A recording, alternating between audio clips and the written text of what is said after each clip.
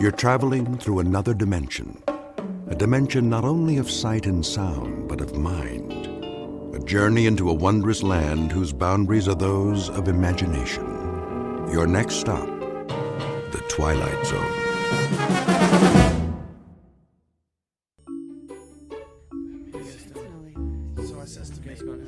Okay, everybody, listen up. Listen up, all right?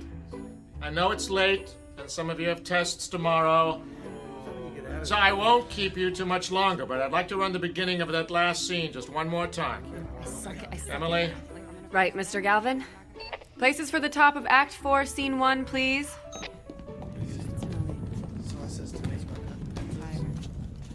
What's going on?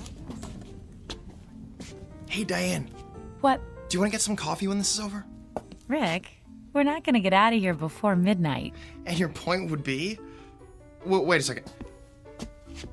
Phil, you might want to be ready with the drop in case he decides to run the scene change. Okay. From the top of the scene, please. Sound. Ready? Go.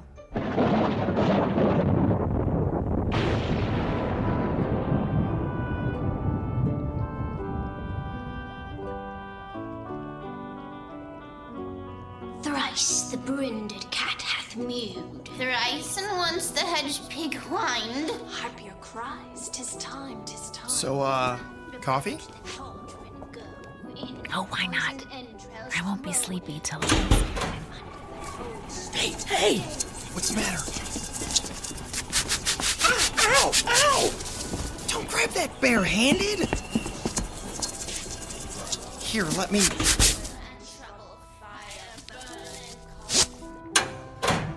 It won't go anywhere now.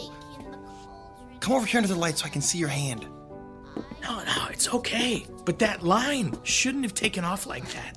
It's tied off. We'll check it later. Diane, could you take him to the office? The first aid kit's, I don't need a... Oh, you were saying? Okay, maybe a Band-Aid. Come on.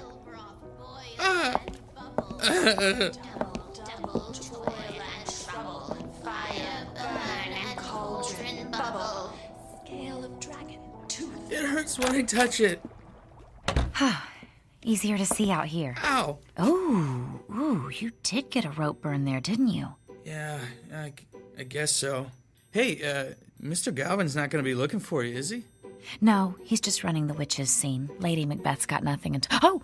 Didn't mean to startle you. I didn't know you were here, Glenn. Came in at 11, same as always. What'd you do to your hand, Phil? Grabbed a running line. Without your gloves? Well, everybody does it once. It's the ones who do it twice that you want to watch out for. Right. Trouble, fire burn and cauldron bubble. Cool it with the baboon's blood, then the charm is firm and good. Good. That's it. We'll pick up from there tomorrow. Sounds like you're done. I'm just gonna help Phil with his hand before we go. That's a good idea. All right, Toby. Just a few more minutes. Leave the office open when you're finished, will you? It needs a good vacuuming like nobody's business. I will. Thanks. Come on, Toby. Hey, how do you suppose he got him to let him bring his dog to work? Well, he's been the janitor here since forever. That probably helps. And there's nobody else here most of the time. No need for that. She means well, just doesn't know as much as she thinks she does, that's all. All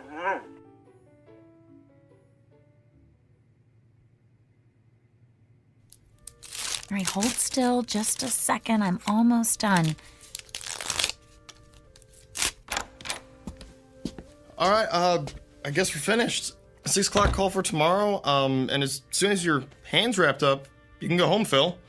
Unless you want to grab some coffee with us. Thanks, but I better just go home and get some sleep. Hey, do you want to come in early tomorrow? Oh, sorry. I just wanted to make sure it was clean before I put the gauze on. Wait a second. Early? What for? Won't we have to reweight that line? No. I flew it in a couple times. It's not off balance at all. That doesn't make any sense. How could it take off like that then? There, try bending your hand. That's good. Thanks. But the line. It's probably the jinx. Jinx? What jinx? The jinx on Macbeth. It's... All right, you three, I need to clean up in here. Sorry, we're out of here. I'll tell you the story later, Phil. Good night, Glenn. Good night. It's okay, boy. Like I said, she just doesn't know as much as she thinks she does. Now, let's get to work, huh?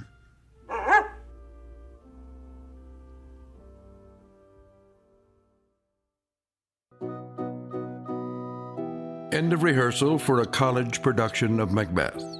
The sets are built, the actors have learned their lines, and the director is finally starting to believe that the show's coming together.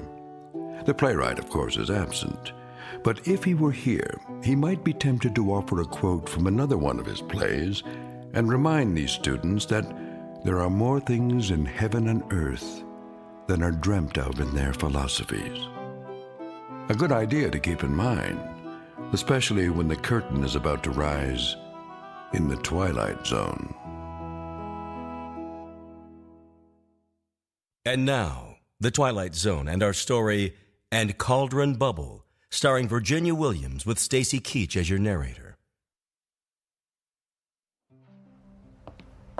Well, hey, Phil. I wasn't sure I'd see you here today. Skip a scene shop class this week? I don't know how bad you have to be hurt to get away with that. Well, at least they found you a job you can do one-handed. Yep. I can splatter fake stone walls with the best of them. Hey, you. Hi, yourself. We finished with the costumes a little early, and I thought... Hey, Rick, when you two are done, how about giving me a hand with this flat? Sure, Alan. But only because you asked so nicely. Sorry, it's been a lousy day. What happened? I told you about my job, right? Scanning medical records, right? Yeah, it's a great gig, good pay. Work your own hours, take extra time off for shows. So what's the problem? The problem is somebody at the hospital figured out that they could buy some equipment, hire somebody to scan their own stuff, and take in work from other places besides. Man, this piece is heavier than it looks. Hey, Diane, Lindsay, could you come here a sec? Yeah, sure. All right, 1, 2, 3, and up. There we go. Thanks. Anyway, their scanning is going to be done in-house now, so they don't need me anymore. What are you gonna do? I don't know. I can't even think about looking for another job until after the show opens. And trying to find something that fits in around this schedule, well, you know what it's like. Yeah, I'm not gonna have my job much longer if my car doesn't quit acting up. Twice this week I've been late because it didn't want to start. You can't just throw a few creepy bits into a cauldron and whip up a car repair potion? I wish. Only when I'm on stage, but thanks for the suggestion. Hey, Diane, is that your jinx again? Ha! The one on Macbeth? Oh, I hadn't thought of that. And don't start thinking about it now either, Lindsay. I swear, actors are the most superstitious people I know. Oh, and techies aren't superstitious? Go on stage and whistle, Alan. Yeah, I dare you. Hey, there's a reason for that, you know. Right, Rick? Right. The first people to fly scenery in theaters were actually sailors. They already knew how to work with ropes and pulleys, and they didn't have headsets in those days, so they used a different type of whistle to cue every line. And nobody else whistled backstage. Now, wouldn't you feel unlucky if somebody brought a set piece down on your head because you forgot that? Hey, aren't you supposed to be on my side? Always. I can tell you more about it at dinner. Come on, you guys. We got an hour and a half until call time. Who wants to go for Chinese food? I gotta go home, guys. If I don't have dinner with the parents at least one night a week, I won't need any jinxes to bring me bad luck. Believe me. Chinese sounds good to me. Yeah, me too. Got that last paycheck burning a hole in my pocket. Ah, so you're treating then? Phil, there's a whole lot of you that hasn't been wrapped in gauze yet, but that could change. Ow.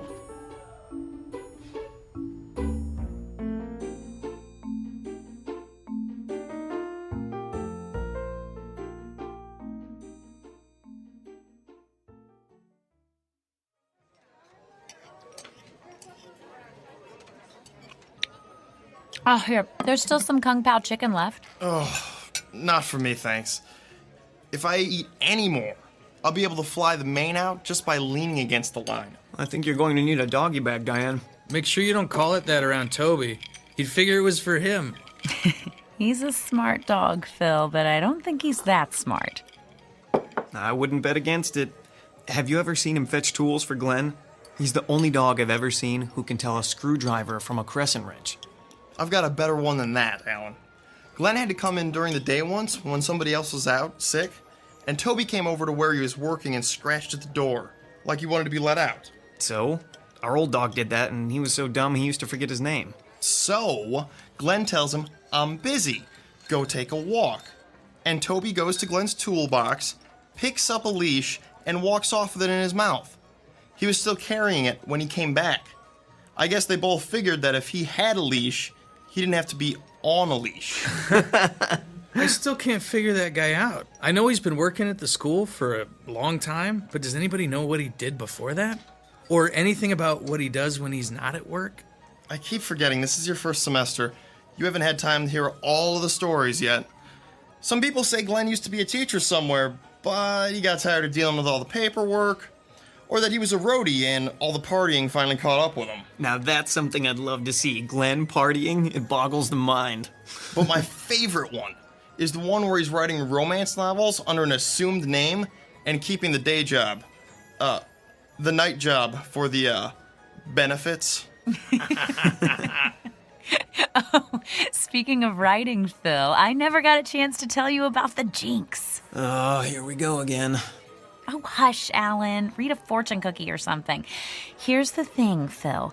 Shakespeare may have been a genius, but he wasn't above borrowing things here and there. He was a plagiarist?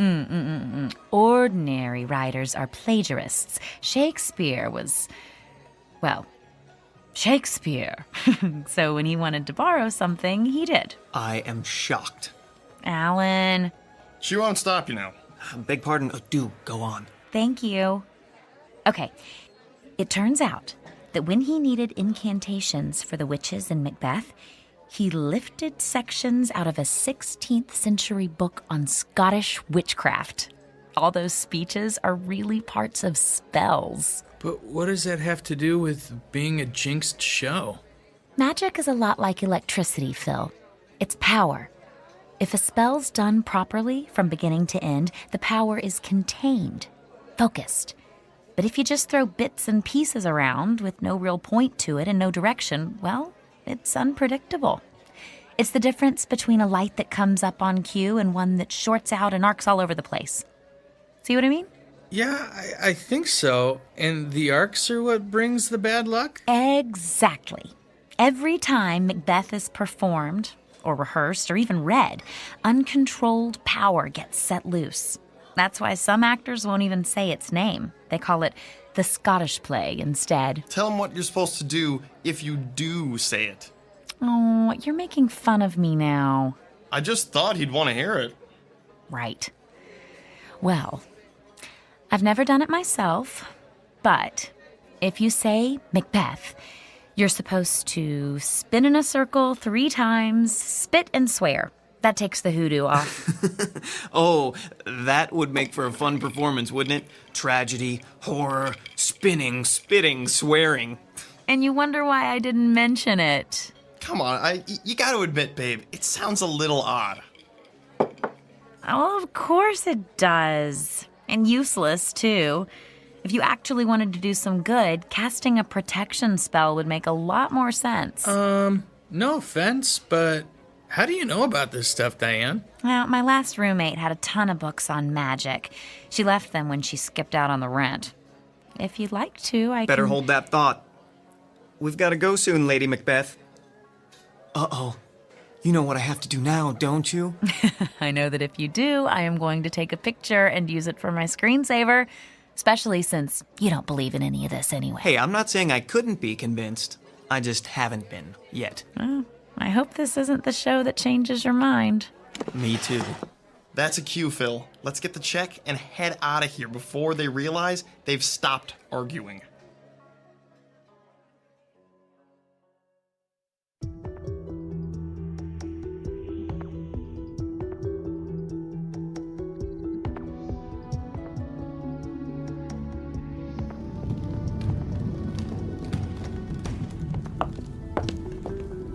Rick, have you seen Lindsay?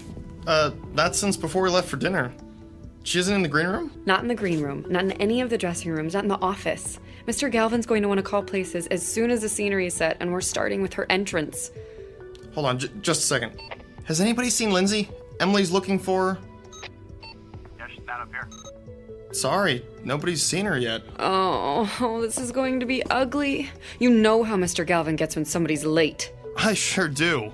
I was late once, my first show, with Sir James Galvin, theater director par excellence. I thought he'd get me kicked out of school before he was done. Emily? Here we go. I hope he doesn't decide to shoot the messenger. Phil? Yes. The floor's clear. Go ahead and bring in the drop. Okay. She's not here. Oh boy, I think I'm going to find a set piece to hide under and stay there. Chicken. Rick, did you know Lindsay's not If she's not answering her cell, try calling her parents. Maybe they know where she is. Oh, yeah.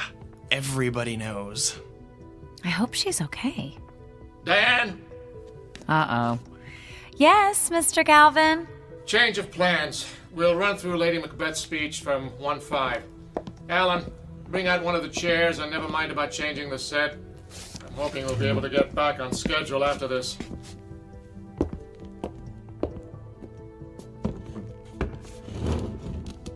All right, that's fine. All right, Diane, from your entrance. Go. They met me in the day of success, and I have learned by the perfectest report they have more in them than mortal knowledge. When I burned in desire to question them further, they made themselves air into which they vanished. Mr. Galvin? Whilst I stood... Stop! Emily, why would you... Emily, what's wrong? I didn't get an answer at Lindsay's parents, so I tried her cell again. Her father answered it this time. They're at the hospital with her in the emergency room. While she was on her way home for dinner, she got into an accident.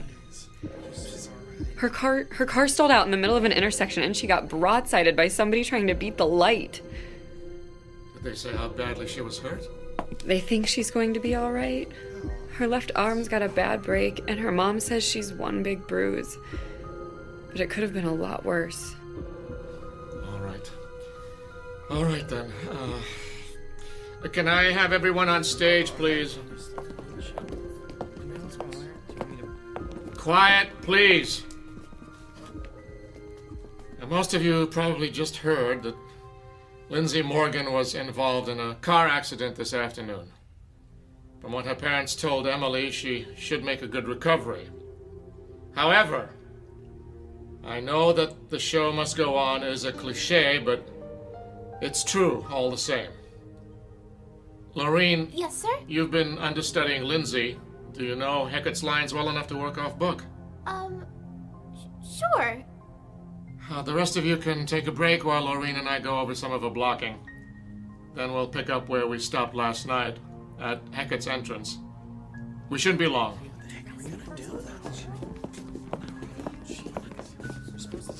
Rick, Alan, hey, can we go to the back office for a minute? Sure. Is there something wrong? Are we going to the green room? No, not right now. Come with us.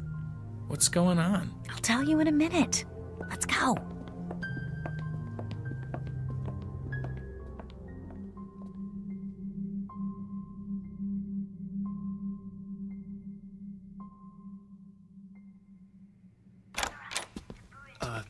Diane? What? I'm still not sure I believe in jinxes, but it seems like something strange is going on here. Oh, good. The monitor's on. We'll be able to tell when they're done. Babe, you want to tell us what this is about? Remember what I said about protection spells? Well, we need to cast one. And soon, before anyone else gets hurt.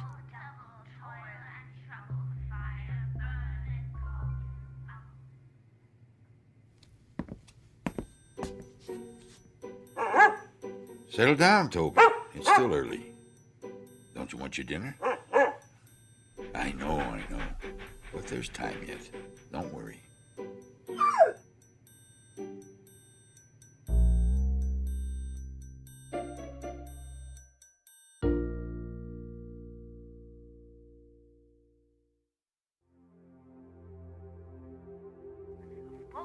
which is Mummy, Ma, and Guff. I think we should do it tomorrow night if we can, before we get an audience in here. You're starting to weird me out a little, Diane. Phil, she might be right. What? Think about it. Lindsay could have been killed. Maybe somebody will be next time. There are a whole lot of things you don't want to have happen when you've got a stage full of people. Exactly.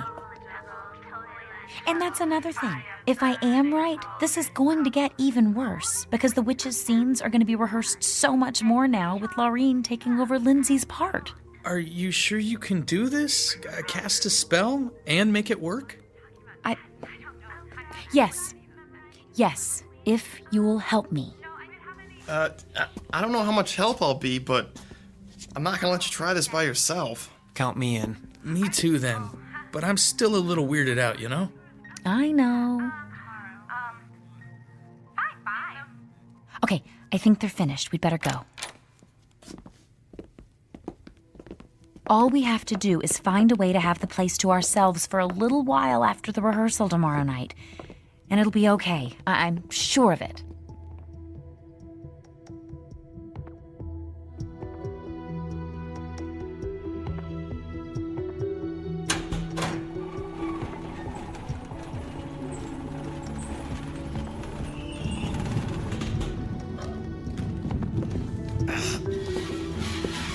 Stop! Bring up the lights. What's wrong? Sorry, we were moving the castle stairs out, and I think there's something jammed in the casters. Oh, for the love of... Can you see what it is? It's somebody's sword. Well, it was. I mean... Can you move the unit now? Yes, sir. All right. Get it into place. Rick. Yes, Mr. Galvin. Bring the drop in. And then I want everyone to stop whatever they're doing and listen for a minute. Shit, I'm glad I'm not the one who dropped that sword. Well, I don't know how anybody could have dropped it. What do you mean? People, I'm assuming that you're all aware that tomorrow night's our dress rehearsal. That means we have exactly 2 more chances to get through this show, including tonight, before we do it in front of an audience. Is there anybody here who thinks we're ready? Nobody. Well, that makes it unanimous. Look, I went as easy on everyone last night as I could. We were all distressed by what happened to Lindsay. But we're running out of time here. So I'm telling you, start paying attention and get it together. Because if I have to choose between postponing the opening and letting you embarrass this department with a lousy performance, I know what the choice is going to be. And if it comes to that, you're all going to wish you'd gone to a nice trade school instead. Do I make myself clear? Yes, sir. Yes, sir. Good. We'll pick up where we stopped. Emily? Places for the top of 5-1. Lights 78. Stand by.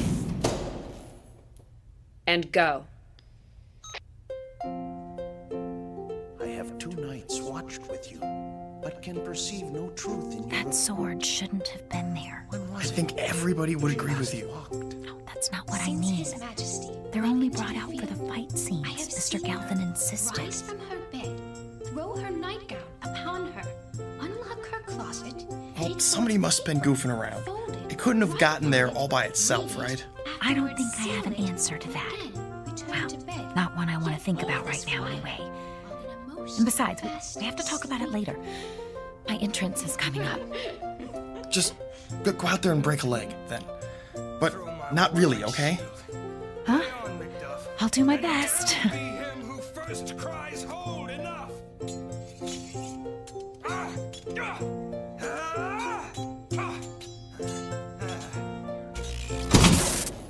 All right, don't move. Everyone stay right where you are. We should have backup lights in just a moment. There, can you all see? Yep. Yes. Good. Yes, sir. I'd say what else could go wrong if I weren't so afraid I might find out. So, here's what we're going to do. There's just the rest of the scene left and we're done.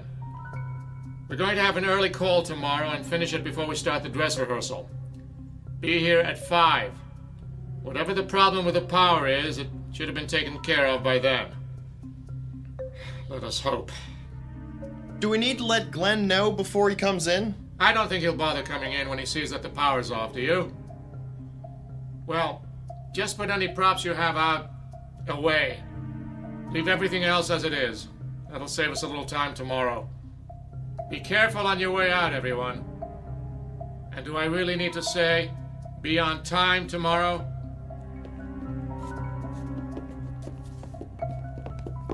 Rick, I'm gonna wait behind the castle drop. Can you catch up with Phil and Alan and bring them back here? I think we finally caught a break, if nobody notices that we've stayed. Well, I don't think we'll get a better chance than this. Okay, but be quiet. Mr. Galvin may come back through to make sure everybody's gone.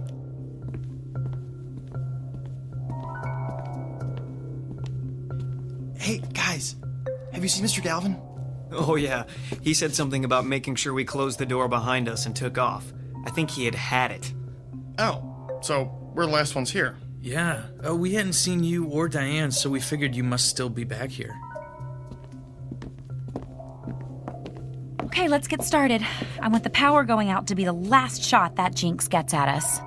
Sounds good to me. What do we need to do first? I brought this book. Oh, but I need more light, and we have to get enough room to stand in a circle. Let's go further downstage.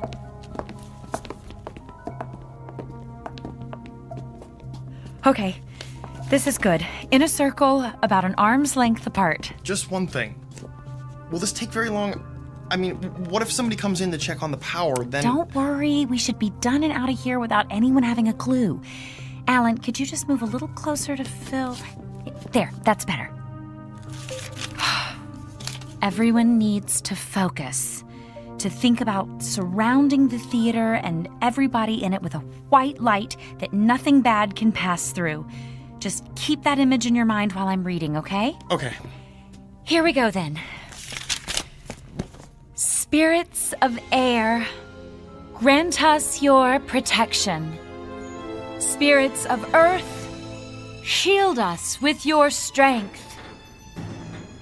Spirits of water, make all that would harm us flow by. Spirits of fire, wrap us in the safety of your flames. Wait, did you hear that? Shh, not now. If we don't do it the way... Quick, get off the stage. Now! Diane, look out! Oh!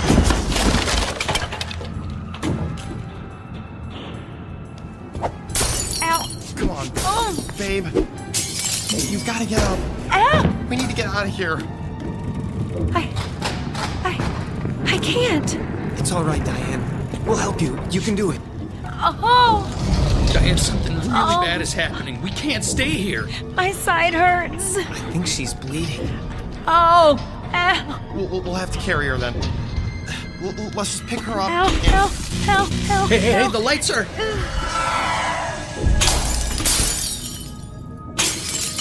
Oh, I'm sorry. I'm so sorry.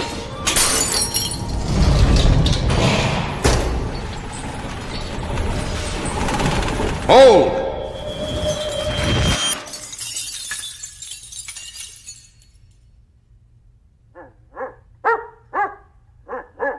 Yes, Toby, you're right. It is a mess. Glenn? How did you... Later, Rick. But right now, there's some cleaning up to do.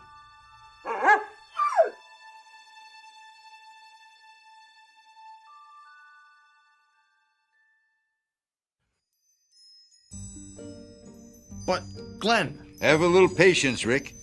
That's half your trouble, all of you. Not an ounce of patience among you.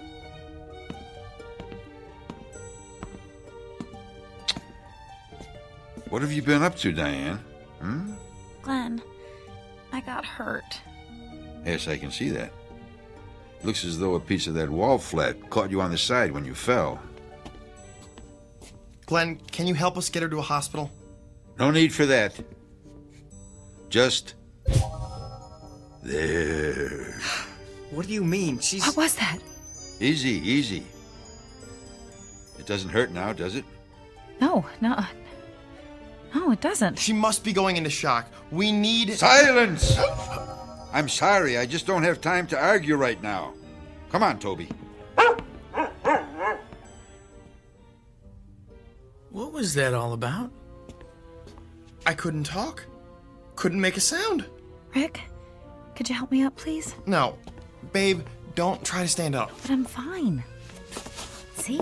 A little quiet, please. Thank you. All that is broken, be whole again.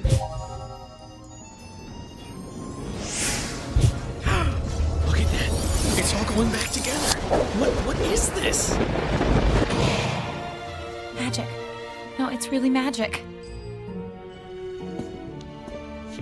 All that has fallen, rise. It really is.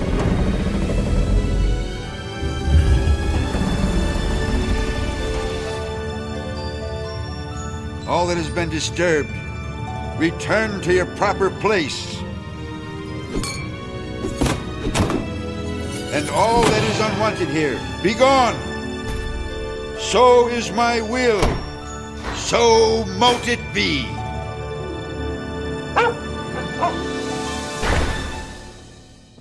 Thank you, Toby. That was just the extra push it needed. Nasty stuff, wasn't it? It really is. Glenn? Oh, yes. You had some questions, didn't you?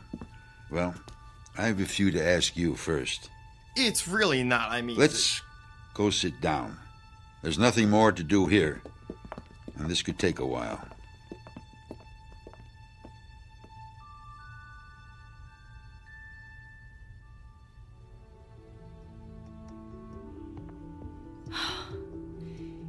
And that's all I was trying to do. I just didn't want anybody else to get hurt. But you haven't learned enough yet to protect yourself, much less anyone else. No. Overreaching. Everybody does it once. It's the ones who do it twice that you want to watch out for. I'll remember that. No, you won't. But that's all right. Glenn? Who are you? Really, I mean... I'm a janitor, among other things. What other things? Not a romance writer, I'm guessing? Is that the story they're telling now? Well, I've been accused of worse. Glenn, seriously. Seriously? Oh, why not? It won't matter anyway. I'm a magician. A wizard. A warlock. Whatever you want to call it, Diane, that's what I am. And have been for a very long time. I've learned to adapt to my station in life. I'm sorry, but a wizard? It just sounds unbelievable. Does it really? After what you've seen tonight? He has a point, Phil. Okay, but you have these, let's call them powers. We've all seen them.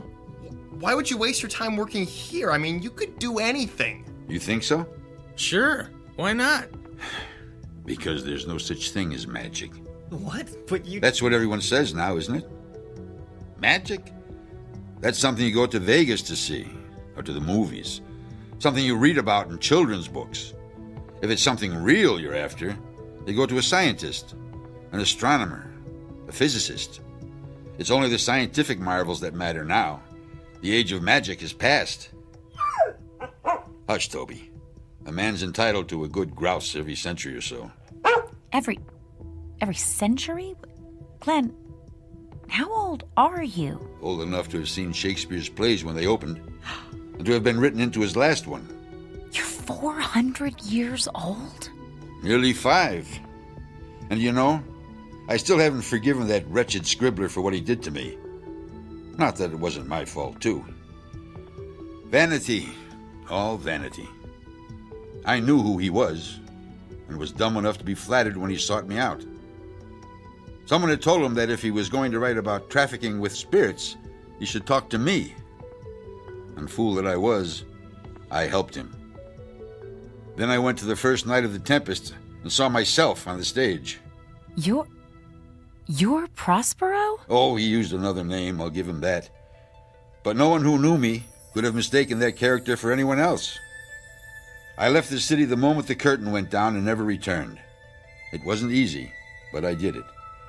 Made a new life in the colonies. Kept to myself and moved on often enough that no one got suspicious. And I'm not ready to do it again just yet. So we have a little problem, don't we? No problem. He's right. We wouldn't tell anyone. You would, though. Sooner or later, you wouldn't be able to help yourselves. You're not going to turn us into toads or anything, are you? Phil, magic is the same as any other kind of power. You don't use any more of it than you need to get the results you want. Toads. Well, what are you going to do? Just a little thing. Forget.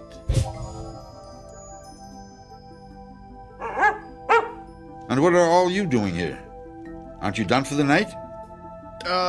We are... But what? Well, we had to come back to To what? I don't remember. Yeah, me either. It couldn't have been too important then, could it? No, I guess not. So why don't you clear out and let me get to work here? I'm already behind from having to wait for the power to come back on. I wonder what... Huh? Oh, well. Good night, Glenn. Good night.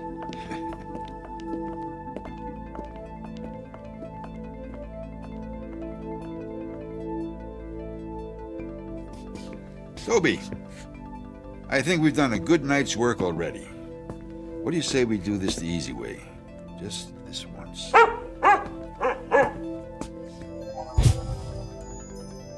There. Clean as a whistle. Let's go.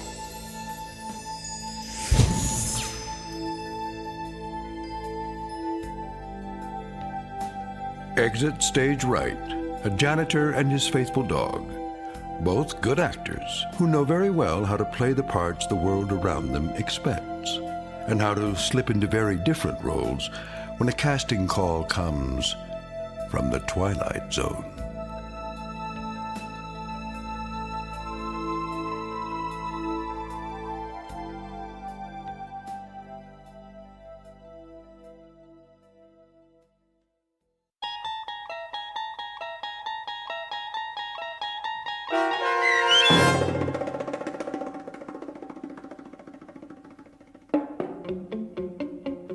And Cauldron Bubble, starring Virginia Williams with Stacy Keach as your narrator, was written for The Twilight Zone by Christine Watson.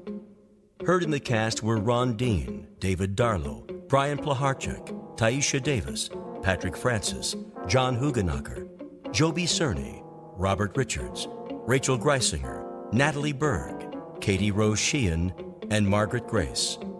The producers of The Twilight Zone wish to thank CBS Enterprises and the Rod Serling Estate for making this series possible. This copyrighted radio series is produced by Carl Amari and directed by Joby Cerny for Falcon Picture Group. Sound design, custom Foley effects, recording, and editing are produced in the Cerny American Sound to Picture Theater by sound designers Craig Lee, Bob Benson, and Tim Cerny. Music for The Twilight Zone is provided by CBS and American Music Company, Incorporated, New York. To learn more about the Twilight Zone radio dramas and to download episodes, including 6 free episodes on our homepage, visit our official website at twilightzoneradio.com. Doug James speaking.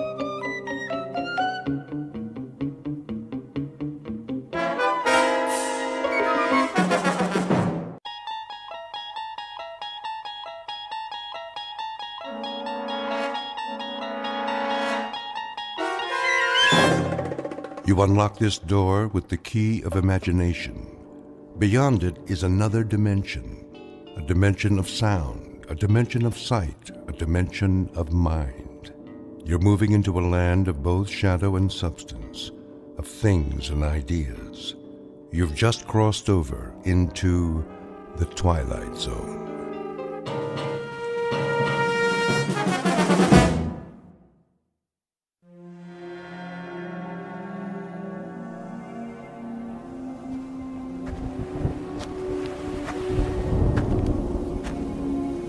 Looks like a storm's coming in. A storm? Did you say a storm? Don't you mean another storm? Like the one we had yesterday, and the day before, and last week, and all month? I'm sorry, Marie. Sorry? Like you were yesterday, and last month, and all year, and the whole 20 years we've lived on this freezing, nothing little island? I can't help it, Marie.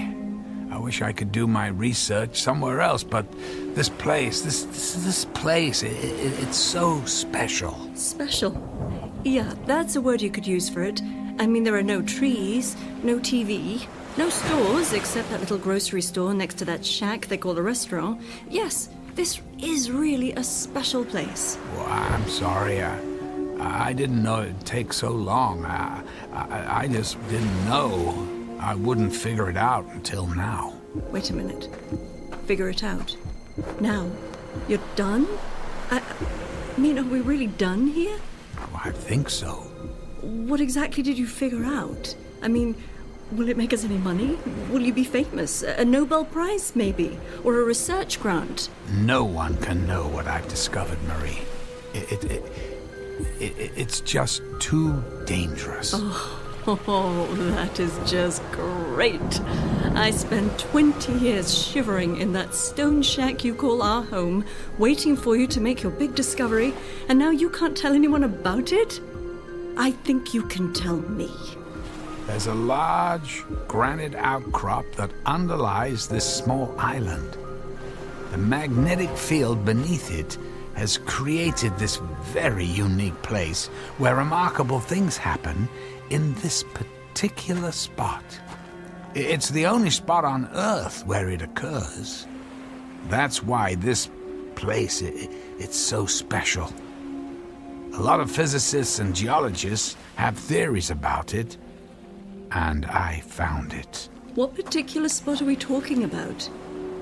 You mean that little sheet of rock that you point instruments at all day, every day? In 1908 in Siberia, there was an explosion. It was equal to a small nuclear bomb. Most people assumed it was an asteroid or a comet, but a few proposed that it was a collision with a rift in the space-time continuum.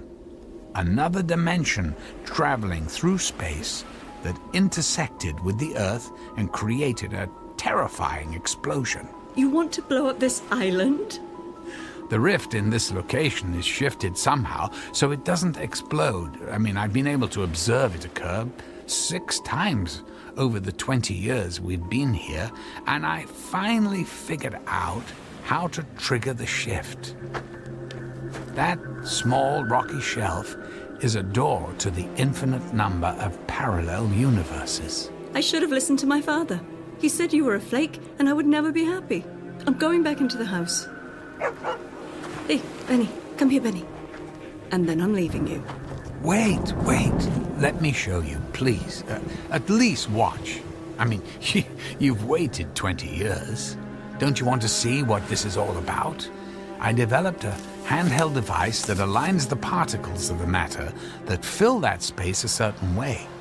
When I activate it, a shift occurs, a shift in dimensions. Now, just stand back from the rock shelf. I don't like this. It's not that dramatic, really. You see that small plant growing in the crack of that rock? That's a weed, Matt. Well, whatever. Now, just watch this.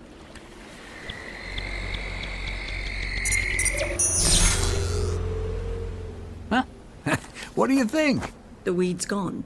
Pretty amazing, isn't it? Yeah, the guys at the hardware store will sell 1 million of them. Well, maybe 47 to the other people on this island who want to zap their weeds with your gizmo. Marie, it's not just the weed that's gone. It's everything that occupied that space. I mean, look again at that area. Notice how the raindrops and the spray from the ocean are just now wetting that circle of rock. That entire area of about 10 meters was exchanged with the matter that occupied that space in a parallel universe. Our weed and all the rock and the rainwater are now occupying that space in another dimension. And now, this matter is here to replace it. Look, I'll show you again. Sometimes the swap is a little more dramatic. It just seems that in many parallel universes, the same sort of things happen.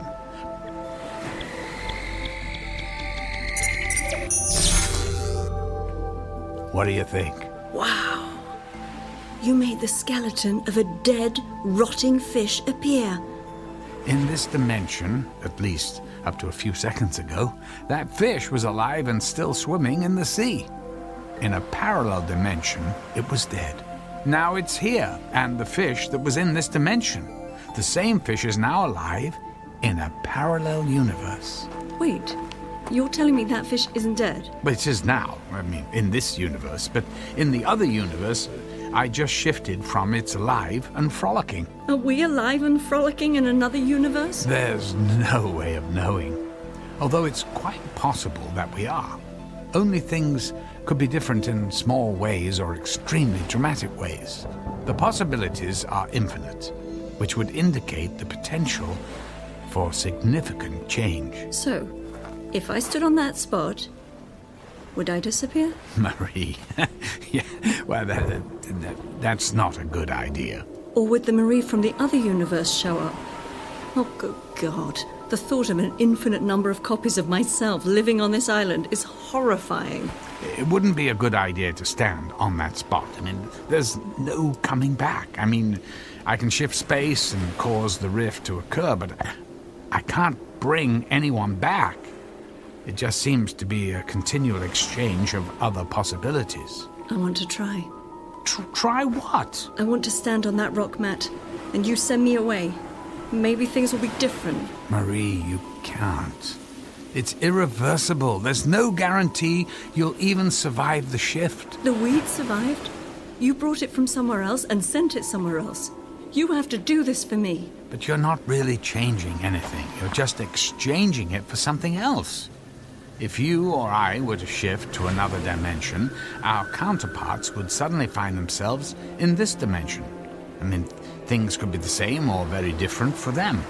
There's no way of knowing. But who's to say we're not having this exact same conversation somewhere else right now? If there are infinite numbers of us somewhere, there's a Marie who's making the trip, and I'm the Marie who's still stuck on this island. Give me that thing. How do you work it? No, please. Let go of the gizmo. I'm going. No, let's talk about this. You don't understand the consequences. Any consequence is better than this. Please stop. No, let go. Benny, no. Come back here. Get away from that dead fish. Stay there, Benny. You're coming with me. Now give me the... No. Oh my God. Where's the dog? Matt, where'd the dog go? He's gone. Gone where? Benny, come back here. I don't know. I don't know. I told you. I can't control where anything goes. It just changes places. So how come another version of the dog didn't appear? I don't know. I want my dog back. Benny, where did you go? What did you do with my dog? Give me that thing. I'm going after him. Marie, wait. I'll go with you. I want him back. I want him back.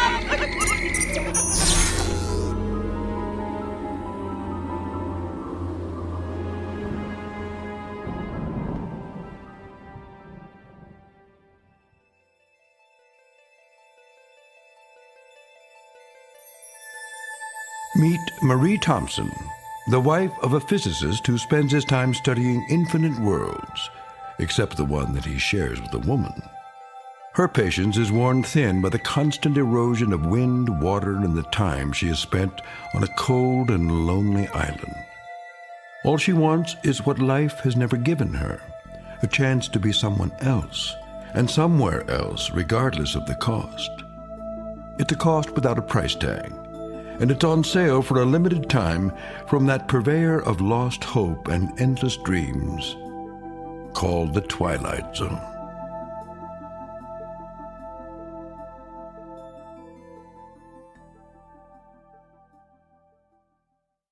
And now, The Twilight Zone and our story, Another Place in Time, starring Malcolm McDowell with Stacy Keach as your narrator.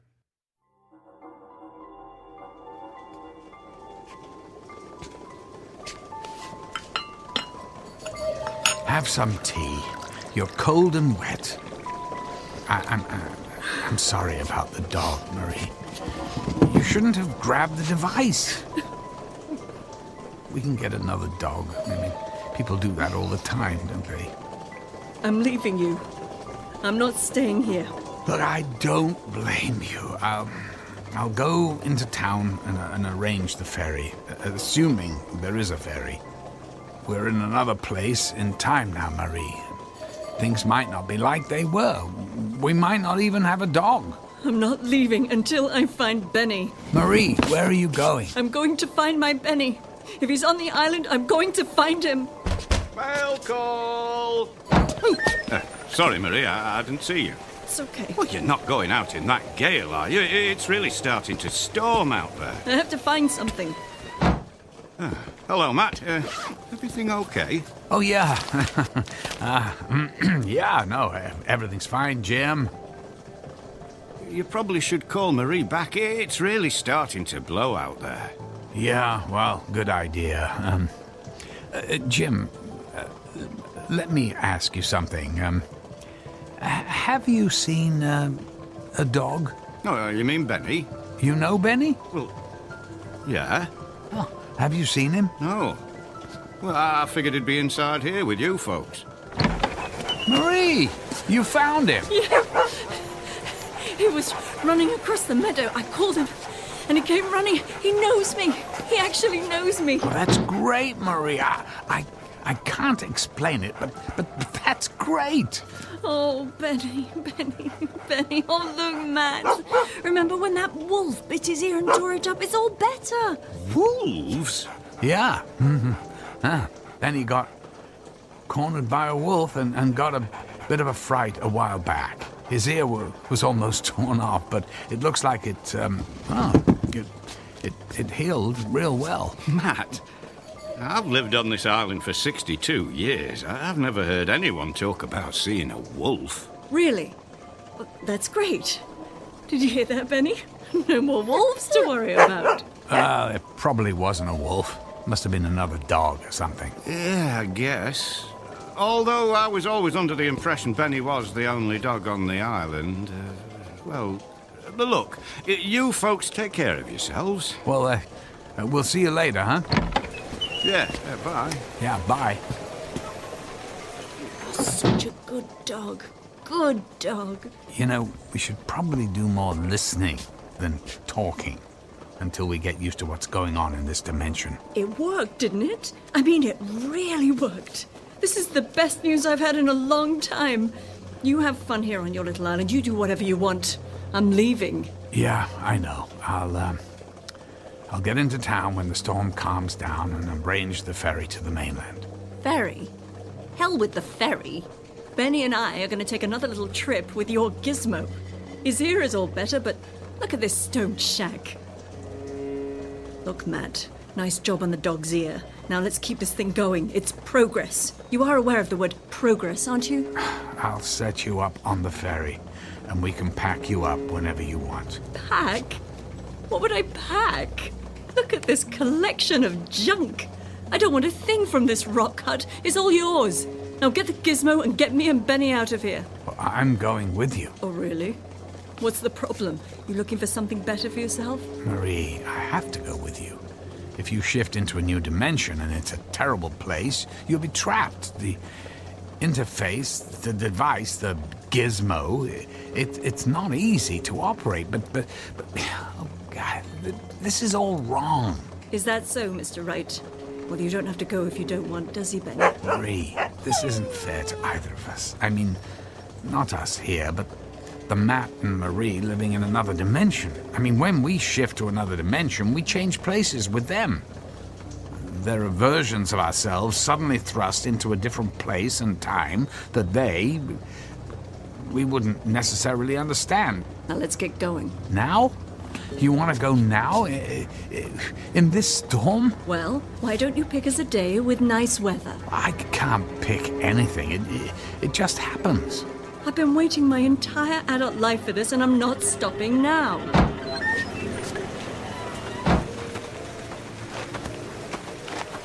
Ready when you are, Matt. You are going to join us on this little rock stage, aren't you? Matt! What are you waiting for? Get over here and let's get out of this storm! Grab hold of the dog and just do it! Fine, but we can't keep doing this, you know.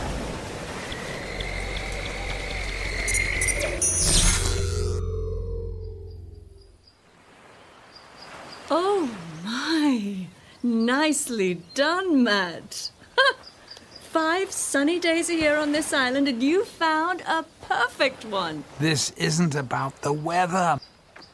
Marie, go slow. Ask questions, or better yet, just listen a bit. Listen? Okay, I'm listening. Oh no. Oh, don't tell me. Matt. Oh, Matt, not good. Not good at all. Glad you're here. We've got to go. What's the matter? What do you see? Hello? Are we listening? It's a baby crying. You know, maybe you're not so good at this shifting thing after all. I mean, it's coming from our house. Our same crummy little rock house, and now there's a baby inside of it. I told you long ago, no kids. Marie, that baby's parents, they're us.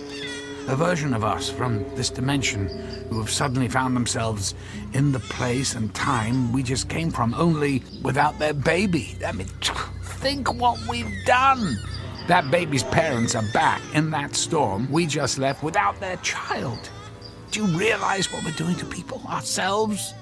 In an instant, they're in another place and their child is gone forever. Another version of ourselves will show up here. And what are they going to think? Oh, get over it. We're doing it to ourselves. No one's getting hurt except us, so what's the problem?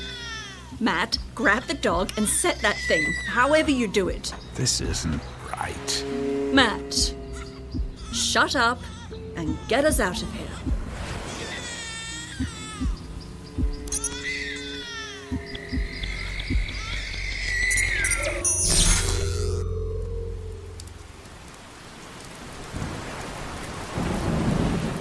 Rain.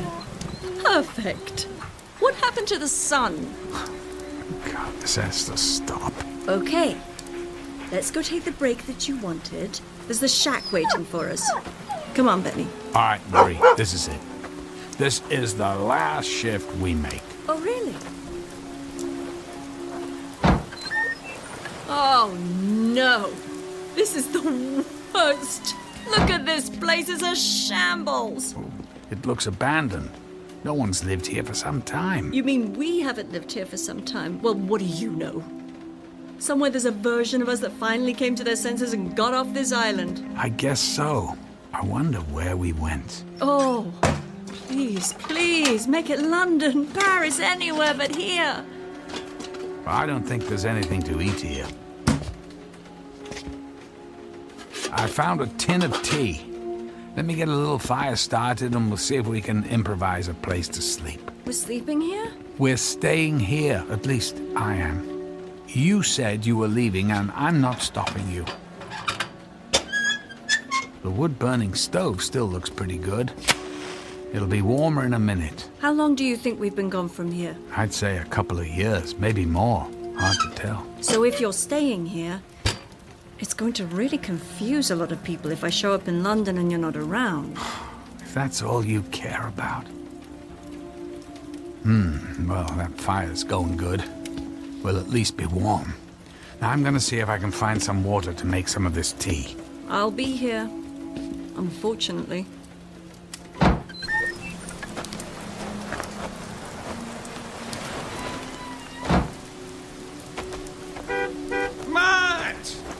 Matt! Is that you? Hello? Yes? Hello there, Jim. You know, I never thought I'd see you here again. Especially after what happened. Yeah, right. Well, we thought we'd come back, you know, for a visit. We? You're not here with Marie, are you? Marie? No. The dog. I came back with the dog. So, do you visit Marie at all? Yeah, I visit her. Yeah. Saw her not too long ago. Do they still have her in solitary confinement, or have they let her into the general prison population? Prison? What's that? I mean, yeah, she's still in prison. I'm surprised you visit her at all. I mean, any mother who would kill her own baby. But then, well, she obviously needed psychiatric care. Look, I'm sorry to even bring it up. I just didn't figure you'd ever want to come back to this place after what happened here. I guess I just wanted to get some closure. Looks like you've got a fire going in your old house. I'm kind of cold. I'll come into town and see you tomorrow, okay? Sure. You take care of yourself.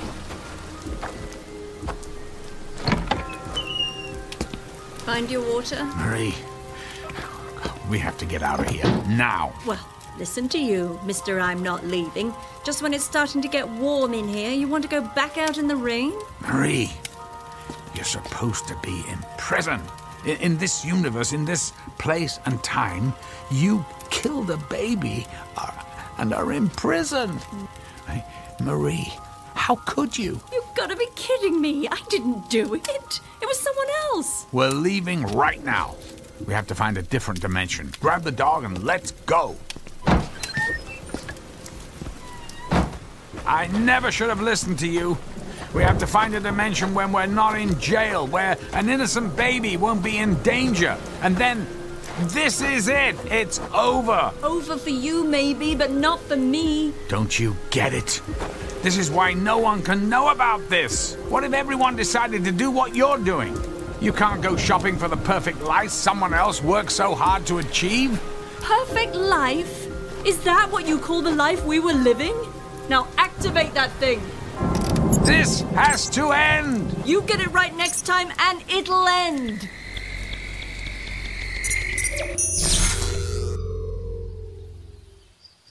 Ah, that's better. You're getting good at this. At least the weather part. Wait. Damn it, Matt! Now you've done it! I can't believe this!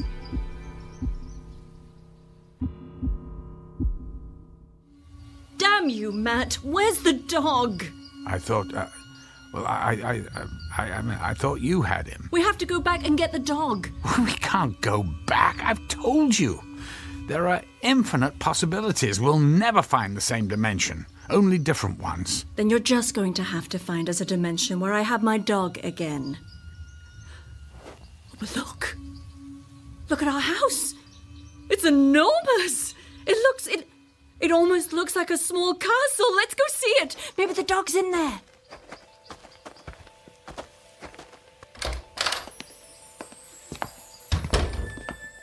Benny? Are you here, boy? Is he here? I don't know, but... Hey, congratulations. The house is amazing. I never thought stone walls could look so good. Matt, we must be rich. Maybe you did sell your invention. Marie, this stops here. I'm going to destroy the device. Why? Don't you get it? Haven't you been paying attention to your own words? If everything in all of these dimensions are so much the same, who's to say there aren't other versions of you using your little gizmo to do exactly what we're doing? The only thing is, we're going to be without one, because you got a little problem. Here we finally get to a place where things are like I want them to be, and poof! We're gone because we traded places with another version of me and you because they have the gizmo and we don't. I can only hope that if I make this decision now, there are other versions of me in other dimensions making the same decision. Fine. Destroy the stupid thing. But not until I have my dog back. You've taken everything away from me with your little lifetime of research. I finally got the house right, and now I want my dog. You should hide. For all we know, you might still be in jail. Don't you wish? Fine. I'll hide in one of the rooms. Look at all the rooms. Which one? Coming!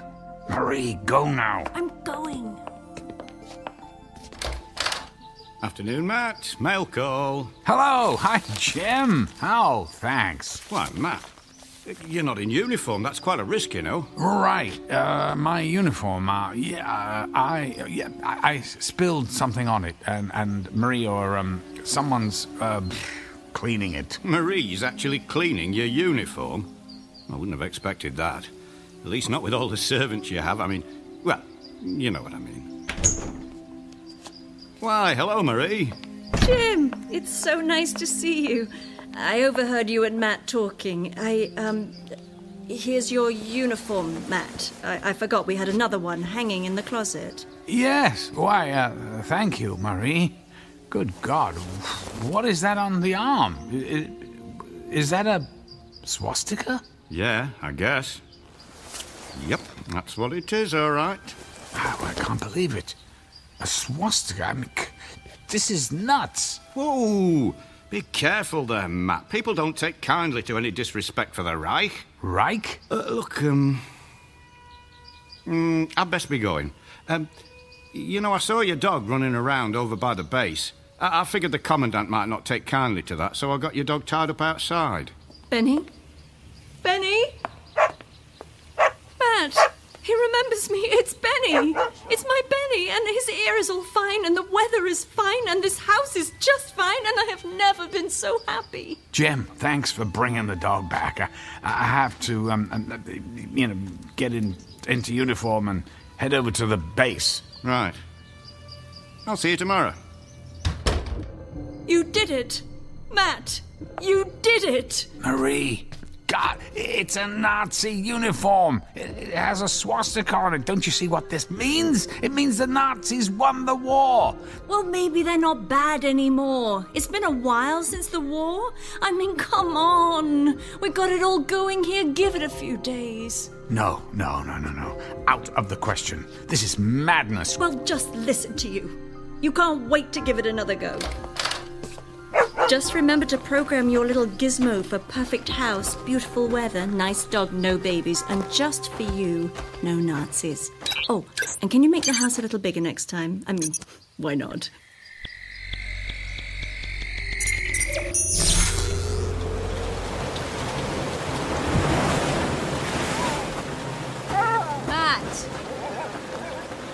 Matt!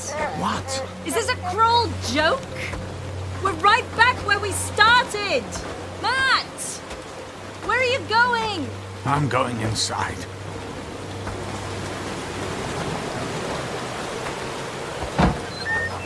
Well, at least someone had a fire going. But as for everything else, still the same. I'm tired. I want to rest. We're staying. We're staying? Are you sure? I mean, how do you know there aren't any Nazis here?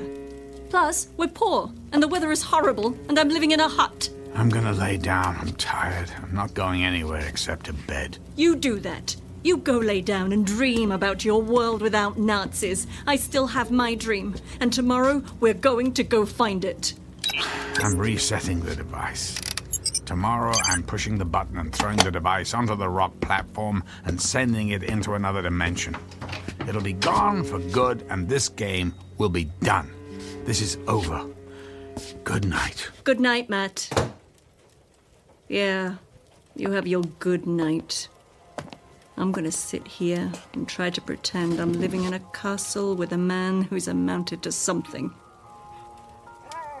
That's okay, Benny. That's okay. Mummy will fix it. You'll see. You see that gizmo sitting on the kitchen table there? That crummy old wooden wobbly kitchen table? That gizmo is going to take us somewhere special tonight, Benny. He's already set it up for us. All we have to do is stand on the rock ledge and press the button. And when we get back to the castle, you'll have your own room. And we'll take long walks in the sun. And Mummy will have a new version of her husband. You watch, Benny. Mummy will make it all better. Are you ready? Shh! Don't wake up, Daddy. We have a big surprise for him. A new Marie just for him. I'll just take our little gizmo here and... Come on. Quiet. Let's go.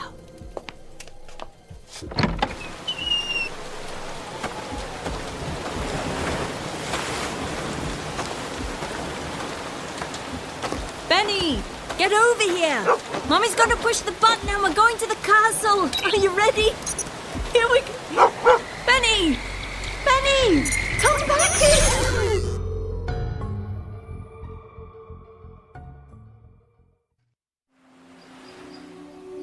Damn dog! Hello? Hello there! Hello, Matt. I decided to go for a little walk. Oh, it's a nice day for a walk. And by the way, what a lovely house we have. And a garden.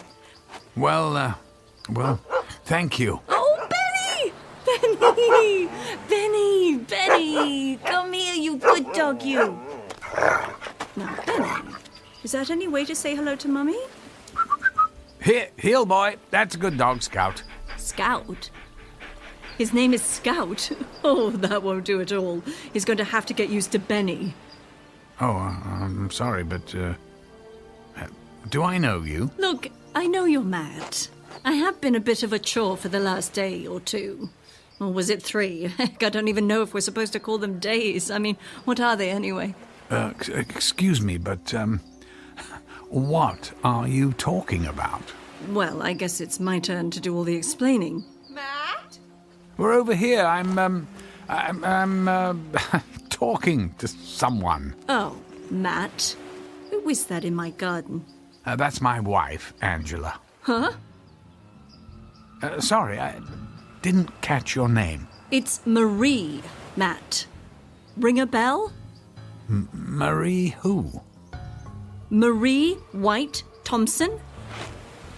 Your wife? We met in high school, went to college together, and got married right before we moved to this, or at least a version of this island. Well, I only knew one Marie in high school, but we didn't go to college together. Yes, we did. Matt, it's me, Marie. Remember? Your high school sweetheart. What are you, an identity thief? So you remember? Well, the last thing I remember about Marie was her wake and her funeral. I just met her in high school. 3 days later, she was hit by a car and killed. What do you mean she was killed? Look, if you stole her identity, I'm calling the police. I'm not dead, you idiot! Hey, I don't know what you're trying to pull here. Matt? Hi, Angela. Look, this woman says she's someone I knew in high school who's dead. Oh. Angela. That's your name? Angela? So she's the best you could do? Hey, nice garden, Angela, but I've got news for you. He's no find. Matt, let's go back to the house, Oh, that's great. Matt, you can't get anything right even when you're not here. Benny, stop it! Whoever you are, I'm calling the police. Go ahead and call the police, you moron. I'm getting out of here. And goodbye, Miss Perfect Little Gardener Wife. Benny, get over here. Oh, forget it, dog. Stay here with these lovebirds. I'll find a new version of you in the next dimension. I think she's crazy. Crazy? Watch this, sweetheart.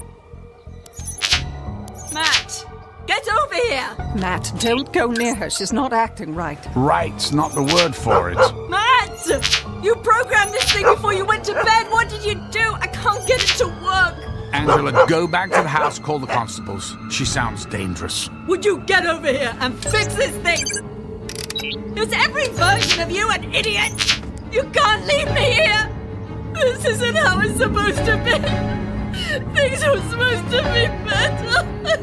I can't get the thing to work.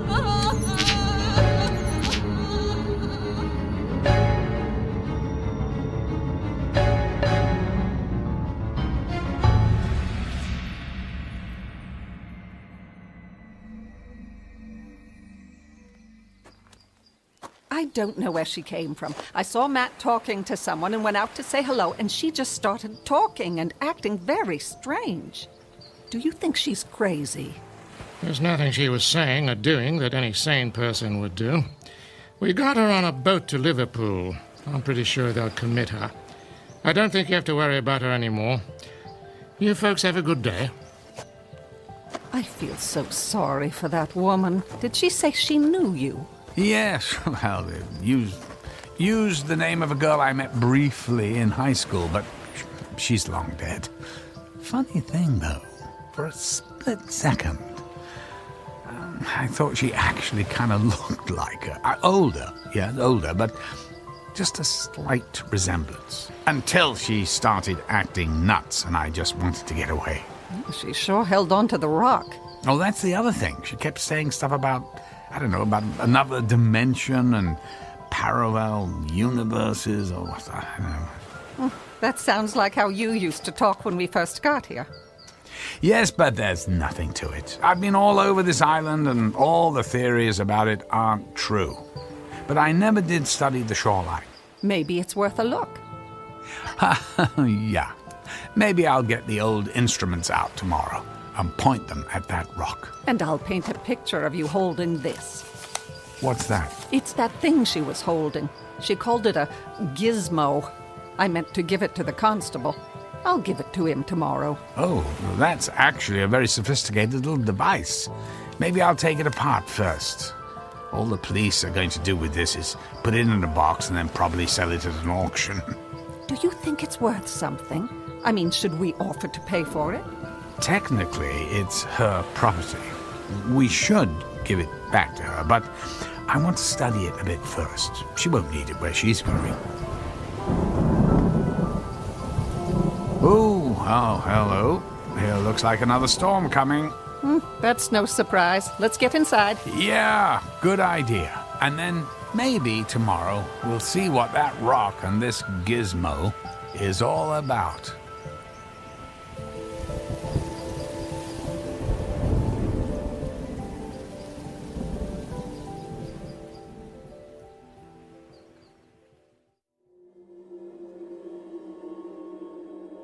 Is it possible we all live in multiple dimensions? One woman knows for sure. A woman on a mission who has found her destination. A destination not made of dreams, but a nightmare of her own creation in a universe that doesn't know her name. A nightmare that could only take place in that unique dimension known as the Twilight Zone.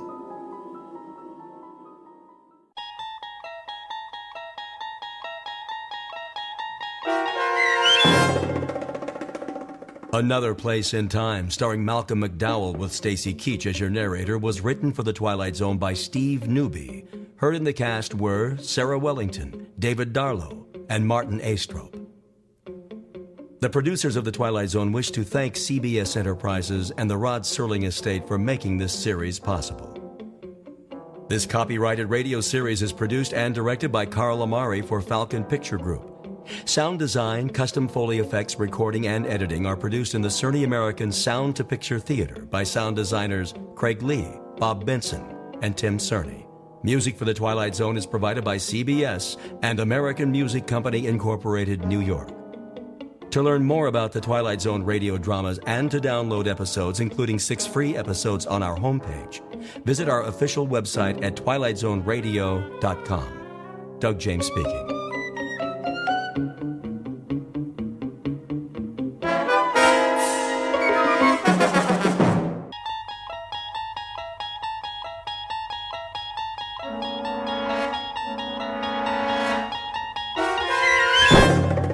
There is a fifth dimension beyond that which is known to man. It is a dimension as vast as space and as timeless as infinity.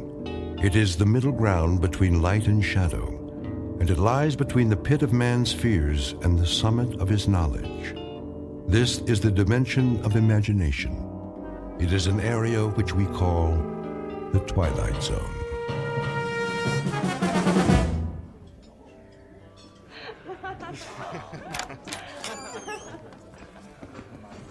Welcome to Pirate's Lair, gents. What's your poison? Pirate's Lair? Doesn't your sign say Pirate's Lair? It was supposed to say that, but that's what happens when you hire a sign painter that can't spell.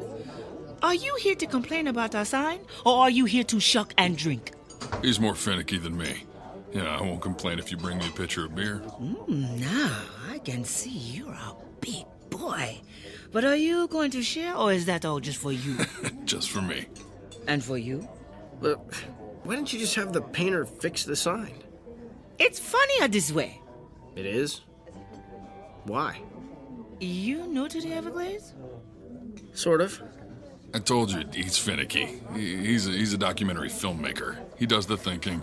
I'm his cameraman. I do the hauling and shooting. So, you're a working man, and that's why you're doing all the talking, too, so you can get to shucking and drinking. Yep. So, what's your movie about? The plight of the Everglades? I got a feeling you're the sensitive sort. Shall I bring you a Shirley Temple? Yeah, and put an umbrella in it.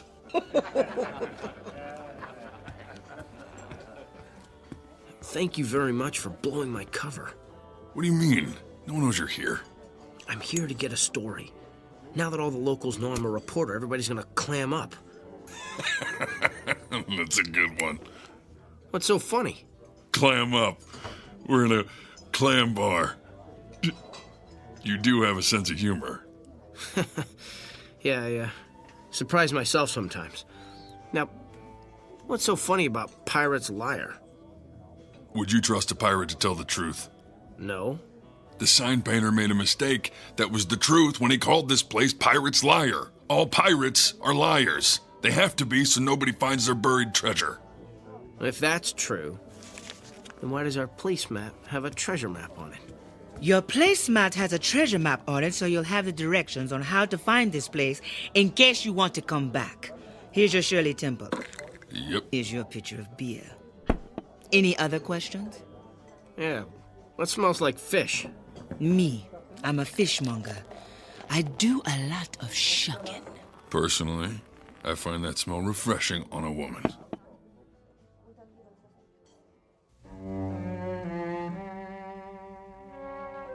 Pirate's Liar, an out-of-the-way clam bar on the edge of the Everglades, a battleground for one of nature's last great struggles for survival. An environment as beautiful as it is dangerous, as filled with treasures as it is with death, and as breathtaking as the smell of fish.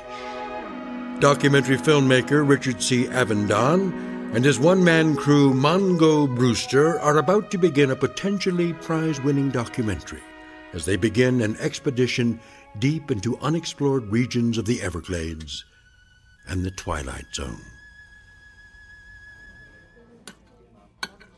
Here's your bill. Who gets it?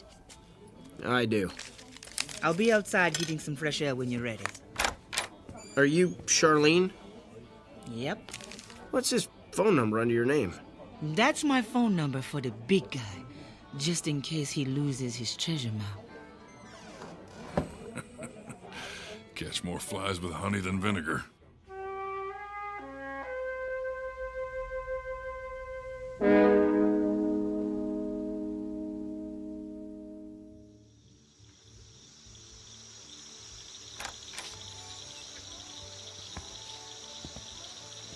That was one great dinner. And, thanks for the wonderful service. And thank you for the wonderful tip the big guy told you to leave. So, what are you boys looking for? He's looking. I'm just carrying the baggage for him. You afraid of me? No, I just don't know where to begin. Well, I'll give you a hint. Just take a second and listen. What am I listening to? Nature. It's out there calling your name. Listen. Hear that clicking sound? Yeah. Insects? Lizards? Anyway, it's frogs crushing insects' bodies. They crush those hard little shells and bony spines by the million an hour. Then the snakes eat the happy, fat little frogs. As they slither off, the birds of prey swoop down out the sky and eat the snakes. When the birds get too full to fly, they land on a log floating in the water, which usually turns out to be a nasty gator, which gobbles up the bird. Gators are sloppy eaters, and they leave little pieces of the bird fall to the bottom of the water, which feeds the clams which you just ate. Good. What you are listening to is Mother Nature perpetuating a vicious cycle that you want to save with your little documentary. Was that what you were thinking when you came here? I wasn't quite envisioning it like that. I was thinking more of... What was that? A big old bull alligator just got lucky. You want to go down there and tell him don't eat the pretty birdies?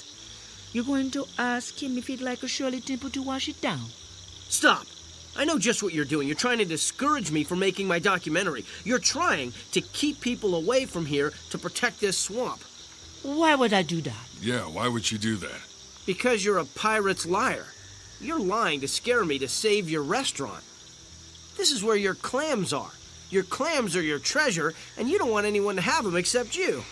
That's right, because they are so finger-licking good. Can't blame a girl for trying, can you? Hey, don't throw your cigarettes in the water. You'll contaminate it. How do you contaminate a swamp? You know, I'm getting that out of there right now.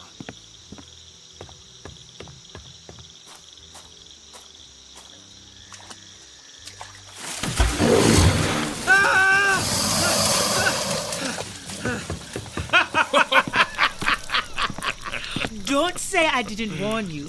Still think I'm a liar?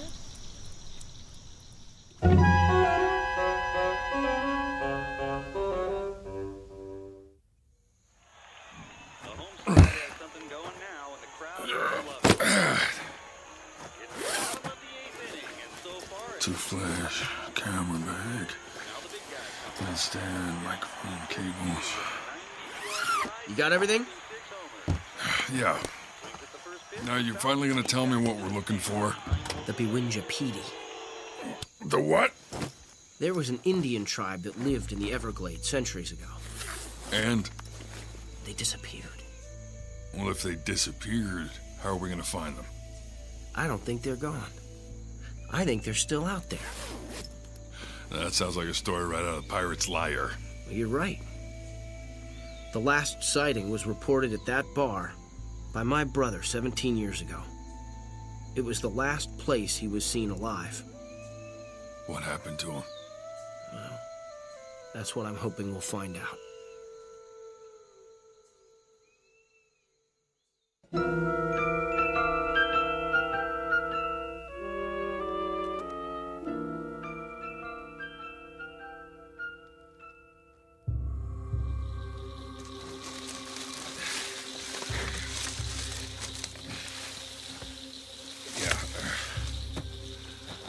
It's getting late.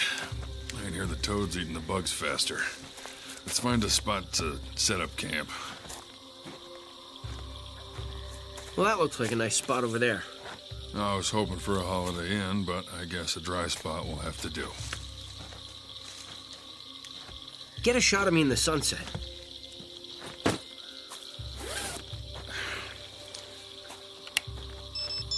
There. All right, are you gonna say anything? No, I want some brooding shots. Pensive stuff to show my inner feelings. All right, your nose is shiny. You want me to powder you down? Nah, real is good here. I want me to look like I'm suffering on my first leg of the journey. Capture me ignoring the suffering because I care so deeply. Sure. Move a little to the right. Well, like this? Yeah, that's good. Now, care more. How's this? You look constipated. Well, how about now?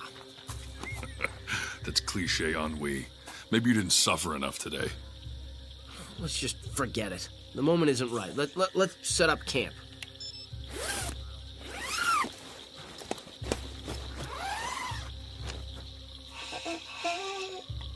Don't worry, I'll do my share. Don't be sarcastic. What do you mean? Well, that pathetic little voice you just did under your breath. Oh. I didn't say anything.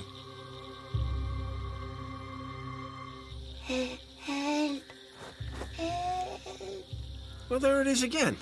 It's coming from that itty-bitty hole in the dead cypress. This hole? Hello? Oh, please. Help me. That hole is too small for a person to fit through. Please put string into the hole so I can grab it. I'm stuck. How about a shoelace? What's a shoelace? Where's she been? In a hole. Take off your shoelace and drop it in.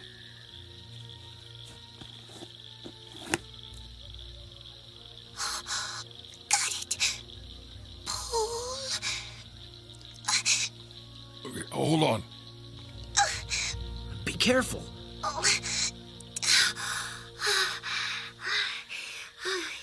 Yes. At last, I'm free. Thank you. It's... What is it? Get the camera. What? Who are you? I am the Princess Beewinjapeedee. You're only 2 inches tall. That's because I'm wasting away. Quickly, feed me. Are you getting this? Yeah. Give her jerky from my backpack before she starves to death. Do you see how small she is? How's she gonna eat jerky? We need baby food. Wait. You know what? I've got some yogurt. I'm dying. Help! Here. Here's some yogurt. Eat. Oh, you. What is that? I want meat. I want meat. Here, take some jerky.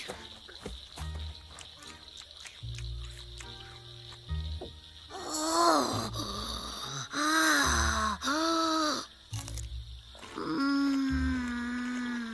That's what I figured. Indians invented jerky. You're crazy. Jerky was invented by a second-generation German guy in Milwaukee. I did a documentary about it. Good. I want more. I want more. What happened to you? My tribe's medicine man put a spell on me to protect me 400 years ago. My tribe discovered the fountain of youth. Bad men tried to steal the water. Our medicine man gave me the power of the shape shifter. I made myself invisible so the bad men would not find me. It is hard to see when you are invisible, and I accidentally fell into the water of the fountain of youth, and it shrunk me. Food! Did you get that? The fountain of youth? It's for real? Yeah, you live forever, but you get smaller. Everything is a trade-off. Give me jerky. Beewinjapeedee likes jerky. How long have you been in that tree? 17 years.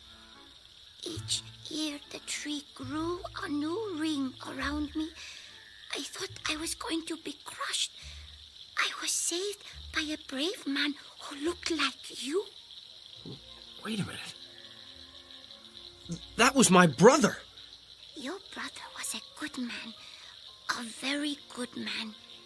He saved me from certain death. He sacrificed his life to save me. And now you have saved me. Are you a good man too? Hey, boss, we're losing daylight fast. It's getting too dark to shoot. Quickly, make a fire. The glades come to life at night, and death stalks from the shadows. Hide me. I am bite size. I'll set up a tent and hide her. You make the fire.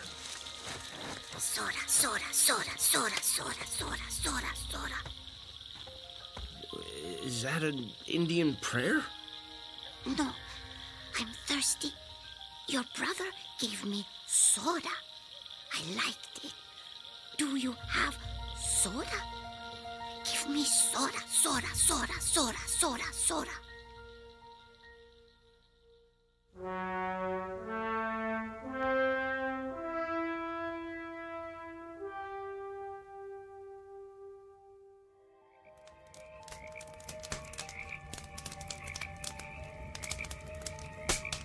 All right. Now we have campfires all around us. We should be safe. This is like sleeping in a zoo at night, except the animals are loose and we're in a cage and can't close the door. How did she survive out here? Well, the Lone Ranger always has Tonto what to do. Indians always seem to have a sense of how to get in touch with nature. But she's dead asleep. She's full of jerky and soda. I don't think she's going to be in touch with anything tonight. Maybe we better put her between us to keep her safe. Good idea. Good night. Good night.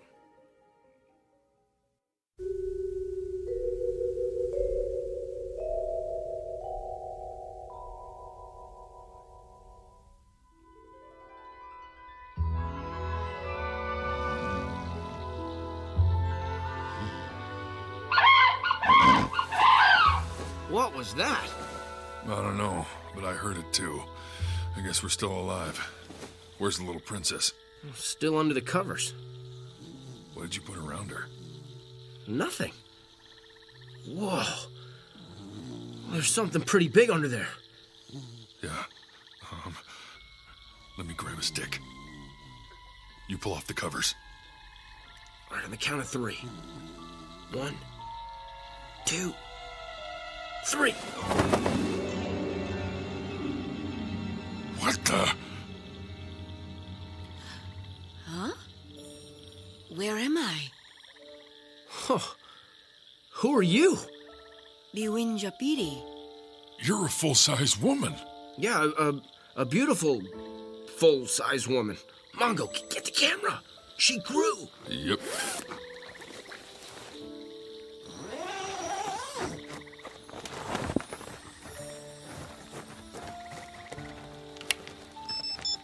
Let me stand next to her. Am I in frame? Okay. This is the 2-inch tall woman we filmed last night. Now she is taller than me. Wait. How do we know you aren't someone else? I still have his shoelace. Yeah, it's not good enough. Like, you could have mugged the little princess and took it. Okay, wait a minute. All right, I've been careful not to mention my brother's name to you. What is it? Your brother's name was Eugene. That's right. God, this is insane. You grew to 6 foot overnight? Are you going to continue to grow? No. Each time I emerge from hibernation, I rehydrate, and I always grow back to the same size I was before I was enchanted. Then what? Then a member of my tribe arrives to equip me for my journey, during which I pay respects to all my ancestors. Look! Charlie! Charlie! Oh, Charlie! Now what? What is that? I think it's one of those airboat things. Yeah, well, it's heading right toward us. Hello, princess! Film this. He's wearing a Hawaiian shirt. Film it! Looks like it just came from a Jimmy Buffett concert. Welcome! Are you a visitor from the past? No. I'm Charlie. I see you found Beewinjapeedee. Charlie, did you bring my talisman? Yeah. And I brought some carry-out from Pirate's Lair. Hey, big guy. Charlene is sweet on you. I know. She gave me a map. She also gave you a lobster sandwich and some calamari. Me, she charges. You get it free, big guy. Here. Who are you, and why are you here? I told you, my name is Charlie. There's not much work for Indians, so I make deliveries for Pirate's Lair because I know the glades. Yeah, I gotta go. Charlene, keep me on a short rope. Hey, wait, come back! What is going on here?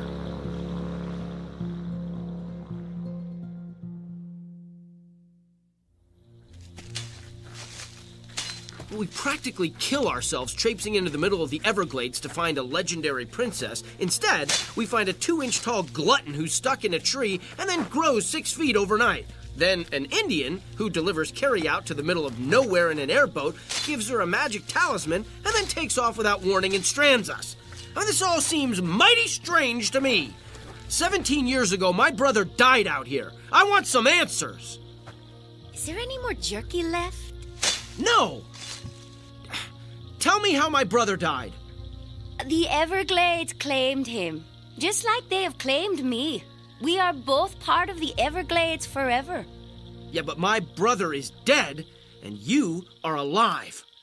This is because the Everglades chose to give me the gift of eternal youth. But they also have taken my life. What does that mean? My tribe is gone. My parents, grandparents, brothers, sisters, husband, and friends died centuries ago. I am eternally alone, struggling each day to remain alive. Your brother, like you, sought to find me. I never asked for that or wished for that. He discovered my hiding place and learned how I could hibernate and live off my own body like a bear, but much longer. I filmed a special about bears. We roused one from hibernation and it wasn't such a good idea. Leave a sleeping dog lie. What are you saying? That my brother woke an animal? Don't move. Freeze, boss. Duraktura sanua puta junja.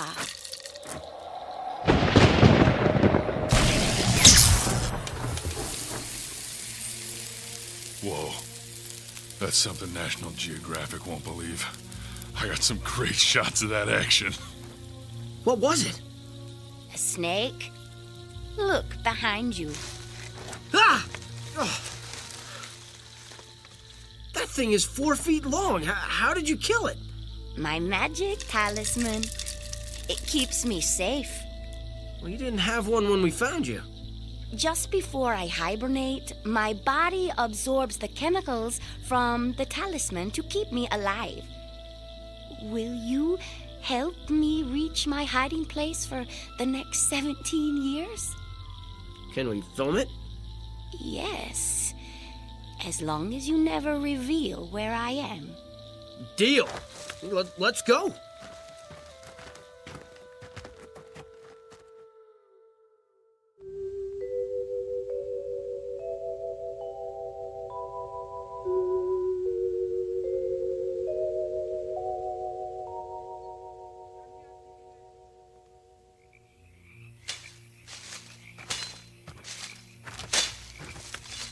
We are almost there.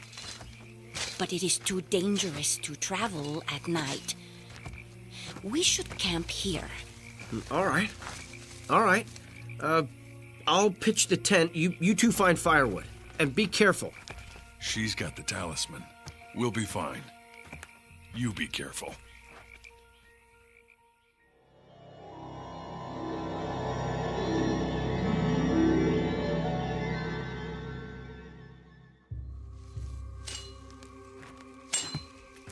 Oh, hey, there's some dead brush over there. That'd be good for starting a fire. What did you think when you first saw us? You reminded me of my husband, a tall, strong warrior. You didn't think I looked like a pack mule? No. I found you attractive. What was your husband like? His hair was like silk, but black as a crow. His body was supple, and he moved like a jaguar. His eyes were soft and warm, and when I looked into them, I found him irresistible.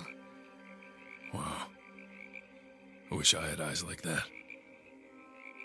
Look into my eyes.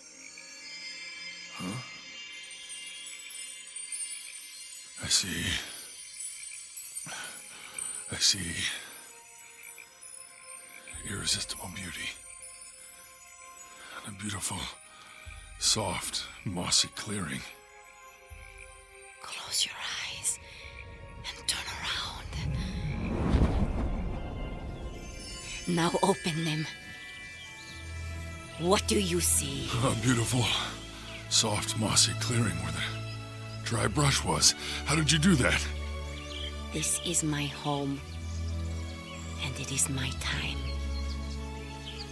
Come lay down with me. What? Tonight, it is 17 years since I walked the earth. But tonight, it is also 400 years since I kissed my husband. Please mate with me. Oh boy. Okay.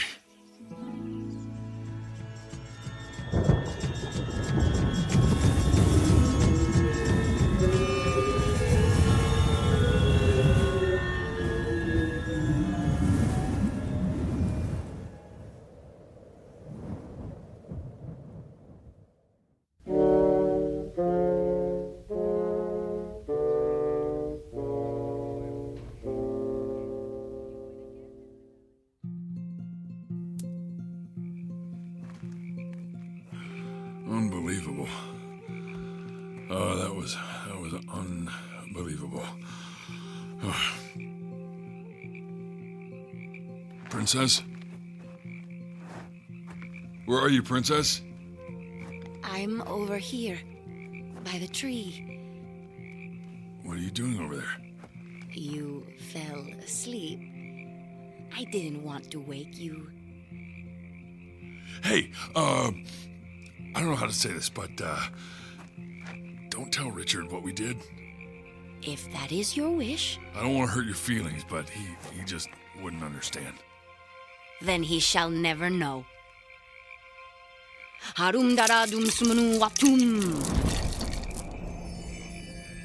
You just hold your talisman and say a few words and that's it? Yes, relax. I just turned our bed of moss into a bed of quicksand. Our secret will be buried forever. What? Well, hey! No, hey, I'm sinking! Now you will be part of our homeland forever. You'll always be here with us.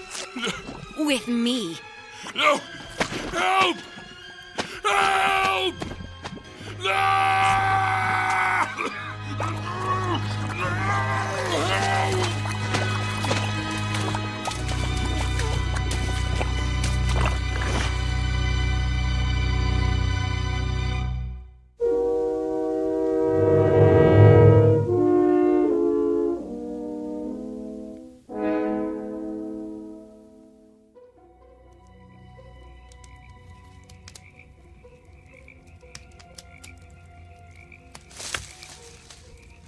Who's there? Who's there? Beewinjapeedee. Where's Mongo? Mongo drowned in quicksand. What? Nature claimed him. What?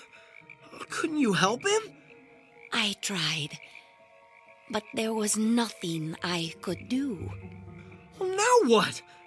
You and I become the pack mules and continue our journey. He would not have wanted us to quit. He knows how important this is to both of us. I must honor my ancestors. You must complete your documentary and dedicate it to your brother and your friend. Put out the fire. Let us travel to my hiding place right now. A canoe is hidden close by for our journey.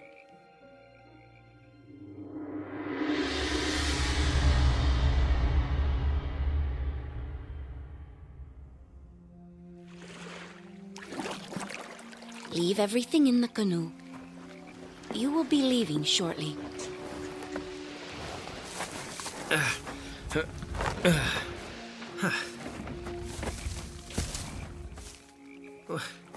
You don't want to keep anything here with you? You have given me everything I need. Ah! What's wrong? My shoulders are cramping. You must have paddled too much. Turn around. Let me massage your shoulders.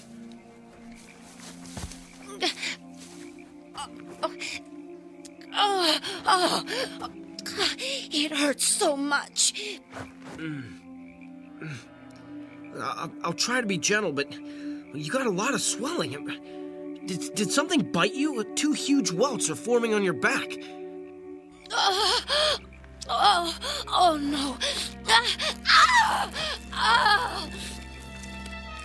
The skin is splitting.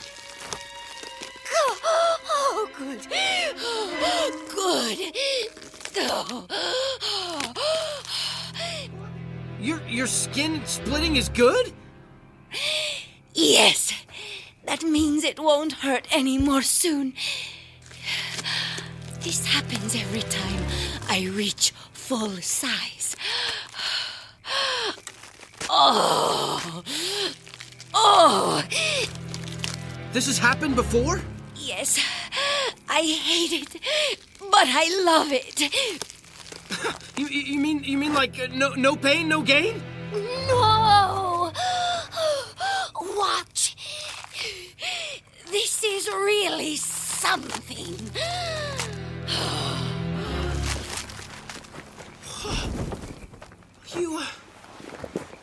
You grew wings. Yes. Yes. Aren't they beautiful? Yes, absolutely. It's one of the most amazing things I've ever seen. I'm so glad we had moonlight so you could see everything. In moments, I must ascend to there. See? The crook of that ancient cypress? Yes. 17 years is a long time. What will you dream of? Meeting someone as kind and caring as you or your brother when I awake 17 years from now. Without your help, I would never have survived. Quickly, set up the camera. The moonlight is perfect. Set the camera up so the moonlight will shine on me as I ascend to the top of the tree. Imagine how beautiful it will be with the moonbeam sparkling on my gossamer wings. Yeah, it would be an incredible thing to see. We must hurry. But before I go, I must do one last thing. What? I must have a final meal. Something that will last me 17 long years. Princess, I just had a terrible thought. My blood kind of turned cold. Why? You're not gonna eat me, are you? Eat you?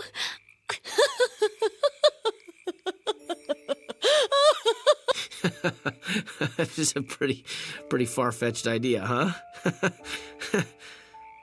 Let me put your mind at ease.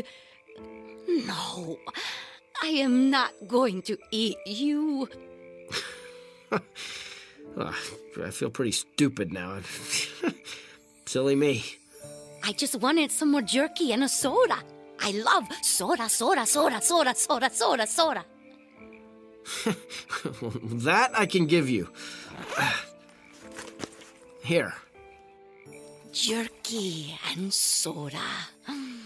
It's a special treat I won't have for another 17 years. As I told you, I will survive on my talisman. Start the camera. Okay. All right, and we're rolling. Is the moonlight perfect? Yes. Look, a flock of birds is flying in front of the moon. How beautiful. That is a sign that it is time for me to go. Wow. This is awesome. Goodbye. Goodbye. I'm so sorry. I thought you were gonna eat me. Don't be silly, my love. I saved you for my children. What? Those weren't birds crossing the moon, Richard. Like a locust, I reproduce once every 17 years. And those are my hungry babies coming to eat you.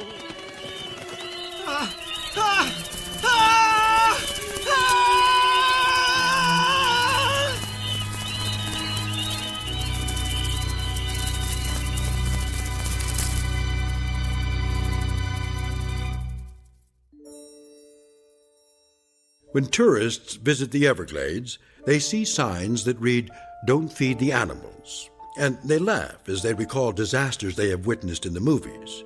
They can't imagine something like that happening in the real world to real people like them. But like all clever predators, Mother Nature is very patient and has a special way of protecting what is hers. And every once in a while, tourists take a step or two off the beaten path and go beyond the boundaries of nature to discover something new and different. So if you do visit the Everglades and see a sign that says, "Don't feed the animals," heed its warning, because Mother Nature always encourages her pets to bite the hand that feeds them. In the Twilight Zone.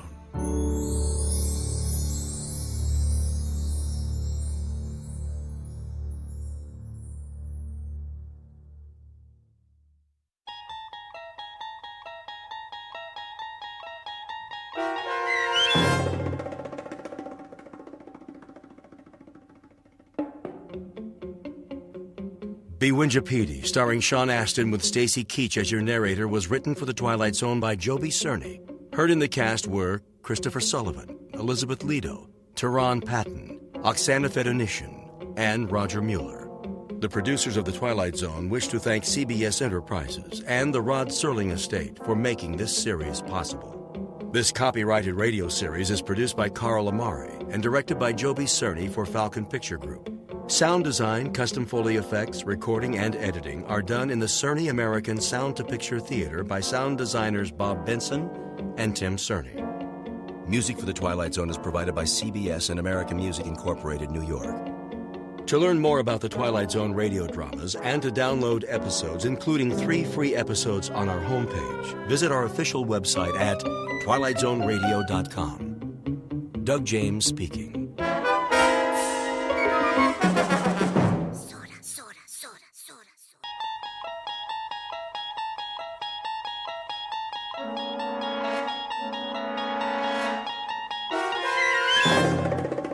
You're traveling through another dimension. A dimension not only of sight and sound, but of mind. A journey into a wondrous land whose boundaries are those of imagination. Your next stop, the Twilight Zone.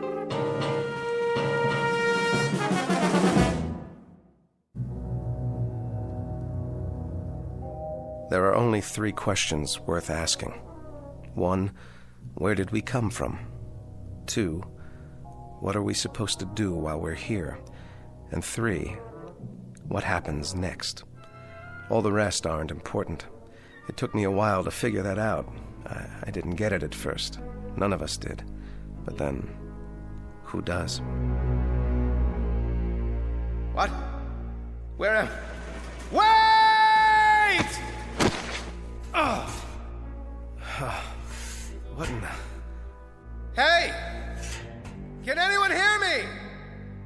Is anybody up there? Hey! Can you hear me? I had no idea how I got there. I must have blacked out on the way down because all of a sudden I couldn't remember anything, not even my name. There wasn't much light at the bottom, just a steady, even gray, like fog with the sun behind it, only very far away. The wall was curved a little and made of some kind of smooth metal. At least, that's what it felt like. There was only one thing I could think of. If I was a prisoner, I had to get out. So I started exploring, feeling my way along. But I couldn't find a door, not even an edge to grab onto, nothing. I stopped to get my bearings, and then I heard it. Hooray! The fleet's in! Who are you? Oh, but it isn't the fleet, is it? It's the army. Then the army's in. Why are you dressed that way? What way? The makeup, the clothes. You look like a clown. You don't like my uniform? Oh, well, can't please all the people all the time. Nice uniform you have there. Hooray for the army! Tararabum-dee-ay! At-10 hut! At your service. What are your orders, Colonel? General? Whatever you are? I'm a major. Oh, yes, I see that now from your collar. But don't fret about it. You can always advance, even in a peacetime army. Today a major, tomorrow a brigadier. I wouldn't mind having you on the general staff. From major to brigadier, not bad.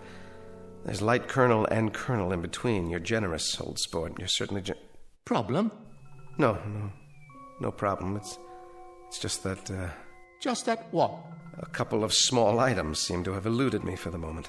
Such as? Such as who I am. Why, you're a major.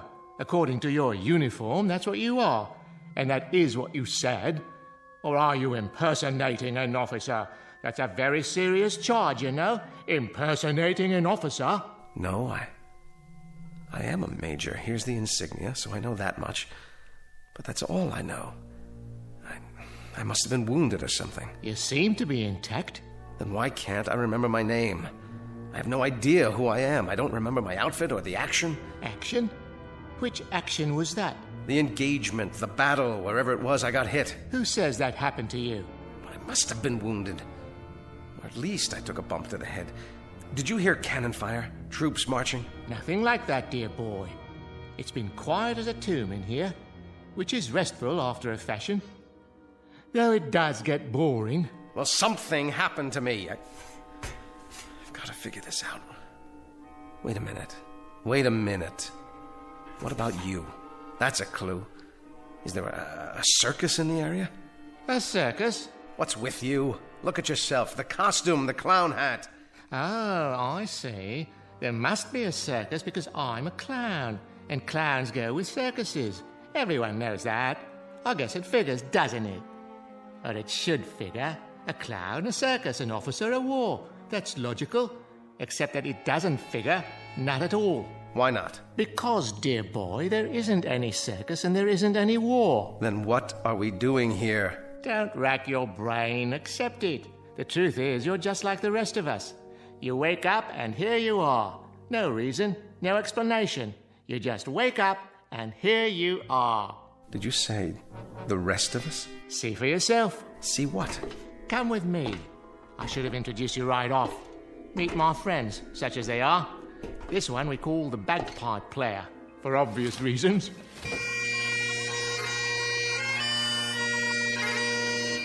Hello, laddie. And this is, well, I suppose one would call him a tramp or a hobo, judging from his stereotypical appearance. A familiar sight no matter where one goes, wouldn't you agree? Hey, pal, you wouldn't have a drink, would you? And the most beautiful of us all, the ballet dancer. How do you do? How do you do? I'm... Don't worry about names. They don't remember theirs either. Gentlemen and lady, I'd like to introduce the Major. Hello. Meet our collection of walking, talking question marks. 5 improbable entities who are all in the same predicament, trapped side by side in a pit of light and darkness.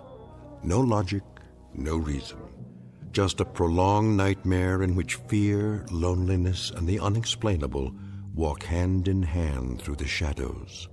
In a moment, we'll start collecting clues as to the whys, the whats, and the wheres. We will not end the nightmare. We'll only look more closely into the shadows in search of an explanation. Because you've already fallen with them, headlong and without a compass, into an uncharted region known as the Twilight Zone. And now, the Twilight Zone, and our story, 5 Characters in Search of an Exit, starring Jason Alexander, with Stacy Keach as your narrator. The clown was right. One was a bagpipe player, complete with plaid kilt. The tramp was, well, a tramp by the looks of him. And the ballet dancer really was beautiful. She had on a white leotard and one of those little ruffled skirts. What do you call them? Tutus. The four of them acted like they weren't surprised to see me there. Not a bit. But why? Why weren't they? If you don't mind, would someone please tell me? Or is it a secret? Tell you what, dear boy? What do you think? What's going on here? Going? Going where, old boy? I don't know. What are we? Who are we? None of us know, Major. We don't know who we are. Each of us just woke up one moment and here we were. In the darkness. But this isn't really darkness. Not quite. I can see all of you and you can see me. It might as well be dark. The light, whatever it is, wherever it is so far away. I can't tell anymore if it's real or just something I'm imagining, because I need it to be there. Instead of what? Of nothing. That's absurd. Is it? Each of you woke up, just like that. Correct again. Give the man a cigar. But how did you get here? What were you before? Who put you in this place? You sure got a lot of questions. I told you, Major. We don't remember. Are you sure you didn't fall? We may have. The memory fades after a while. Well, that's how I got here. Did you? Yes, he did. He did indeed. I saw him. A nice pratfall, as a matter of fact. Quickly, before it fades. What's the last thing you remember before you fell? I don't know. I must be suffering from amnesia. Oh. Then you're like us. Time to join the big parade, Major. If you could find your hat and sword, you could lead us.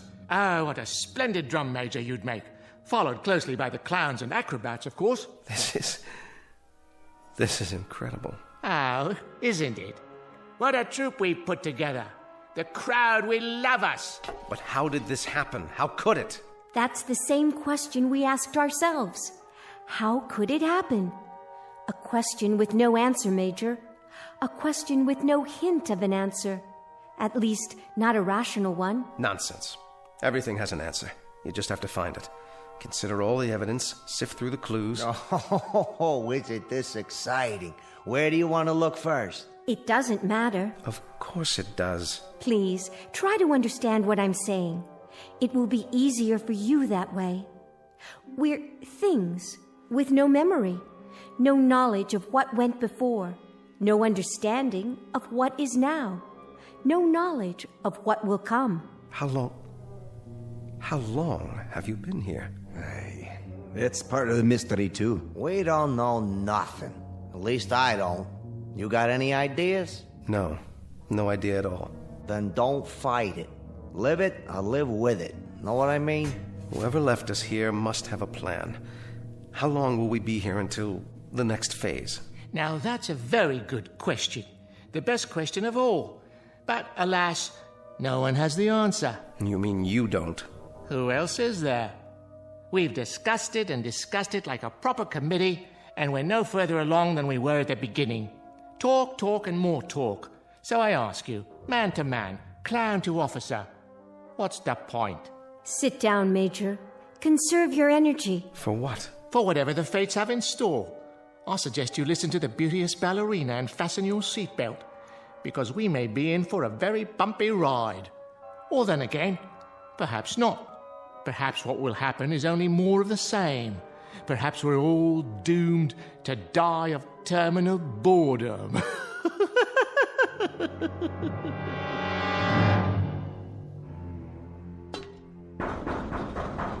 Look at him.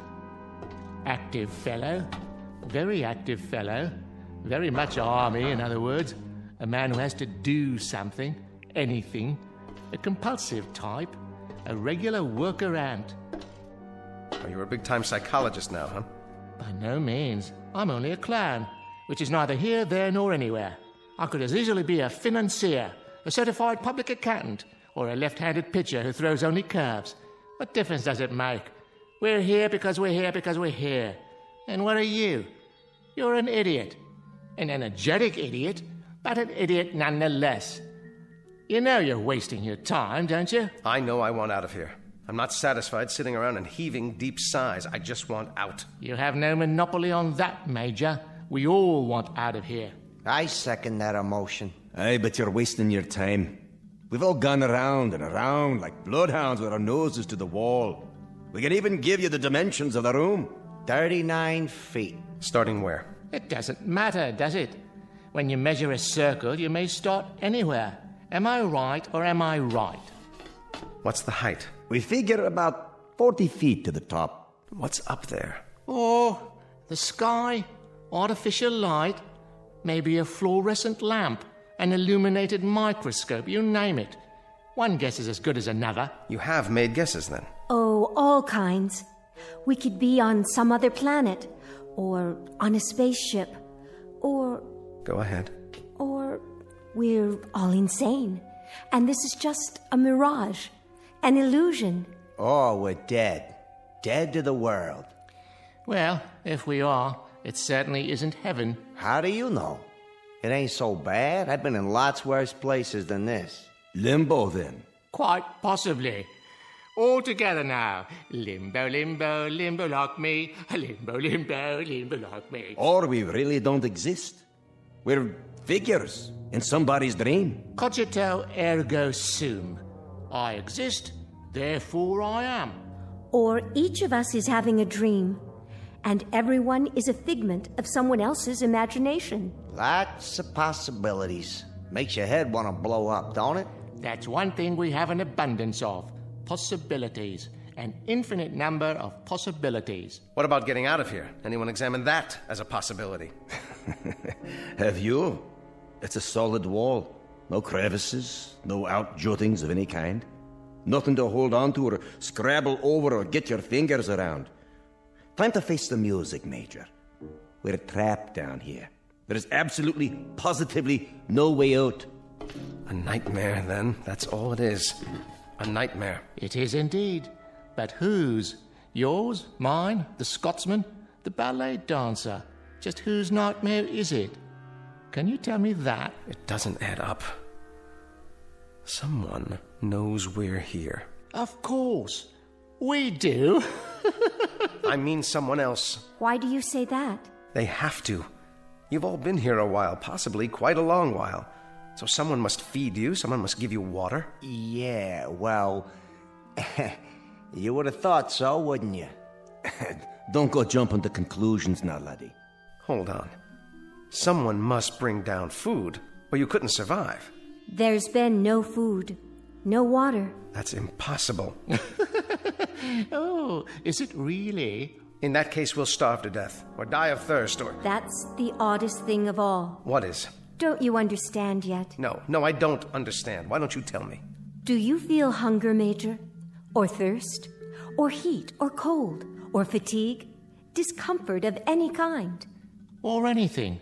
Do you feel anything at all? No. No, I don't. But that doesn't prove anything. This has been a trauma. It's natural that I don't feel thirsty or hungry, not yet. I'm in a state of shock. Close, but no cigar. You were born in a state of ignorance, educated in the school of hard knocks, and got your degree at the street corner university. Now you're ready to graduate to oblivion. What do you say? Let's break out the booze and have a bowl. None of us have felt thirst or hunger or anything else since we've been here. And we've been here for an endless time, Major. I can tell you that. Time without measure. What's wrong with you people? Have you tried shouting, calling for help? Endlessly. Well, then have you pounded on the wall like this to get their attention? I mean loud. I'm talking about taking off your shoes and really pounding. Have you done that? Often. Well, have you looked all the way around? Have you felt every square inch of the wall? Maybe there's a control button or a panel of some kind, a hidden panel, or a lever, something. Yeah, sure. At the start, that's all we did. Hunted and searched and peered and felt with our hands. And you know what we found out? Sure you do. We found out that this This right here is the whole shooting match. This little room. What you see is what you get, Major. There ain't no more.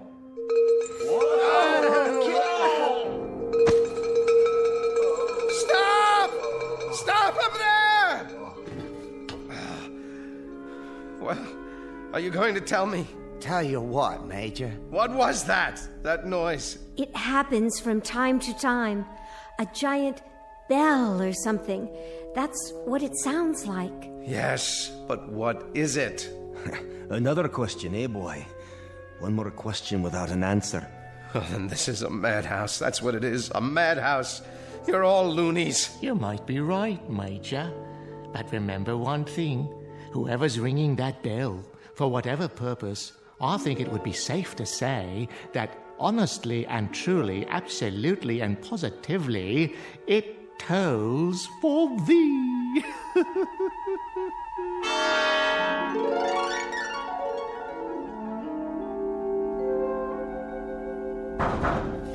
Hey! Hey up there!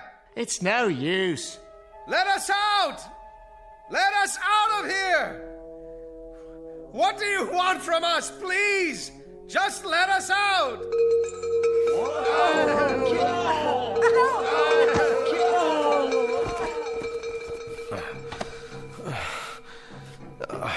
Are you okay? Don't be afraid, Major. Take my hand. Where? Here. Please don't be afraid. In the beginning, it's hard. But after a while... There must be a way. Something we can do. There has to be. This sort of thing just doesn't happen. A few more like that, and it'll wreck my bagpipe. You there. Girl. What is it? Why don't you dance for us? Leave her alone. It'll make the time pass. A capital idea. I'll play a tune. I've already danced for you. It doesn't do any good. Don't be modest. The Major's never seen you dance. How about it? The Major doesn't want to see her dance. Careful. You'll hurt her feelings. The Major's not interested in passing the time. All the Major wants to do is get out of here. And how do you propose to do that? All right. It's smooth. Absolutely smooth. Unbroken. And high. Too high. Not even a place for a foothold. Nothing. That means we have to go through the wall. With what? Did you ever think of that, huh? A hole through the wall? Or what about the floor? What about it? If the wall is solid, smash a hole in the floor and tunnel out. Easier said than done. At least give it a chance. We don't know how thick it is. The wall or the floor. Or even what they're made of. Then find out. Find out. Don't just sit there like lumps, like things, like mindless, soulless things. Playing your bagpipe, telling her to dance. What's wrong with you? If this is a madhouse, maybe that's where you deserve to be, in a madhouse. And what about you, body boy? I think you're mad, all of you. I think you're out of your ever-loving heads. I know you are, but what am I? Try a hole through the wall, right about here. That's the first thing to do. Try to force a way through it. Industrious, isn't he? How about it, huh? A hole through the wall. See if we can get out that way. That's very bright, terribly ingenious, highly imaginative, incredibly inventive. Except for one thing. With what? With our bare hands? With our fingernails? With this. Why, wherever's your sword been all this time? It must have come off my belt when I fell into this place. Here. Watch this. Now you've gone and broken it, dear boy. Nice sword, I must say. Was it Sheffield steel or only pot metal? No. I will not have this. I will not have it. Major, please, Major, listen to me. After a while, it becomes easier. I promise. I need to make a plan. I need to do something. Perhaps there have always been dungeons like this, and we've just never heard of them before. Maybe they're for the unloved. Maybe that's what we are. The unloved. Don't let me hear you talk that way. Come here. Get a hold of yourself. Think. Don't be afraid. We have names. We're people, and that means we belong somewhere. Do we? There are others who care about us. You can count on that. Somewhere, somehow, we've got a life of our own, each of us, and people who care and remember out there. And we'll find them again, together. Do you really think so? I'm sure of it. A tunnel. That's what we'll do. We'll dig a tunnel. The boy simply doesn't give up, does he?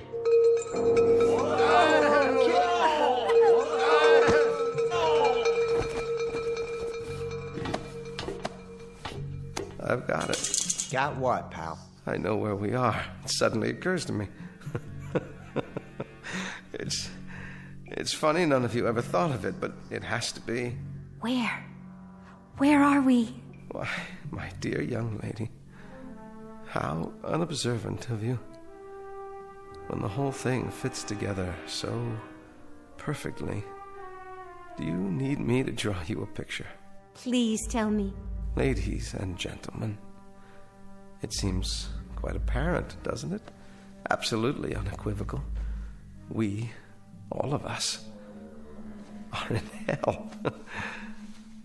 God help us. We are in hell.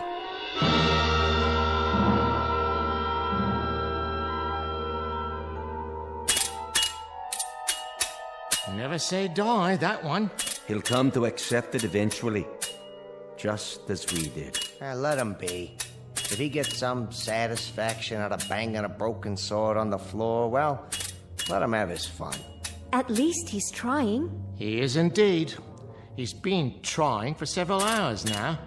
You can't help but admire that kind of persistence, even though it's a little like trying to empty an ocean with a cup, or count the grains of sand in a desert, or reach up to touch the stars. So, let him dip and count and reach all he wants.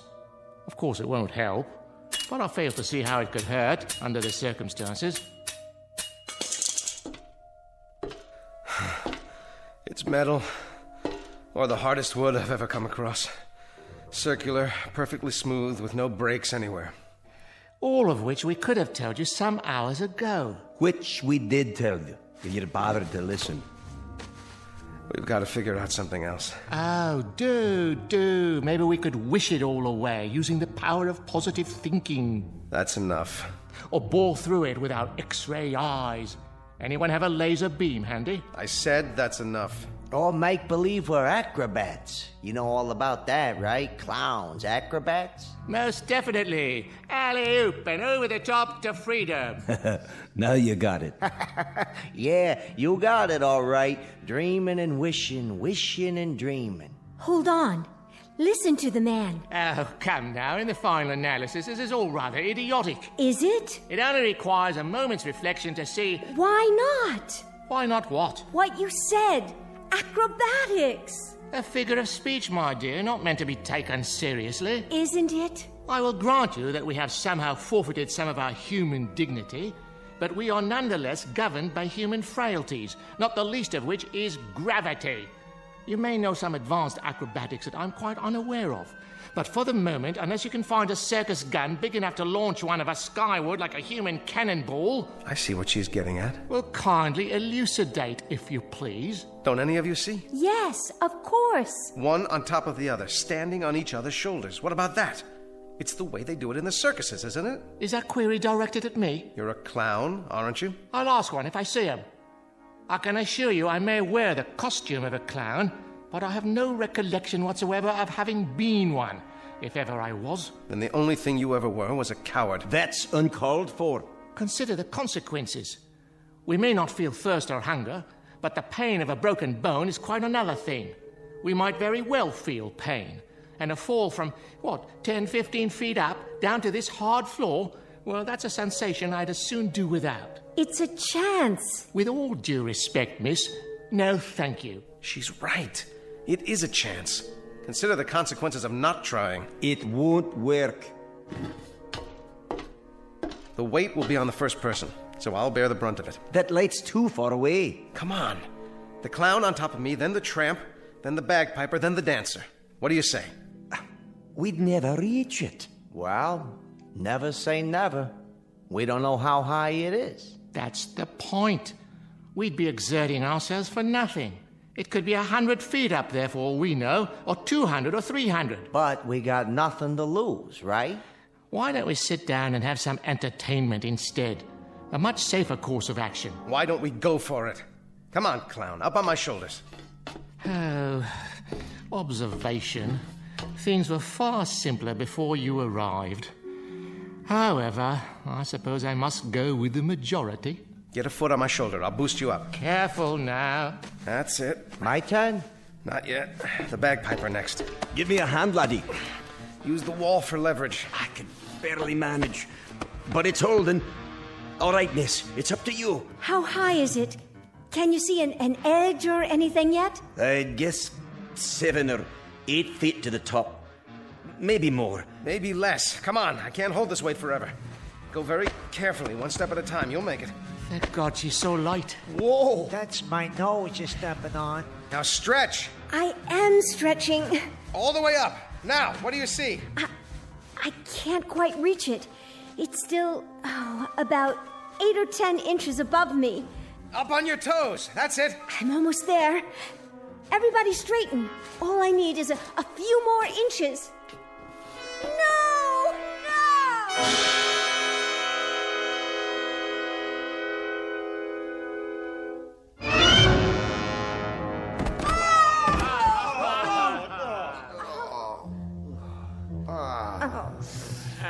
We were so close. Yes, I think we were. We'll try again. Nonsense. We could have broken our necks. But we didn't.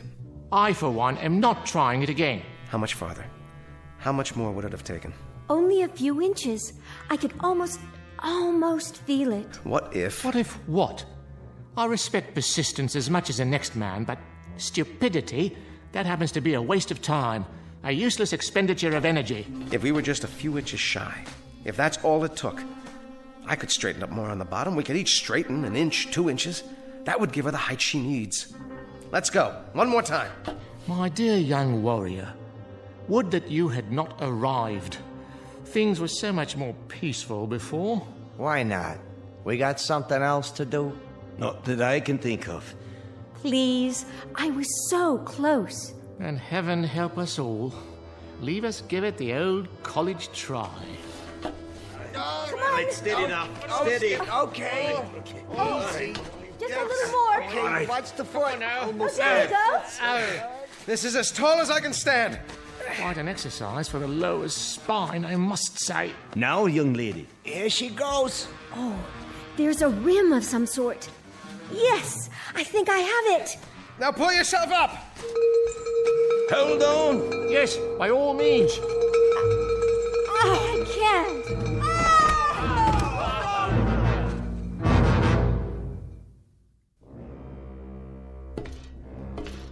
How's the leg, miss? The knee's twisted, I think. But it'll be all right. You were almost there. You had your fingers over the ledge. A miss is as good as a mile. Not in this case. A miss by about 2 or 3 inches? That's hardly a mile. This is what we do next. Oh, share your plan, pray tell. The same thing, without the dancer. Then we'll be several feet short. No, we won't. Hear me out. The clown, the tramp, the bagpipe player, and then I'll climb to the top. I'll tie a rope to the haft of this sword, fling it over the edge. Let it catch there like a grappling hook. Now that's thinking. Ingenious. But first, hadn't one of us better run over to the hardware store and pick up the rope? He's right. There's no rope around here. Strips of cloth. Torn from what we're wearing. You mean tear our clothing? It's a chance, and a good one. Yours has the most material. You said yourself you don't feel the cold. So give me those balloon sleeves. The things we do for a man in uniform. 6 feet of excellent material, courtesy of Pall, or whoever I am. Good, but I need more. Twist it and start tying it together. Big knots. That's it. Takes me back to my Boy Scout days. Were you a Boy Scout? Who knows? I might have been. I got one question for you. Aye? What the heck is a Boy Scout? Anybody remember? We're almost ready. Now this time, we make it. The rope tied to the sword, and over the top of the ledge. It catches, and I'm up and out. And then what? We'll worry about that when it happens. Somehow, I will get you out of here. All of you. But nobody gets out until one of us does. Now that's logic you can live with, right? If we live. You, tramp. It's time. Indeed. Leave us get on with it. I can't take this much longer. Good luck, Major. Thanks. I'll need it. All right. Now swing that rope, man. You can do it. Ride him, cowboy. You got it. Almost. Watch out below. One more time, Major. I believe in you. Second time's the charm. Good show. I believe he's done it. How does it feel? Tight. I think it'll hold. Then go. Major, you don't know how spectacular you look. At least the weight's off. Quick, everybody down before we fall down. Got the ledge. There. Yes. If I can pull one leg up. No. Well, what's there? What do you see? Major, you've got to tell us. Where are we? No.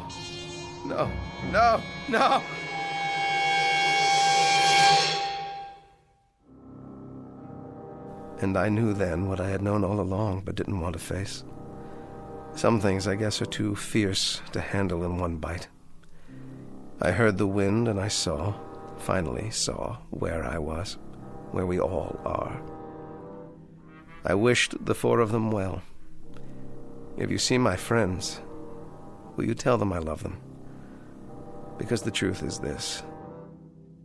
There are only 3 questions worth asking. 1, where did we come from?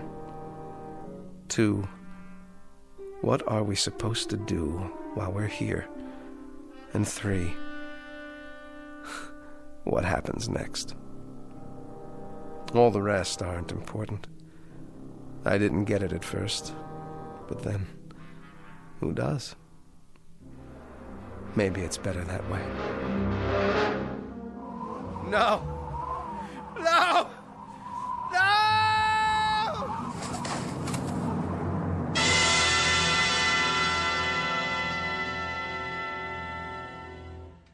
He made it. I don't believe it. I do. A brave man. Very brave. But not a very bright one. I wonder if we'll see him again. He'll be back. I know he'll be back. And then what, dear lady? He'll come and get us. You think so? He may be back, but it won't be to get us. How can you say that? I'm beginning to get a feeling, and not a very nice one, I'm sorry to say. All the little details, they're starting to fit together. This place, our costumes, the bell. He may have been right at that. What do you mean? He may have been right all along. This may very well be a kind of hell. At least for us. One from which there really is no escape. No escape at all.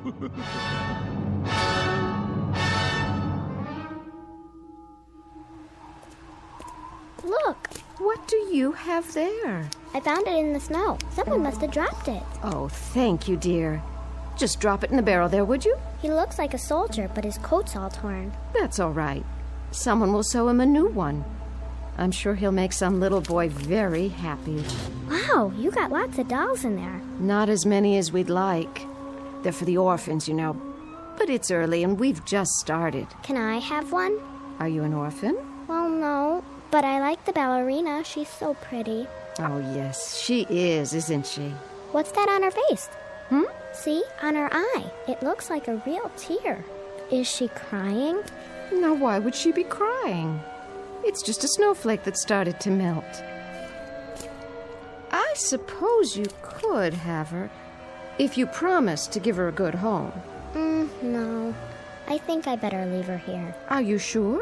She doesn't want to go. See? She's holding hands with that soldier doll. Why, aren't you the nicest little girl? Toys for Christmas. Toys for Christmas. Open your hearts, friends, and bring in your old dolls so the underprivileged little ones can have a happy Christmas, too. Help the Salvation Army. Dolls for Christmas. Dolls for Christmas. Dolls for Christmas.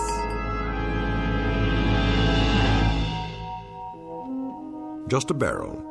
A dark depository in which reside counterfeit, make-believe pieces of plaster and cloth and plastic wrought in the distorted image of human life. But this added hopeful note. Perhaps they are unloved only for the moment. In the arms of children, there can be nothing but love. A clown, a tramp, a bagpipe player, a ballet dancer, and a major. Our cast of players on a very odd stage known as the Twilight Zone.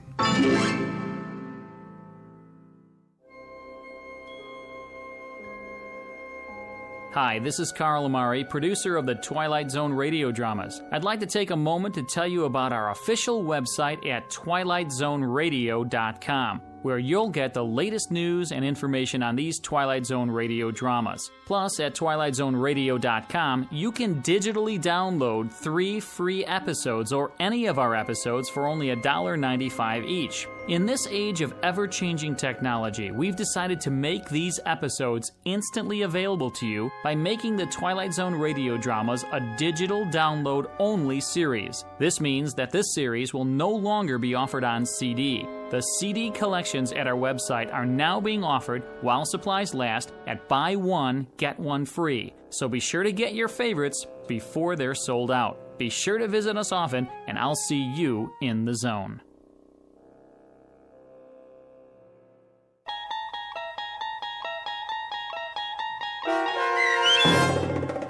Five Characters in Search of an Exit, starring Jason Alexander, with Stacy Keach as your narrator, was adapted for radio by Dennis Etchison and written for The Twilight Zone by Rod Serling, based on a story by Marvin Peddle.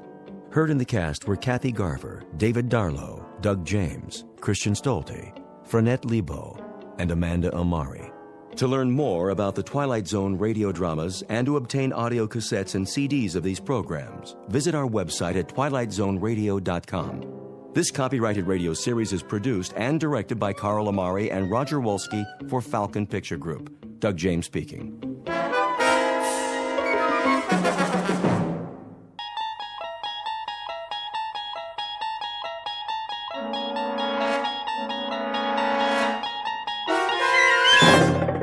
You're traveling through another dimension. A dimension not only of sight and sound, but of mind. A journey into a wondrous land whose boundaries are those of imagination. Your next stop, the Twilight Zone.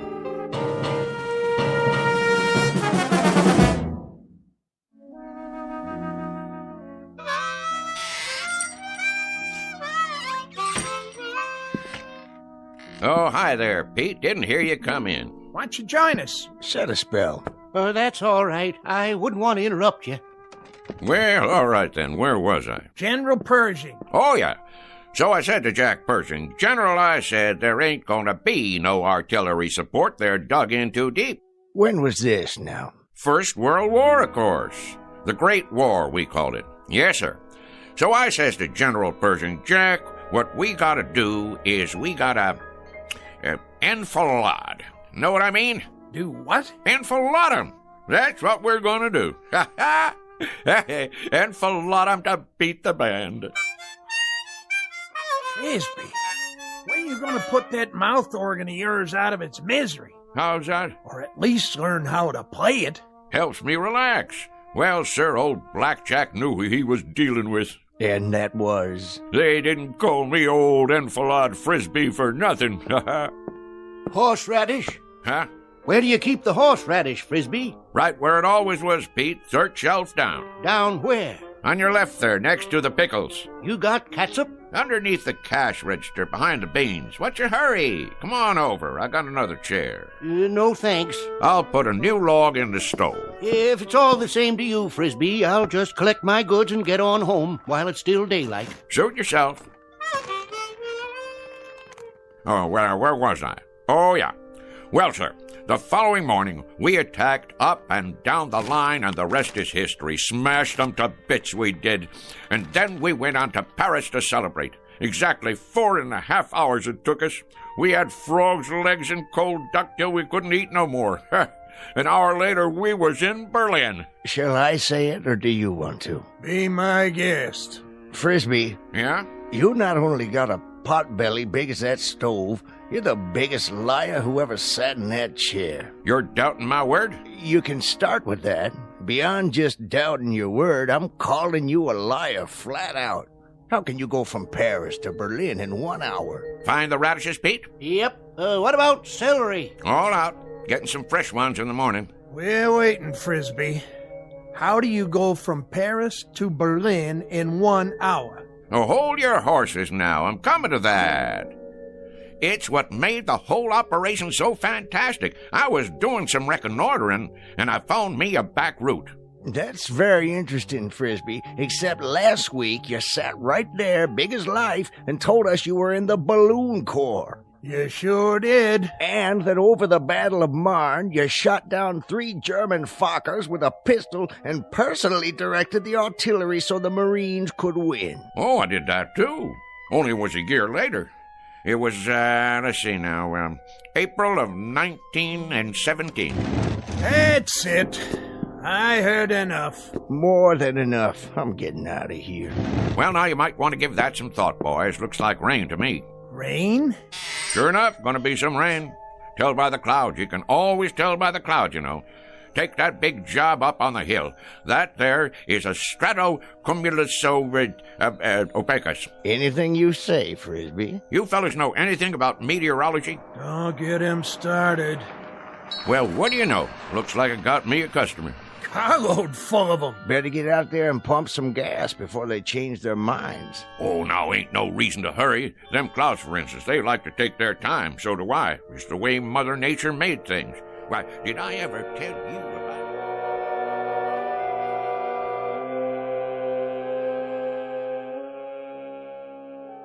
The slow-moving gentleman with the sizable mouth is Mr. Frisby, proprietor of Frisby's General Store, the local version of Gimbel's and Macy's. He has all of the drive of a broken camshaft and the aggressive vinegar of a corpse. As you've no doubt gathered by now, his stock in trade is the tall tale, the outrageous falsehood, the bending of truth up to and beyond the breaking point.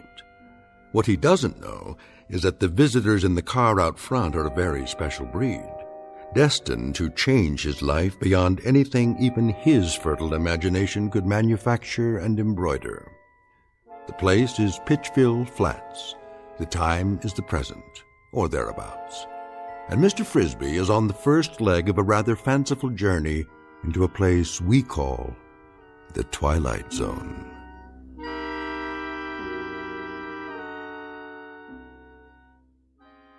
And now, The Twilight Zone, and our story, Hocus Pocus and Frisby, starring Shelley Berman, with Stacy Keach as your narrator.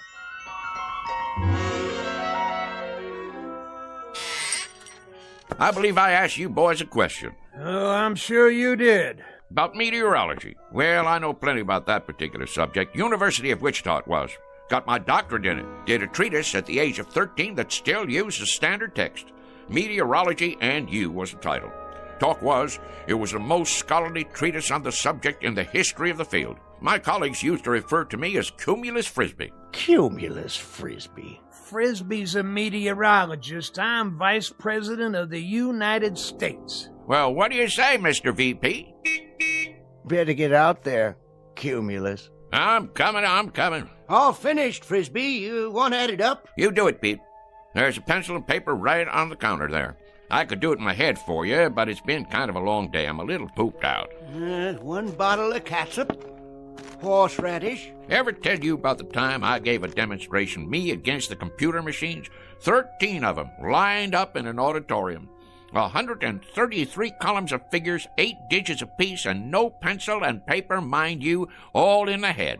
Well, sir, people came from miles around. What happened, Frisby? I thought no one would ever ask. 4 of the machines broke down from overwork. Not you, of course. Two come up with incorrect answers, and I beat 'em all by 21 seconds. Ha ha. That does it for me. I simply can't take no more, Frisby, I gotta tell you. Can't take what? I wouldn't mind if you was a bright liar. I mean, if there was some logic to it, but dadgum, the way you tell it, well, you'd have to be 100 different people living in 200 different places in 12 different periods of American history. Hallelujah and amen. Shucks! What are they in such an all-fired hurry for? Time to do some work, Frisby. You got customers. You just said a dirty word. Only thing that works in Frisby's whole body is his mouth. All right. Keep your breeches on.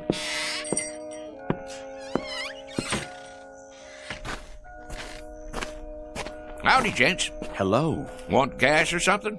Gas? Oh, yes. Sorry I had to wait. Not at all. You know, if you gotta be someplace in a hurry, you could have pumped it yourself. We could. Didn't you hear me yelling? Oh, we heard you. Definitely. We're not too familiar with this kind of car. No. Say, how many of you was in there? 4 of us.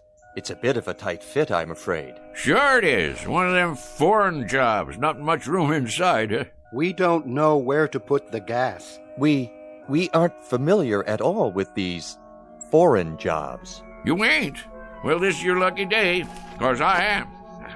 A matter of fact, I'm the one responsible for them. For a while there was all rear engine, only in the back.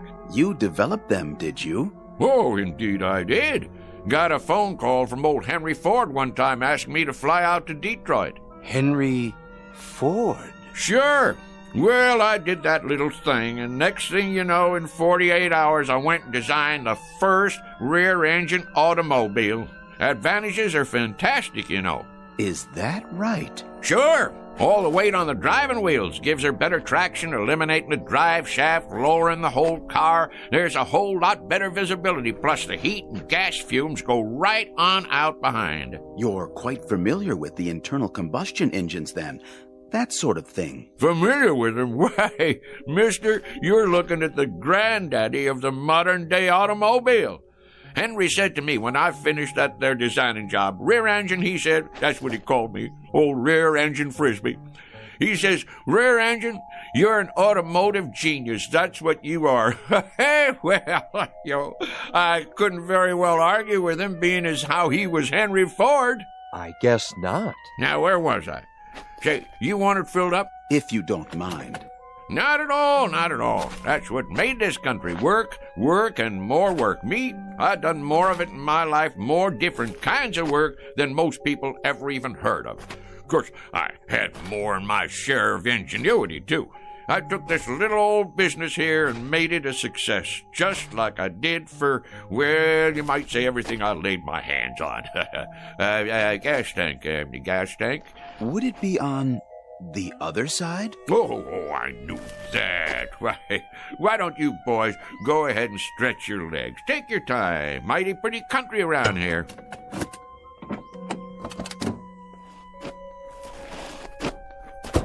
Yes, pretty. Of course, it wasn't very pretty when I moved in. First thing I did was plant all these trees, hundreds of them. I had to import them from my old friend Luther Burbank. You gotta give them just the right amount of water and a special kind of plant food I cooked up.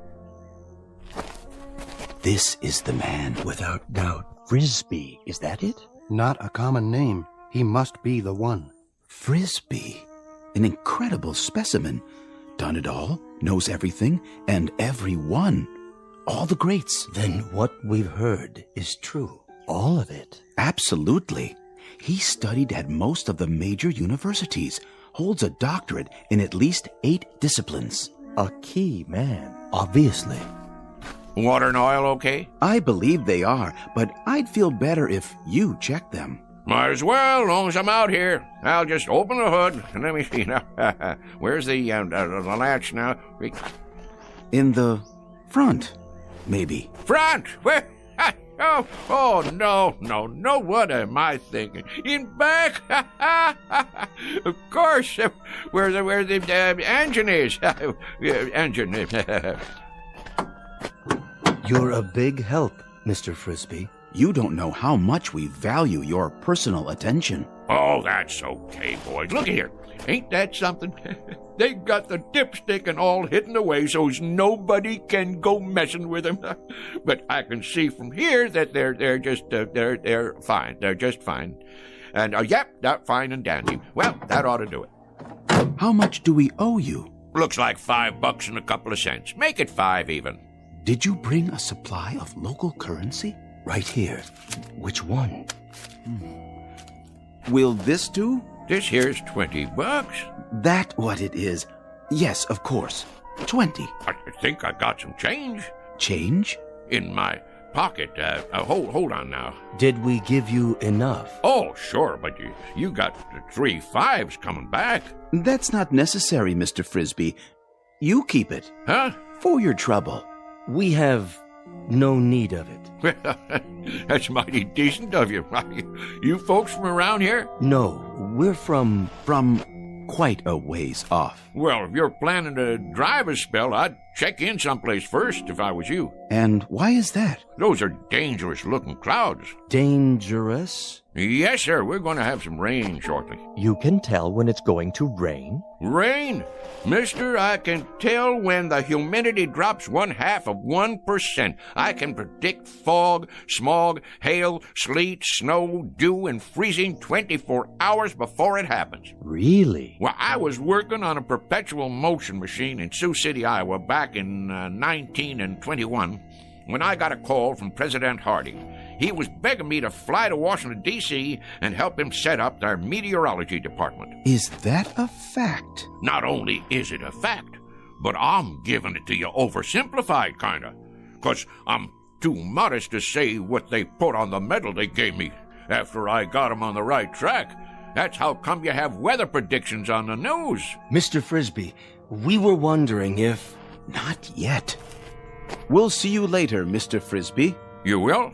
You may rely on it. Well, that'd be real nice. Stop on back and we'll sit around and talk some more. But mind what I told you about the weather. Best check into a motel or something till she blows over. We'll do something like that. Thank you so much, Mr. Frisby. Into the car now, gentlemen. Well, you take care now. Oh, we will. We will.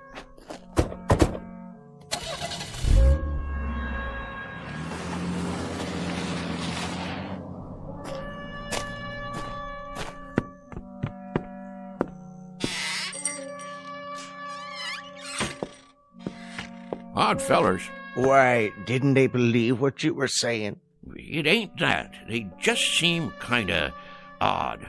Wearing suits like business fellows from the city. Handed me a $20 bill like they didn't know what it was. Well, how come you didn't tell them you was Andrew Jackson and that was your picture on it? That's one of the few things I ain't heard 'em claim. Wait around here long enough and you will. Well, we'll see you tomorrow, Frisby. Yep, see you tomorrow. Sure enough, boys. I'll be here. Same as always.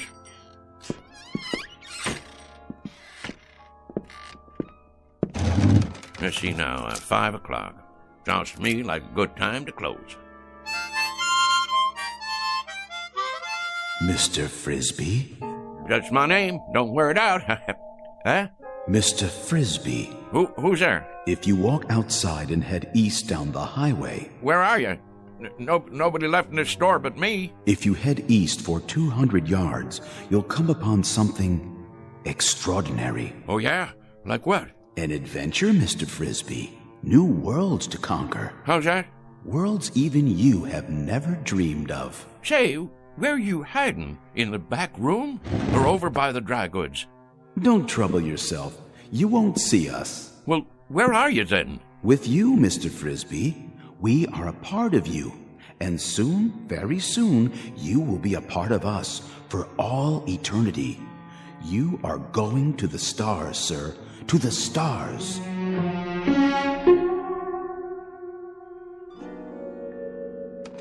What do you mean, the stars? You talking about going to Hollywood? The stars in the heavens.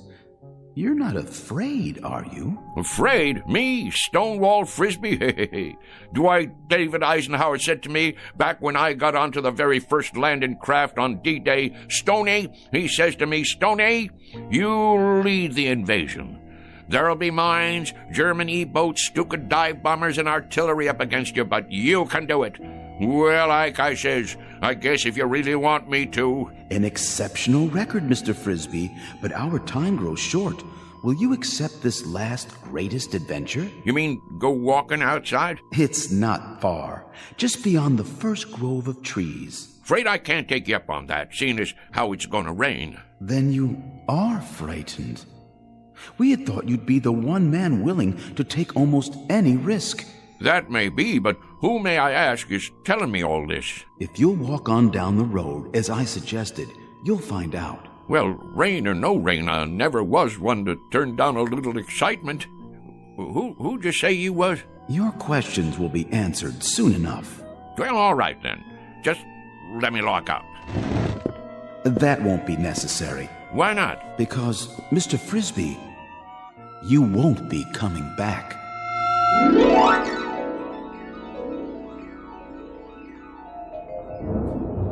Well, will you look at that? I sure was right. Going to be a big old storm tonight. Hurry, Mr. Frisby. I'm coming. Don't get your long johns in a twist. Straight ahead. We're waiting for you. Where? Look to your right. I don't see... Wait a minute. What the heck? Oh, I get it. Some kind of movie prop, right? What are you doing? Making one of them science fiction movies out here? Dang if it don't look like one of them flying saucers. That's exactly what it is. You may come inside. Now, how am I going to do that? You got it made to look like there ain't no doors or windows. Very well. In the interests of time, I suppose we can give you a slight assist at this point. Hey. Hold on, Mr. Frisby. Whoa, Nellie. How'd you do that? Teleportation, Mr. Frisby, but I'm sure you know all about it. Well, what do you know? You got a nice setup in here. I'll give you that. What's underneath all that aluminum paint? Wood frame or drywall? I assure you, it's all quite authentic. Impressed? Me? Impressed? With this rinky-dink set? Why, shucks, it looks like a flea on a doll compared to the one I designed for the United States Space Agency. Oh, we didn't know they had flying saucers yet. Apollo, of course, and Viking. Well, mine was called a Buzzard. Biggest span you ever saw. And that was back in 51. Old Rocket Thrust Frisbee, they called me. Please, Mr. Frisby, be good enough to follow me. Well, don't this take all? How do you do, Mr. Frisby? Welcome, Mr. Frisby. How do you... So this is part of that movie prop. That's it, ain't it? Some kind of Hollywood thing. Advertising a flying saucer picture, huh? In a word, Mr. Frisby, no. This is an actual spacecraft. Go on now. And we, my colleagues and I, have come here from another planet. We have indeed. All this way, across the interstellar darkness, to meet you. Well, in that case, I'm leaving. Correction, Mr. Frisby. You are staying. Wait, let me loose. I can't even wiggle my toes. I suggest you stop struggling against the force field and relax. After all, you're going to be here a while. A very long while in Earth terms. Why not make yourself comfortable while you prepare to meet the others? The others? That's right. The Intergalactic Council.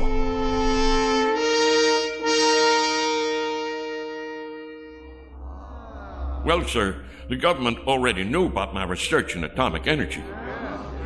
Matter of fact, I suggested it to them as far back as 1923. Spent a whole summer one time with Al Einstein, during which time I gave him the preliminary stuff about that relativity theory of his. Smart as paint, that fella. Smart as paint. He had bad hair, though. Should have put some Brill cream on it. A little dabble do you. Anyhow, when I got this here call from New Mexico, I had to hightail it over there and show them how to make the bomb.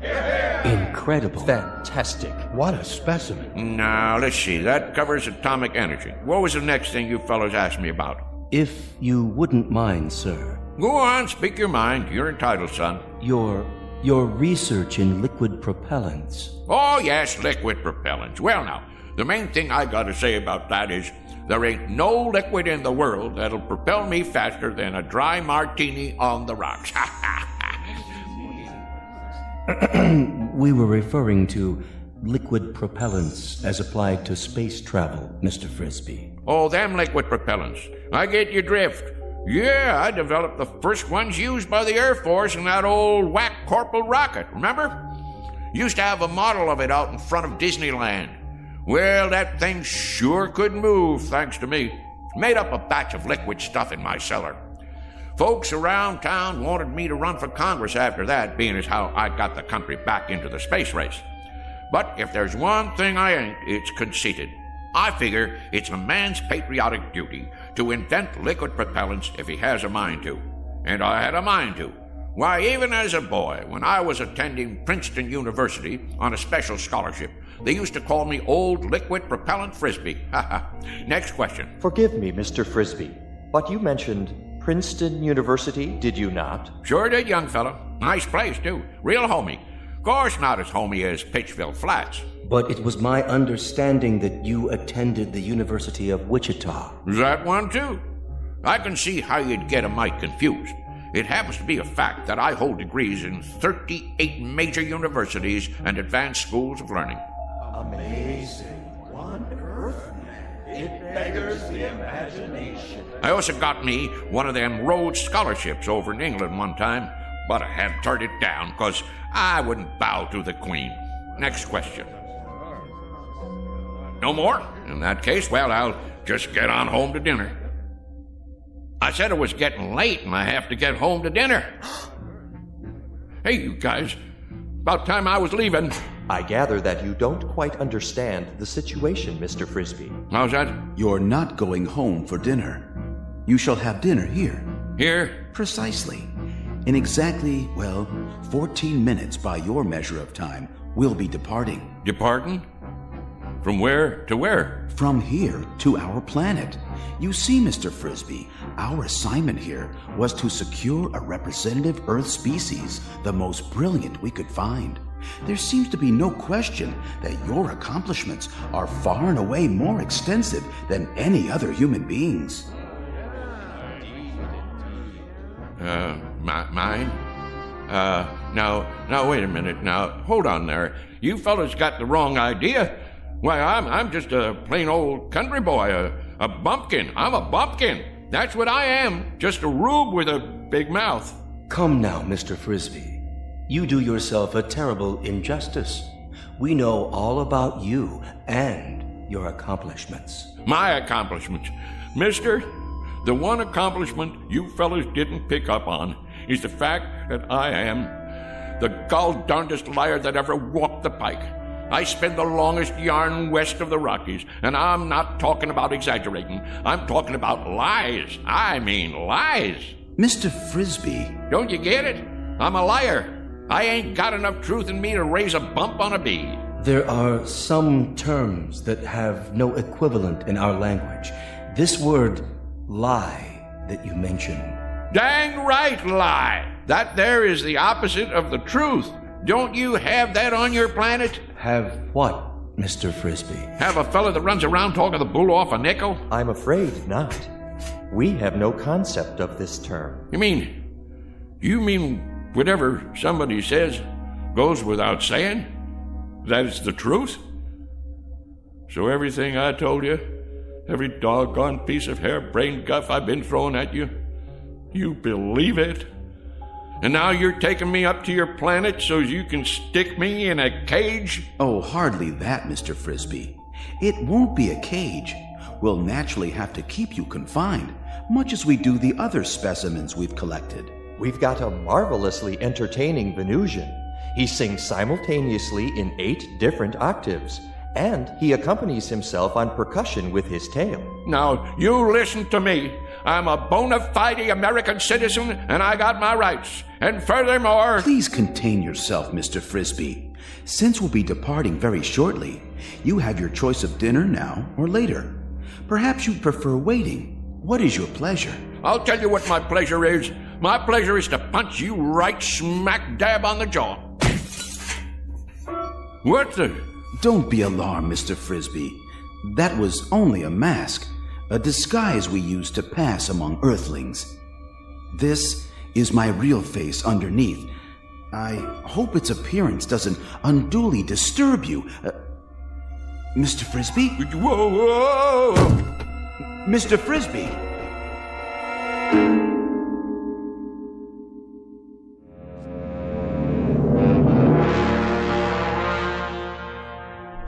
Oh my, aching back. Where am I? Feeling better, Mr. Frisby? Better than what? I thought I should tell you. We'll be departing in 5 minutes. You still on that kick? Listen to me. I ain't interested in departing anywhere except from you.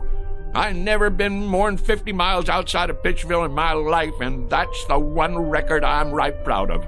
Curious remark. It does not compute. You took a bump to the head. Lie still. I'd better scan you. Get that thing away from me. It's only a vibrometabolic scanner to detect organic damage. Stay back, I tell you. You're in perfect shape. No spikes in your brainwaves, none whatsoever.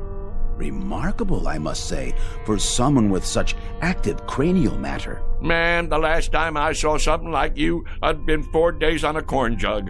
And even at that, what I thought I saw was a whole lot prettier than you. I'm sorry you find my features distasteful.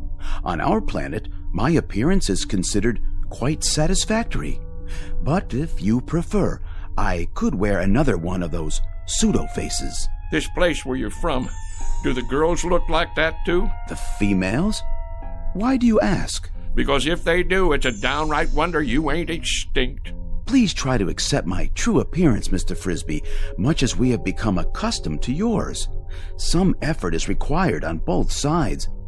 Shall we, I believe the customary phrase is, shake on it? Don't point your finger at me. What you got there, a claw? A gesture of friendship, Mr. Frisby. Hands across the galaxy and all that.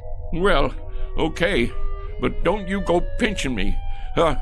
You're built hard as a crawfish, I'll say that. Oh, we are indeed, by your standards, which is quite fortunate for us, considering the gravitational pressures on our home planet.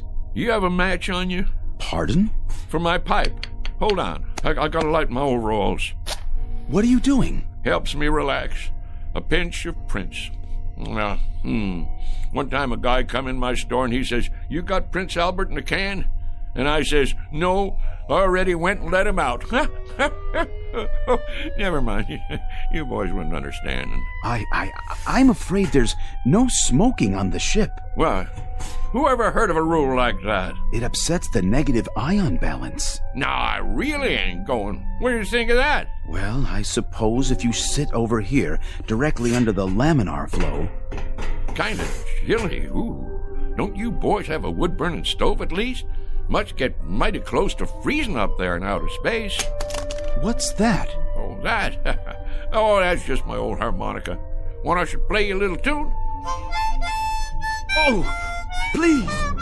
Please, Mr. Frisby. I've been meaning to give a concert one of these days. Maybe Carnegie Hall or over in Branford. Oh, attention! X10 and X12. I need you here at once. Most beautiful sound there is, huh? They have harmonicas where you guys are from? Well, do they? I ask you a question. Do you have harmonicas up there where you... Help! Help! You don't look so good. Kind of green. Whoa, well, let me play some more for you. Ain't nothing like a little tune before dinner. That's what I always say. What's that horrible sound? It's that object. I've got to get it away from him before it's too late. Back. It's dangerous. Stay away from it. Save yourselves.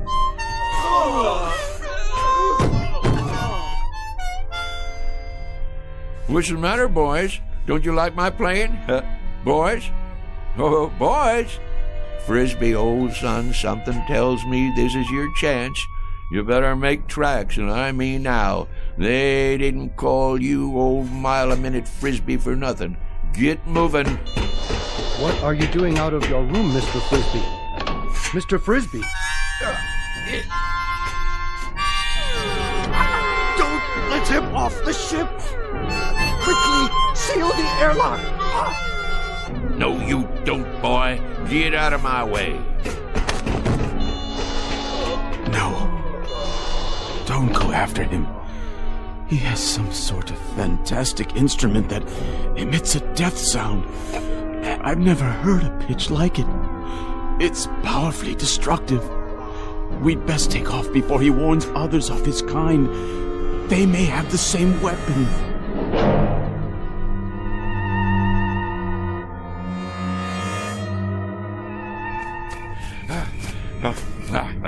Can't catch this old boy, can you?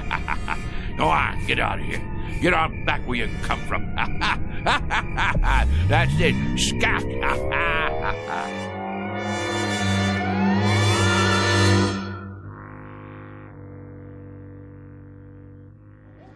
Shh, quiet. Douse the lights. Here it comes.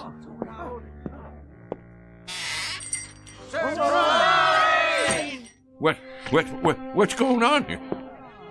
Will somebody tell me what's happening here? What do you mean, what's happening? It's your birthday, ain't it? As if you didn't know. And this here is a surprise party. As if you didn't know that either.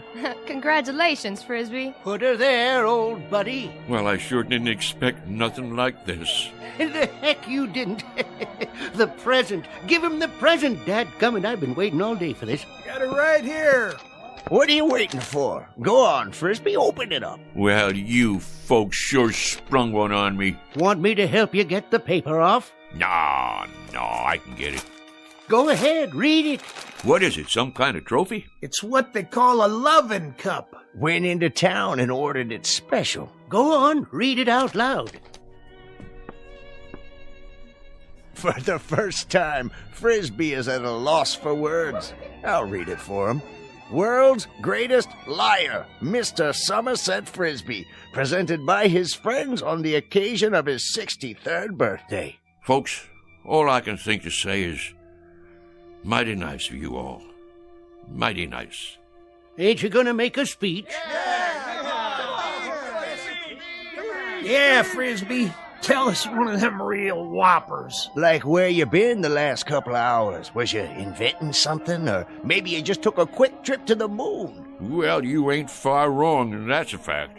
I knowed it. I've been waiting for this all day. First off, you know who them fellas was in that car? Which car? That little foreign job come in here for gas, remember? The President of the United States and the Secret Service. Well, I'll tell you who them fellas was. They was from outer space. Oh, isn't he the living end? And somehow or other they picked me up in the air, right down there by the hollow, and I floated over to their flying saucer, and they took me inside, and then they was gonna kidnap me and take me to their planet. And you was gonna be their leader, Frisby? But it's true. They was just about to kidnap me. Wanted to make me their A1 prize specimen. Oh, the whole Galactic Council was watching. They even had a guy from Venus who could sing 8 different ways from sundown. And play the drum with his tail. Well, sir, you know how I stopped them? You talked them to death? No, not that. It weren't nothing, really. Just took out my mouth harp and blowed a little tune, something like this.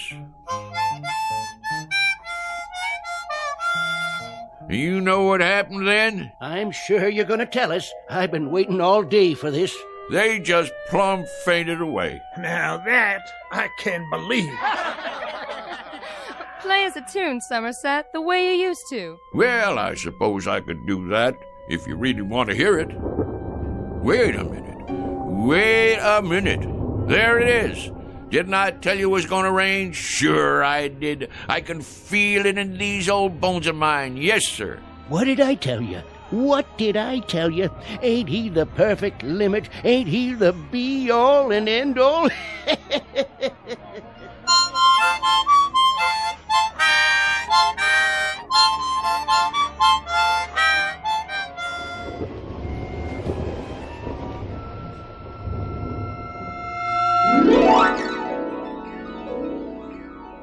Mr. Somerset Frisby, who might have profited by reading an Aesop fable, the one about the boy who cried wolf. For now, consider this one more tall tale from the timberlands of the Twilight Zone.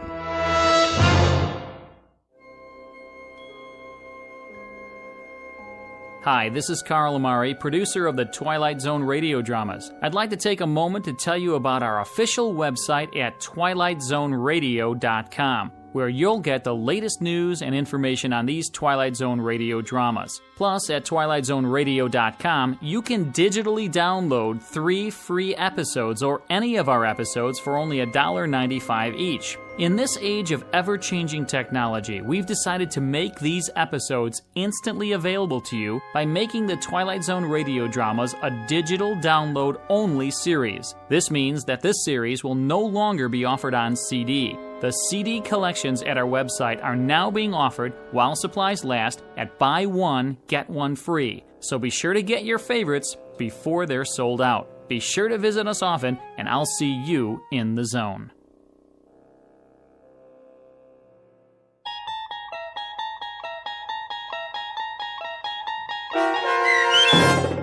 Hocus Pocus and Frisby, starring Shelley Berman, with Stacy Keach as your narrator, was written for the Twilight Zone by Rod Serling, from a story by Frederick Lewis Fox, and adapted for radio by Dennis Etchison.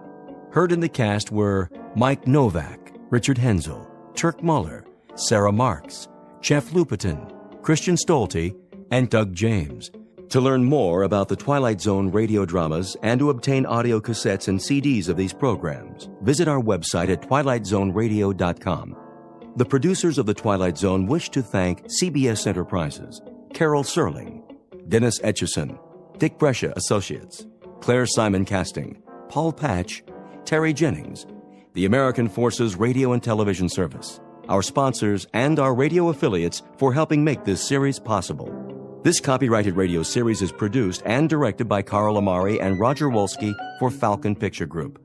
Doug James speaking.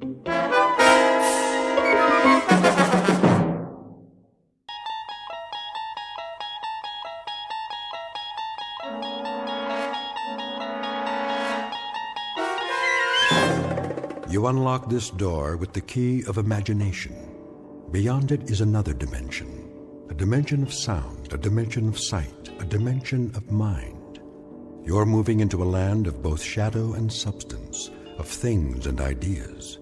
You've just crossed over into the Twilight Zone.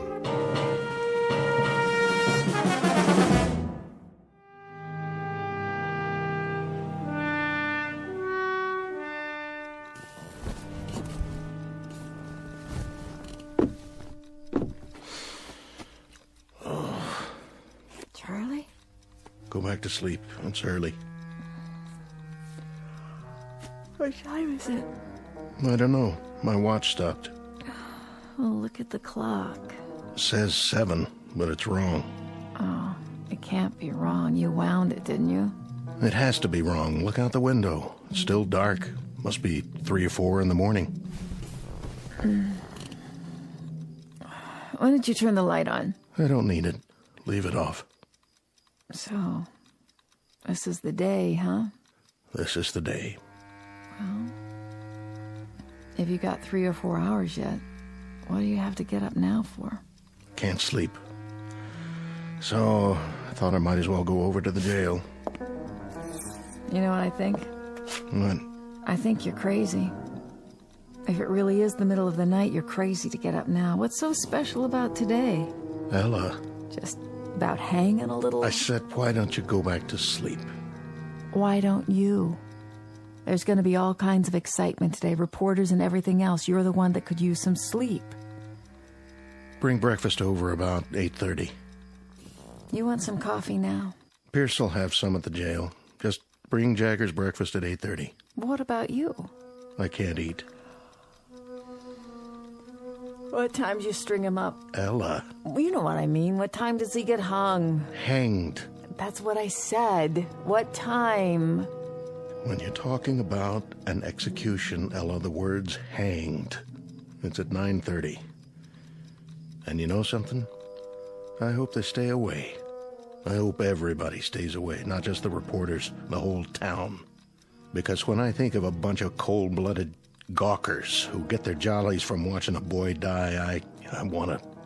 Well, why shouldn't they? Why shouldn't the whole town turn out to watch it? Including you? I haven't decided yet. Why would you want to see a thing like that? Why would you even think about it? Because if anybody deserves it, he does. Dirty little animal. I'm leaving now. I understand that after the neck breaks, they only feel it for a couple of seconds. Well, it ought to take more time than that, Charlie. For what he done, this is a mighty easy way to pay it off, don't you think? Easy? To get strung up by the neck? All I can say is you have a funny view of what's easy and what's hard.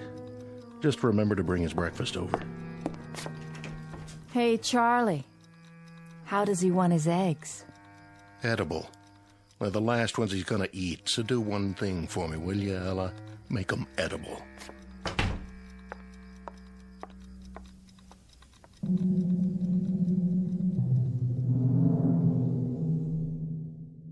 Sheriff Charlie Koch on the morning of an execution. For the record, and as a matter of absolute fact, it is a little after 7 a.m. Now, logic and natural laws dictate that at this hour there should indeed be daylight. It is a simple rule of physical science that the sun should rise at a certain moment and take away the darkness. But at this given moment, Sheriff Charlie Koch, his wife Ella, a condemned man named Jagger, and everyone else in this small, inconsequential town are about to find out that there are some causes and effects that have no precedent, except in the Twilight Zone. And now, back to our story from the Twilight Zone.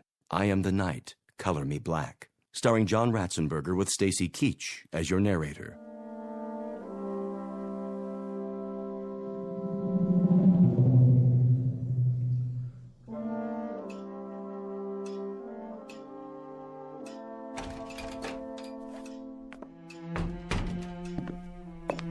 Morning, Sheriff. Pierce, anything doing? Nothing much. You sure? Yep. Take your feet off the desk. Sure thing, Sheriff.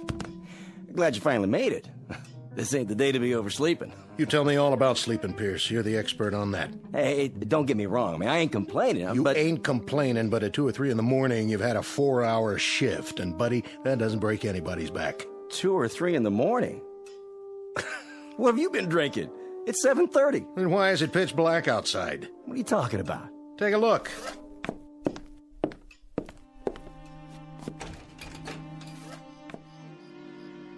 I don't get it. What don't you get, Deputy? That some men can't sleep and get up early? I suppose that doesn't make much sense to a guy who could put in 12 solid hours on a mattress and then wake up and complain about... Sheriff. You got a problem, Pierce? Sheriff, it is 7:30 in the morning. Take a look at the clock. And you're right, it's black as a coal mine outside. I never seen it blacker. What's going on? You're right. It's 7:30, and the sun's not up yet. And to tell you the truth, Deputy, I don't know why. I don't know why at all. Who's coming? I can't see yet. Everything out there looks the same. Black as the ace of spades. Morning, Colby. Sheriff? How about that? You see it out there? Of course I saw it. Any sign of the sun? Not a speck. You gonna run an extra in that paper of yours? If I get the time. I've been answering the phone since 6 in the morning. One fella says that the electricity's gone off in the whole town. Well, I can see that's not true. Another one says it's already tomorrow night. I like that. Well, what do you think? Well, hold on, there's more. The president of the January graduating class of our local school, who majors in physics, tells me it's a phenomenon caused by sunspots. Now, you're well versed in law and order, Sheriff Koch, keeping the peace, in other words. So I'm here to ask you, what's your theory? I wish I had one. It's almost 7:45 in the morning. Daylight should have come 2 hours ago. Maybe a storm's on the way. Big whopping storm, the kind that covers up the whole sky. Possible, I suppose. Storms don't bring this kind of darkness. Anybody call the state capitol? Oh, yeah. In between reassuring people that this is neither an interplanetary invasion nor the end of the world, I placed said call myself. And? Oh, things are normal there. It's daylight, just as it should be. But if you'll forgive the pun, they're as much in the dark as we are. You mean it ain't black up there? It appears that all up and down the state, and across the face of the earth for that matter, we are the only ones who are groping around in total darkness. So, the phenomenon is quite localized, which means we'll have to seek elsewhere for company to share our misery. How's Jagger doing this morning? I seen him. Brought him in a cup of coffee to make sure he was awake. Thoughtful of you. To remind him about what day it is. I'll bet you did. I wonder, how did you occupy yourself as a lad there, Deputy? Torture small animals or just pull the wings off flies? Say, what do you mean by that? Nothing. I don't mean anything by it. So, Koch, can I talk to him? Go right on in.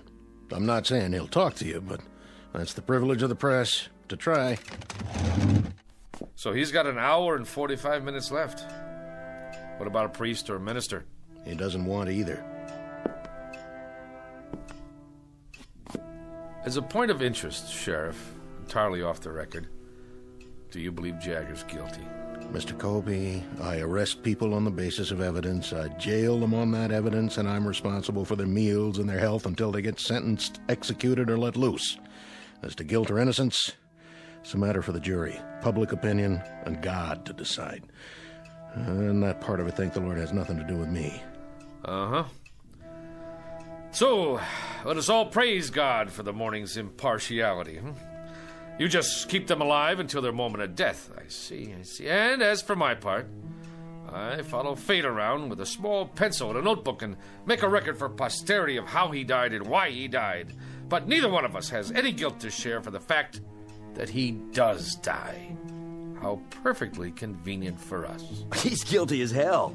He fired buckshot into a man's head. A real decent, upstanding man. And today, he's going to pay the price. He's going to hang for it. And man, oh man, his justice going to be served up deluxe style this time. Pierce, why don't you shut your mouth? I got a right to an opinion. Oh, you do, Deputy. Indeed you do. There are just a couple of disturbing facets to this particular case. Like what? First, that the murder victim was not a decent man by any stretch of the imagination. Hey, you're talking about the dead. He was a cross-burner and a psychopathic bully who attacked the man you've got locked up in there. Well, that don't matter. Go on, Colby. I want to hear this. Second, Deputy Pierce here saw it happen and then perjured himself. Now, wait a minute. Let him finish. That's the word, all right, Deputy. Perjured. You said that Jagger shot him from across the room. Well, no such thing could have happened according to the records I saw. The murdered man had powder burns all over him. So what? Oh, you tell me how a man can get shot from 10 feet away and still have powder burns on his skin. By itself, that might not have proved self-defense, but it would have supported Jagger's story. It would have at least raised some doubts in the jury room, if they had heard it. I wondered about that myself. Did you, Sheriff Koch? Well, you saw the body, didn't you? I saw it. But I didn't hear any comment on those powder burns when you gave your testimony, or did I miss that? I answered the questions they asked me. Oh, don't feel singled out now, because your courageous editor who covered the trial from start to finish, he just didn't see fit to include that insignificant little detail in any of his news stories either, now did he? Even though for some reason he knew at the time that he was being very, very selective about what he wrote and what he didn't write, about the truth, in other words. Which is what a trial is supposed to be, a search for the truth. So, when you get right down to it, you're quite right, Deputy. Justice is being served on a platter with its tongue cut out, just like the carcass of any dead animal.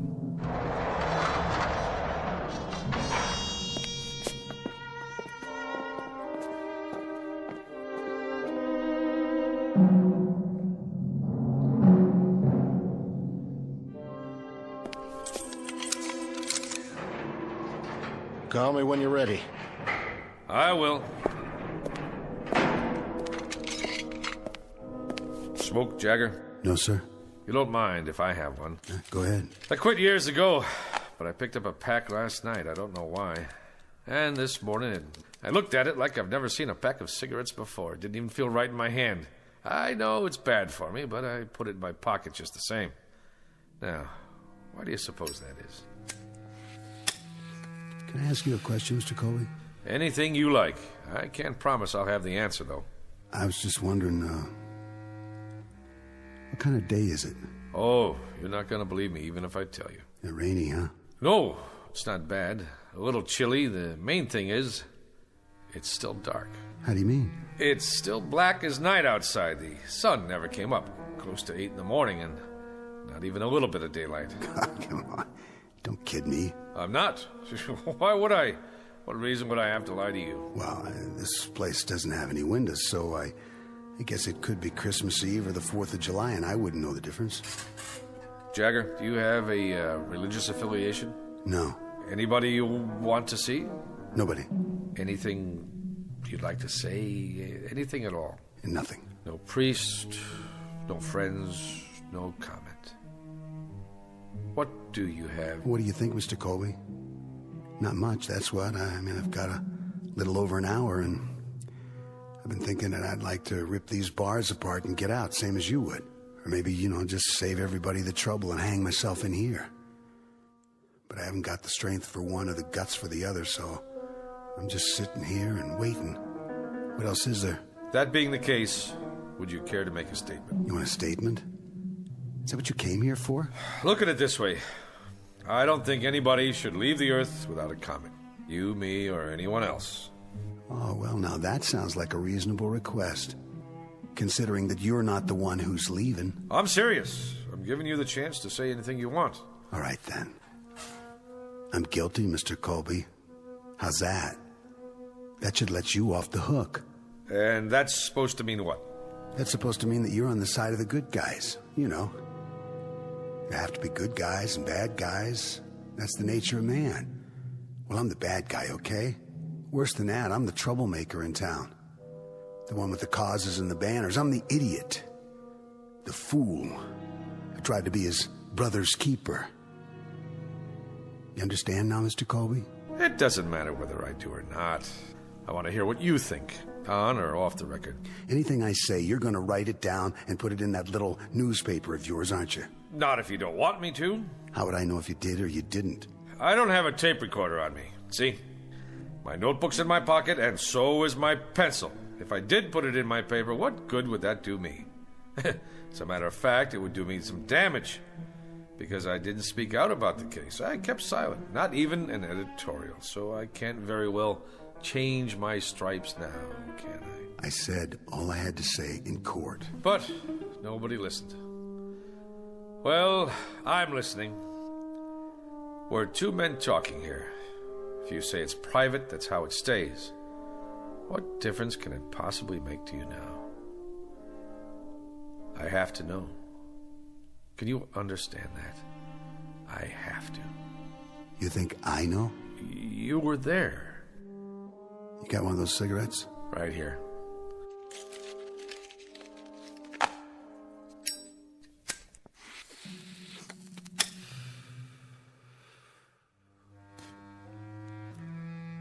There was a shotgun.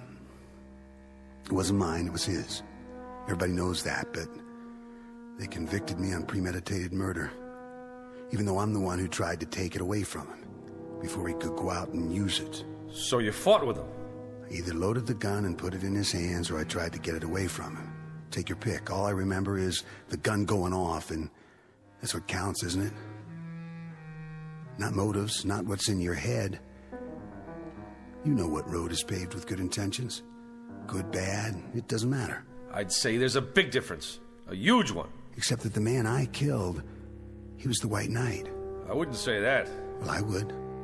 The things he did, other people only thought about. What they wanted to see happen but didn't dare do. He was the cross burner, the bomb thrower. He did their dirty work for them, like whipping some poor, scared guy just for being black, when nobody else had the guts to pick up a stick or a rock to do it themselves. So the White Knight ended up with his brains spattered all over the place, And I was the cause of that, one way or the other. There's no way the people around here were gonna pin a medal on me. You don't think much of this town, do you? Do you? The man wasn't a saint, but he died. And what the jury said was that regardless of how it happened, we cannot dispense life or death because someone offends us. That's the distinction between men and animals. And that's well said, Mr. Colby. You tell it to the man who fixes up the rope, okay? You tell it to the sheriff and his deputy out there. You tell that to the town while they stand around and watch my eyes bulge out and my tongue swell up and I choke and do my little dance for them. You tell them all about the difference between men and animals. But you better draw pictures. Because this kind of language they just don't get. Koch! You ready, Mr. Colby? I'm ready.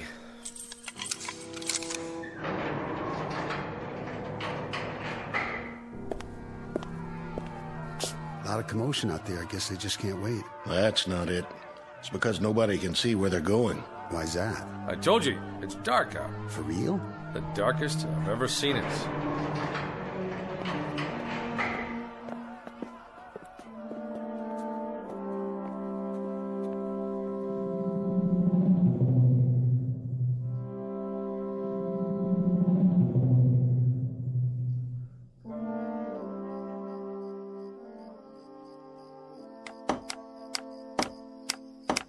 Get the crossbar on there real good. I got it, officer. And the rope.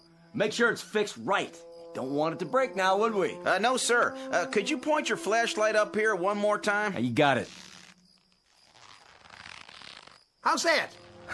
Looks A-okay from here. You done real good, boys. Boss? What?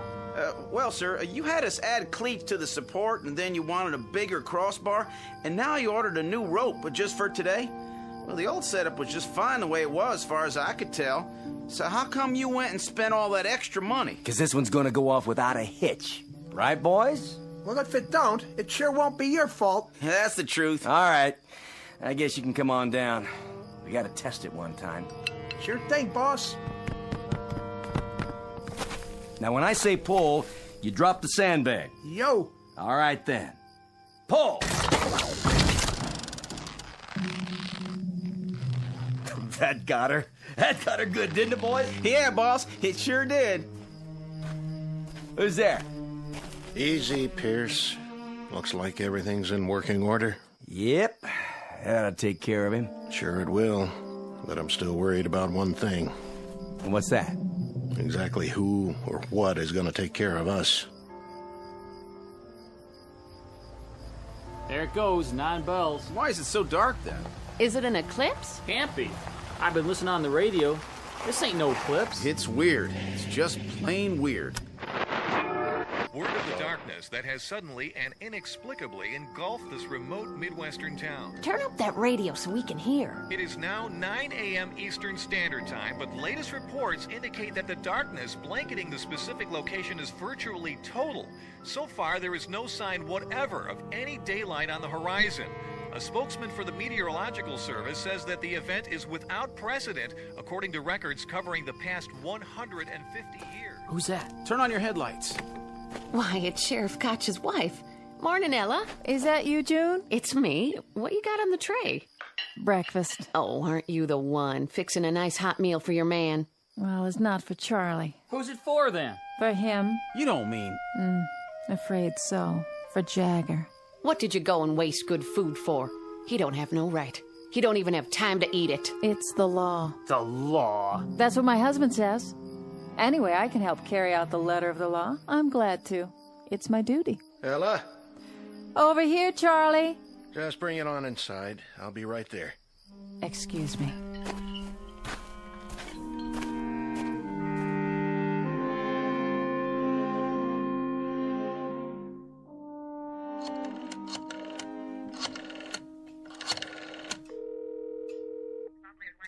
The governor, please.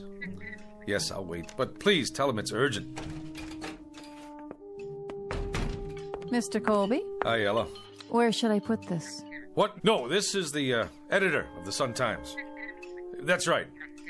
I'm calling to see if there's been a stay in the... Yes, I'll hold. What do you have there? Charlie said to bring it. Breakfast? For the condemned man. I guess you can just take it on in. To the cell? The hall door is open. It's right down there. I know where it is. Charlie said to fix a plate of eggs. He didn't say I had to spoon feed it. Yes, well, of course, if he's on the phone. He's not? What do you mean nobody called? No, listen. After the automatic appeals, there's always a request to the governor's office for a stay while they argue it before the circuit court. Morning, Mrs. Koch. I thought that was you. Yes, I'll hold. Thanks for bringing the tray. Just in time, too. I wouldn't want it to go to waste. When did you make these eggs? When? They're cold. Well, that's not my fault. You could at least have brought them on time. Charlie, you listen here. I couldn't drive because there's no street lights, so I walked over. I couldn't even see where I was going. That's just how long it took me. All right. I'll take it into him. If he doesn't like it, he can throw it in the trash for all I care. Well, now, don't do that. I mean, I haven't had nothing to eat this morning. I said I'll take it to him. Yes, I'm here. I see. You sure? That's it, then. All right, yes. Who was that? The governor's secretary. And? No dice. I see. Well, there you go. Sure is a big, fat surprise. No, but I'll tell you what is. It's a surprise that someone can go to trial for his life with a third-rate public defender who's afraid to stand up to the local DA. It's a surprise that no private lawyer somewhere heard about the case and went to bat pro bono. It's a surprise that the public defender didn't even try to call the governor a half hour before the sentence is carried out. And it's a surprise that I didn't give up the ghost on this place a long time ago. But it's not a surprise that you, Pierce, and this whole town are out of your minds with glee over the cold-blooded taking of a life that's about to occur.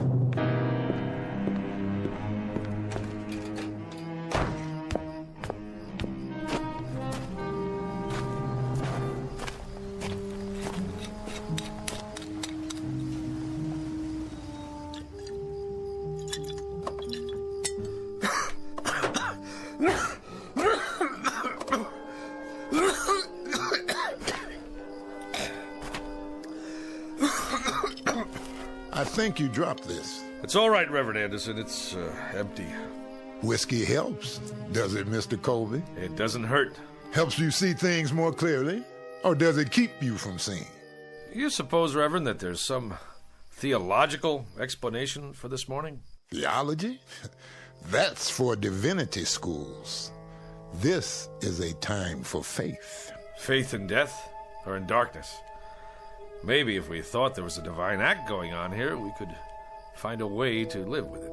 God is always with us, whether we know it or not. Is he? Even now.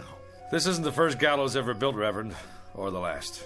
Won't be the first man to lose his life at an untimely age, and we won't be the last mourners on this earth either. Did you see him?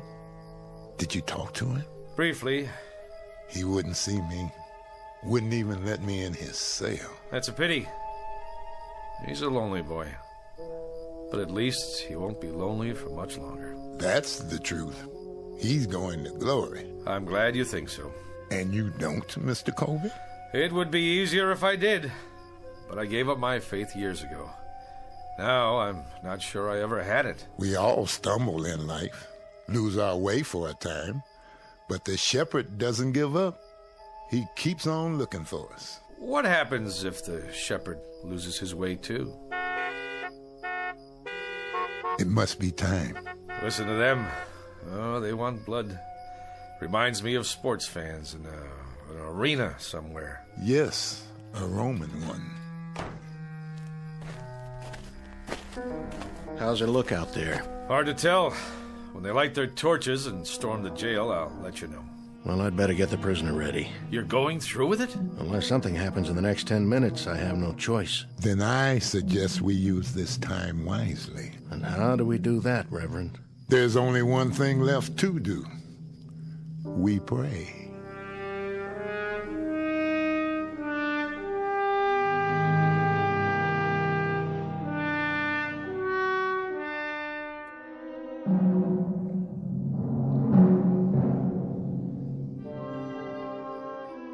No time to pray now. It's 9:25.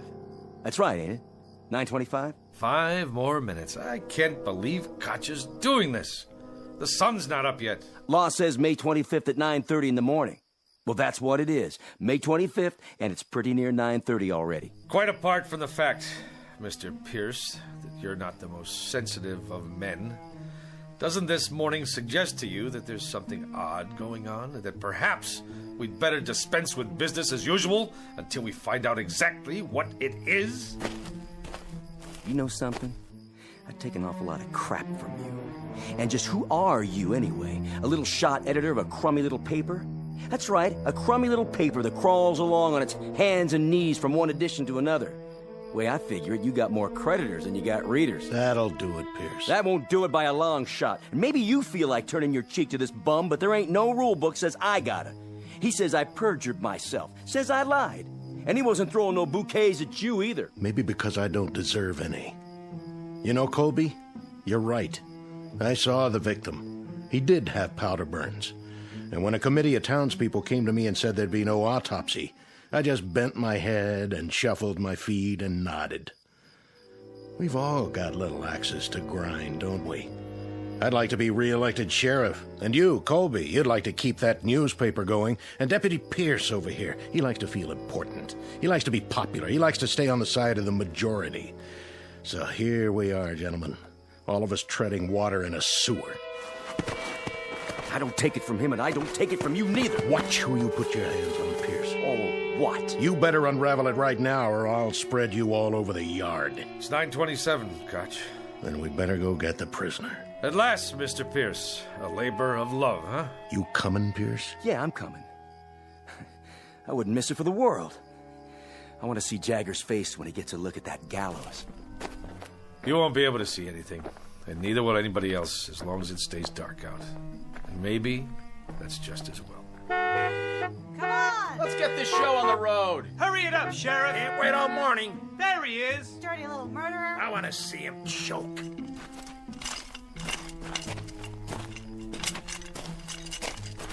You don't need the chains. I'm not going anywhere. He has some minutes, doesn't he? He's used them already. We're behind schedule. You can talk to him now, Reverend. Take your time. It's my time. And I got nothing to talk about. Then let's go. Let's get on with it. Don't waste your last minutes, Jagger. We're a different color, and I know we have different faiths, but you've stood up for me and mine. You've spoken for us. And God help you, you've killed for us.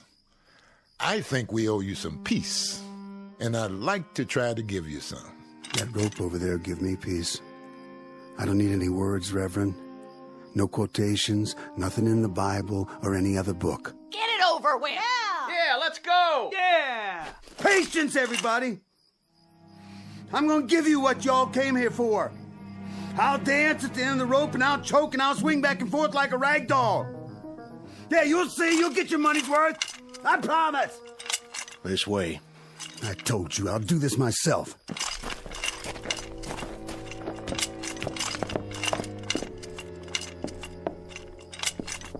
Any last words? Not on your life. That's one thing I won't give you people. I won't give you the satisfaction of saying, I'm sorry. Yeah! Yeah! Yeah! Yeah! Yeah! Don't return their hate. Don't dishonor yourself. Why don't you go home? Go on. Get out of here. Just tell me one thing. When he came at you, Jagger, did it feel good then? What's the difference? And when you aimed that gun at his head, that wasn't such a bad moment, was it? Good or bad, who cares? If I wanted him dead or not, it ended the same. What was in my heart didn't matter, because it's what you do that counts, isn't it? Not what you wish for. So, when you killed him, Jagger, when you blew his head off, there were no regrets then, were there? If I told you I didn't mean it, would you let me go? The law's the law. It's what I did in this life. The same as for him, and I hated his kind. You enjoyed seeing him dead, didn't you? You know it. Now I know it too. I know it only too well. This man is guilty. We're all guilty. Guilty as sin. It's important to get with the majority, isn't it? That's the big thing. That's what really matters to you. We're all the majority. The minority died on the cross 2,000 years ago. You want a statement? I'll give you a statement. Tell everybody that. Tell them they're no better than me. Who wants to put the rope around my neck, huh? You, lady! You want to put it on, mister? Yea, though I walk through the valley of the shadow of death. And who wants to pull the lever, huh? You, Reverend? But you know we're all murderers! I'll do it.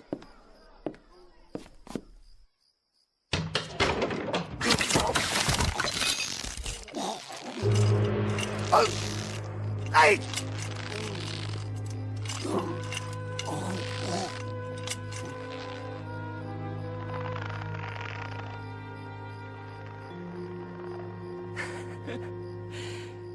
You seen the light, Reverend? You finally seen the light? Have you? Have any of you? In all this darkness, can anyone make out the truth? Look at what's hanging from that gallows. He hated. He killed. Now he dies. You hated. You killed. And not one of you isn't doomed. Not one. Do you know why it's dark? Do you know why there's night all around us? Do you know now what the blackness really is? It's the hate he felt. The hate you've felt. The hate all of us felt. There was too much. There was way too much, and we had to vomit it up, and now it's surrounding us and choking us. So much hate. So much miserable hate.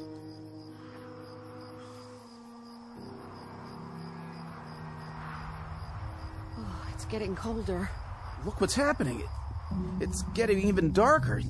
You can't hardly see anything now. Take me home, Charlie. I want to go home. I will, if I can find the way. That's crazy, isn't it? What he said.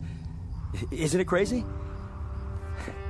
You know what's going to happen, don't you? I mean, you know what's going to happen next. Oh, believe me, this here stuff is going to lift.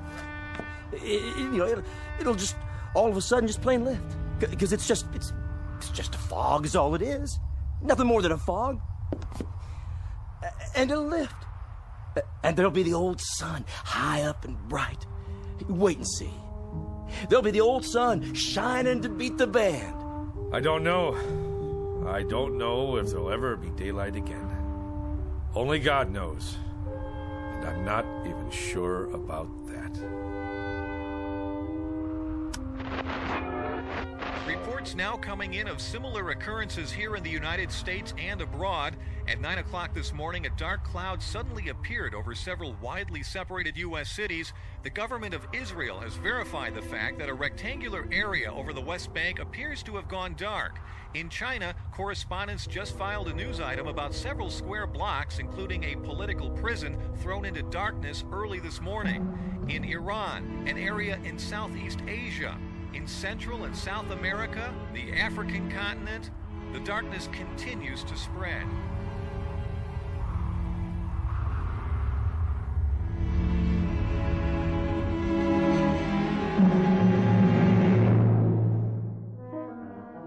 Witness the effects of a sickness known as hate.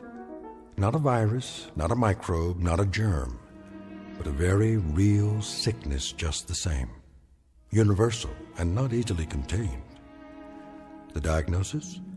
Highly contagious and unfortunately quite deadly in its effects. Consider yourself forewarned.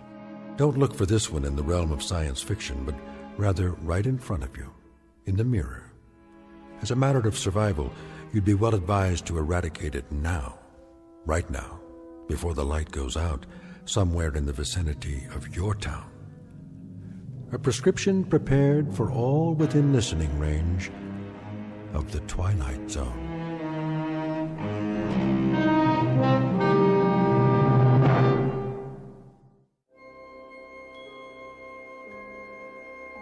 Hi, this is Carl Amari, producer of the Twilight Zone radio dramas. I'd like to take a moment to tell you about our official website at twilightzoneradio.com, where you'll get the latest news and information on these Twilight Zone radio dramas. Plus, at twilightzoneradio.com, you can digitally download 3 free episodes or any of our episodes for only $1.95 each. In this age of ever-changing technology, we've decided to make these episodes instantly available to you by making the Twilight Zone radio dramas a digital download-only series. This means that this series will no longer be offered on CD. The CD collections at our website are now being offered while supplies last at buy one, get one free. So be sure to get your favorites before they're sold out. Be sure to visit us often, and I'll see you in the zone.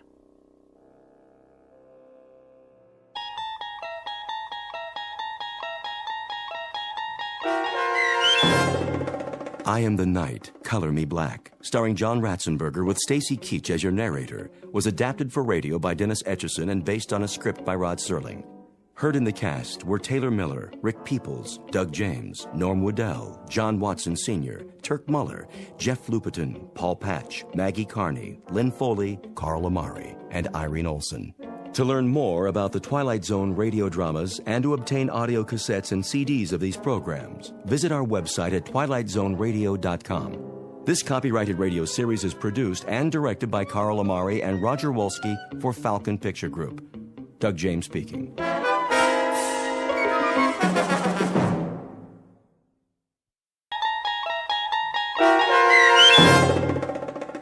In His Image, starring John Hurd, with Stacy Keach as your narrator, was adapted for radio by Dennis Etchison and written for The Twilight Zone by Charles Beaumont.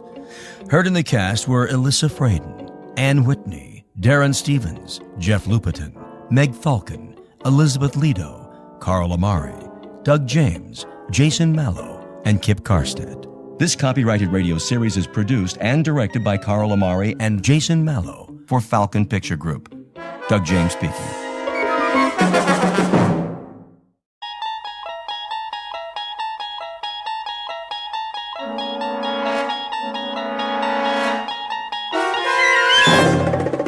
You unlock this door with the key of imagination. Beyond it is another dimension, a dimension of sound, a dimension of sight, a dimension of mind.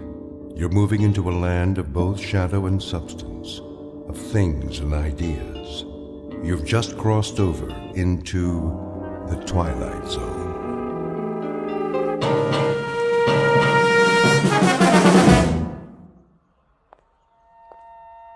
Morning. Morning, officer. Trying to beat the rush, huh? What's that? The morning rush. Oh, yeah. Going to work early? Not today. Today I'm going out of town. Pretty smart. Another hour, so many people getting on the subway, you'll think you're in Grand Central Station. Now, they're just getting up, fixing coffee. I know, it's weird. With the streets so empty, I didn't even take time for coffee. Wish I could get some. Not around here. I thought there'd be a 24-hour coffee shop or something. All closed. Gotta shut down sometime. Clean up. Yeah, well, have a good day. Take her easy. The trains run this early, don't they? 24/7. Right down the stairs. Thanks.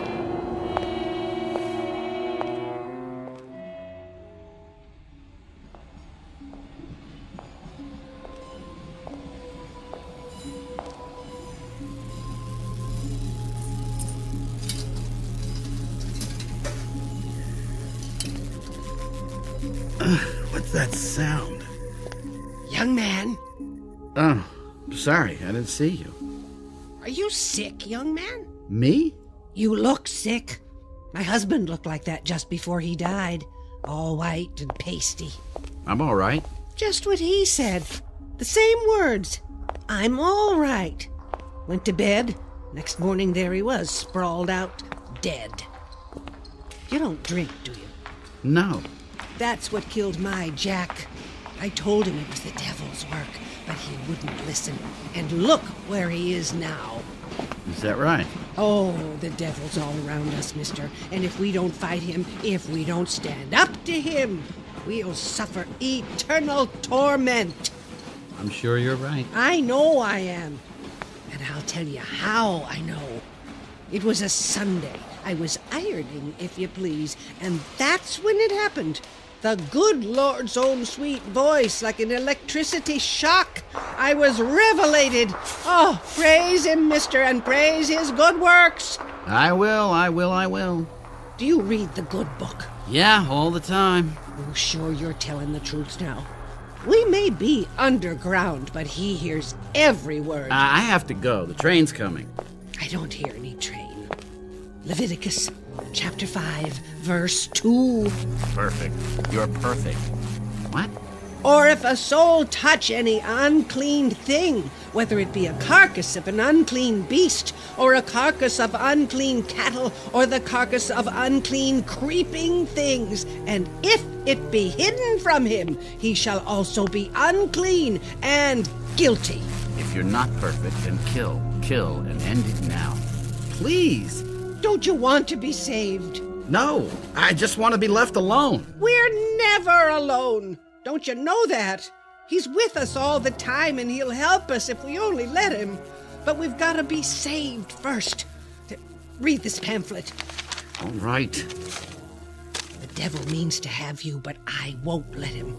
I'll fight with you, mister. My train. The train to glory. Get on board. Stop, please, stop. Listen to me. It's your salvation. Kill. Get away from me. What are you doing? Stop! No!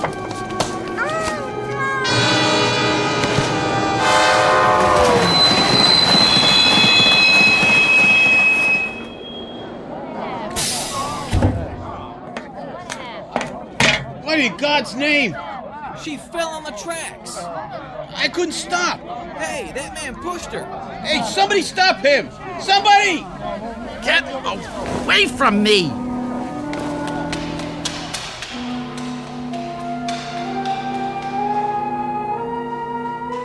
Incident in a subway station. It could be the end of a particularly terrifying nightmare, but it isn't. It's the beginning. The young man's name is Alan Talbot, and although he doesn't know it yet, he has a ticket to a strange new world that's too real to be a dream, a living nightmare that begins at a stop called the Twilight Zone. And now, the Twilight Zone and our story, In His Image, starring John Hurd, with Stacy Keach as your narrator.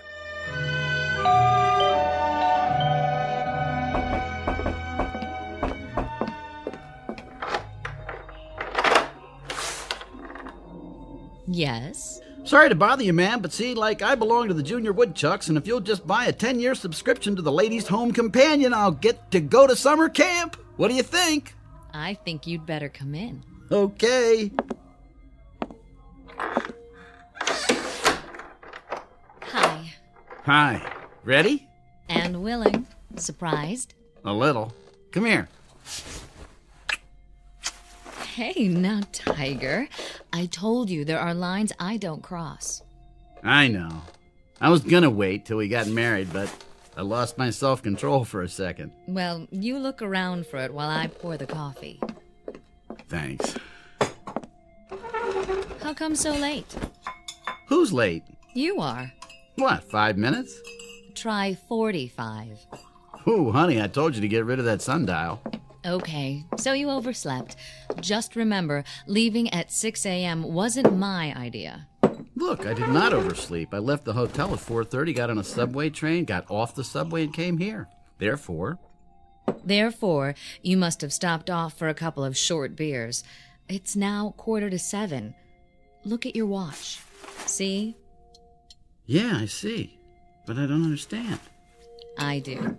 You were enjoying those last moments of freedom. Uh-oh. Uh-oh, what? Well, you said you wanted to bring some food along, so I roasted us a chicken. Looks like it got a little crispy. Jess? Hmm? Are you sure? What do you mean? You know what you're doing? Of course I do. I, a 31-year-old spinster of sound mind and body, am going to run away to a town I've never heard of for the purpose of marrying a guy I've known exactly 4 days. Anything odd about that? I'm serious. So am I. I mean, shouldn't you get to know a little more about me? Like what? I know that your name is Alan Talbot. I know that you live in Coralville, New York, in a big white house surrounded by rose bushes and trees. I know that you do scientific research on some kind of weapons device for the government. Not weapons, computer electronics. See? Already you're romanticizing me. Don't interrupt. You are visiting New York City for the pure morbid pleasure of it, currently rooming at the Chesterfield Inn. You make a modest but adequate salary. You're kind to small animals and chestnut vendors. And let's see, you're terribly lonely and in desperate need of a woman 5 feet 9 inches tall, answering to the name of Jessica Connolly, right? Right. And you are single. At the moment. Well then, we'll just have to do something about that. Here, wrap the chicken in foil and put it in the picnic basket while I get the suitcase. Sounds good to me. Think I'll like Coralville? Only if you happen to like great little towns full of warm, friendly people. Only a week away from the place and already he's homesick. I better like it. You will, and you'll love Aunt Mildred. Well, are you going to stall all day, or are you going to make an honest woman out of me? Let's go.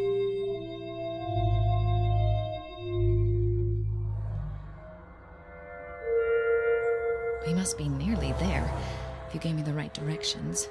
Alan? No. Go on then, sleep. You need it. Walter, no. Alan? No. It isn't right. Send me back.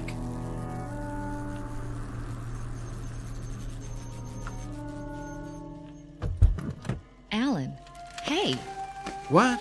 What? Huh? What's the matter? You were having a nightmare. I was? Must have been the chicken. You didn't care for it? I didn't tell you, but chicken doesn't care much for me. From the way you were thrashing around, I'd say it hates you. Who's Walter? Who's who? You kept yelling Walter. Well, this isn't the best time to tell you, but he happens to be my brother. Oh? Well, I didn't know you had a brother. Yeah, tragic case. We keep him locked up in the cellar, and I don't like to think about it. Alan, you idiot. Actually, I don't know any Walter. Maybe you don't, but asleep, you're scared to death of him. I said I don't know any Walter. Okay. Grouch. Sorry. You want me to drive? If you like. Just be careful. I haven't got it paid for yet. Slide over, we'll switch. How far is this rustic paradise, anyhow? Another few miles. You see that Scatter Creek? Yes. I played there when I was a kid. Every time I ran from home, I'd just get about this far to that grove of trees. Love Alley, we called it. Great place to take girls. What they used to call sparking. How would you know? Oh, my dear. Among sparking circles, I was nicknamed the Human Electrode.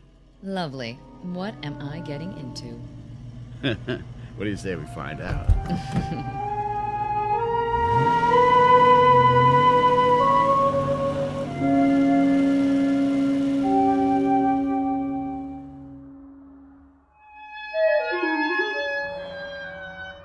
Here we are. Coralville. Population 3,250. Sounds cozy. It is. That's the town square up ahead. Alan, it's beautiful. Didn't I tell you? A little village. It reminds me of West Hampton. Trees, shops. Oh, look at that old hotel. That's the New Brunswick. Got an ice cream parlor and a magazine rack. You can get cigarettes there, too, if you can prove you're 21. Mr. Van Brook's very strict about that. Think I could pass? Maybe not. And over there, to the right, you can't see it from here, but the library's down Oak Street.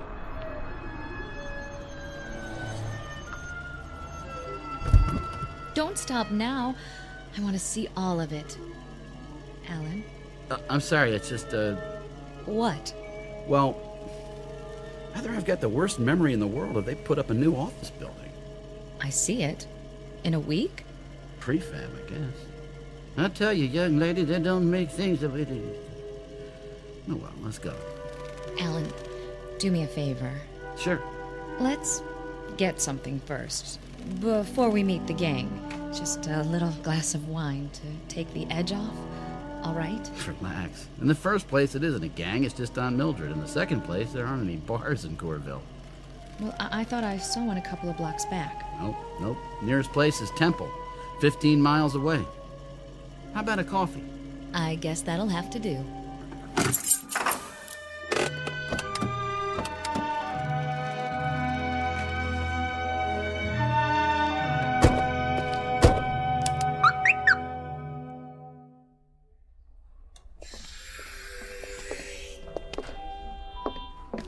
What a lovely lobby. Is this the way you remember it? Well, something I could do for you folks? Where's the restaurant? 4 doors down, Kelsey's Cafe. I mean the one here. What happened? You close it up? Never had one here, just the hotel. This is New Brunswick, isn't it? Yes, sir. I see. I know how absent-minded you scientists are, so you won't mind me asking, are you sure we're in the right town? Yes, I'm sure. Well, don't snap at me. Sorry.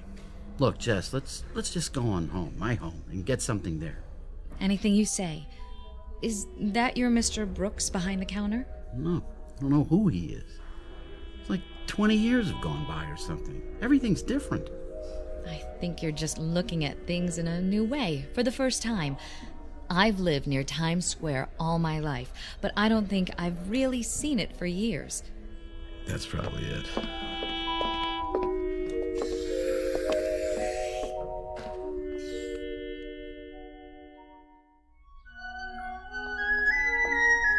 Now that's a classic house.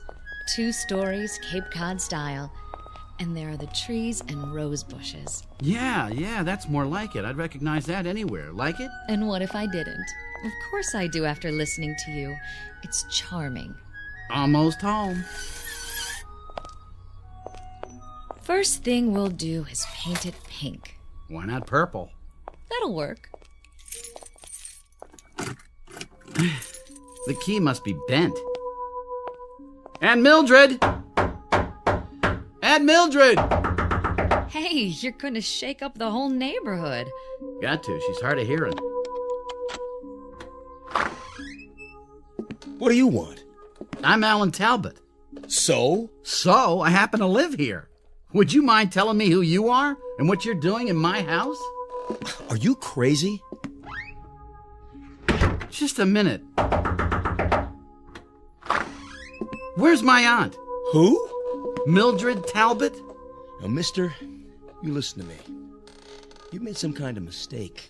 I live here. I've lived here for 9 years. Bought the place from Gerald Butler. I've got the deed to prove it. I don't know anybody named Mildred, and I don't know you. Now get off of my property or I'll call the sheriff. Wait! What is going on? Alan?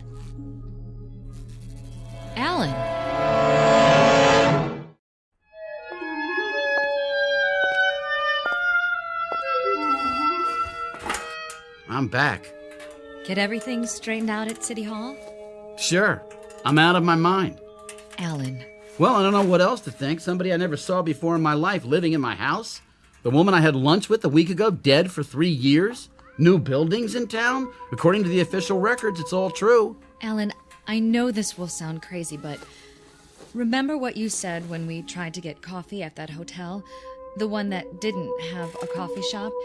You said it was as though Coralville had aged 20 years. 20 years in a week. What if it's true? What if 20 years have gone by somehow? Rip Van Winkle? Well, why not? It's a possibility, isn't it? No. I thought of that, but it doesn't hold up. For one thing, it would make me at least 45. Unless I left town at the age of 10. And that couldn't be because I went to high school and college here. Except there aren't any records that I ever attended Corville High. And the university I work for, it doesn't exist. It never existed. What about your aunt? I just checked. There isn't a single trace of evidence that a Mildred Talbot ever lived here. Well, it was an idea. Let's go. Where to now? The cemetery.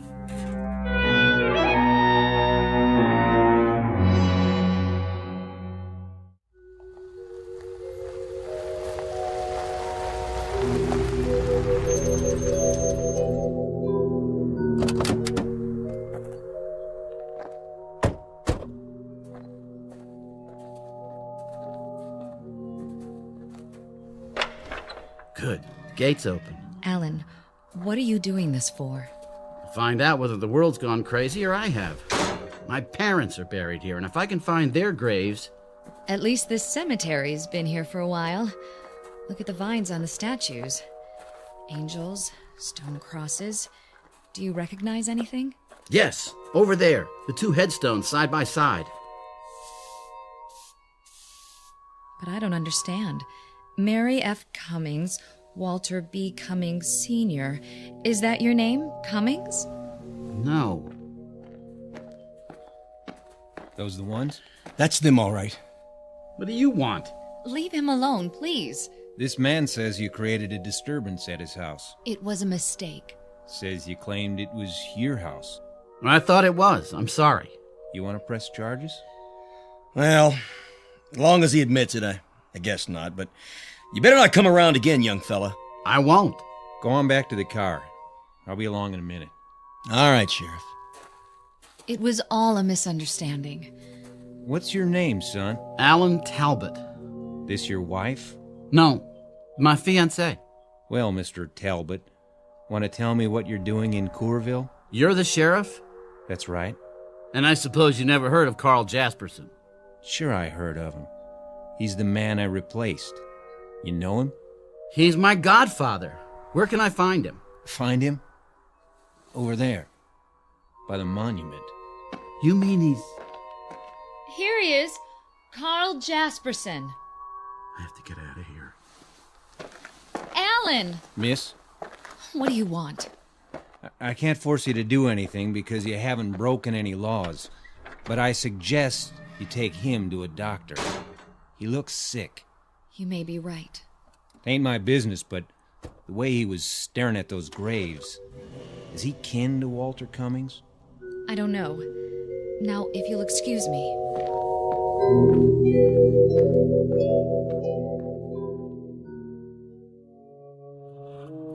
It's only a few more miles to New York. How do you feel? Alan? Alan, don't shut me out. I don't have anything to say. Honey, there's a rational explanation for all of this. There has to be. Dr. Matthews had a patient once who couldn't even remember her own name. Please don't humor me. She had no idea where she was or how she got there. When Dr. Matthews talked to her, she couldn't remember a thing about her life. But 2 weeks of treatment and she was all right again. It was a form of amnesia. You'll like Dr. Matthews. Then kill. You must kill. Wrong, Walter. Wrong. And he treated Sandy, my roommate. I don't know whether I told you about her. But anyway, she had a breakdown and... Stop the car. Are you going to be sick? Yes, stop the car.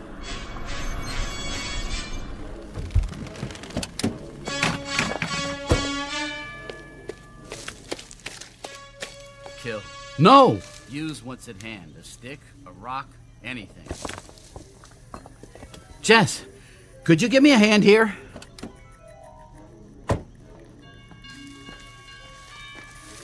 Where are you? Over here. What is it? No, don't come any closer. What? Stay away from me. Get back in the car and drive away as fast as you can. Alan, why are you holding that rock in your hand? I'll see you at your apartment. But how will you get there? Never mind, just go. For God's sake. Jess, go. Now. If that's what you want. Run before I... Kill. Kill. No! Jess! Oh, Jess. Jess.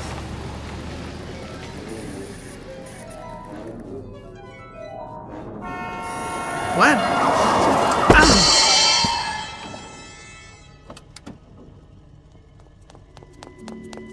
Mister, are you all right? I didn't see you, honest. I came over the hill and... Hey, mister, can you stand up? I'm okay. The fender just grazed me. Yeah, but your sleeve, it's torn. How's your arm? You hurt bad? I'm not sure. Look, I'll drive you to a hospital. No, I don't need a hospital. Take me to my place.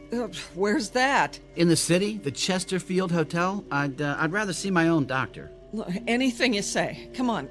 You can lie down in the back seat. I got a first aid kit.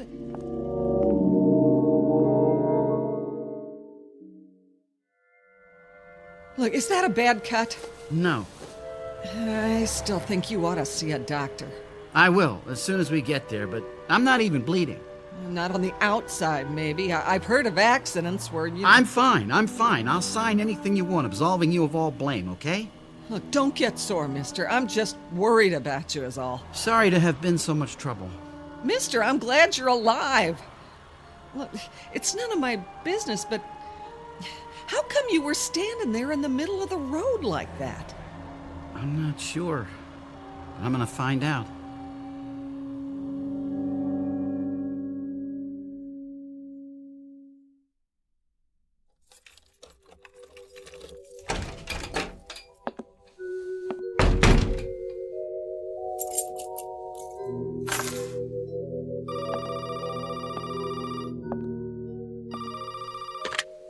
Yes? Alan? Oh, darling. I've been calling every 15 minutes. I'm so worried about you. Are you all right? I think so. I scraped my arm after you left, but I've got a bandage on it. Looks fine. Oh, Alan, are you sure? Yes, there's no bleeding. How did you get home? I caught a ride. Listen, Jess, why don't you just forget about me? I don't understand what's going on and... You listen, Alan. I've made an appointment with Dr. Matthews for tomorrow morning. I'll pick you up at the hotel at 9:30. You'd do that after everything that's happened? You bet your life I would. Look, Mr. Talbot, I didn't plan to fall in love with you, but I did, and I'm stuck with it, for better or worse. Thank you. That means a lot. Want me to come over? No, I'd like to be alone, think things through. I'll see you in the morning. Good night, Jess. Good night, darling. And try not to worry. It's going to be all right. There it is again. The noise. The noise. Where's it coming from? Where? My arm. What's wrong with my arm? Oh, no blood. Let's take off this bandage and see.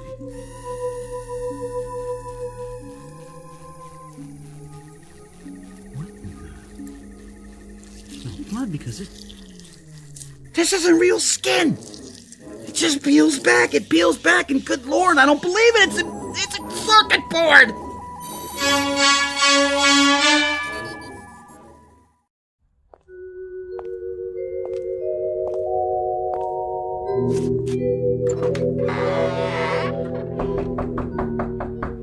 Hello?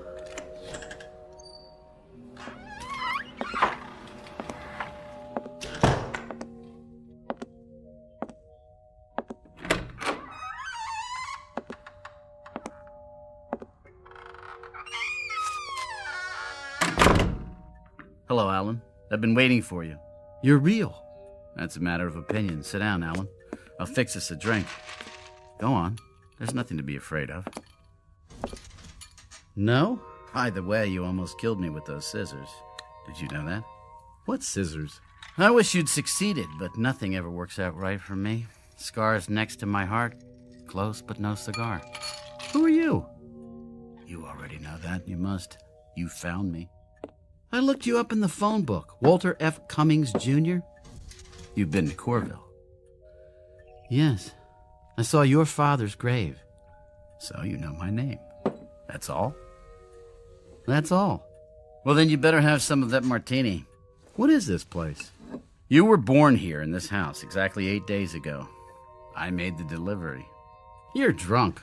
My boy, you're so right. Drunk as a hootie owl, but not drunk enough. Join me in another? I guarantee no hangover. Wasn't that thoughtful of me? I'm in no mood for jokes, Cummings. That's a pity, because this whole thing is a joke. But you see, the joke's on me, and the essence of humor... Get to the point! Well, You've been to Corville, so you know that Alan Talbot never lived there. You know that you've been behaving oddly of late, and from the bandage around your arm, I judge you've figured out the rest. What more can I tell you? Who am I? You're nobody. You're nobody at all. Who is this watch I'm wearing? Ask me that. Who is the refrigerator in the kitchen? Don't you get it? No. You're a machine, Alan. A mechanical device. I don't believe you. Not even after you've seen what's under your skin. I don't blame you. I wouldn't either, but it's true. The fact is, you were born a long time ago inside my head. All kids have dreams, don't they? You're mine. A perfect artificial man. Not a robot, but a duplicate of an actual human being. You're still dreaming, am I? It was harmless. Not even terribly imaginative for a child. But then I became an adult, only somewhere along the line I forgot to grow up. Like most geniuses, I kept my dream. Why don't you take off the training wheels and talk straight? I created you. Is that straight enough? You're not only drunk, you're crazy. Then how would you explain the circuits in your arm instead of flesh and blood? A prosthetic arm? I don't know. You expect me to believe I'm a machine? It's ridiculous. I eat, I drink, I sleep. I just told you I wanted a perfect creation. Come with me, Alan. Where? Downstairs. Let's call it the delivery room. You didn't think I whipped you up in my living room, did you?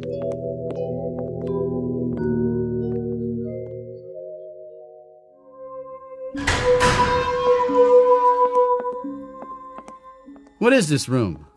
My lab. Your birthplace.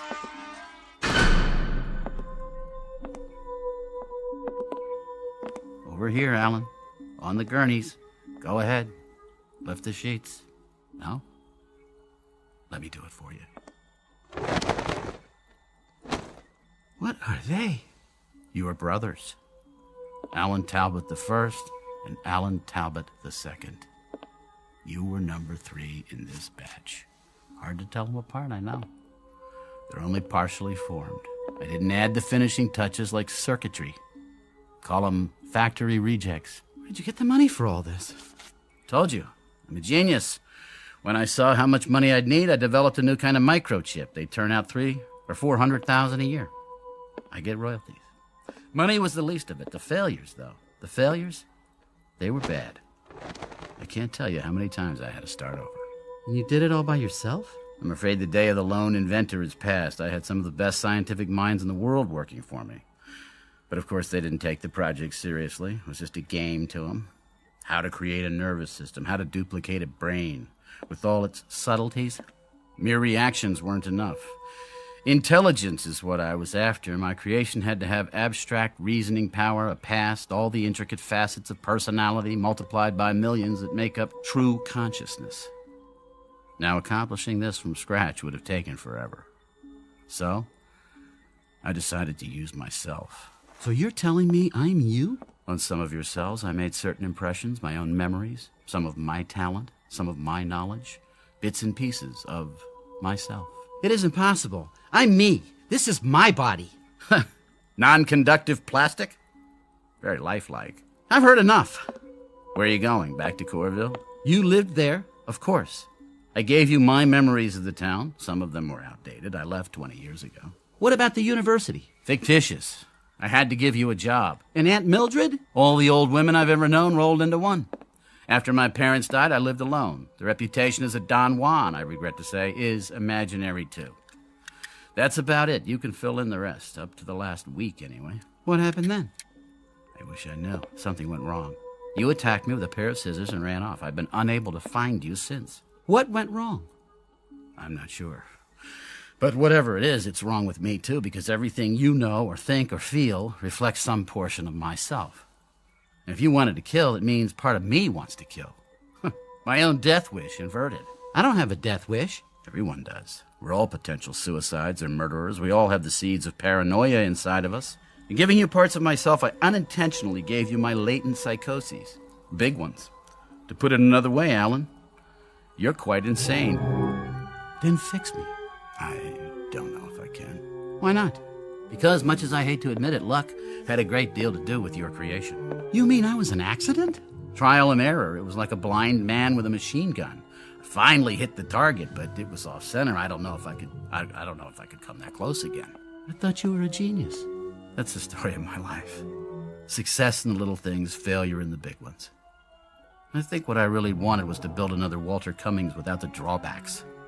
Sort of a reverse Jekyll and Hyde, loneliness, pain, all unknown. Alan, you were gonna be perfect. That was the dream. That was the dream.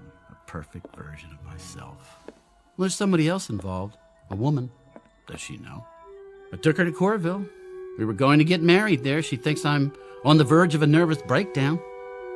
She's in love with me. Pretty. And intelligent. And lonely. Like you. I'm sorry, Alan. Huh.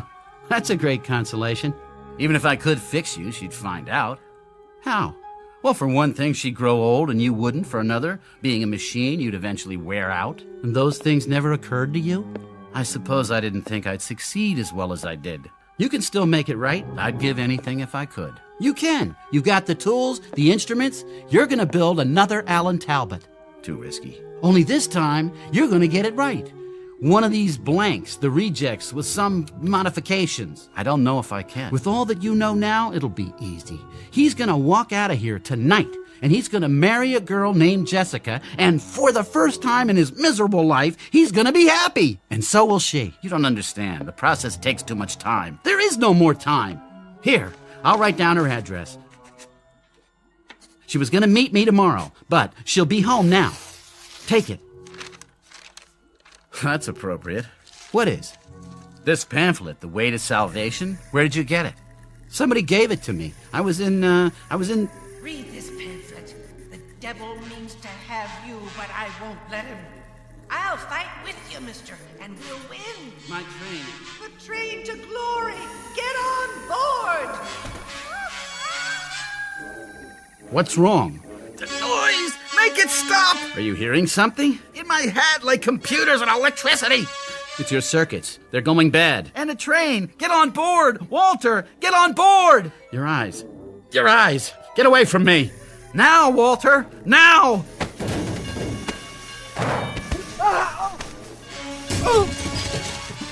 Don't, Alan. The equipment. You take the address. Promise me. Stop. You, Walter, it's the only way. Get out now and remember what you've learned. Try to remember.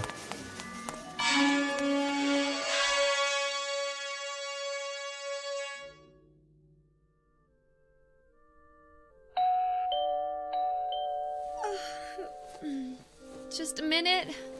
Who is it? I'm sorry to bother you, man, but see, like, I belong to the Junior Woodchucks and... Alan!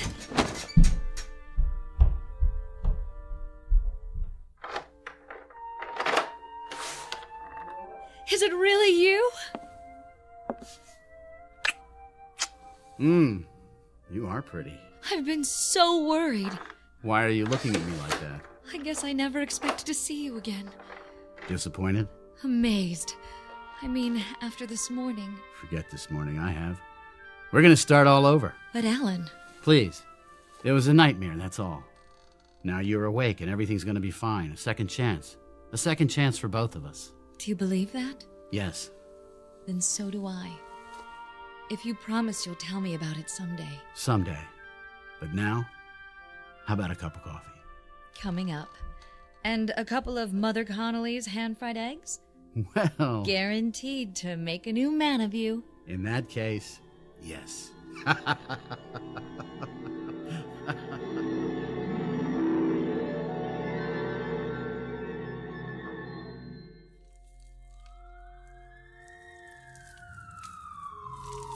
Too late to fight this fire. The whole place is gone. Whose was it? There's some scientist guy named Cummings. Lived alone. He got out okay. Well, no more laboratory for him. Burned to the ground. What's this? Looks like a mannequin. Crash test dummy, huh? Nothing but melted plastic. Circuit's still going inside the head. Look at all those wires. Leave it for the cleanup truck. Fire crew! Over here. This has been the story of Walter Cummings, Jr., a.k.a. Alan Talbot. In a way, he succeeded with his life's ambition, even though the man he created was, after all, himself. But that creation is now relegated to the junk heap. One more failed experiment. While Mr. Cummings has been given another chance, for better or worse, there may be easier paths to self-improvement, but sometimes it happens that the shortest distance between 2 points is a crooked line, one that leads directly through the Twilight Zone. We'll return to the Twilight Zone after these brief messages. You are about to enter another dimension, a dimension not only of sight and sound, but of mind, a journey into a wondrous land of imagination. Next stop, the Twilight Zone. Hi, this is Stacy Keach. I'd like to take a moment to tell you about our Twilight Zone website at twilightzoneradio.com. At twilightzoneradio.com, you'll find the latest information on these Twilight Zone radio dramas, including behind-the-scenes photographs, plus the newest product releases, trivia contests, ways to contact us, other Twilight Zone-related info and merchandise, plus links to other fascinating websites. So make your next stop twilightzoneradio.com. Visit twilightzoneradio.com to purchase these Twilight Zone radio dramas on cassette and CD, or call toll-free 1-866-989-ZONE. That's 1-866-989-9663.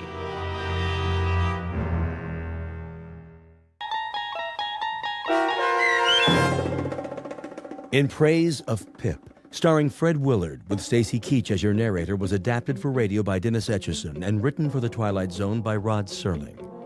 Heard in the cast were Mike Starr, Chad Reinhardt, Christopher Bulf, David Darlow, Linda Ryder, Jeff Lupetin, Peter DeFaria, Doug James, Joby Cerny, Kurt Nabig, Anna Savrutsa, Jason Mallow, Carl Amari, and Amanda Amari. This copyrighted radio series is produced and directed by Carl Amari and Jason Mallow for Falcon Picture Group. Doug James speaking.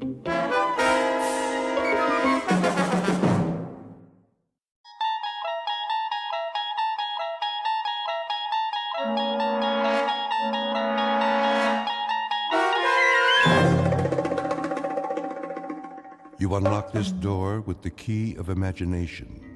Beyond it is another dimension. A dimension of sound, a dimension of sight, a dimension of mind. You're moving into a land of both shadow and substance, of things and ideas. You've just crossed over into the Twilight Zone.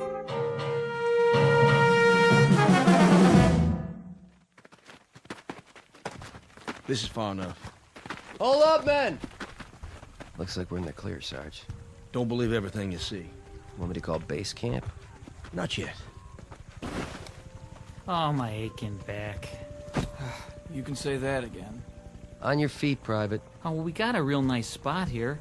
Nobody told you to fall out. Mean we ain't gonna have a picnic? Pick up your gear. Now.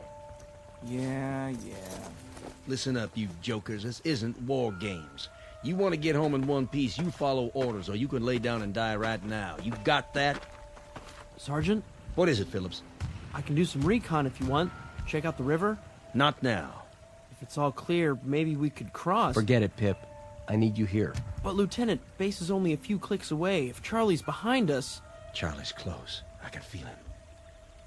You've been here as long as I have. You'll feel him, too. Listen to the sergeant. He eats and he sleeps jungle. He lives in the trees like a monkey. He was made for this. Well, you're a bunch of city boys. You don't know jack. Now cut the chatter. I was thinking. Yeah? Maybe the kid has a point. If the river's secure, we could cross and make a circle back to camp. If it's secure. That's a big if. Only one way to be sure. He's too great. That's just it. He's fresh off the boat and he knows it. So he follows orders. Tell him to cut a path to the river and come straight back, he'll do it. He won't mess around. Just one man. If he stays low, keeps moving, it might work. Give him 10 minutes. If he's not back, we move out. Pip? Sir? I want you to go Mm-hmm. In the river? Okay. All right. Now get moving. Yes, sir. Now, where's he going? Yeah, he's in a mighty big hurry. That's probably the chow he ate. No, he's gonna have himself a little swim. Hope he took his suntan lotion. Cool it. Come on, Phillips. You can do it.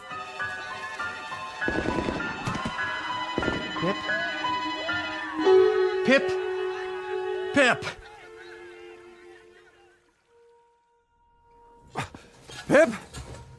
Pip! Mr. Phillips? Mr. Phillips?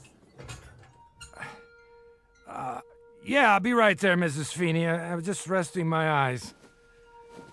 Must have been dreaming some nightmare.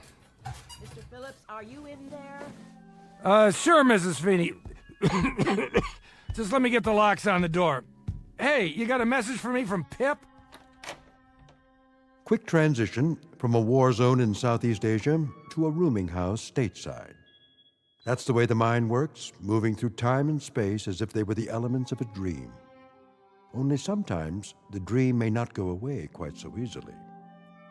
Submitted for your approval, one Max Phillips, age 46, slightly the worse for wear, whose life so far has been as drab and undistinguished as a bundle of dirty clothes. Occupation, small-time bookmaker. And though it's a bit late in his career, he has an errant wish that the rest of his life might be sent out to a laundry and come back shining and clean.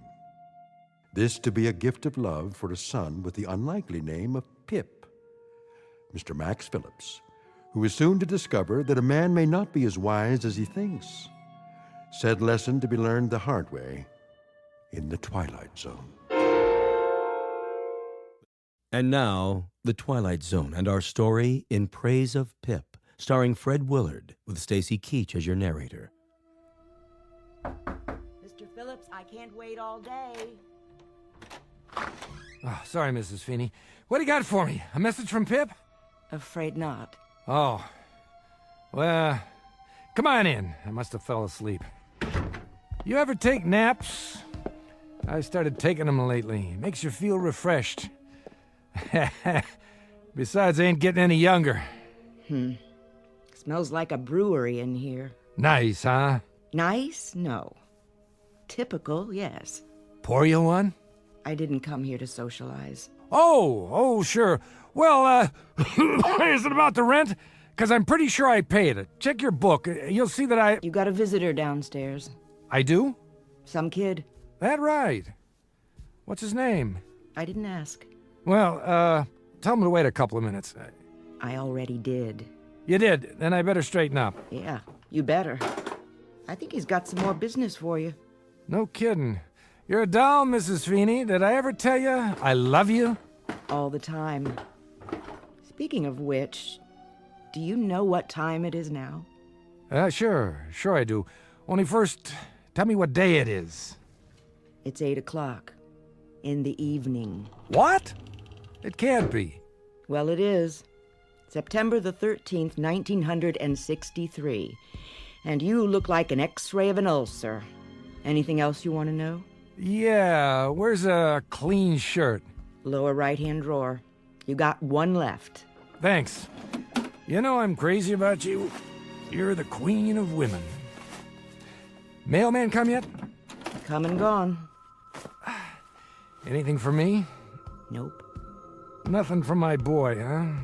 You ask me that every day. Well, sometimes he writes, when he's got time. He must be awfully busy over there. Place called Vietnam. Don't worry about him. He's a good boy. He'll be all right. He better be. Look at him in this picture. I ever show you his picture? Every time I come up here. Just look at him, in his uniform. Takes after his dad, don't you think? You want me to throw away these empty bottles? Would you? That'd be great. You ain't doing yourself any good living this way. You know that. A very astute observation, Mrs. Finney. That's why I'm crazy about you. I love your astute observations. I mean it. I know you do. There, good as new. Take a look in the mirror, would you? Who's that good-looking man? Why, it must be Max Phillips, purveyor of tickets of chance on equestrian events. Take my advice. Find yourself a new line of work.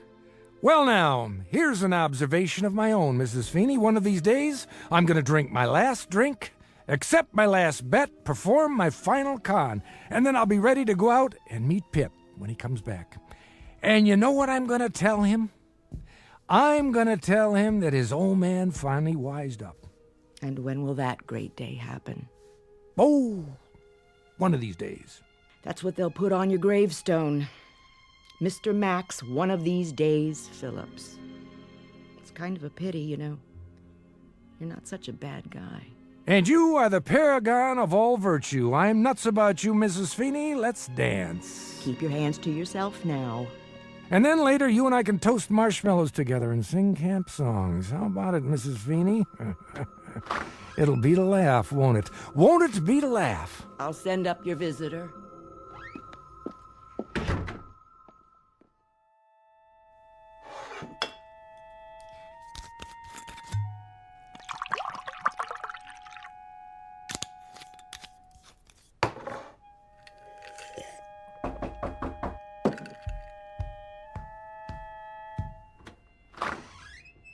Ah, well, hi there. Pete, isn't it? George. Georgie, that's right. Hello, Mr. Phillips. Please, step into my office. Thanks. Drink? I've got a bottle. No thanks, Mr. Phillips. How about a cigarette? I've already got one. Oh, you got two by any chance? Oh, yeah, sure. Thanks, kid. I just ran out. There, that's better. Well, Georgie, what can I do you for? Another bet? Mr. Phillips, Shady Boy lost yesterday. He sure did. That's the way of the world, Georgie. The rich get richer and the long shots lose. So what's to do? But you told me he had a good chance. Did I? Well, see, the thing of it is, though, it rained yesterday. Tears up the turf pretty bad. You said he ran good on a wet track. I said that? Yes, sir. Proving how little I know about handicapping. Now look, Mr. Phillips. What, George? Sure you don't want to drink? Just a little one? Look, I bet every nickel I had on him. Ah, that's a real shame. What am I going to do? I give up. What? Well, I was hoping, maybe we could work something out. Like what? You know, George, it's funny, but I can't think of a single thing. Can you? It's funny, all right. Just a big joke to you, huh? Lots of laughs. Where'd you get the money, George? What do you care? I'm serious. Where'd it come from? Doesn't matter. I got it, all right? You borrowed it? Sort of. From where? The place where I work, all right? The place where you work.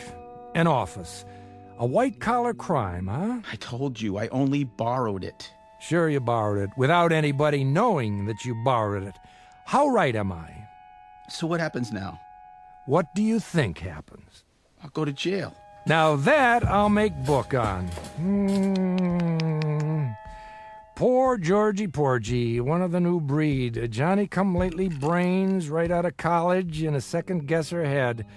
What a shame. So I ask you again, Georgie, what's to do? Well, that's why I came to see you. I have to put the money back by tomorrow morning. If I don't, they'll know I did it. Make a note of this, George. I'm about to slip you a real tip. Guaranteed the truth of the day. What's that? My name is Max Phillips. I'm a bookie. That's my profession. I accept wagers and give out ticket stubs on horses. I do not accept sad stories and give out advice. Comprende? Yeah. However, I will loosen up this much. I will go so far as to remind you of the following. If you're dumb enough to bet on horses, not to mention dumb enough to steal the money you're betting, then, young George, you happen to be up the proverbial creek without the proverbial paddle. Well, maybe guys like me wouldn't be that dumb if guys like you didn't make it so easy.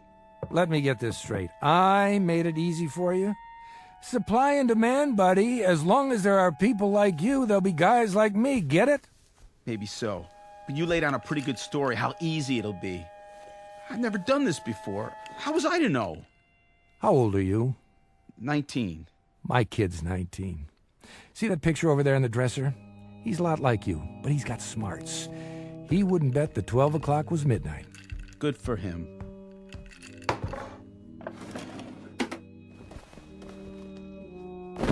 Here. What's this? Your dough, all of it. But how can... I didn't even send it over to Moran. You want to know why? Mr. Phillips... I'll tell you why. 2 reasons. 1, I have fleeced 12 kids like you this week, cleaned them out, and left them to bleach. You'd make number 13. I'm superstitious. And the other reason, that boy in the picture there, if he ever did anything as dumb as you, I'd count it as a favor if somebody straightened him out. So, why don't you run along now before I change my mind? Man, Mr. Phillips, what about Moran? You're referring to the gentleman who employs me. What'll he say? I mean, I hear he's a pretty tough character. Wrong. He's an angel, a kindly, sensitive man. Salt of the earth. If he finds out that you gave me back my money, he'll say it was a welch. Oh, no doubt. But it'll be my problem, not yours. Thanks, Mr. Phillips. Thanks a lot. Let me tell you something, George. You can welch on a bet. That's S.O.P. But don't get like me. Don't welch on your soul. Then you wind up hating what you see in the mirror, and that can make it rough when you shave. Good night, Mr. Phillips. Good night, Georgie Porgy. Sleep tight. You saved my life. God bless you. This one's for you, Pip. Oh, and Pip, can you hear me, son? Please take care of yourself. Take real good care.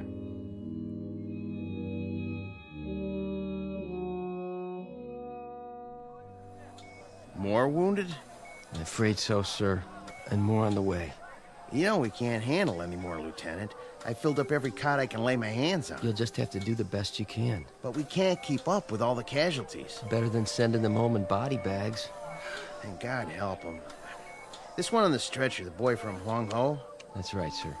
We were caught in an ambush. Multiple shrapnel wounds, abdomen, extensive tissue damage. Not a pretty sight. Can you do anything for him? Shot of morphine. Other than that, we can't touch him here. This is only a field hospital. The kind of surgery he needs. Level with me, Doc. What are his chances? Not very good. Oh, that's tough. He's a good kid. Phillips Pip. It's an odd name. It's what everybody called him. Well, Private Pip, I wish you a full recovery and a long life. Short of that, someone to mourn you.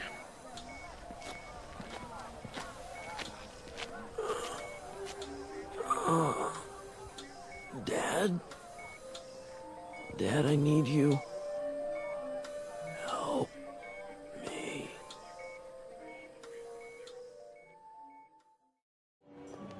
Ice cream, cotton candy, saltwater taffy. How about you, mister? Me?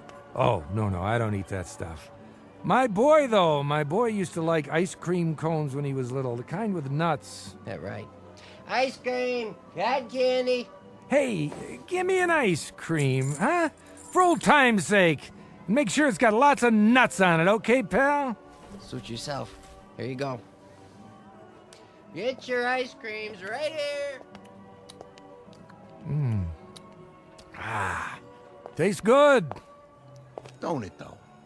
Hey, Vinny, what are you doing here? Looking for you. What do you think? Some other time, Vinny. I'm going for a stroll. Eating an ice cream cone. You know how it is. Yeah? Nice time of day. The weather's cooling down. I don't need any company. Maybe you don't. But Mr. Moran, he wants to see you. Oh, does he? Well, you just tell Mr. Moran that I'll be around tomorrow with his dough. No reason to worry. He knows where I live. He wants to see you now.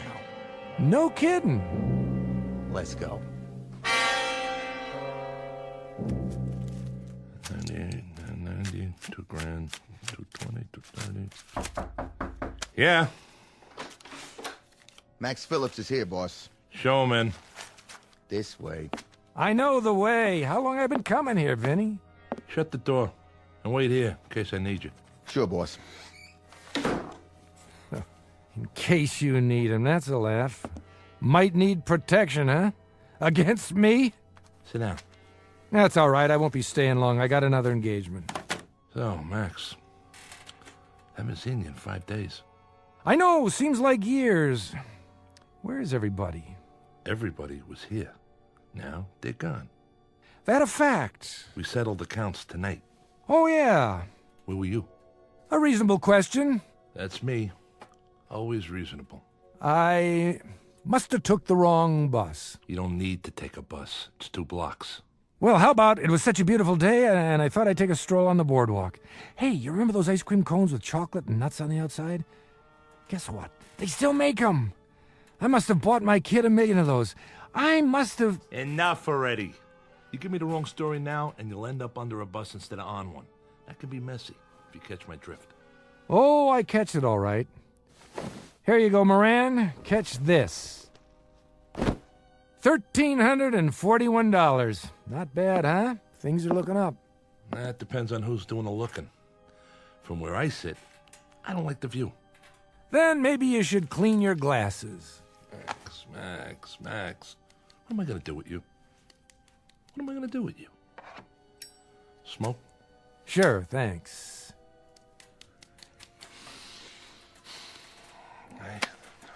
I don't understand you, Maxie. Don't worry about it. I don't understand myself sometimes. But you know, I don't worry about it anymore. I just take it the way it comes. That's my motto now. I treat you like a favorite uncle, and then what do? You double-cross me. Me? I don't see nobody else here, do you? I don't know what you're talking about. No? Kid by the name of George Reynolds placed a bet with you, $300. His horse didn't place. But somehow, the dough never got to me. Uh-oh, busted. Why, Maxie? I'll bite. Why? Vinny. Something, boss? Bring the kid in now. Sure thing. I want you to see what happened. See what? You mean he's here?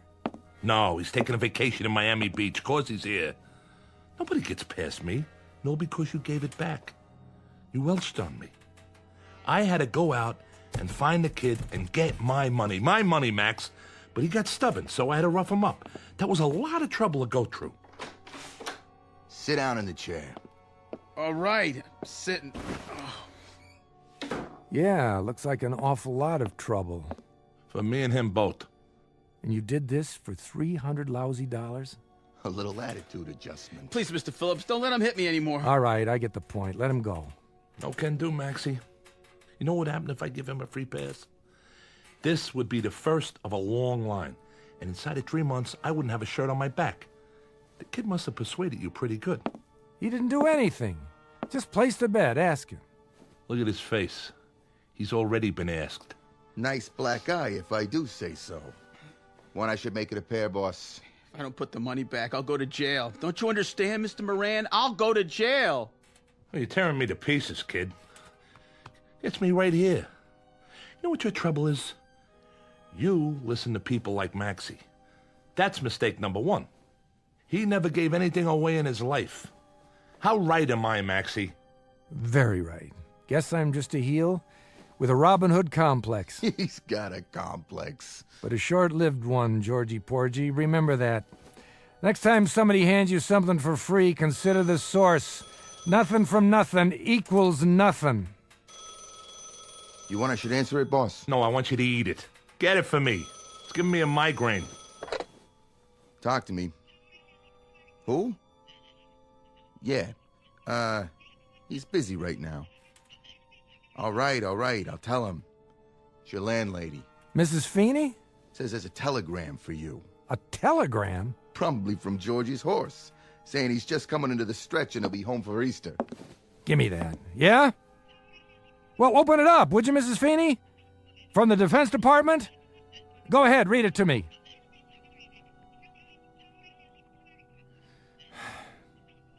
Thank you, Mrs. Feeney. No, I'm all right. Thank you. What did it say? Pip's been wounded. My son is dying in a hospital somewhere, a place called Laos. There isn't even supposed to be a war there, but my kid is dying. It's to laugh. I swear it's to laugh. Hey, Maxie, that's a tough break. Yeah. I'm real sorry to hear it. See that amusement park down there? My kid loved to go to amusement parks. That one especially. I used to take him on Saturday nights. Just the two of us, like tonight. This is a Saturday. Oh, look. He ain't dead yet. What I mean is he... When I wasn't too drunk, or when I wasn't out conning somebody for you, Moran, I'd take him to the amusement park and we'd have a ball. Take it easy, huh? You know, Moran, I think you're wrong. I think I have given something away. And you know what it was? My son Pip. The good part of me. The clean part. The only part I was proud of. Give me that envelope. What are you doing? Take your money, Georgie. Put it back where it came from Monday morning. Nobody'll be the wiser. Except you. Thanks, Mr. Phillips. I hope you learned something. Now get going. If you say so. Hold it right there. Don't listen to him. Look, Max, I'm sorry about your kid and all, but that don't give you no call to... Moran, no more from you. No more. 20 years ago, I should have spat in your eye. I don't know why I didn't. 20 years. I should have remembered how little time a man has to raise his son. The honor goes to you now, George. It's a little belated, but it's the best I can do. Just a minute.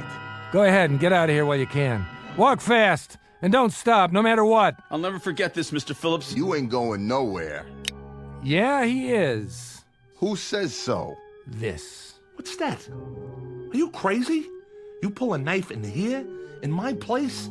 Tell your man to take his hand out of his pocket. If he's reaching for a cigarette, tell him the smoke's starting to bother me. But if he's reaching for anything else, tell him I'll cut his heart out before he gets his hand out of his coat, and then I'll go to work on you. Don't listen to him, Vinny. Do it. With pleasure. No, you don't. How'd you like that? How do you like this, you cheap punk? Boss, he stuck me. You're nuts, Max. I'm getting out of here. Not so fast. Let go of me. Okay, as soon as I make sure you're not getting up. Mr. Phillips, your stomach. You're bleeding. Get lost, Georgie. Get lost fast and don't look back.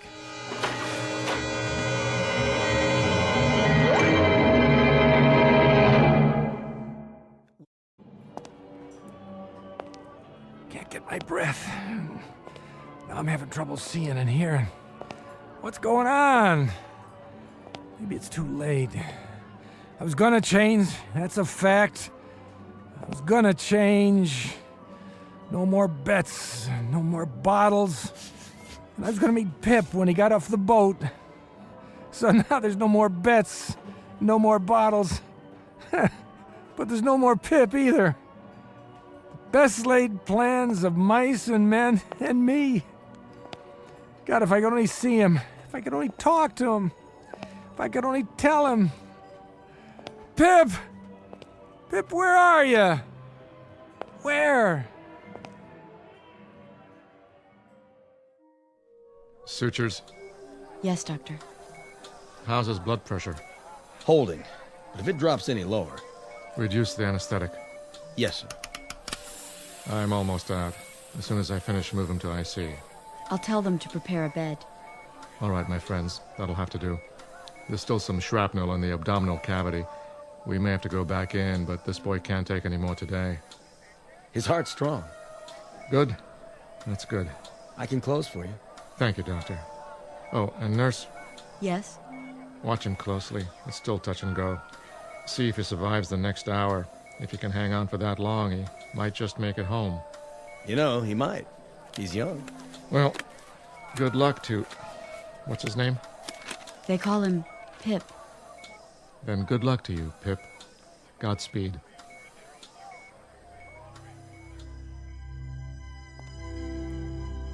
Why'd they shut this place down? It's early. Isn't anybody here to sell tickets? Wait a minute. Who's that? It can't be. Hi, Pop. Pip? Hey, Pip! Hurry up. What? What are you... You slowpoke. What took you so long? Pip, I can't believe it. Where were you? I've been waiting a long time. Pip, is it really you? Your hair, your face. Let me touch you. Quit with the mushy stuff, okay? Hey, Pip, you still got your freckles. But how old are you? 10. What do you think? How come, Pip? How can you be? That's what I am, Pop. I'm 10 years old. And it's Saturday night, and you said to meet you on the boardwalk. I was worried you wouldn't come. Pip, I don't understand. Explain it to me, will you? Well, sometimes you don't show up, Pop. Sometimes you're sick or something. Yeah. Sometimes I'm... Yeah, sometimes I am. Hey! Pip, remember what I used to say to you? I used to say, "Hey, Pip, who's your best buddy?" Yeah. Attaboy, let me see that smile. You always had the greatest smile. Hey, Pop, you know something? You're my best buddy. That I am, Pip. That I am. From now on, you can count on it. Hey! So what do we do first? Well, how about some rides and some cotton candy? Sure, anything you want, anything at all, Pip, just like old times, but you're 10 years old again. How can that be? Don't worry, Pop. We're here, and we're together, and we can go on some rides. Sure we can. Sure we can, Pip, only looks like they shut the place down, the lights, the rides, everything. I got an idea. We can go someplace else. We don't have to. Take a look, Pop. It's just like it used to be. Why, you're right, Pip. How'd you do that? I didn't do anything. Come on. Sure, Pip. Let's go. We'll ride the roller coaster, the Ferris wheel, everything they got. I can go slow if you need me to. What's the matter? Don't think your old pop can keep up? Well, you keep holding your stomach. It looks like you're bleeding. Ah, no, I'm not bleeding. It's soda, that's all it is. I spilled it on my shirt. Come on, let's get going. Let's have some fun. Ice cream, cotton candy. Can I have some cotton candy, Pop? Of course you can. One cotton candy, please. Here you go. Hey, you got ice cream too? The kind with chocolate and nuts on it? You used to like that, didn't you, Pip? Mm-hmm. Make it one of each. You got it. Ice cream, cotton candy. Let's go on the Ferris wheel.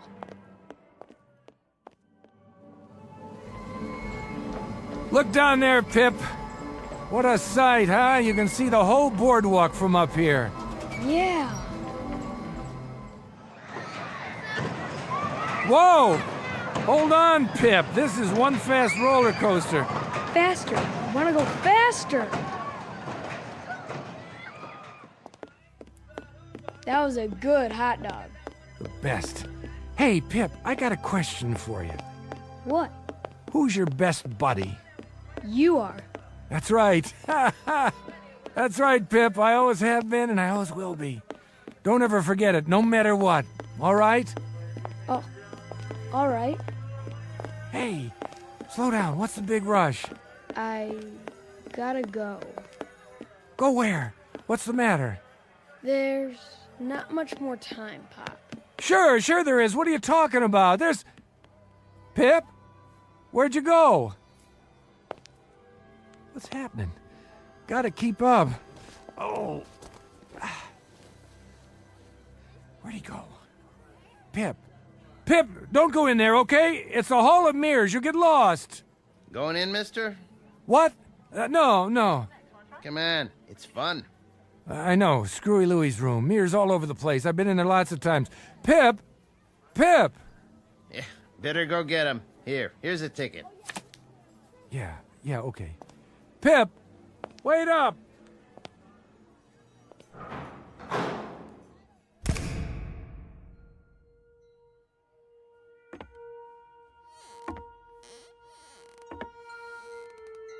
Pip? Pip, please, what's the matter? Did I do something? It's late, Pop. What do you mean? There you are. Hold up, Pip. I want to tell you something. Didn't see the glass. I thought you were... Is that you, Pip? Or a reflection? Dad? Where are you? Where'd you go? I can't find you. Where are you, Dad? It doesn't matter. Pip, you have to understand. You have to listen to me and understand. All those times I wasn't around, when I was out doing business, when I was running a con, when I was drunk, when I dragged you from one rooming house to another. It doesn't make any difference now. It does make a difference. It makes a difference because I want you to know that no man... Listen to me, son. No man ever loved a boy any more than I loved you. Do you hear me? All that stuff, it was because I was weak. Because I was always dreaming instead of doing. I always wished, but I never tried hard enough. Pip, as God is my witness, I loved you. I have to go, Pop. No. Pip, you can't leave me now. You can't just go away. All these mirrors. I only had an hour, Pop. But why? Because I don't belong here. The hour's up, and it's time to die. What? Not you, Pip. You're just a kid, a little boy. Bye, Pop. You can't die, Pip. There's too much I have to tell you.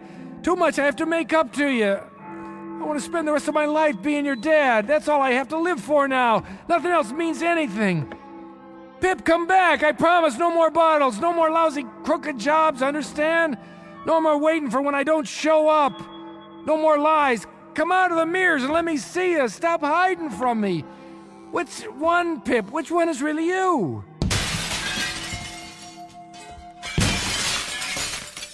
I can't, Pop. I'm sorry, but I have to go back.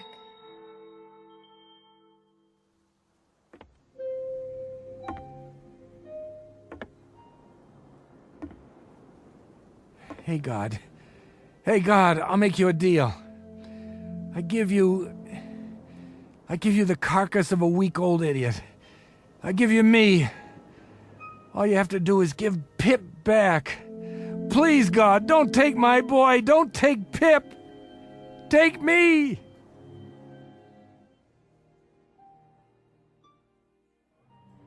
Get your ice cream and cotton candy. Tickets right here for all the rides. How many, little lady? Lots. Give us a stack of tickets, will you, please? My daughter loves the rides. Sure thing. Thank you. There. Now, sweetie, which one do you want to go on first? The Ferris wheel. Are you sure? That's a mighty tall ride for such a little girl. Oh, please. Oh, all right. You run ahead and get in line. I'll be right there. Yeah. Hi, Mrs. Feeney. Oh, Pip. How you feeling today? Fine. Just fine. I won't need this cane much longer. Good. I was so sorry about your injury. But at least you came back to us in one piece. That I did. Even got a Purple Heart out of it. That's nothing special, though. Oh, you look so handsome in your uniform. Thanks. See you back at the rooming house for dinner? Sure will. Come on, Mommy. I'm coming. That little leprechaun wants to ride the Ferris wheel.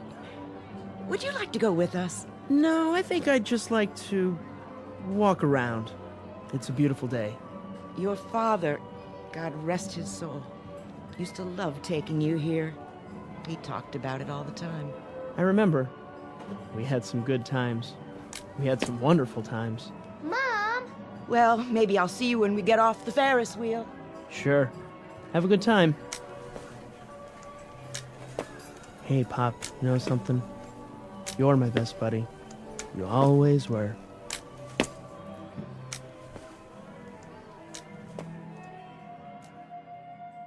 Very little comment here, save for this small aside, that the ties of the flesh are deep and strong, that the capacity to love is a vital, rich, and all-consuming function of the human animal, and that you can find nobility and sacrifice and love wherever you seek it out, down the block, in the heart, or in the Twilight Zone. The Twilight Zone continues in just a moment. You are about to enter another dimension, a dimension not only of sight and sound, but of mind, a journey into a wondrous land of imagination. Next stop, the Twilight Zone. Hi, this is Stacy Keach. I'd like to take a moment to tell you about our Twilight Zone website at twilightzoneradio.com. At twilightzoneradio.com, you'll find the latest information on these Twilight Zone radio dramas, including behind-the-scenes photographs, plus the newest product releases, trivia contests, ways to contact us, other Twilight Zone-related info and merchandise, plus links to other fascinating websites. So make your next stop twilightzoneradio.com. Visit twilightzoneradio.com to purchase these Twilight Zone radio dramas on cassette and CD, or call toll-free 1-866-989-ZONE. That's 1-866-989-9663.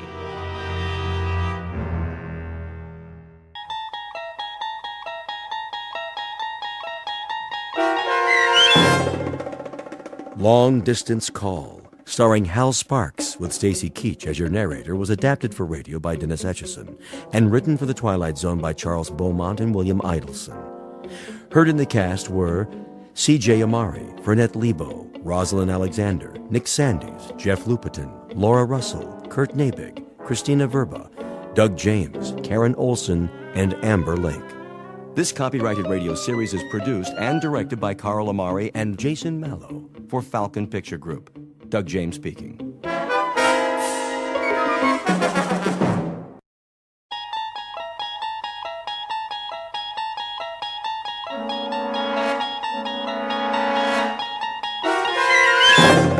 You're traveling through another dimension. A dimension not only of sight and sound, but of mind. A journey into a wondrous land whose boundaries are those of imagination. Your next stop, the Twilight Zone.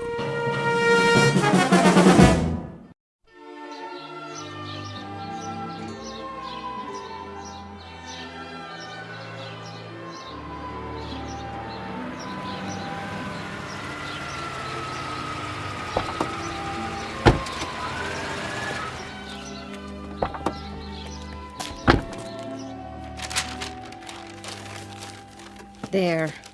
Superhero wrapping paper. Billy's going to like this one. Hi, Mommy, we're back. So I see. We picked up a few things. You did, huh? Grandma! Don't bother your grandmother, Billy. She's resting. I want to see her. She'll come downstairs for the party. When? In a little while. I'll call you when it's time. Why don't you go play for now? Just on the patio, though. Okay, Pumpkin? Okay. How is she? Okay, I guess. She didn't want any lunch. The doctor said he'd try to stop by. Maybe we should cancel the party.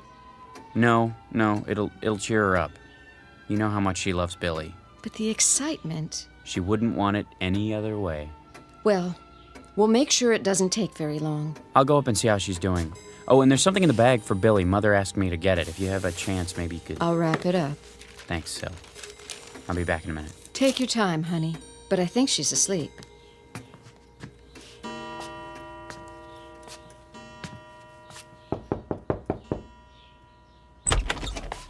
Mother? Is that you, Chris? How you doing?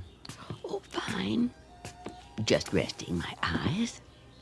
Well, you go right ahead. We've got everything under control. Where's Billy? In the yard, playing. Oh, such a big boy. And today, another birthday. I can hardly believe it. Neither can I. Did you get him a present for me? I sure did. The one you asked for. Sil's wrapping it up. Good. Take the money from my purse. No, don't worry about that. It's all taken care of. I insist. And I insist that you relax. Dr. Unger's coming in a little while. You want to look pretty for him, don't you? Oh, Chris, you're such a teaser. Well, who do you think I learned it from, Mama? Just like Billy. He's so much like you, in so many ways. Oh, I don't know about that. He's got Sylvia's nose and mouth. And your eyes. When I look into those eyes, I see you at that age. I don't know where he gets so much energy. From his daddy, of course. Now, hold on. I was the quiet type.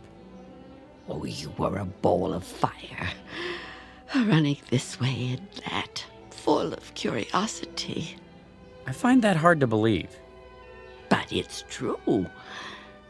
Billy's the spitting image of you. If you say so, Mother. Take your nap now. Can I get you anything?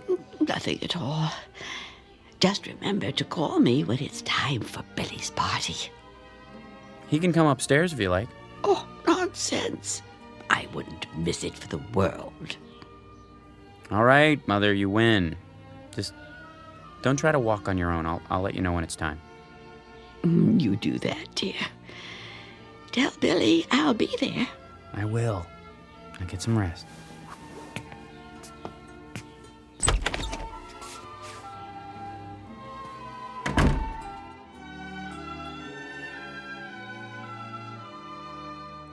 As must be obvious by now, this is a house hovered over by Mr. Death, that omnipresent player in the third and final act of every life. It has been said, and perhaps rightfully so, that what follows this life is an unfathomable mystery, a bridge into darkness, passage over which is reserved exclusively for the dead. Or so the philosophic claim. But in a moment, a child will try to cross the bridge that separates light from shadow. And of course, he must take the only known route, that indistinct path through a region called the Twilight Zone.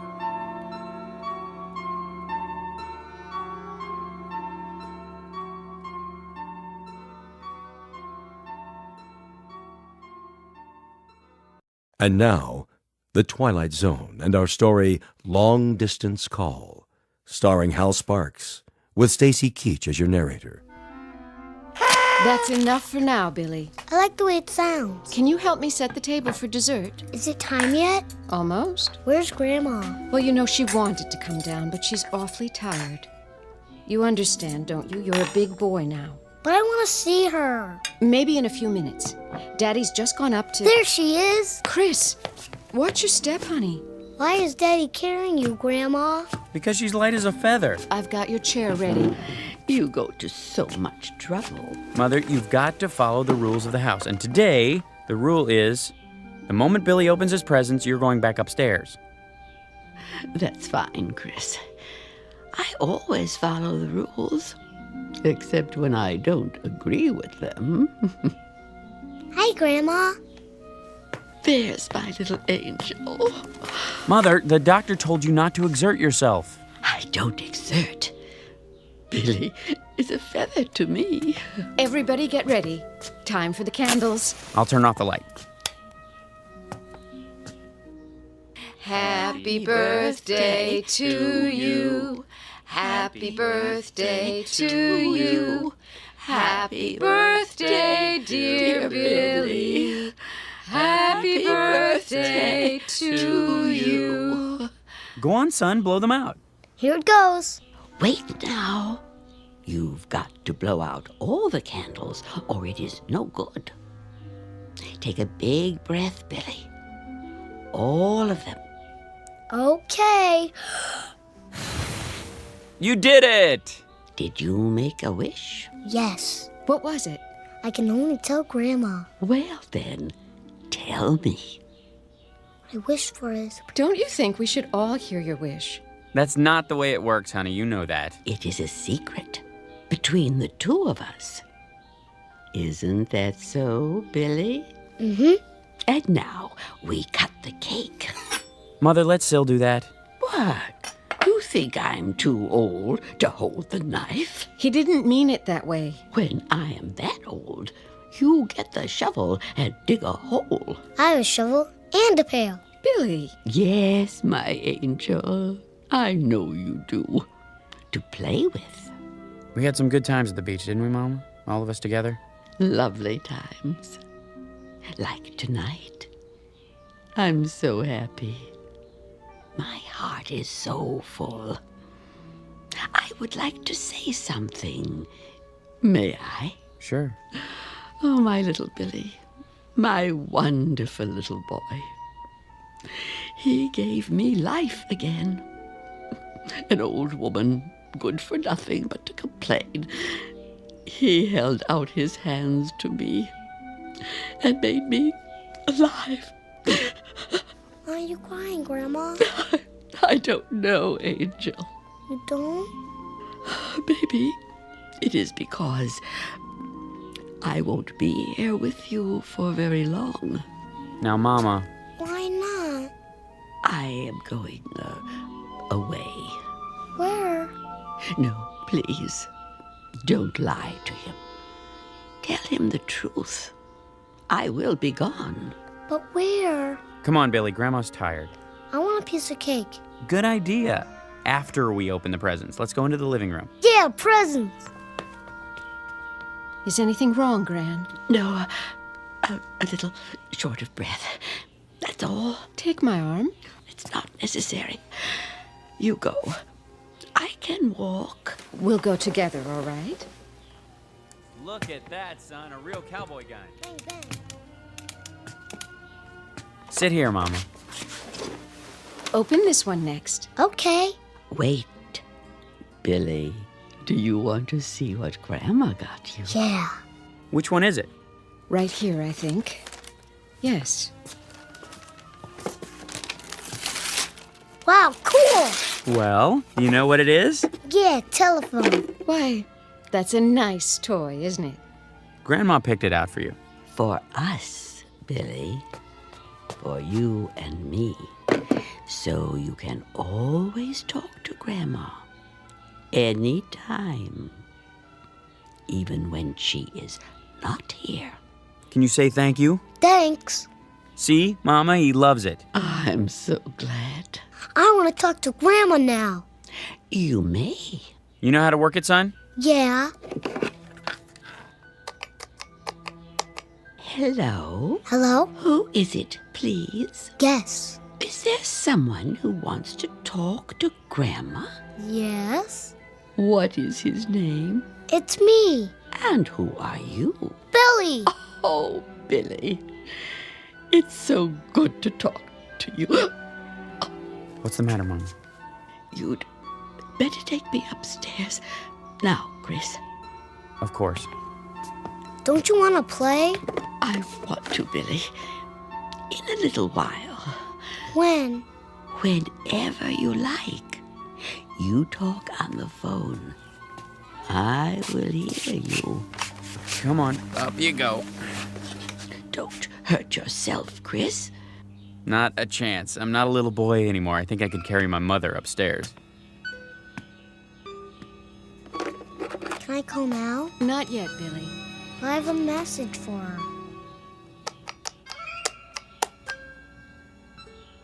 Hello? This is me. Grandma, please don't be sick. Don't be sick, Grandma. Can you hear me? I don't want you to be sick anymore.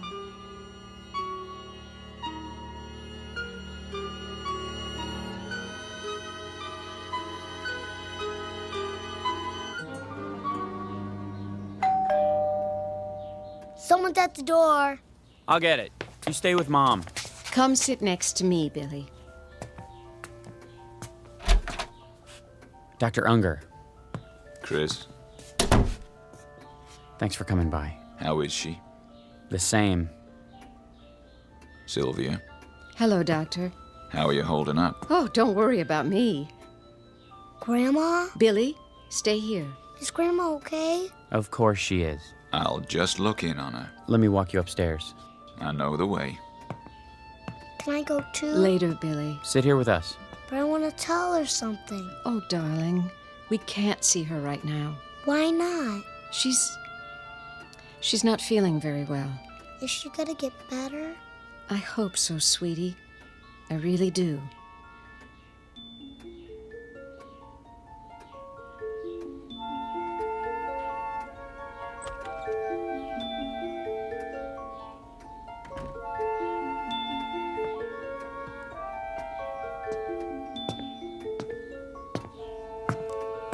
She isn't in any pain.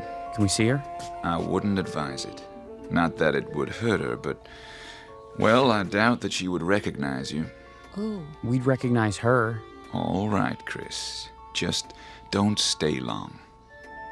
Me too. Isn't it your bedtime? I want to say goodnight to Grandma. Billy, try to understand. Grandma's sick. Why don't you wait until she's well? I want to see her now. Billy, don't. If I may make a suggestion. Yes? If he wants to see her, this might be the time. Come with me then, but only for a couple of minutes. And Billy, listen to me. If Grandma acts a little different, that's only because of the medicine, okay? Okay. Then let's go. Sylvia? Now? Do you think... I think we better.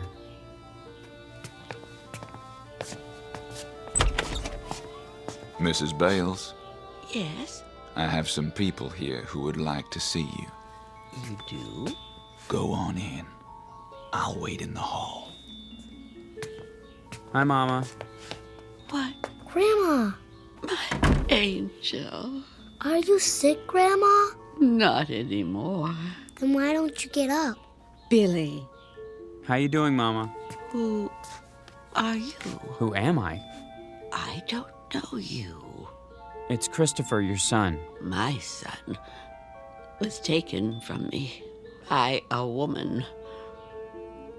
This is my son now. My only son. Little Billy. Does it hurt, Grandma? No. There is no pain. Then what's the matter? It will be so lonely. Oh, Billy. I wish you could go with Grandma. Go where? Away. Far away. Together. The two of us, Billy. I want to go. You and me, Billy. No one else. Just you and me. Grandma? Grandma? Grandma? Oh, Mama. Goodbye, Gertrude. Goodbye. I want Grandma. I want to talk to her. I have to. I need her. I want to talk to her.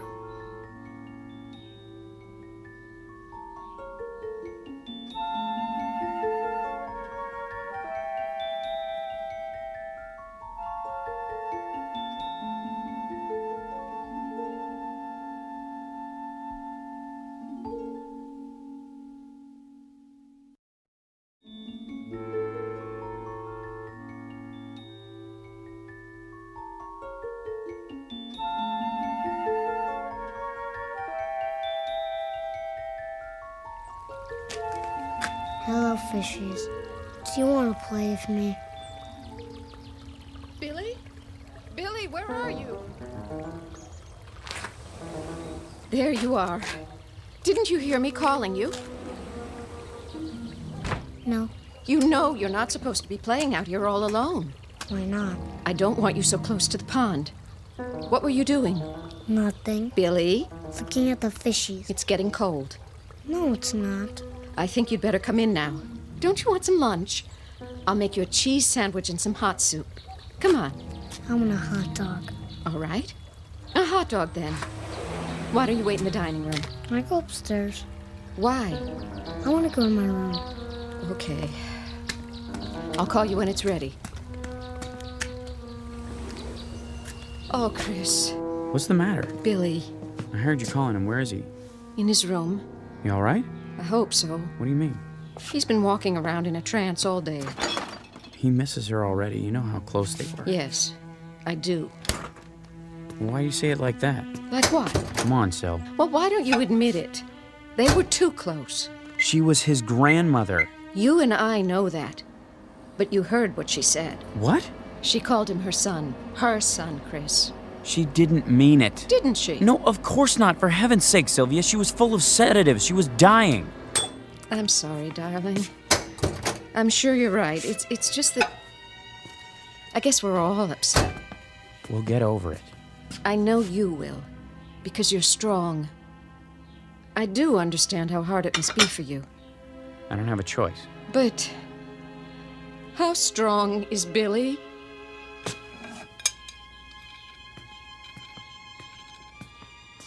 Billy! Lunch is ready. Billy? Are you still upstairs?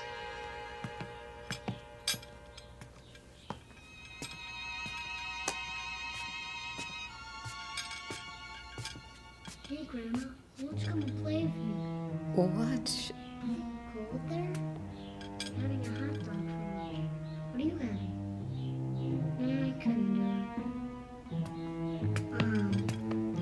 Mommy got me. I was gonna but... Going to what? Bye. Who were you talking to? Grandma. Billy. She says she's lonesome.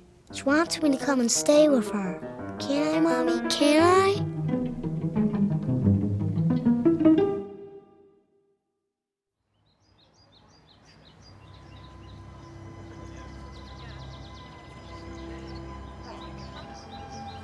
I just wanted to say, well, how much we all liked your mother. She was a fine woman. Thank you, John. If there's anything we can do, anything at all. I appreciate your coming. A wonderful woman, Mr. Bales. She was, Mr. Pennington. And I know she was fond of you. She mentioned you often. If you need any help, at the house. We'll keep that in mind. I think everything's under control. How's that dear little boy of yours? Fine, Mary. He's with the babysitter. I'd be happy to take him anytime. Shirley's just down the street. She's been very good. We have plenty of food at home if you want to stop by. That's all right. We should get home to Billy, though. I'll bring over a casserole so you don't have to cook. Bless your heart. I made dinner ahead of time. All I have to do is heat it up. Well, don't be a stranger. You two, both of you. We should see each other more often. Very kind of you to come.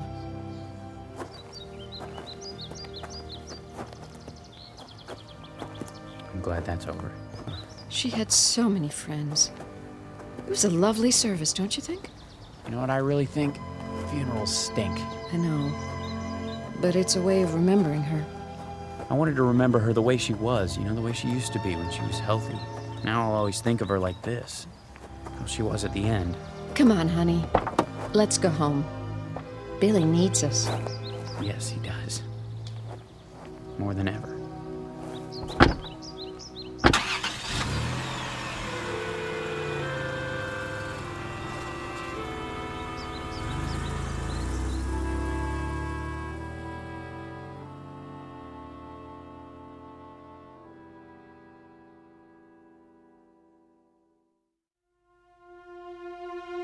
What?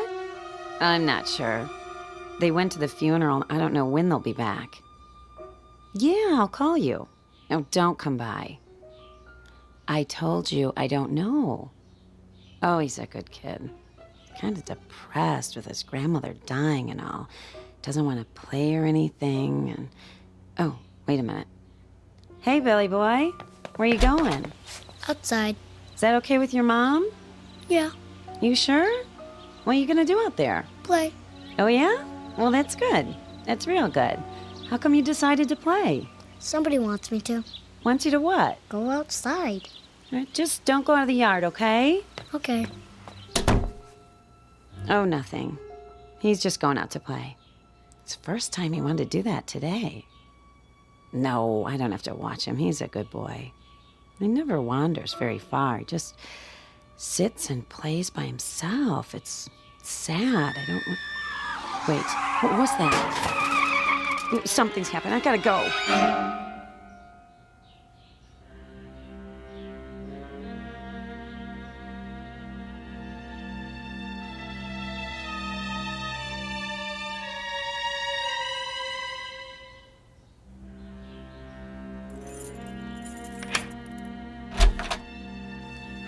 It's good to be home.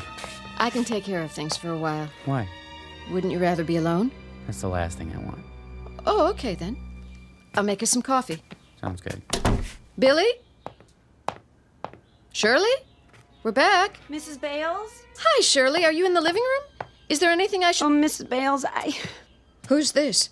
Mrs. Bales, my name's Peterson, Jeff Peterson. I live down the block. Where's Billy? Sorry to bother you at a time like this. I mean, the girl told me about your mother-in-law's funeral. I'm very sorry, but, What's happened? Well, it's about your boy. Billy? What about him? He's all right, Mr. Bales. I put him down for a nap about a half an hour ago. Then what? What about Billy, Mr. Peterson? Well, now, I sure hate to say this, but, your son almost got himself killed this afternoon. What? He ran right out in front of my car, from nowhere. And lucky thing I'm a cautious driver, Mr. Bales. If I wasn't, he might have... Billy! Billy never plays in the street. He never leaves the yard. I know. That's why I didn't mind when he wanted to go out. What happened? Well, there wasn't any sense in putting on the brakes. He was too close, so I cut the wheel as sharp as I could. Just in time, too. Couldn't have missed him by more than a few inches. Not a scratch on him, I'm glad to say. It wasn't my fault, Mr. Bales. Honest. All right, Shirley. Apparently it wasn't anyone's fault. Anyway, Mr. Bales, if I do say so, I think you better have a talk with your boy. He's sleeping. Oh, he's fine, just like I told you. A talk? Why? Well, when I saw that he was all right, I asked him, why'd he do a crazy thing like that, running out in the middle of a busy street? He said somebody told him to. Somebody told him to? Who? He didn't say. You know I wouldn't tell Billy to do a thing like that. Who else did he talk to, Shirley? No one. All day long, he just sat in his room playing with the telephone. Chris? You believe me, don't you? Yes, I do. Chris.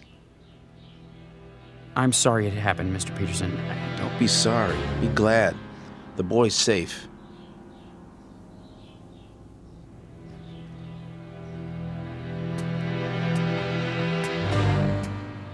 What is it? You'll see.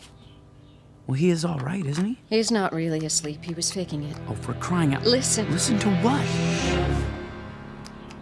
He's talking to... That's enough.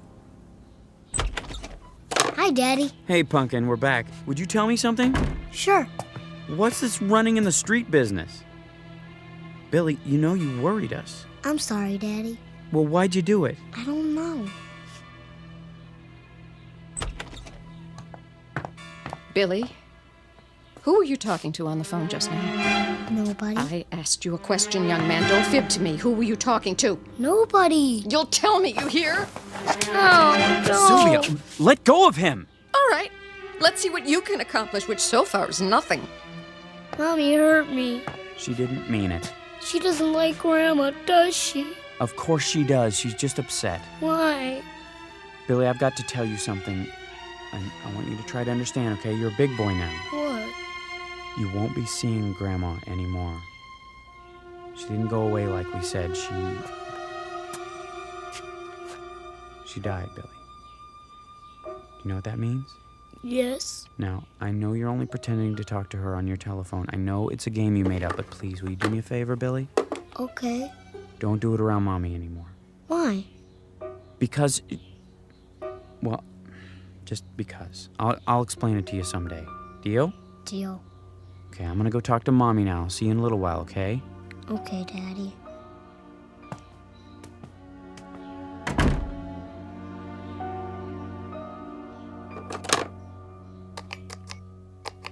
Hi, I'm back.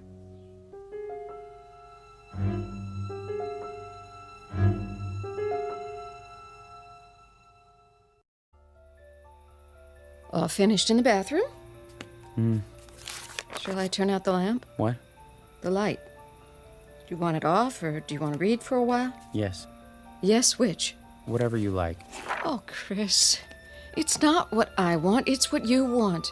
I don't care. Please, don't shut me out. Sorry, I was just thinking. I know.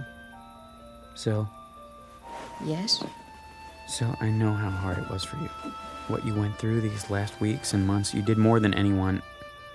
But I hope you understand. Understand what? My mother didn't mean any harm. I suppose not. It's the truth. She had 2 other children before me, and she lost them, and she couldn't let go. I was all she had. Except for Billy. Billy was me again. At least as far as she was concerned. A chance to go back, to pretend that none of the years had happened after Dad died. I know it wasn't right or fair to you, but honey, believe me, whatever she did out of love. Love for whom? What does that mean? I'm sorry, I didn't mean it the way it sounds. Really, I didn't, Chris. You're trembling. It's cold. Pull up a blanket. Let's get some sleep. Yes. It's been a long day. The longest.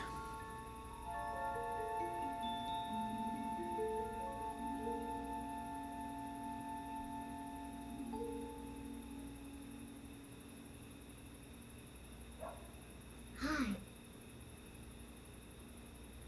Yeah. Me too.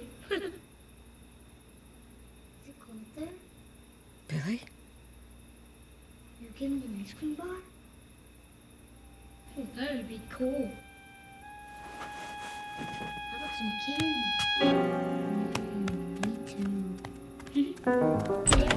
No!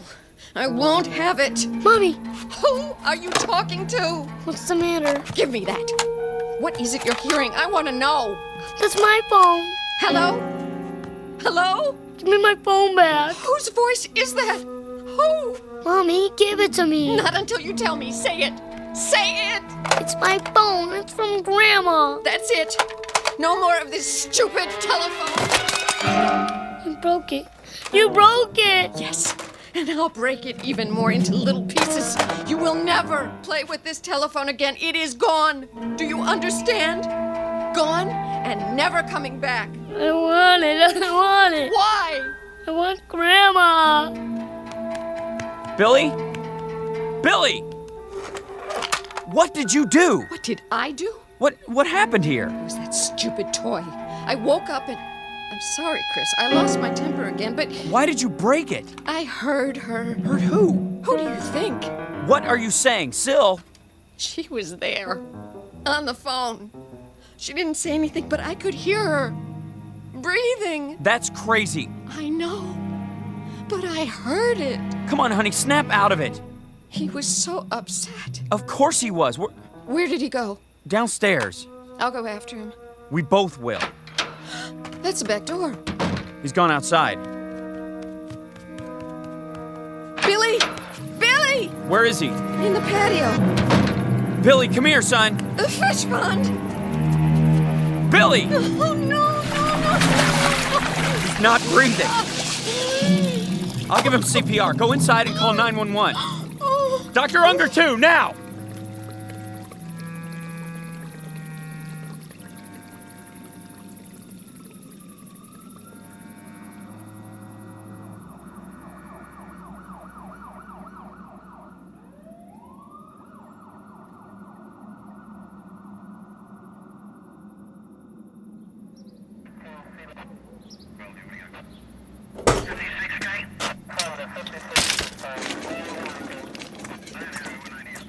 Lift him.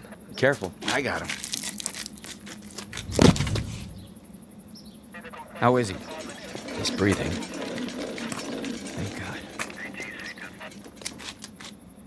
We'll do everything we can. Put him in the ambulance.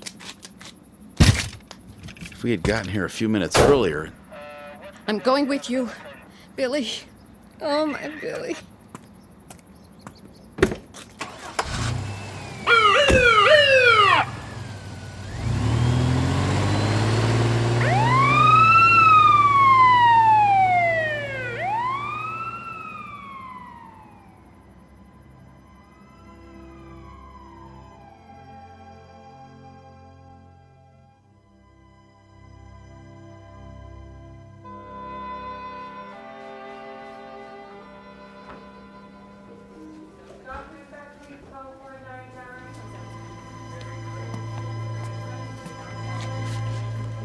Excuse me. Yes? My son, the little boy. Oh, yes, Mr. Bales. How is he? He's out of IC. They're moving him to a private room. Is he conscious yet? I'm afraid not. I brought some of his things.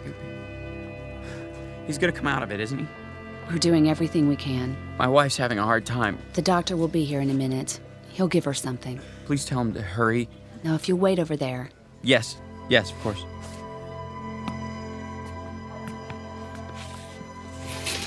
Well? Take it easy, honey, please. He's gonna be all right. Is he? Yes, I promise. You can't promise that. He's getting the best treatment. It doesn't matter. What? It's too late. Don't even think that. No? Why not? We have to face facts. What facts? She's already taken him. That's not true! Yes, it is. She took him away. She has him now. Syl, don't say that! That's what she wants. What they both want. I can't fight her anymore. She's won.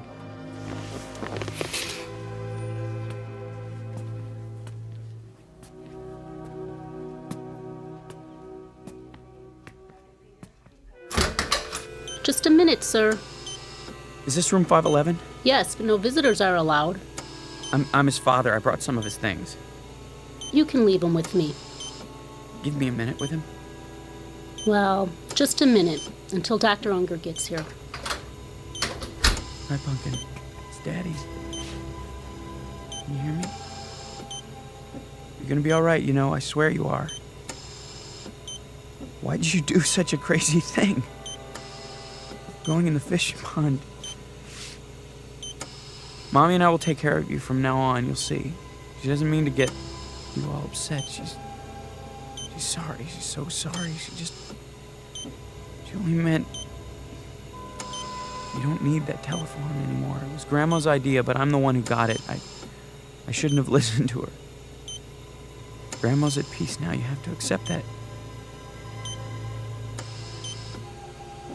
Please, Billy, try. She didn't want you to do anything like that, I'm sure of it. Anyway, I brought your telephone so that I can use it one more time, okay? Just once, and that's it. I have to try. You hear me? I know it's silly, but I have to. It's the most important call I've ever made.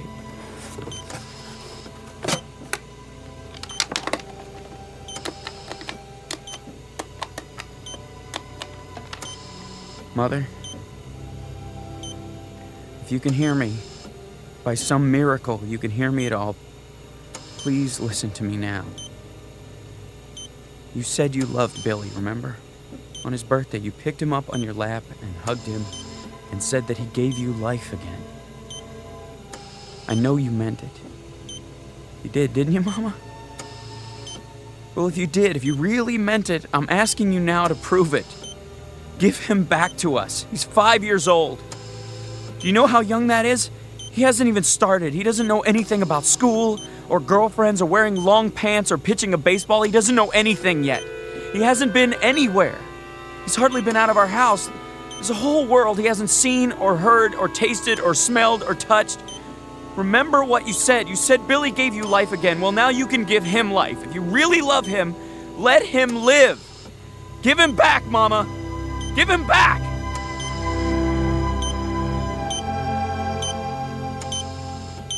Nurse! Nurse!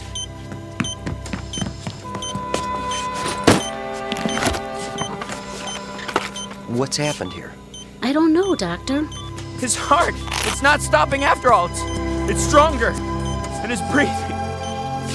Blood pressure's rising. Heart rate's up. Thank you. Something's happened here. What? His vital signs are stabilizing, Doctor. Take a deep breath, Mr. Bales. Then go tell your wife. He's come back to us. I don't know how or why, but we've got him. He's going to be okay.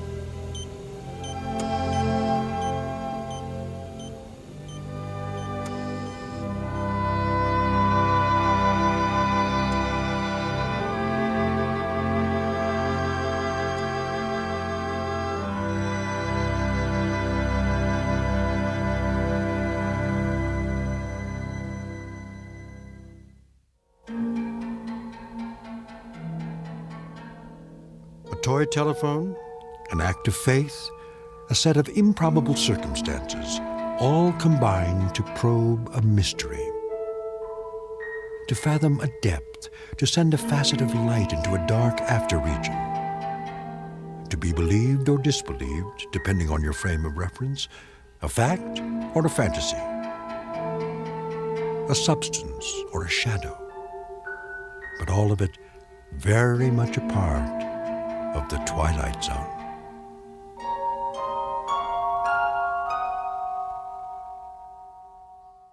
We'll return to the Twilight Zone in just a moment. You are about to enter another dimension. A dimension not only of sight and sound, but of mind. A journey into a wondrous land of imagination. Next stop, the Twilight Zone. Hi, this is Stacy Keach. I'd like to take a moment to tell you about our Twilight Zone website at twilightzoneradio.com.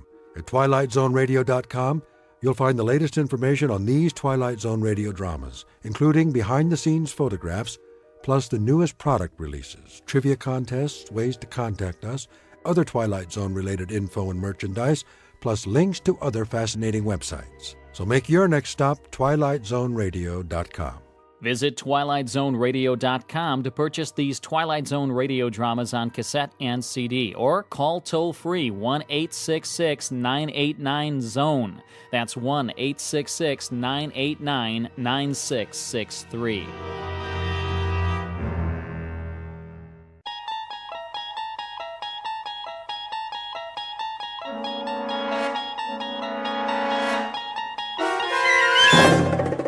You're traveling through another dimension, a dimension not only of sight and sound, but of mind, a journey into a wondrous land whose boundaries are that of imagination. That's the signpost up ahead. Your next stop, the Twilight Zone.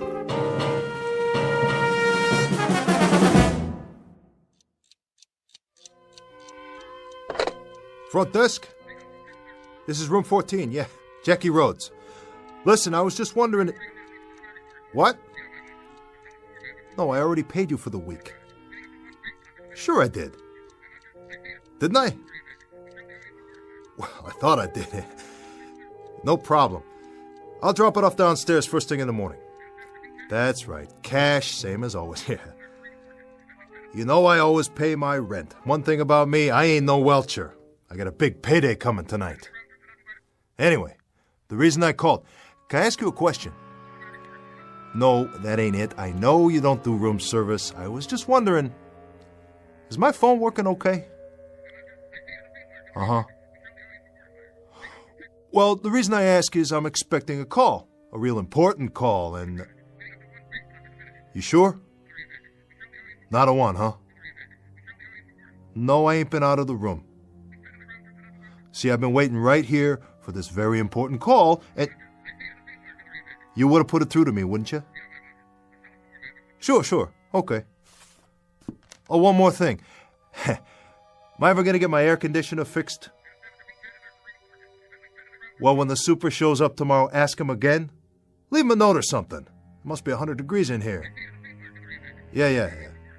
Thanks. Come on, George. Come on. You said you was going to call.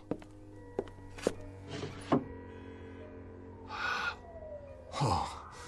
What a night. Can't even go out for a cup of coffee. Yeah. Oh, hi, George. Fine. You too?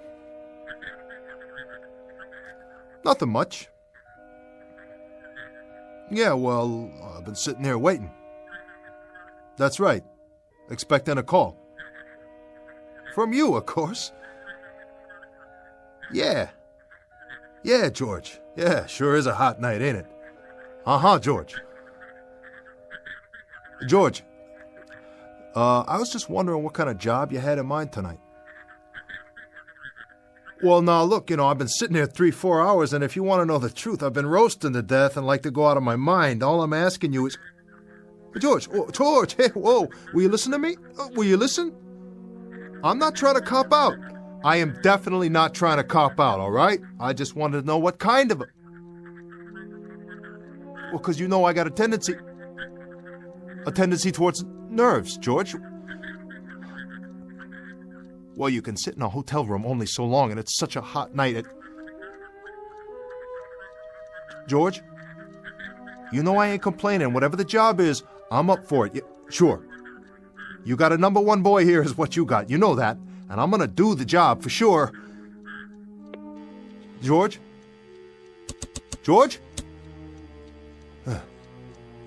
Must have got cut off. Oh. Man, I better be ready. Comb my hair and everything. Oh. Looking pretty good in the mirror there, Jackie boy. Yeah. Real sharp.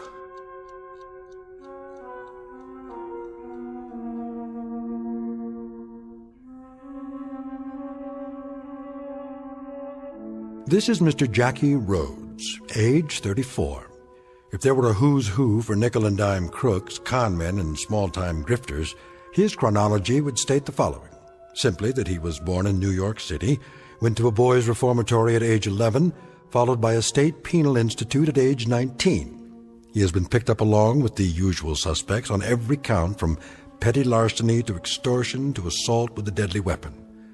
And where some men leave the mark of their lives only as a brief record of a fragmentary existence on earth, this man leaves a blot, a dirty, discolored blemish, to document a cheap and undistinguished sojourn amongst his betters. What you're about to witness in this room, and particularly in the chipped and dusty mirror above the dresser, is a strange kind of mortal combat between a man and himself. For in just a moment, Mr. Jackie Rhodes, whose entire life has been given over to fighting adversaries of one sort or another, will meet his most formidable opponent to date, his own reflection, as seen in the mirror of a cheap Skid Row hotel room that just happens to be located in the Twilight Zone. And now, The Twilight Zone, and our story, A Nervous Man in a $4 Room, starring Adam Baldwin with Stacy Keach as your narrator.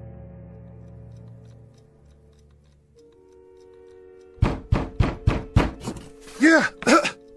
Yeah. How are you, George? In the pink. And how are you, Jackie? I'm all right. I'm all right, George. I've just been kind of nervous about the action tonight. You know, I was wondering what you had in mind. What a gorgeous place you got, Jackie. Yeah. $4 a night. You can't go wrong. No, you can't go wrong. But you can get roasted to death in the heat or poisoned by small creatures. You ever see any cockroaches in here? Nah. Me and the roaches, we got an understanding. That's good. How about rats? You have to set traps? No rats. That's good. Real good. Personally, I hate rats. You know what I mean? Oh, yeah. I know what you mean. Say, listen, George, what about tonight? What's the job, anyway? Does it make any difference? Difference? No, don't make a difference. I was just wondering. Just wondering what you had in mind. What would you like to do, Jackie? What's your heart's desire? Are you kidding me, George? You're pulling my leg, ain't you? No, I asked you a question. Simple as that. Well, if it was up to me, I'd like something with some decent odds for a change. What's that? Well, it's just that I'm all the time getting the hard stuff, George. Last 2 times I almost got picked up waiting out front in the car. Remember the heist? I remember. That stuff ain't for me, George. No? Because if they pick me up one more time, that's 3 strikes and out. I'm long gone and for good. Oh, it's so hot in here, George. Ain't it? Ain't it hot? Anybody ever tell you what you look like? How do you mean? No? Well, I'll tell you. Like a man trying to catch a subway at 5 o'clock at night. You always look like somebody squeezing you through a door just before the train pulls out. Let me go. What do you do to sleep at night, Jackie? Curl up in a locked closet? Well, now look, George, I ain't knocking you. I don't know why you all the time gotta knock me. All I want from you is... Yeah? All right. What's the job I gotta do? Well, I'll tell you what, Jackie. Tonight I'm gonna let you be a man. I'm gonna let you show some muscles for a change. No shakedowns, no deliveries to a fence, nothing little. Tonight, Jackie, you're getting up in the world.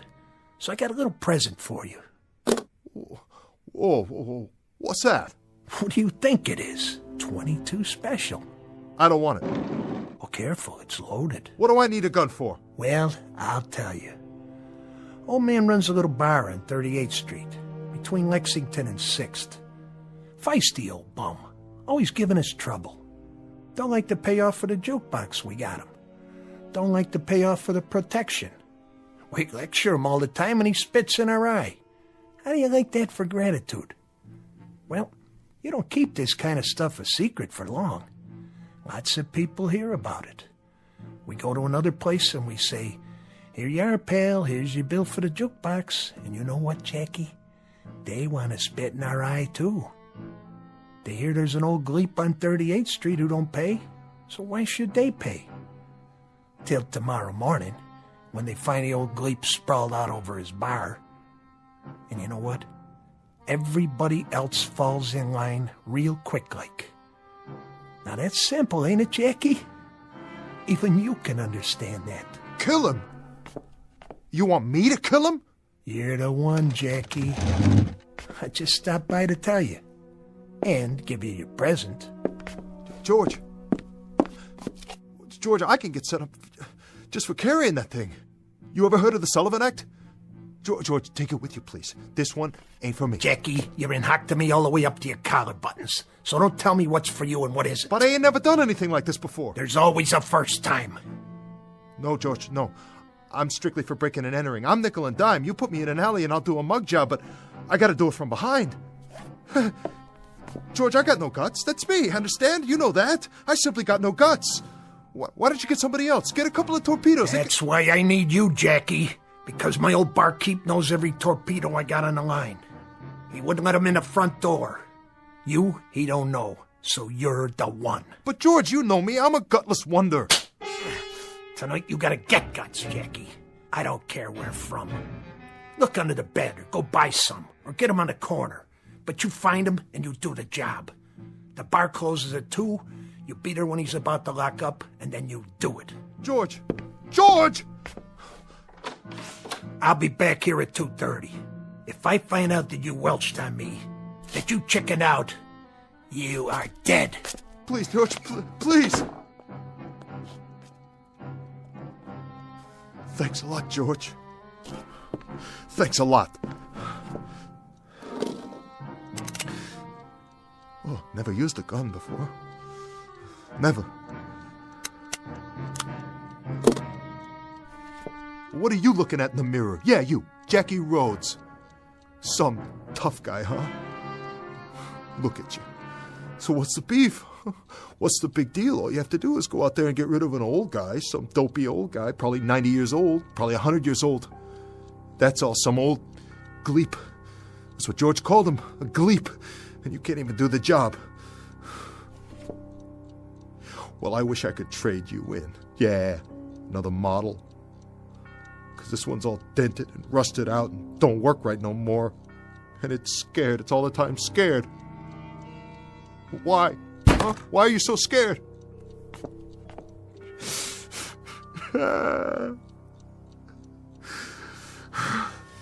Man, it all comes down to this. Took you a long time to get here. Real long. How many nights in the tank? How many months in stir? How many hours in cheap, dirty hotel rooms like this one? $4 a night to roast to death. Oh, what a way. What a long, miserable way. And for what? What do I got to show? A $4 hotel room and lots of security. Oh yeah, just like a floating crap game. Look at you in the mirror. Yeah, you look at yourself for once in your life. Sweating like a pig, biting your nails. And those eyes, those beady, scared little eyes. George better stick with apples and oranges. He better start squeezing cantaloupes for a living, because he ain't no judge of people. Not this one. Jackie Rhodes, the big-time killer. Killer Rhodes. Well, I know you, Jackie Rhodes, and you ain't no killer. You're a softy is what you are, a great big soft bowl of oatmeal. You got no bones in your body. When the good Lord passed out spines, you must have gone for a beer and missed out. Oh, I wish I could trade you in on a new model. I swear to heaven, I wish I could trade you in right now. No matches. Great. A cigarette and no more matches. That is me all over. That's my little Jackie, halfway. Always halfway. Story of my life. A left-handed guy in a cafeteria line, a one-armed paper hanger, an icebox salesman at the North Pole. Need a match? Huh? Go on. Light yours off mine if you want. Who are you? Well, who do you think? The name's Rhodes. Pleased to meet you, Jackie. What do you say? Oh! Take it easy, Jackie. Come on back over here. Let's you and me have a talk. Yeah. Oh, you and me, we'll have a talk. Real heart to heart. Me in the mirror. We'll have a big long talk, just the two of us. The two of us. So this is the way it happens, huh? I've had it. I've had it. All my marbles gone. Finally. This is the way, right? Right here in this room. No, that's not the way it happens. You're all right. Pinch yourself. You didn't flip out. You're rational. You're sane. No, you got a different kind of problem, Jackie, my man. Very different. I'd say we've got different kinds of problems. And you're telling me that you're... I happen to be you, Jack, and you happen to be me. Say that again? Nice arrangement. Keeps it simple, don't you think? Let me get this straight. You're me, and I'm you? Oh, man, this is crazy. Really crazy. This is nuts. Look at it this way, Jackie. I'm part of you. Another part. An alter ego, that sort of thing. You get the drift? I'm the Jackie Rhodes who might have been. Oh, come on. I think you would have been called John Rhodes. A long time ago, Jackie, a very long time ago, you were up for grabs, you might say. You could have gone one way or the other. You could have turned out my way or your way. Take your pick. Well, you did. And it turned out your way. Your way, Jackie. This way. You understand what that means? No. No, I don't understand. What do you mean, my way? Your way's cheap, weak, scared, half vulture and all mouse. That's what you are, Jackie. So knock me. Go ahead and knock me. I'm this and I'm that. So what? Whatever I am, buddy, I got flesh, I got bones, and I breathe. And in just a couple hours from now, I'm gonna put the finger on somebody and I'm gonna cash in. So what do you do for a living? Haunt people in mirrors? Can you pull a heist? Can you kiss a dame? Can you count a roll? Can you cash your chips? Oh, listen to me. Listen to me having a big argument with a piece of glass. Well, listen, glass, I'm leaving. I'm pulling out. I've had it with you. I'm a mouse, huh? Well, you're nothing. Imagination, that's all you are. You're a big fat dream is all. Forget it, will ya? I gotta get ready now. Wash my face.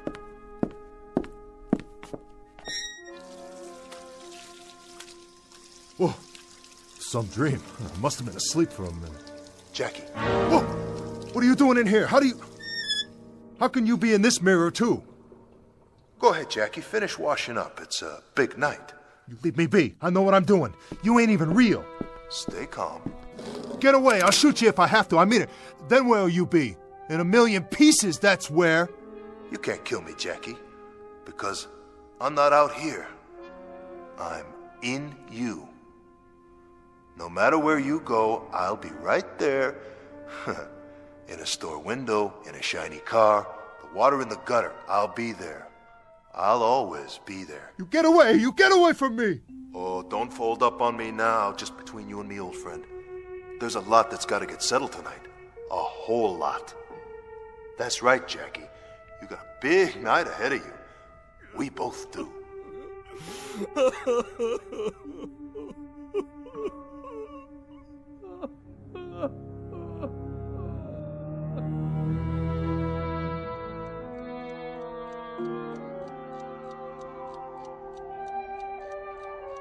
What time is it, Jackie?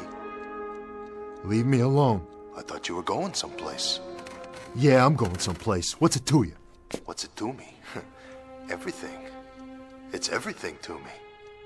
Whatever you do is everything to me. Get it? Yeah, I get it. I get it. Your watch stopped, Jackie? What? Check the clock by the bed. It's getting late. Later than you think. Get off my case, will you? Oh, this is rich. Nutso, that's what it is. Really wild. I'm talking to myself in the mirror and I'm hearing answers.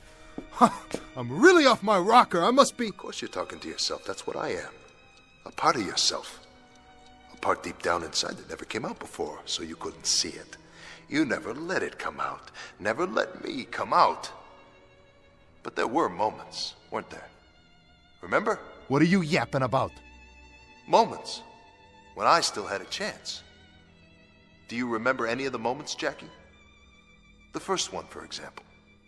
The very first moment The first decision. What moment? What decision? We were 8 years old. I was never 8 years old. Oh, yes, you were. We were. If I can remember it, you can. In grade school. The teacher, Miss Sanders. Remember how nice she was? Always had a smile, and she wore a little locket around her neck. It was the class picnic. She was walking along in the park, pointing out the birds and the trees. We never knew there were so many different kinds of trees. Nobody ever took me to the park before. And the clasp on the locket broke, and she took the gold chain off and put it away. And a couple of the boys dared you to steal it. You didn't want to, but you did steal it. Right out of her purse when she wasn't looking. Why, Jackie? Why did you do it? I didn't want to steal it, okay? They dared me. What was I going to do? I had to. I was a crummy little runt, and they dared me, said I was chicken. And then, when was it? A year later? They dared you again? Yeah, they wouldn't leave me alone. They dared you to go with them and break into a grocery store. What did you steal in the store? I don't know. Something, anything, it doesn't matter. But you remember the dare. Of course I remember the dare. But you don't even know what you took. Look, wise guy, whoever you are, whatever you are, if you know so much, how come you don't know the most important thing? The important thing? And what's that? I already told you I was a runt, you dummy. I was a pasty-faced, skinny little nobody, and when you want to be in a street gang, you gotta go along with them, whatever they say. You back off, they give you the business. They call you chicken, yella. They know you don't got what it takes. So you went along, Jackie, and you made me go along too. And you got caught. Not the other boys, you. And you spent 11 months in a reformatory. What did you prove for all that trouble? Oh, what do you care? Tell me why you're saying all this to me, or shut up! Just shut up! Oh, knock it off! I'm trying to sleep in here! Keep your voice down, Jackie. Why should I? Because you're not the only person in the world. You can't just think about yourself all the time. There are others. Look, I want you to level with me now. What are you? No more fancy talk. What's all this alter ego stuff? You read that in a book somewhere? I think you know what I'm talking about. All right, you're part of me. I give you that. I ain't dumb, you know. No, you're not. You're inside my gut someplace. Well, what are you, a conscience? Is that what you are? You tell me. All right, you're a conscience. So what do you got to say about anything? What gave you the right? I haven't had anything to say about it until now. You never let me out before. But now I've got something to say about it. Oh, boy, do I. I've been waiting a long time. I never let you out. Oh, that's rich. Well, look, buddy, you ain't got no invitation now. I never asked you to show up, did I? So you can crawl back inside and hole up on your own as far as I'm concerned. Who needs you? You need me. I don't need anyone. You've always needed me. Yeah, sure. When you got out of the reformatory, there was a parole officer. Remember him? What parole officer? A very decent guy. His name was Moriarty. Oh, yeah. He liked kids. Had a bunch of his own. You always got the feeling that when he tried to do things for you and straighten you out, it was because he had kids of his own.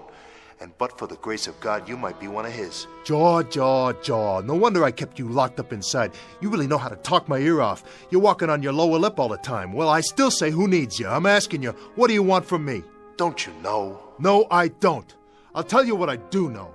I gotta go out and do a job. I gotta go knock off some old gleep in a bar on 38th Street, and if I don't do it by 2 a.m., you're gonna be able to take what's left of me and scrape me off of the wall with a spoon and dump me in a cup. I gotta get going. I ain't got much time left. Correct. You don't have much time at all. I'm telling you, you better get out of my face, or I'll smash up this mirror, and you'll be all over the floor. I'll do it, too. What's the matter? Don't you think I can? You're not listening to me. You've never had much time. Moriarty tried to help you when you got out of the reform school, but you didn't have time then either. Get off my back! You had a moment when you could have listened to him and paid attention in that moment, or you could have done what you did. Join another gang. It was your choice. It was always your choice. And 6 months later, you were in jail again, only this time it was for real, and Moriarty couldn't help you any more than that girl Janie Reardon could. Janie Reardon? I remember Janie. She was a nice kid. She was more than that. She was beautiful, inside and out, and she tried her best to set you straight. What do you know about her? I loved her, Jackie. Did you know that? I love Janie Reardon. You? You love Janie Reardon. Why, you're nothing but a piece of glass. You're me in the mirror. How could you love anybody? How could you love anything? Oh, I could love. I could love deeply and intensely. I loved her. And I tried to get you, too. But you were too busy. You graduated from the street gang. You moved up fast, didn't you? I sure did. You got mixed up in an extortion racket, shaking people down, parting them from their hard-earned money. Real sweet. You were a big shot, huh, Jackie? Still trying to prove something. And what did you prove that time? I proved plenty. You proved you were the #1 patsy of the world. You were the expert in bag holding. It was 2 years in a penitentiary after that one, wasn't it, Jackie? And when you got out, Janie Reardon had got married to a regular guy and moved away. She walked out of your life, Jackie. Out of our life. You cheated me out of her. I don't care. I didn't care then and I don't care now. Dames, I can take or leave. Dames you can take or leave. That's a statement for the press, isn't it? Can I quote you on that? A real fond sentiment. Except for one thing. It isn't true. You calling me a liar? You'd love to have a girl, wouldn't you? Somebody sweet and pretty. Somebody who'd stay with you and love you in return and be kind and gentle with you. You could have had that. Maybe you still can. The question is it too late? Why don't you knock it off? Will you do that? Will you knock it off right now? If you say so. What do you want from me? I'm asking you a question. What do you want from me? Calm down, Jackie. Have a smoke. Here, want one of mine? Stop blowing it at me. Are you going to answer the question? I'm still waiting. Well, it's pretty simple, really. I want to take over. What? I want to be John Rhodes. I want to be all the instincts you buried inside. I want to be what's left that's still good in you. The decency that you never let show. I want to be the courage you left behind. I want to be all the dreams you ever dreamed but never had the guts to live. Fat chance, Buster. Big fat chance. I can walk out and grab a sandwich anytime, do anything I want. Can you? But you gotta stay in the mirror, and that ain't no statement for the press either. That's the goods. That's the ever-loving goods. You've had your chance, and look what you did with it. You blew it. Now it's my time, my chance. By the look of things, I'd say you need me to be the man for a while. Oh, yeah? I don't just talk the talk. I can walk the walk. I can go out and knock off an old man and cut me some nice cabbage for my trouble anytime I want to. And nobody's going to tell Jackie Rhodes what to do or how to act or what to feel, not you or anybody else. Then why haven't you done it? What are you talking about? There's still time. Who's that, Jackie? How do I know? Don't you? Are you sure? Or did you forget? Maybe you wanted to forget. I didn't forget nothing. Then answer it. Go ahead. Shut your trap for a minute. Let me think. I gotta think. You know who it is, don't you, Jackie? Don't you?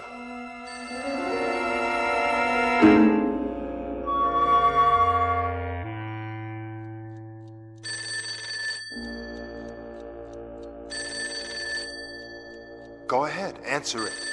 Okay. Yeah, George. Yeah, you just called me on the way out. I was just leaving. Yeah, George. Sure. Honest, I'm on my way out. Sure, George, I know what time it is. I'll see you right here at 2:30. Sure. Sure, George. Yeah, I got it. See you then.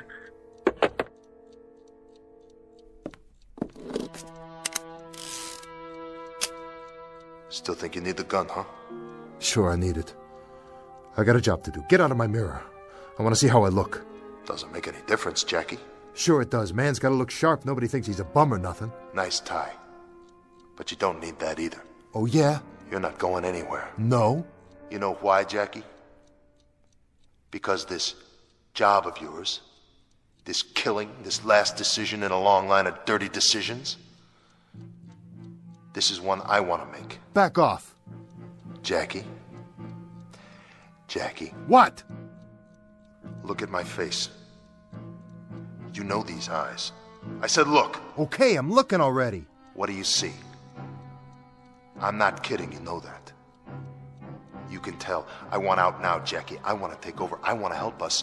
I want to get a decent job and make some friends. I got a job and I got friends. Yeah, but what kind? I got everything I need. You got nothing, only an ache inside, no friends, and no honor. You're nothing. Knock it off! Hey! How'd you do that? I told you. It's time for me to come out. Now, what do you think you're doing? Where are you going? I'm going to take care of business. Oh, man, you don't know how good this feels. You can't! You can't do that! I just did, and I'm going to do a whole lot more before the night's over. I'll stop you. Wait! How come I can't get out of this? Mirror? Because that's where you live now. Inside me for a change. Better get used to it, tough guy, just till I get back, okay? See you in a while. 38th and Lex. You know where that is? Yeah, I know. Don't forget the gun. I didn't forget it. But it's right here in front of me on top of the dresser. I don't need it.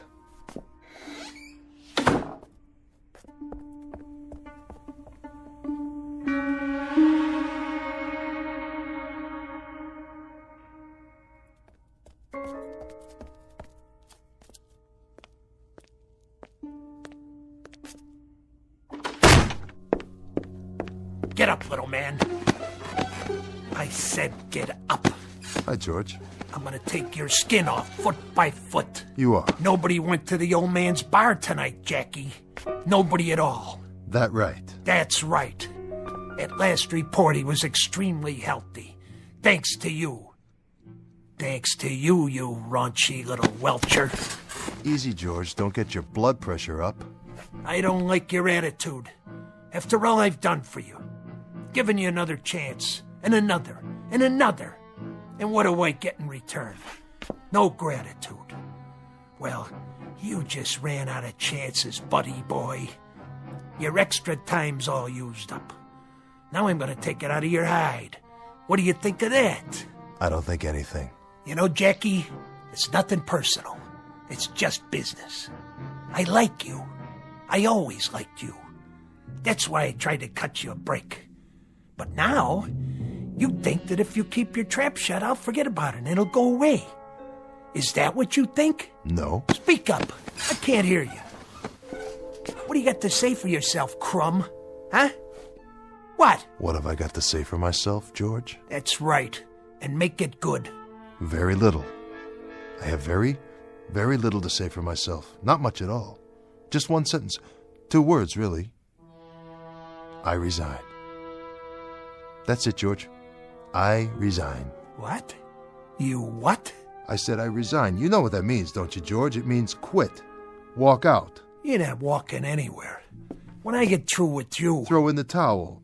Toss in your cards. Retire. I like the sound of that one. Well, that's me. I'm retired as of, let's see, 2:42 a.m. Why, you... Oh, you can have your gun back, too. It's right there where you left it on the dresser. I never figured you to be that much of a sucker, Jackie. Now that I've got my gun back, what do you think I'm going to do with it? Or did you even think that far? Yeah, I thought about it. And? And I figured you'd try to make me eat lead. Well, you got that much right. Of course, I took the liberty of removing the bullets first. Guess you want them back now, huh? Well, they're right here in the wastebasket. Here, let me give them to you. Oh. Good kid. I didn't think you had it in you. Neither did I. Come on, Jackie. Let's see what you got. Why not? I already know what you got, and it's not much. I've seen your kind before, on the playground, in dark alleys, in the joint. You're a bully, George. The kind who pushes little kids around and rolls drunks and knocks over mom and pop stores when they're too old and weak to stand up to you. But as soon as somebody does just once, you turn tail and run, don't you? Sure you do, 'cause you're chicken, George. You're the real chicken, otherwise you wouldn't worry about keeping everybody down in case they're stronger than you. You couldn't stand that. You can dish it up, but you sure can't take it. What are you gonna do now, Jackie? Beat a big man on the street? Go ahead. Let's see how long you last. Oh, I'll last, George. Longer than you, a lot longer. I'll still be alive. I'll be walking around in the park feeding the squirrels while you're doing 25 to life in Sing Sing. That's gonna be tough, George. Real tough for a punk like you. Now get out and don't let me see your sorry face again. Give the desk man what I owe him on your way out, for the time I spent waiting for you in here. See you in hell, Jackie. Wrong, my name's not Jackie, it's John. That's Mr. Rhodes to you, and don't forget it.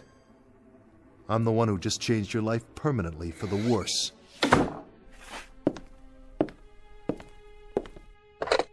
Hello, desk. This is Jackie. This is John Rhodes. That's right, room 14. I'm checking out. No, for good. I'm not coming back. No, as a matter of fact, nothing is all right. The room is too hot, too small, and too dirty. It's just a thing for bums, but not for me. Hey, Jackie. John. We're John now. That was really slick. You liked it? I saw the whole thing from the mirror. It felt great. It did, didn't it? Well, let's hope we don't ever have to do it again. So, what do we do now? Now? We go look for a real job. We get it together. We stop biting our nails and we start living a life. Oh, and you can come out of there now. Thanks. Ready? I guess so. Then, let's get gone.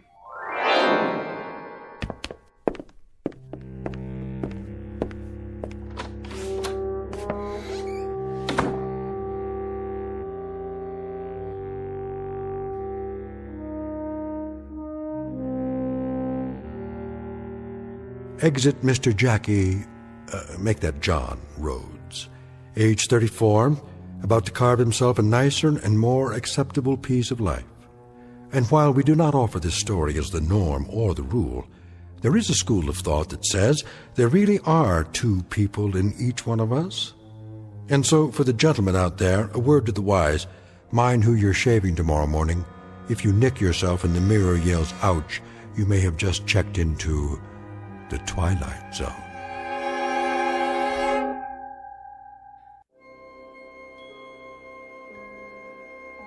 Hi, this is Carl Amari, producer of the Twilight Zone radio dramas. I'd like to take a moment to tell you about our official website at twilightzoneradio.com, where you'll get the latest news and information on these Twilight Zone radio dramas. Plus, at twilightzoneradio.com, you can digitally download 3 free episodes or any of our episodes for only $1.95 each. In this age of ever-changing technology, we've decided to make these episodes instantly available to you by making the Twilight Zone radio dramas a digital download-only series. This means that this series will no longer be offered on CD. The CD collections at our website are now being offered, while supplies last, at buy one, get one free. So be sure to get your favorites before they're sold out. Be sure to visit us often, and I'll see you in the zone.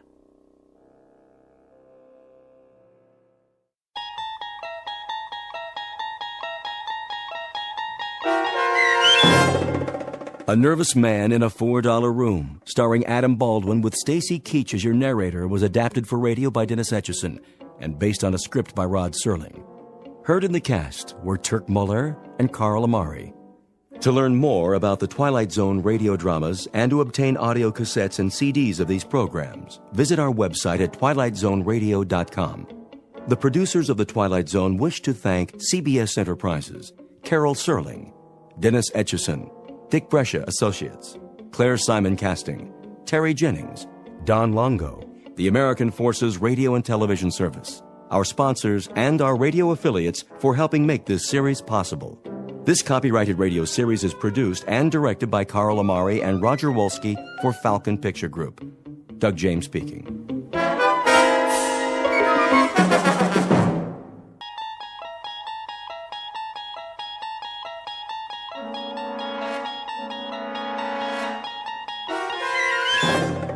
You're traveling through another dimension. A dimension not only of sight and sound, but of mind. A journey into a wondrous land whose boundaries are those of imagination. Your next stop, the Twilight Zone.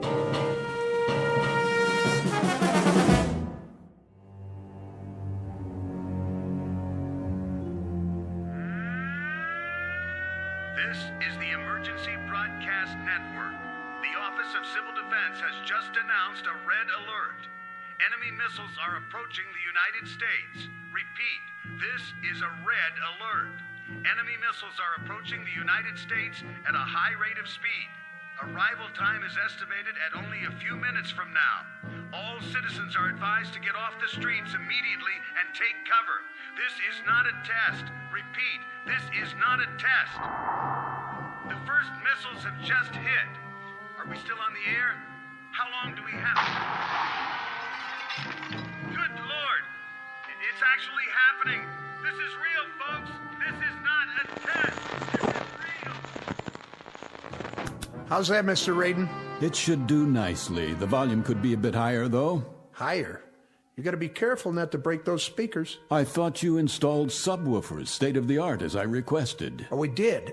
For later. Will you hear them? When the explosion hits here, you'll really feel it. Good. Good. I don't know where you got your sound effects, but you'd swear a bomb was going off outside. I mean a big bomb. That's precisely what I want. I got the other TV hooked up, sir, at the end of the hall, like you said. Let me see. Here's the remote control. You got your on, and then you got your off and your volume. Did you load the videotape? Sure did. Soon as the monitors go on, it starts rolling. Why don't you show me? All right, Mr. Radin. Let's give it a test run. Look at that, would you? There's the street outside. Only now it looks like the beginning of World War III. Yes. Yes. This calls for something of a celebration. If you don't mind me asking, where'd you get the footage? Some special effects guys out in Hollywood? Oh, you might say I have my contacts. Given adequate funding, anything is possible. Yeah, some setup you got here.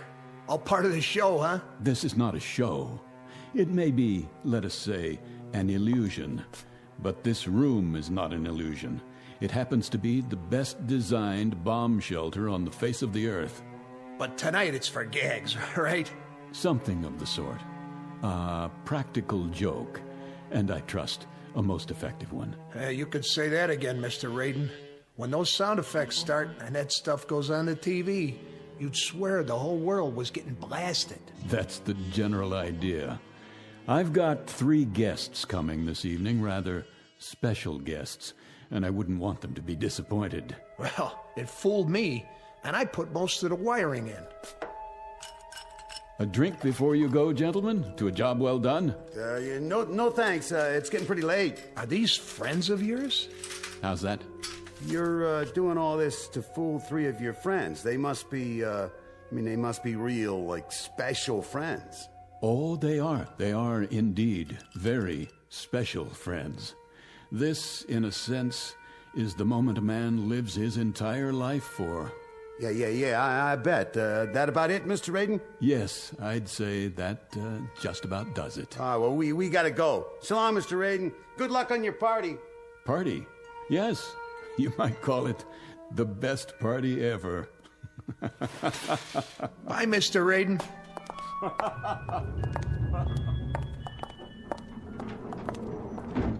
That guy gives me the heebie-jeebies. I know what you mean.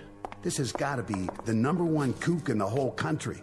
I mean, can you imagine a guy spending that kind of a bundle just to set up a phony atom bomb explosion? And the whole thing's set to go off at 11:45. Some kind of fanatic is he, huh? What's his angle? Practical joke, maybe, you know, like he said. Yeah, the $500,000, that's some joke. Hey, hit the button, will you? Yeah, sure. You know, it's a funny thing. What? If they was to drop a bomb, I mean, if the whole world was to go up for real, it'd be kind of a pity if the one guy left alive was somebody like him. Wow, no kidding. Well, hey, here comes the elevator. Live and let live. That's what I always say. Yeah, you got that right. Let's get out of here and grab some chow. Now you're talking. Going up? Oh, yeah. Hard to get used to, ain't it?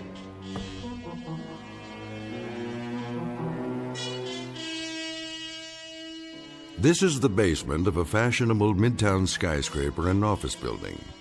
It's owned and occupied by one Paul Radin, whom you've just met. Mr. Radin is rich, eccentric, and single-minded. How rich, we can already surmise. How eccentric and single-minded, we shall see in a moment. Because you have just been invited to a very special party, catered and conducted exclusively for residents of the Twilight Zone. And now, The Twilight Zone and our story, One More Pallbearer, starring Chelsea Ross, with Stacy Keach as your narrator.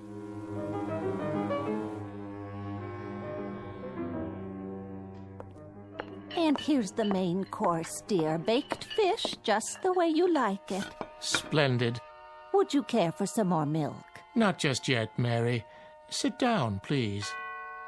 Oh, who could that be? I'll get it. No, you won't. I hope it's not one of the parishioners. Wait here. But you've been on your feet all day.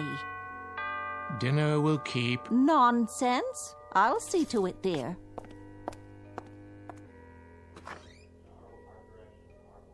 Oh, yes, I'll tell him at once. Who is it? The most peculiar man. What did he want? I'm not sure, but there's a limousine waiting at the curb. He said something about a matter of life and death.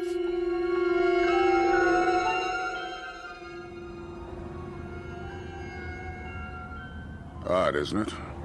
He said exactly the same thing to me. And beyond that, Colonel, you've been told nothing. Hardly a word. The driver appeared at the club, something about an old acquaintance. And you, madam? I'm as much in the dark as you are. I was busy grading papers when that very strange man in the front seat came to my door. It sounded terribly urgent. I'll have a word with him. Driver! Yes, sir. Where, may I ask, are you taking us? Be there soon, sir. Yes, but where? Who do you work for? My employer wishes to remain anonymous. Well, isn't this mysterious? Like an Agatha Christie novel. But surely you can tell us if there's a life in the balance. Here we are. Where the devil? A very nice part of town by the looks of it. Please exit from the right of the vehicle. See here, if this is some sort of joke. I assure you, sir, it's no joke. Yet you can't even tell me who gave you your orders. It is an impressive building. You may use the private elevator. I know this building. That fountain. Elevator? To what floor? This one has only one button, and it says down. I'll enter the code for you. Well, if it doesn't go up, then it must go the other way, of course. This is outrageous. I demand that you return me to the officers' club at once. Driver? Driver! It appears that we've been left to our own devices. It was ever thus. After you, madam.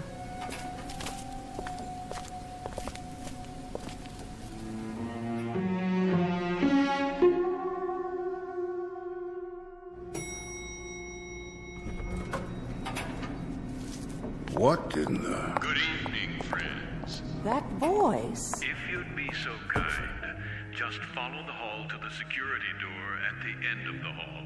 There's something vaguely familiar about the tone, but I can't quite... Enough. It's time to find out what this is all about. That's right. Just come in, if you will. See here. Do sit down and make yourselves comfortable. Wait, I remember now. Yes. The accommodations are a bit Spartan, but I trust you'll find them adequate for your needs. How good of you to come. Colonel Hawthorne, Reverend Hughes, and of course, Mrs. Langsford. I'm delighted to see you all. What? Such blank faces? Don't tell me you've forgotten. It's Raiden, isn't it? Aren't you Paul Raiden? You have an excellent memory, Reverend. And how about you, Colonel? Do you recognize me? Yes, I believe I do. You served with me once, didn't you? I did indeed. A second lieutenant. Yes. In an infantry regiment under your command. I recall it vaguely, and I seem to recall something else, too. It's not surprising that it doesn't come flooding back. After all, you had a few thousand men under you, a few thousand cogs in the great military machine. I was only one of those cogs. But then again, you didn't court-martial all of them, did you? That distinction you reserved for me alone. Oh, yes, I do recall now. You refused to lead an assault on a hill. Did I? Refused in the face of a direct order. The delay cost us a company of men. That was your contention at the court-martial board. It's what sealed my fate. I was dishonorably discharged, Colonel. Stripped of rank and booted out. Oh, fortunate for you. Fortunate, you say? Were I permitted to dictate the sentence, I would have had you shot. Of this I have no doubt. No doubt at all. But what kind of host am I? Oh, for pity's sake, Paul. I must apologize. There's a lady present. Please forgive me for not addressing you first, Mrs. Langsford. Do you recall who I am? Of course I do. I taught you in high school. Well done. I don't forget my students. Oh, now and then I find that they get jumbled together. Of course. But if I prod my memory a bit, I'm able to connect names with faces. And in your case, with character. I made an impression on you, did I? That's understandable. Because you flunked me, Mrs. Langsford. I certainly did. You dressed me down in front of an entire class, called me names, humiliated me. And quite deservedly so. Ah, but that's neither here nor there. I invited you here this evening for another purpose than to dredge up old animosities. Invited? I can't speak for my companions, Raiden, but the request I received was more in the form of an ultimatum. Your chauffeur said it was a matter of utmost urgency. Why, yes. Yes, indeed. That's the way it was broached to me, too. A matter of life and death. I was eating dinner, and my wife Mary got up to answer the door. And when she came back, she had such an odd expression on her face. Ah, Reverend Hughes. Still a bit on the wordy side, aren't you? It never ceases to amaze me, really, how changeless we remain over the years. But I suppose the habits of a lifetime are not that easily set aside, now are they? Perhaps you'll be good enough, Paul, to get to the point and tell us why we're here. I'd be delighted to. But first, can't I get you something? A highball, perhaps, or a cup of coffee for the Reverend. How do you take it, black or white? Nothing, thank you. Paul, you're trying my patience. Habits, Mrs. Langsford. The incredible persistence of habits. You call me Paul, as if I were still sitting in your classroom. What about you, a nice cup of tea? Nothing for me. And you, Colonel, a tot of rum, perhaps? I would be deeply appreciative, Mr. Raiden, if you made your point and then let us leave. You've obviously called us here for something, and I, for one, would welcome hearing whatever it is without further delay. How staunch, how commanding you sound, Colonel. The military mind never changes either. See here. Always pressing forward. Drive, drive, drive against the objective and wipe it out. Colored flags stuck in a map and troops stuck out in the hot sun. An officer must have nerves made of steel and a head full of cement. As you were, Raiden. Oh, no, Colonel. Not as I was. as I am, which rather upsets the chain of command, don't you think? Because I'm in command now, and what I command at this moment is your attention. You see, I've called the three of you here for a very specific purpose. I think I'm beginning to understand. Of course you are. Always so intelligent, so insightful. Let's do it in proper chronology. My dear old schoolmarm shall begin.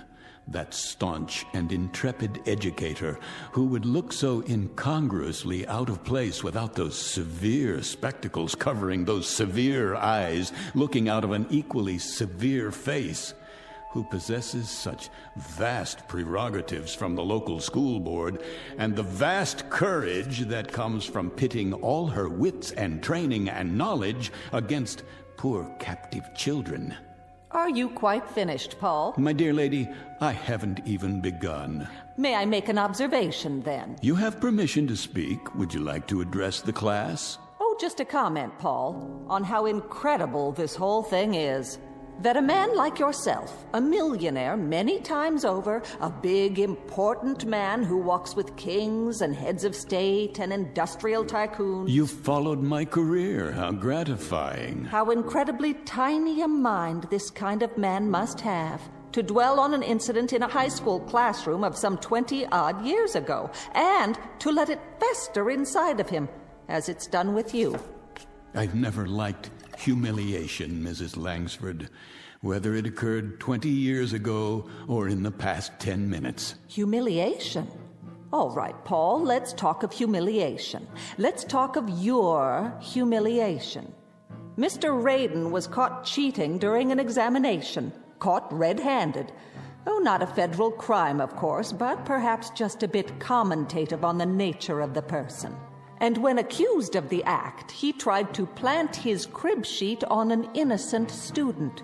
How right you are, Mr. Raiden, that I stood you up on your feet and in front of the entire class I told you what you were. But no room then, was there, Mrs. Langsford, for just a moment of compassion? An iota of sympathy for a frightened and desperate boy? Oh, Mr. Raiden, I've dealt with frightened and desperate children all my life. And it might surprise you to know that I've given them more sympathy and compassion than learning. But neither sympathy nor compassion can be handed out wholesale like cheap bubblegum. The recipient must be worthy of them, and you never were. You were a devious, dishonest troublemaker.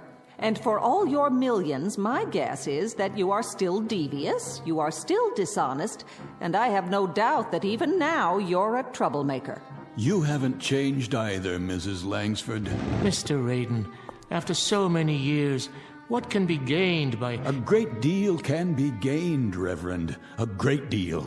But surely... You can go to the devil, Reverend. Raiden! You too, Colonel. And that's not a figure of speech. Tonight, my friends, just a few short minutes from now, you all most assuredly can and will go to the devil.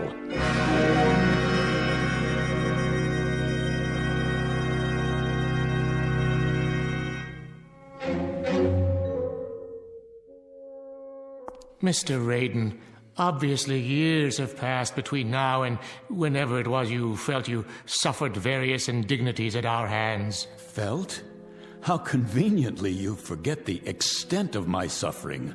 You, for example, accused me of lack of character, and worse, you put a scandal over my head and all but destroyed my reputation. I do remember now.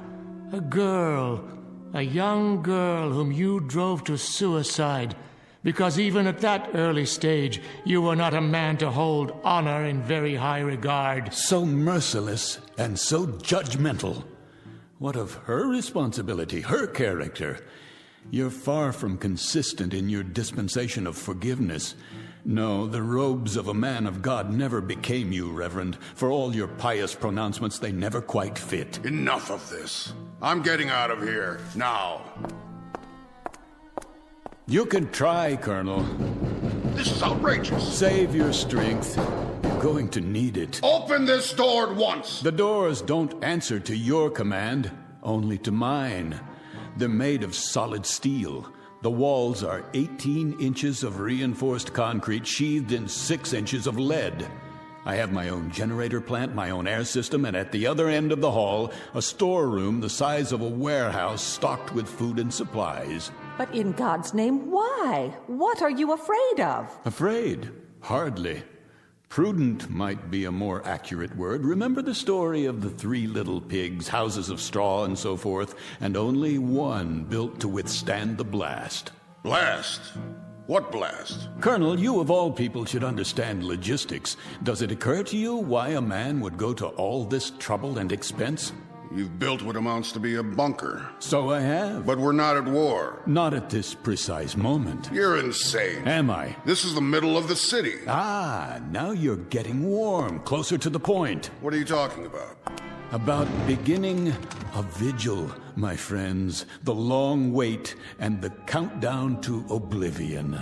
Will you start making sense? I taught you better than this gibberish. You are correct, Mrs. Langsford, about several things. I've walked with kings and tycoons, as you so rightly perceived. I've walked with them, and more importantly, I've listened to them, to the things they have to say, the special knowledge they are able to impart because of their positions of privilege. As a result, I managed to keep abreast of the times and usually well ahead of them. The point. Patience, Reverend. I'm coming to it. You see, I know things that are going to happen. I pay informants, couriers, high-level attachés and the like for a service. Information. And I pay them quite handsomely, I might add. What sort of information? Oh, the inner workings of certain, let us say, diplomatic agencies, military installations. Information that's beyond top secret, but available if the price is right. You're engaged in espionage. Hear me out. 48 hours ago, I received a most interesting bit of news, or rather, several bits, meaningless in themselves, that together form one unavoidable conclusion, something that is known to perhaps only 6 men in the world. If you're trying to frighten us, it isn't working. Then let me give it a somewhat finer edge. This evening, this very evening, the world is coming to an end. Why, of all the... At 11:45, there will be no more city. No more country. Rubbish. Oh, it was inevitable, don't you think? After so many years, so many weapons stockpiled, someone somewhere was bound to become impatient, to finally push the button that brings us to the reward we so justly deserve. And make no mistake about it, we all do. It began when we were born into this cesspool called life. The original fall from grace, from which there is no escape. The earth is an empty graveyard waiting to be filled, and tonight it will be. What a cynical, depraved view of humanity. By 30 minutes after midnight, there will be no more humanity. It's too late to stop. Pandora's box has been opened. There's no turning back. They are going to bomb us, and we are going to bomb them. By dawn, there will be nothing left but rubble and bodies. And now, within a few moments, it begins. You'll be hearing the sirens very shortly. That's the red alert. It means their missiles are on the way. Ours will follow soon after with proper military efficiency. And you are to survive, Mr. Raiden. Is that the idea? I am to survive. As long as I stay here, 300 feet under the ground. Already buried, one might say. How about you, Reverend Hughes? Or the rest of you? Would you care to survive too? Or shall I be the only pallbearer? What? It can't be. Don't panic. This whole thing may be a hoax. Please remain seated. If you require proof, I'll turn on the radio. Broadcast Network. The Office of Civil Defense has just announced a red alert. Enemy missiles are approaching the United States. Repeat, this is a red alert. Enemy missiles are approaching the United States at a high rate of speed. Arrival time is estimated at only a few minutes from now. All citizens are advised to get off the streets immediately and take cover. This is not a test. Repeat, this is not a test. have just hit. Are we still on the air? How long do we have? Good Lord! It's actually happening! This is real, folks! This is not a test!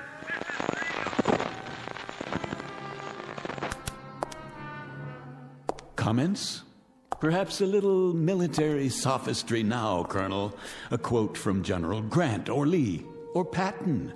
And you, Reverend, something enriching from the gospel? Oh, my, such silence, Mrs. Langford.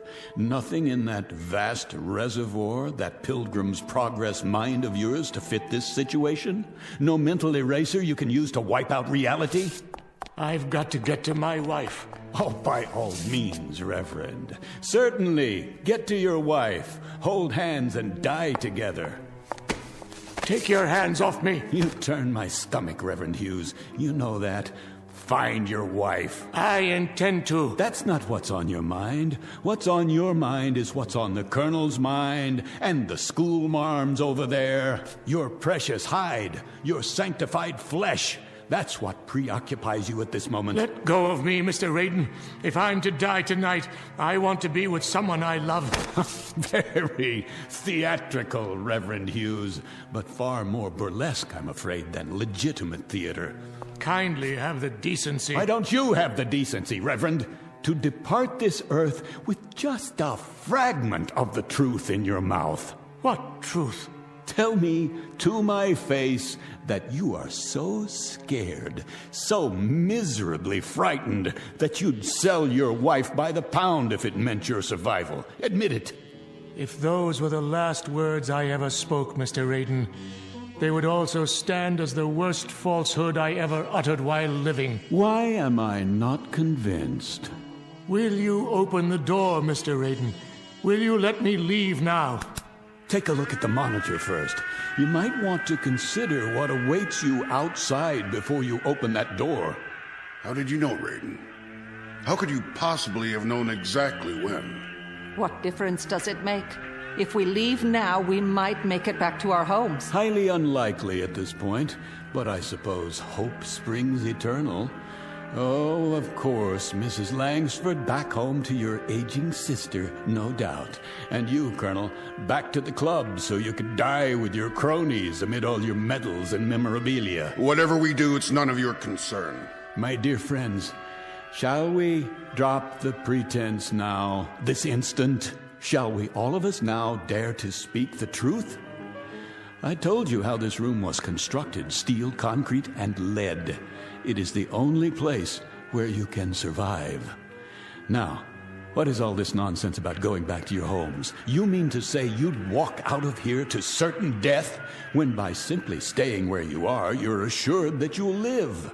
Are we to understand, Mr. Raiden, that you will permit us this luxury? That you will allow us to stay in your fortress? Oh, indeed. Indeed, Colonel. As a matter of fact, it's precisely why I asked you all to come. Each of you, in your own way, tried to destroy me. But I will not repay the compliment in like kind. That is to say, I won't require an eye for an eye. Nothing quite as basic, as naked as that. Then I'd be interested, Mr. Raiden. What is your price? The Colonel would be interested. I should think so. And I presume the schoolmarm and the Reverend, too, would be interested. I submit, dear friends, that you're not just interested. It's the only single thing on God's earth that has any meaning left. How much will Raiden charge so you can stay here in safety? All right, my friends, here's the all-important price tag. The fiddler has played, and here comes the bill for the music. But be sure to listen carefully, because time is very rapidly running out.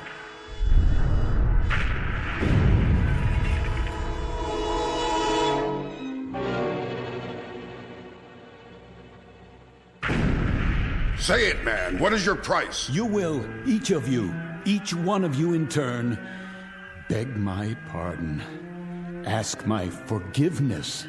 And if need be, you'll get down on your hands and knees to perform that function. Is that all? That's all.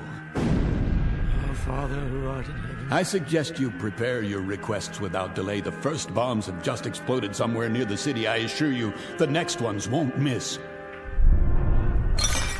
Did you hear what I said? I need your decisions now. Say pretty please. I beg your pardon? Pretty please with sugar on it. How's that, teacher? Speak up. Pretty please with sugar on it, Mr. Raiden. It's what children say to exact a favor. Children, Mr. Raiden, but they say it by rote. It comes out pure. There's no meanness to it, no cruelty. That's something that comes much later in life. The capacity to damage other human beings. That's enough. Not quite. You let me out of here, Mr. Raiden. If I'm to spend my last quarter hour on Earth, I'd rather it be with a stray cat, or alone in Central Park, or with a city full of strangers whose names I'll never know. Have you lost your mind? The door, Mr. Raiden. Will you open the door now? You heard them. Heard what? Stubbornness for its own sake? Sheer contrariness? Absolute irrationality in the face of that? Open up, Raiden. Yes, open it. You're too blind, or you're too stupid. That must be it, because none of you understand how simple it is. All you have to do, literally all you have to do, is to say a sentence. Just a string of silly, mindless words, like a command, Colonel, like a prayer, Reverend, like a lesson. Nothing more than that. All you have to say is that you're sorry. I have nothing to be sorry for. You deserve that, court-martial, and more. I'll hardly withdraw my complaint now. And I, Mr. Raiden, pity you that you still can't see the error of your ways. May God have mercy on your soul. All right. You want to go out there and die? Go! But you'll all be back inside of 5 minutes. There's the elevator. Go ahead, use it. Carry the farce to its conclusion. Stand aside. Where are you going? Up there? To what? As far away from here as I can get. Do you hear that? Are you deaf? You still want to go up on the street? Why? To get a good look at the frenzy and the panic and the horror before you come back down here to your only salvation? Move away from the elevator. But you don't need to see it firsthand. Watch it from here on the monitor. You can see it happen, the whole thing. Watch as your world is shoveled into a grave and covered over. Move, or I shall be forced to move you. You fool. After you, ma'am. Last chance. I mean it. It's your last chance. What about it, Hughes? Is life so stinking cheap you can throw it down a drain? No, it's not true. This is no fantasy. You'll be back. You'll see. You'll be back.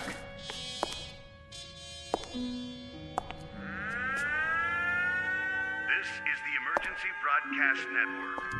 The Office of Civil Defense has issued a red alert. The United States is under enemy attack.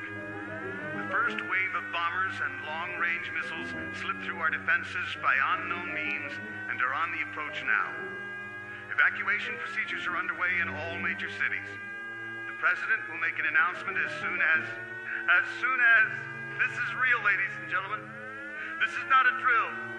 This is not a test. This is an actual emergency. What? That's not what he's supposed to say. We interrupt our regularly scheduled programming to bring you this live coverage. Just before midnight this evening, several of the country's major population centers suffered missile attacks, resulting in severe casualties. Siege mentality. Unconfirmed report of nuclear detonations. The White House, the Midwest, the coast. We will remain on the air for as long as... What's wrong with this? Off! I want this tape off!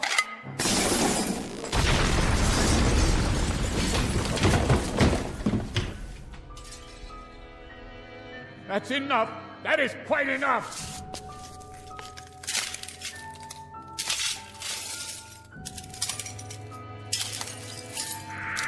Ladies and gentlemen, this is my last assignment as a broadcaster. I can see the bombs going off, and Now they're streaking down, lighting up the sky, heading directly for us. A great wind from the firestorm. If you can hear me, I want my wife and daughter to know that I love them very much. No!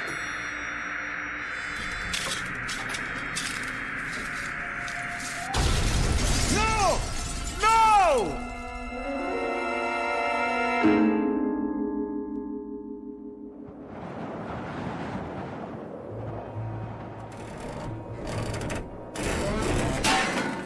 No! No, please! I didn't mean for it to actually happen! There's nothing left. Nothing. The city is gone. Is there no one else alive? Somebody? Anybody?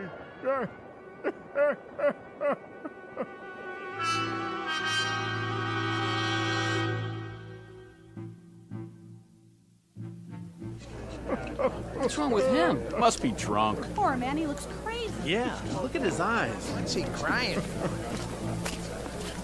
All right, Mac, get up. Hey, Mac, what's the matter with you? Got a little too much to drink, huh? On a beautiful night like this. Well, now, let me take you home. Where do you live? Can you tell me that? I didn't want it this way. Won't somebody listen to me? Isn't there anyone left in the world who can hear me? Someone! Someone! This is Saunders. I'm in front of the Raiden building. I want to send a car over here right away. Some poor devil's lying on the ground off his rocker. No ID. Yeah, it could be anybody. Yeah, okay. It's okay, Mac. Help's on the way. Now, why don't you come on over here and sit down by the fountain? That's right, in front of this nice building. You weren't gonna try taking a bath in it, were you? No. Because then I'd have to arrest you, and I wouldn't want to do that. Can you hear me? Can't you even tell me where you live? You know where you are? Anything around here look familiar at all? What happened to him? Another nutcase. Never saw him before. Is he deaf or blind? Okay, folks, let's move along. Move right along. Give the poor fella some breathing space till the ambulance gets here. Easy, Mac. Take it easy. You're gonna be okay. No.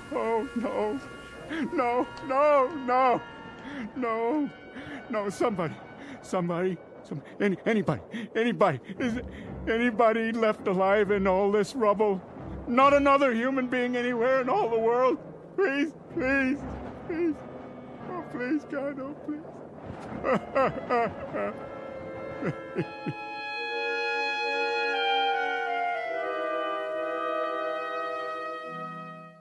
Mr. Paul Raiden, a dealer in fantasy and human misery, especially his own. Trapped in the graveyard of his mind, and now, as it has always been for him, the only person in the world. The sole pallbearer at a funeral he alone manufactured, in a bleak and empty landscape called the Twilight Zone.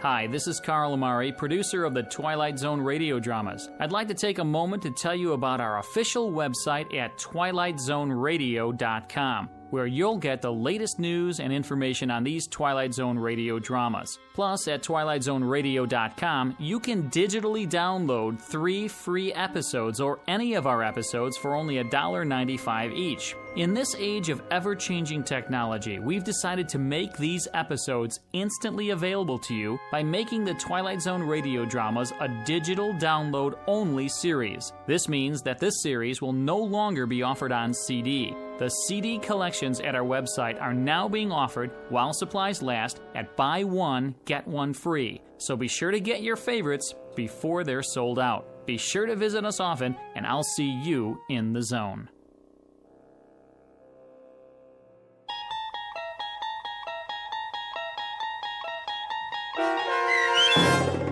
One More Pallbearer, starring Chelsea Ross, with Stacy Keach as your narrator, was adapted for radio by Dennis Etchison and based on a script by Rod Serling. Heard in the cast were David Darlow, Meg Thalken, Rich Komanek, Turk Muller, Norm Woodell, Jeff Lupiton, Roderick Peoples, and Lawrence Nepidal. To learn more about the Twilight Zone radio dramas and to obtain audio cassettes and CDs of these programs, visit our website at twilightzoneradio.com. This copyrighted radio series is produced and directed by Carl Amari and Roger Wolski for Falcon Picture Group. Doug James speaking.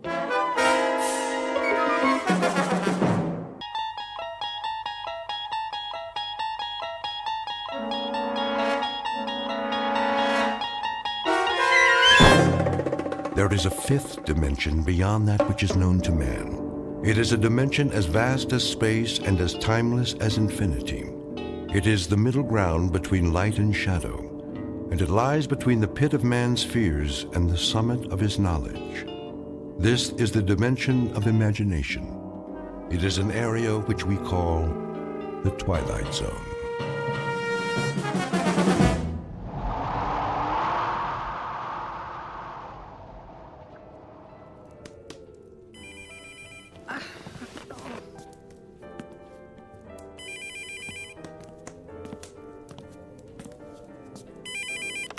Merry Christmas! Mom? Hello? Mom, can you hear me? Barely. Are you all right? Our flight is grounded in Chicago. Why? The snow is really coming down. No more flights will be going out tonight. We can't control the weather. Where will you stay? We got a room at the airport hotel. Well, that is no way to spend Christmas Eve. Well, we're better off than the people sleeping on the floor of the terminal. I guess so. Merry Christmas, Mom. I love you. Wait, tell Katie that Santa will leave her presents here, and I'll keep them safe. Mom? Luke? Luke? Merry Christmas to me.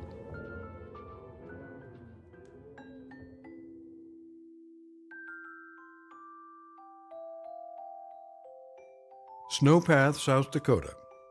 Population 1. One very unhappy grandmother named Martha Waltham, who finds herself alone on Christmas Eve, even though her house looks like a Christmas card, beckoning everyone home for the holidays. Now no one is expected this year. Her only solace will be her Christmas tree, decorated with mementos of Christmases past. The weather has spoiled her plans and cooked her proverbial Christmas goose. But Christmas is a time filled with miracles, and Martha Waltham is about to find out she won't be spending Christmas Eve alone after all, because she is about to meet some very special visitors from the Twilight Zone. And now, The Twilight Zone and our story, Snow Angel, starring Sean Astin with Stacy Keach as your narrator. And more snow. Get out the snowshoes and the shovels. It's beautiful to look at if you're inside and don't have to go anywhere. And you might not want to go anywhere if you don't have to. And in entertainment today, Might as well so go to bed. So young and so...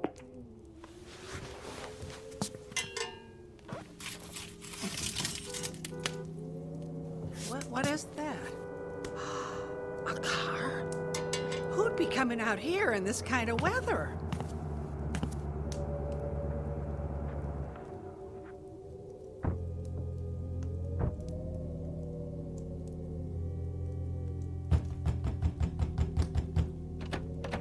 Who's there? Help! We need help! Who are you? What's wrong? It's my girlfriend. We need to find a doctor. Please open the door. You stand back from the door. I want to get a look at you.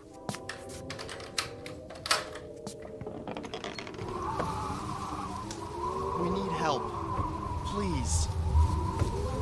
You're just kids. We got lost in the snowstorm. We were going to the hospital and missed the turn for Sioux Falls. We're almost out of gas. Can we please come in? Sure, come in. Thank you. This is Lisa. I need to sit down, please. I'm a little shaky. Well, go sit by the fire. Pretty cold out there tonight, isn't it? It was coming down so hard, I couldn't see the turnoff.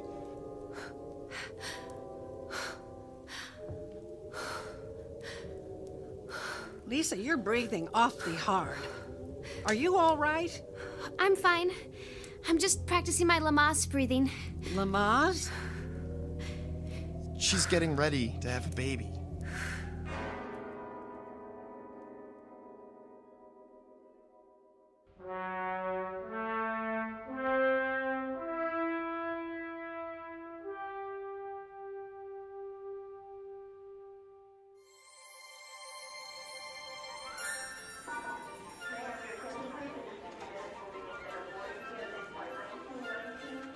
Merry Christmas! Merry Christmas! Well, what do you want for Christmas, little girl? I would settle for a pizza right now. Katie, didn't I say not to wander off? I was just listening to the man play carols. Merry Christmas! Thank you. Here's some money. No, that's not necessary. No, it's Christmas. I'm sure whatever group you're with could use it. Come on, Katie. Merry Christmas. Katie, I doubt that man celebrates Christmas. What do you mean? He's probably a Hare Krishna or something. Didn't I tell you to keep an eye on Katie? I am. I mean, I did. She was just, listening to the hippie guy in the white robe play carols on a guitar. What's a hippie? There are no hippies anymore. Are there Hare Krishnas? No. Yes. Is he one of Santa's helpers? No. Well, why? Mom gave him money. Why did you give him money? To make him go away. He's still there. Look, he's waving at me. Can I wave back? No. Yes. Which is it? Katie, you don't know him. Didn't I tell you never to speak to strangers? Does that mean I can't talk to anybody? That would be safest. That stinks. Katie, don't say that.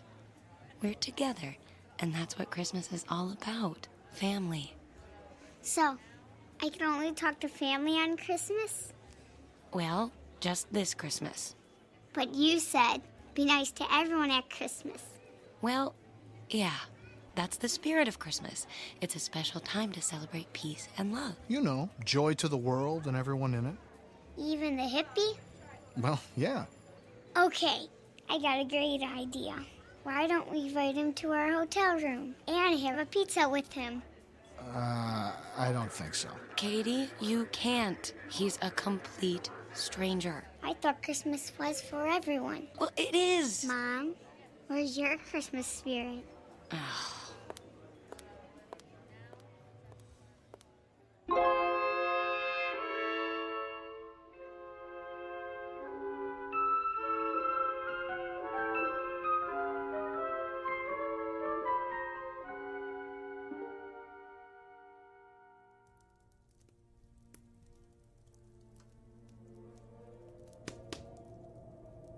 Are you okay, Lisa? I think I need a doctor. Yes, you do. You really can't have the baby here. What do you mean? Well, I didn't mean it the way it sounded. She's gonna need some help. We have to get her to the hospital. I'm gonna call the sheriff's office. The sheriff's office? The sheriff can get her to the hospital. Ow! It hurts! It really hurts! And besides, the sheriff's got an EMT on call for emergencies just like this. Quite frankly, I think the baby could come any time now, and it makes no sense to take chances. Oh, perfect. The phone just went dead. God, I don't believe it. The storm must have torn down the lines. Ah! What's happening? What's happening? Ah! Don't be scared. The lights just went out. Oh, great. Now we've lost the electricity, too. Well, I'll get some candles. Look, lady, we need help. What are you going to do? Don't use that tone of voice with me. Sorry. Look, she needs help. We've got to do something. Okay. I've got a 4-wheel drive SUV in the garage. Here are my keys. You go warm it up, and I'll stay with her and get her ready to travel. Now you bring it around, and I'll drive you to the hospital. Thank you. Thank you so much.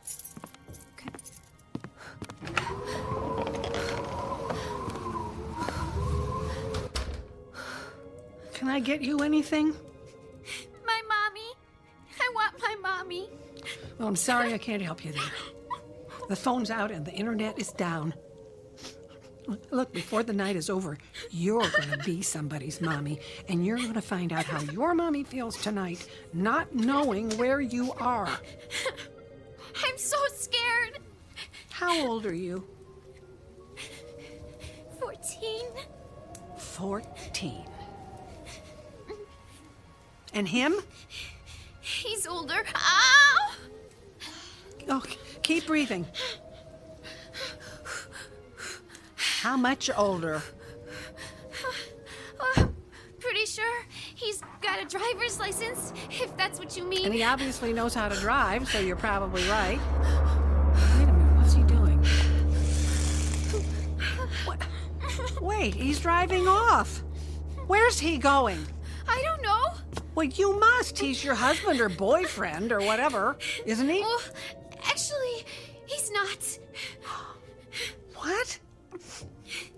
Well, I didn't think you were married, but who is he? Where did he go with my SUV? I have no idea.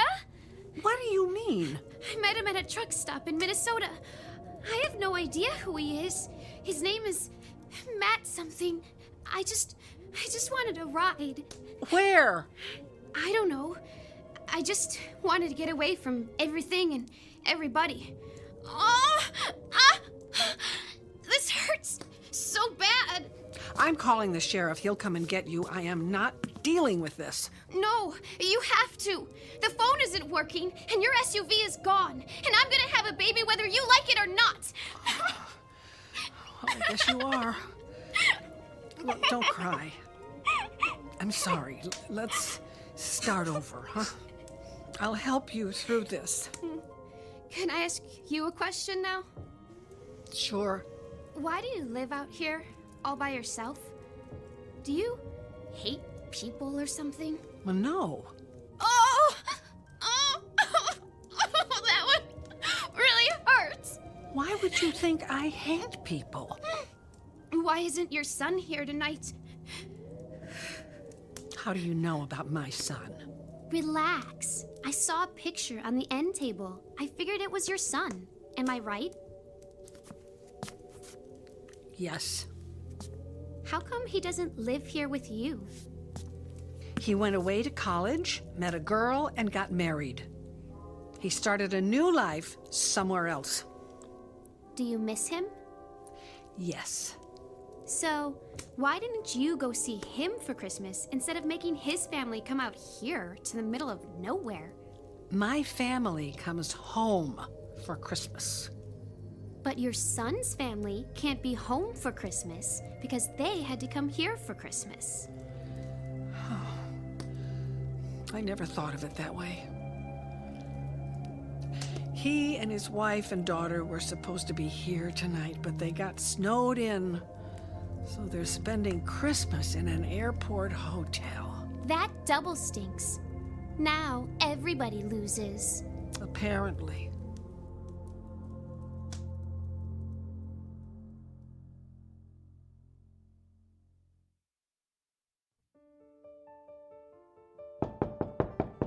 I'll get it. Don't answer it. This is a hotel. You don't know who's there. That's why I want to answer it. Merry Christmas. Merry Christmas. I've got a pizza for you. Mom, it's the hippie. He got some pizza for us. What? There must be some misunderstanding. Look, I don't know who you are or what's going on here, but... I work for the airline. Here's my ID. Look, he has a name tag with wings, just like a pilot. I'm not a pilot, but I've got a lot of airtime. I don't mean to be rude, but what's with the robe? My angel costume? Not many people want to work on Christmas Eve. They want to be at home with their families, so, I volunteered to work tonight. I told you he was nice. But it's not within my angelic powers to make the snow stop, so people are pretty crabby about their flights being canceled. I'm just doing my best to keep everyone happy. That is so nice of you. Come on in. Is there an angel that can stop snow? The Archangel Michael, but he's pretty busy tonight. The Archangel That is Michael. so cute.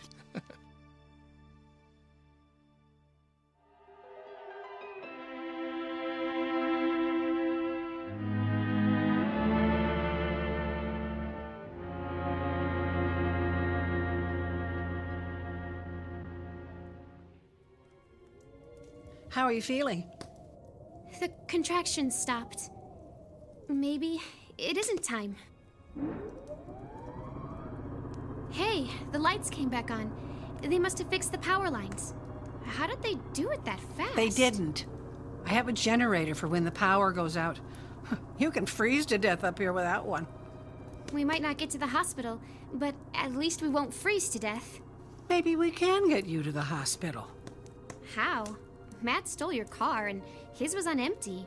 Do you think he left his keys in the car? Probably. I mean, he stole the car, so I don't think he cared much about it. Good. The generator runs on gasoline. I can siphon the gas out of that tank and put it in the car and drive you to the Sioux Falls Hospital. Now, will you be all right by yourself till I get back? Yeah, sure.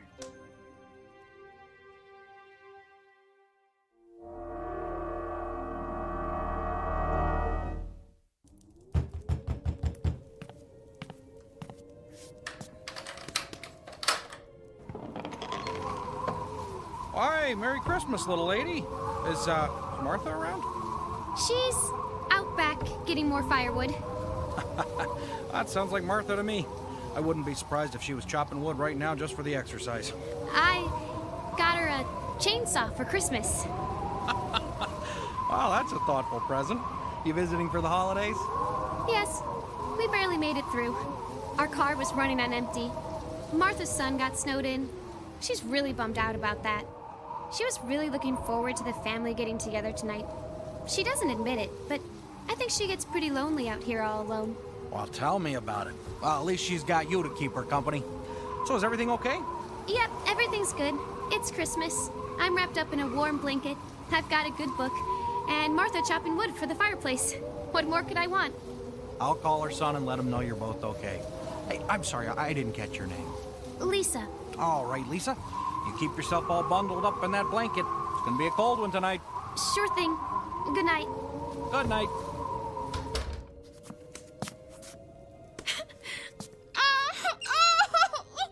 Oh no! Not now. Oh God, please not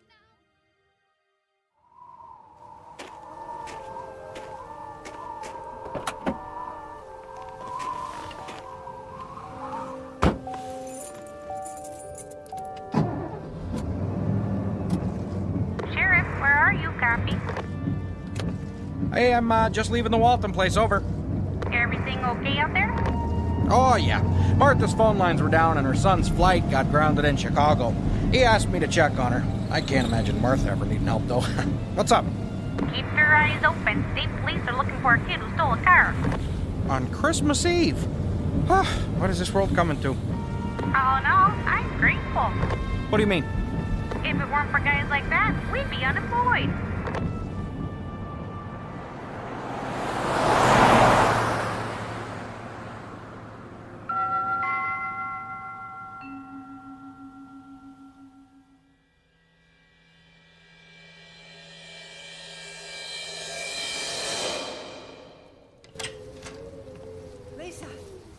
Lisa. Okay. I filled the car with gas, and we're in luck. Matt left the keys in it. Lisa? Lisa? Lisa, where are you? Oh, God, oh, no. Her coat and her things are gone. Lisa! Oh, God. There's snow by the front door. God, tell me she didn't go out into the storm. Lisa! Lisa! Lisa!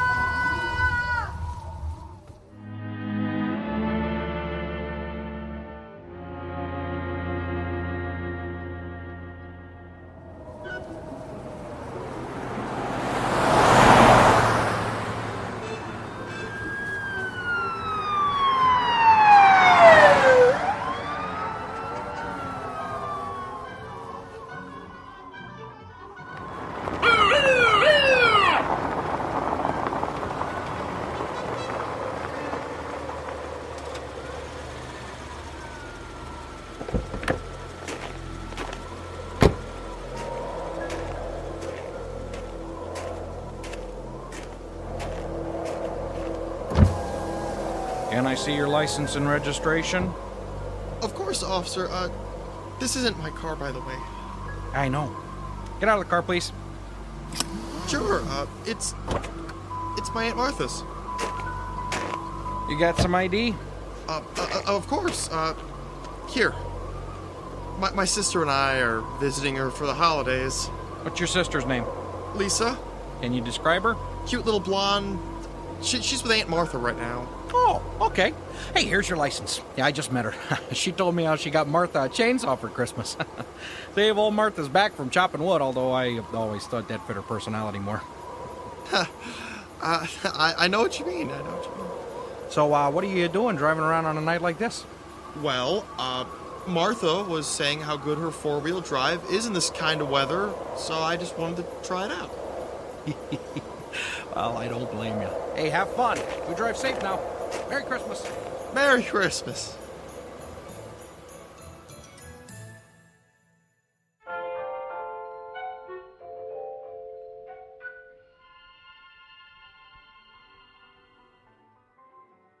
Well, my dinner break is over.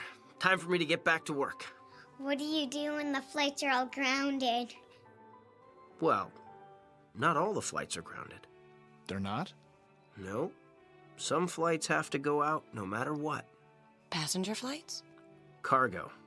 What's cargo? Packages. Wait a minute. There's my package for Grandma. Honey, wait. Maybe he can get it on the flight. Honey, no. Well, where's it going?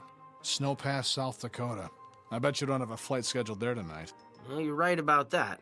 I was thinking if it was, a big city or someplace warm. Could you try? I find it very hard to say no to you. Give me the package. I'll see what I can do.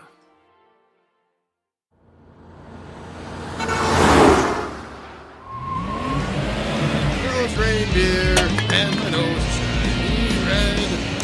Yeah! Ah! Oh my God! What was that? That come from? Oh no! Did a meteor fall from the sky? I hit somebody. Oh no!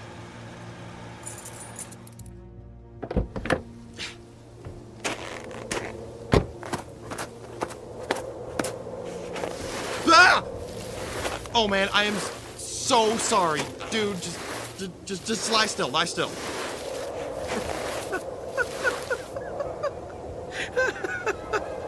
Why? I'm making a snow angel under your SUV. You're not hurt?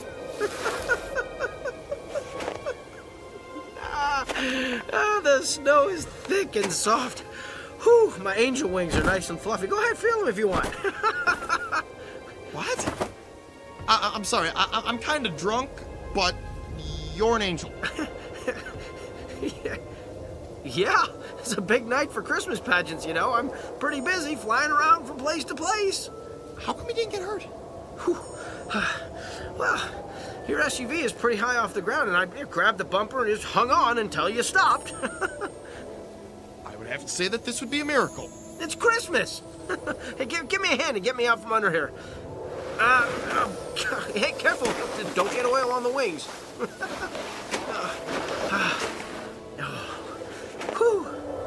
Wow. That's some snow angel you made. It's perfect. Yeah, well, I loved making them when I was a kid. When the truck stopped, it was the first thing I thought of. So I made one. People love snow angels. Just to double check. You're not hurt, right? Absolutely. Nothing can hurt a snow angel. I mean, think about it. When I fell from out of the sky, blam! Did I get hurt? No. You think a little thing like getting run over by an SUV is going to bother me? You did fall from the sky. Well, of course. But yeah, my glasses flew off when you hit me. I can't see very well without them. I think they flew off back there. Can you find them for me while I, catch my breath? Sure. Anything you want. Around here, you think? Nope.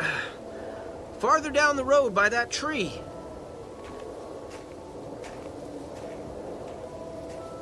Like here? Further. Hey! Hey, what are you doing? Where are you going with my truck? Don't leave me out here, I'll freeze to death!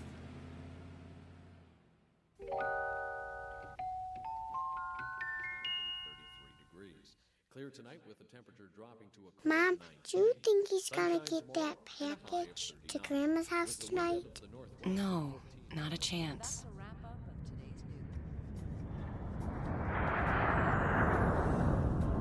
What's that sound? A jet just took off. Look out the window. You can see it. Mom, maybe there is a chance. Sorry to disappoint you, but no. Hundreds of flights were grounded. We're going to have a long wait. Maybe Grandma's line is fixed. The phone company barely gets lines fixed on weekdays, and they're going to fix a line on Christmas Eve? Hello? I don't think so. Yes, this is Luke Waltham. You're Mommy Negativity. No, I'm not. See what I mean? Okay, you got me. Really? Okay. Thanks. Was that Grandma? No. Told you so. It was the airline. They said to pack our bags and come to the terminal immediately. We're the first plane out of here.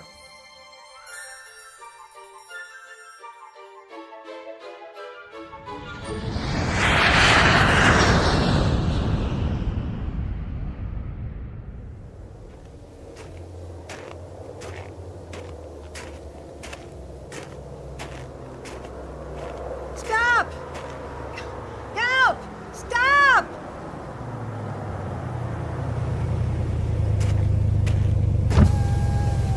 Hey, what's wrong? Who are you? Does it matter? You're gonna freeze to death out here. Get in.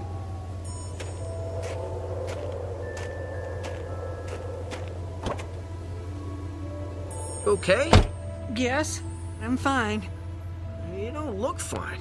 Well, that's because you're driving my SUV. Are you sure? Yes. A young man stole it. How did you get it? Well, I guess I stole it from him. Why? Well, I guess you could say I'm a man on a mission, and I needed it to pick you up. Where to? Well, if it's not out of your way, could you take me home? Sure. I was headed that way anyway.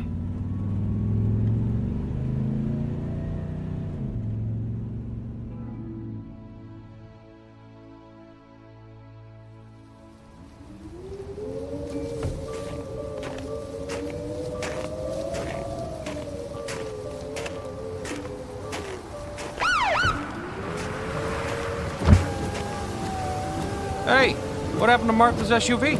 Huh? What? Well, I thought I hit somebody back there a ways, and... You did what? Well, I thought I did, but I couldn't have, because he came from out of nowhere. I mean, it was like he fell from the sky. He fell from the sky. Yeah, I think you better get in my squad car, and then we can go back and look for Martha's SUV. Well, we ain't gonna find it. I can tell you that. How come? Well, the angel that fell from the sky tricked me into finding his glasses. He made me walk away from the SUV to look for the glasses, and when I got far enough away, he drove off in the SUV. You know what I think? You got mugged, somebody hit you in the head real hard, and then stole Martha's SUV. You know, I did see a flash of light just before it happened, and then stars.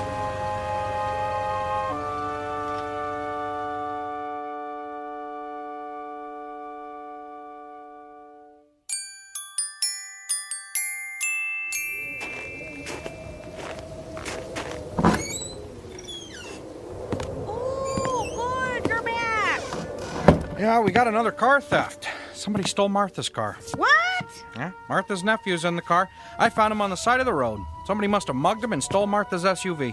Criminy! This car thief must really be busy tonight. The car reported stolen wasn't an SUV. It was an Eagle Talon with Minnesota plates. Oh, you got any ID on the guy? Minnesota State Police sent a picture of the guy who stole the Talon off a security camera at a truck stop. Oh, let's see that. Huh. This is a picture of the guy who's sitting out in my cruiser. Don't look now, Chief, but I think he just stole his third vehicle of the night.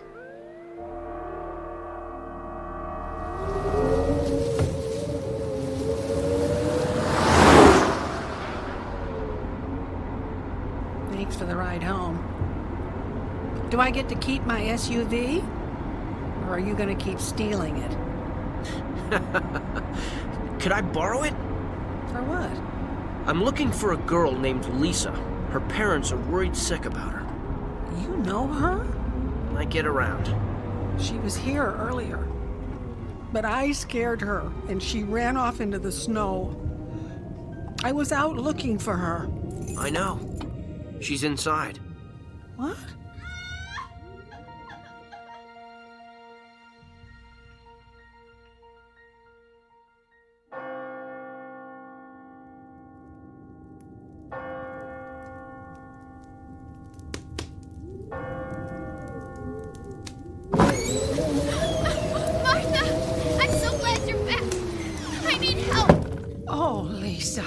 Let's get her in the car into the hospital.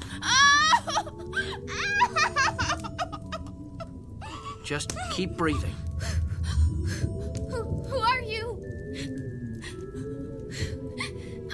Your parents were worried about you. They're not mad at me? No. Your parents will always love you no matter what. So, they sent an angel to get me? Well, they thought it would be pretty hard for you to turn an angel down. Anyway, I go where my beeper tells me and I do what I can. And you know something? You're in luck. I've got an ambulance coming to get you. You do? Let's go meet them.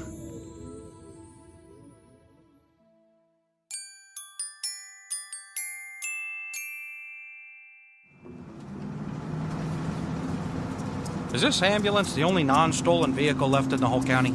Could be. I didn't even make my car payment this month, so I'm not sure if I even have a car anymore. And how could I have been so dumb to leave that guy in my cruiser with the keys in it?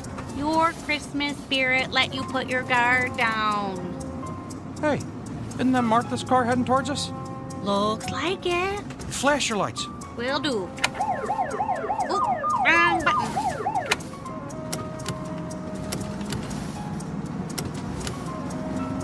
Oh, I think you got their attention. They're stopping.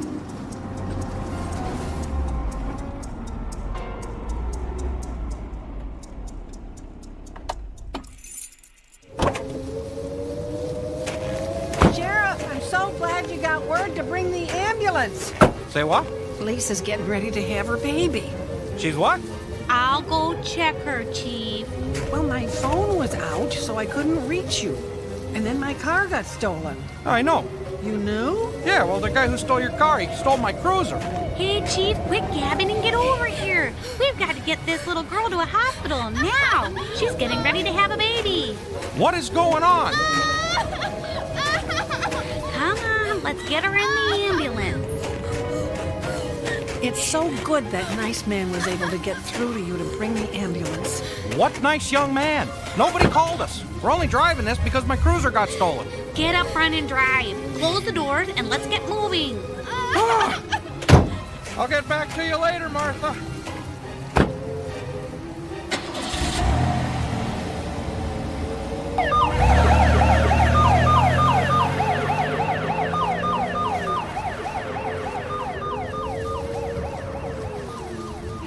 That problem is solved. Hey, want a lift back to the house? Yes. Quite an evening, huh? Oh, yeah. Unbelievable, actually. Do you mind if I ask you a question? Sure. Who are you? Well, I thought you'd never ask. You're gonna be really, really surprised. At this point, nothing would shock me. Okay, you ready? I'm a friend of your son. I don't believe you. See? I told you. Okay, then what's his name? Luke. Are you some scam artist? You could have looked that up. What's his wife's name? Jesse. What's their son's name? Well, that sounds like a trick question. They don't have a son. You have one granddaughter, and her name is Katie. All right, I believe you. You did a lot of nice things tonight, so you must be who you say you are. But this happened so fast. I'm not quite sure what happened. Understandably. This is really bothering me. Do you mind if I ask you a little harder, more personal question now? I always love a challenge. Shoot. What are you doing out here in the middle of nowhere on Christmas Eve in an angel outfit? Delivering packages. So, are you one of Santa's helpers? Now, technically speaking, Santa's helpers are elves. I hate to break it to you, Martha, but there is no such thing as an elf. I know that, and we agree on that point then. But now I need to know you're not some crazy guy running around in an angel outfit. Martha, relax. Breathe easy. I'm not some crazy guy. Rest assured that I'm taking you home, and everything is going to be okay. Okay. But why are you here, really? Do you want me to level with you? Yes, please. Okay. Here goes. I made a promise to deliver a package tonight, and I never break a promise. Who are you delivering it to? Well, the package is in the trunk. Should I stop the car and show it to you so you can see? No. Just take me home. No problem. You know what would be really something? What? If when we got there, your family was waiting for you. Now that would really surprise me.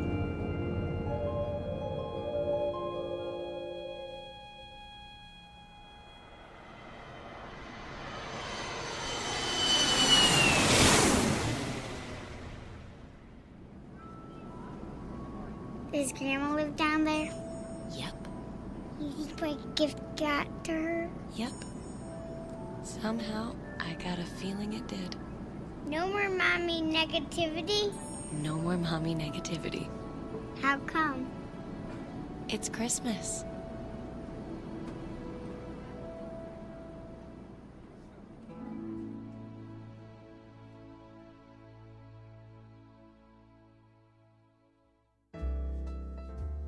For a child, Christmas is never the same once they question the plausibility of Santa Claus. Giving one person the responsibility of delivering a gift to everyone in the world just doesn't seem possible. So Christmas is a time of wonder. It is a special time set aside for wishing, hoping, giving, and receiving, when everyone believes the impossible is possible. That's why it never makes sense to question a miracle or where an unexpected gift comes from. It might have come to you on the wings of a snow angel, special delivery from somewhere deep within the Twilight Zone.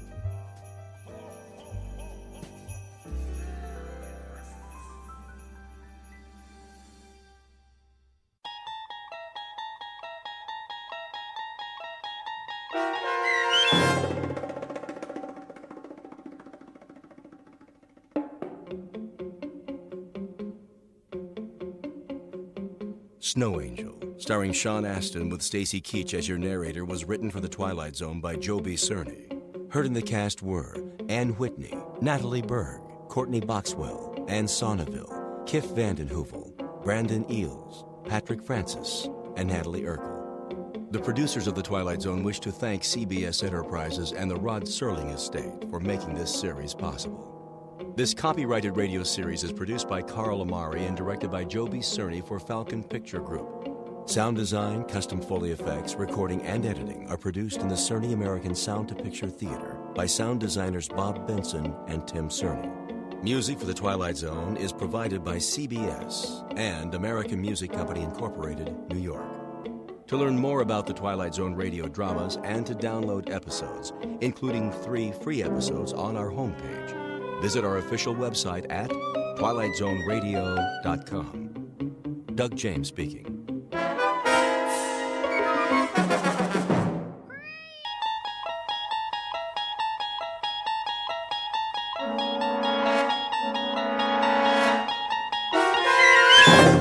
There is a 5th dimension beyond that which is known to man. It is a dimension as vast as space and as timeless as infinity.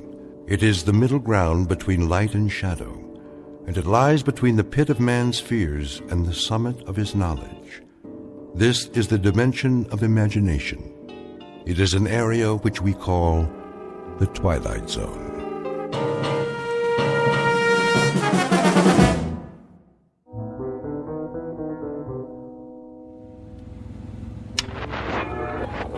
Finally. Darn this radio. Voice of America International Broadcast. And now the news.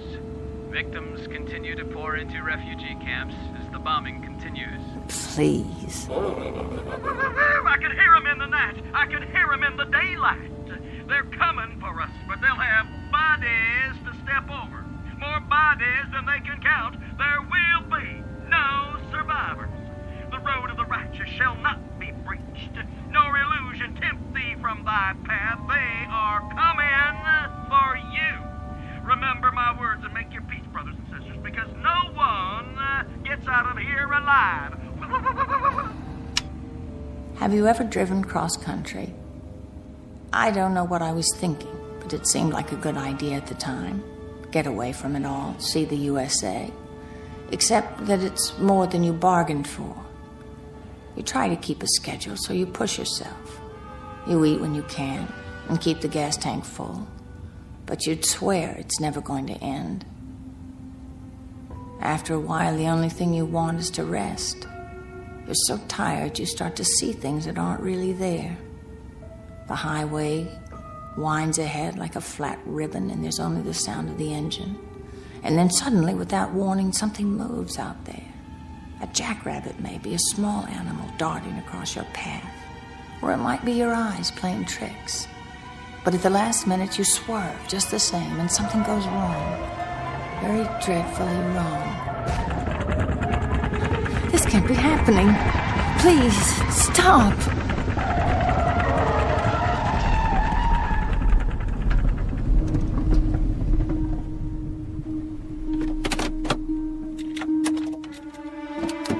Help! Somebody help!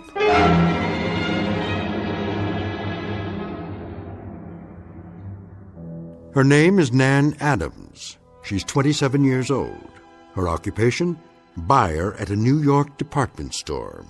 At present on vacation, driving cross-country from Manhattan to Los Angeles, California. She's gone just far enough to wear through the bald spot on her right front tire. But with any luck, she'll survive this little setback. Minor incident on Highway 11 in Pennsylvania.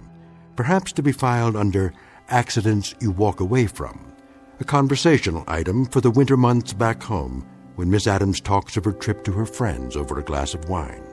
What she doesn't know yet is that from this moment on, she won't be alone. For the remainder of the trip, her companion will be terror, her route, fear, her destination, quite unknown.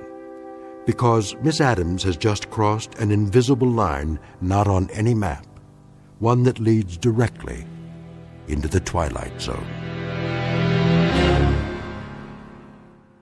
And now, The Twilight Zone and our story, The Hitch Hiker, starring Kate Jackson with Stacy Keach as your narrator.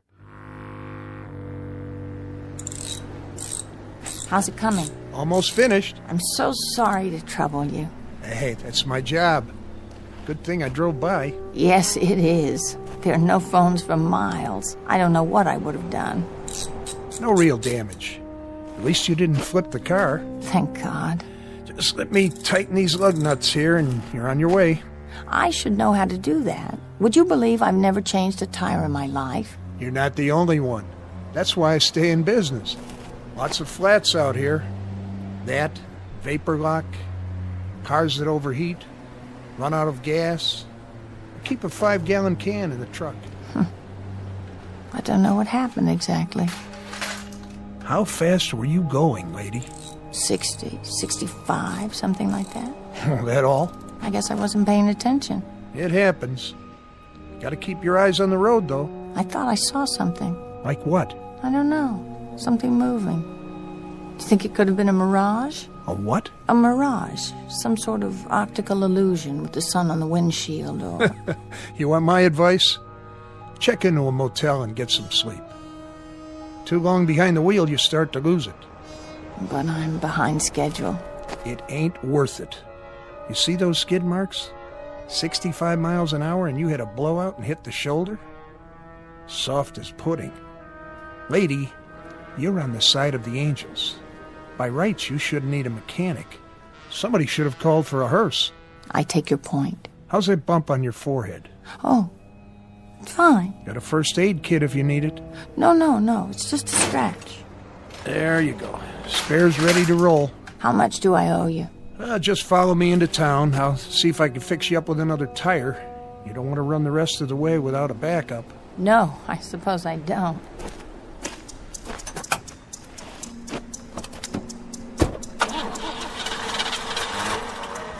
Huh. Oh, great. Something wrong? What? Not out of gas, are you? I don't think so. Pump the pedal a few times. Careful not to flood it. I won't. It's just that I was wondering... Yeah? That man. Man? Over there. I don't know where he came from, but shouldn't one of us give him a ride? He looks like he needs it. What man? Behind us, about 50 yards. I can see him in my rearview mirror. He's watching us. I don't see anything. Oh.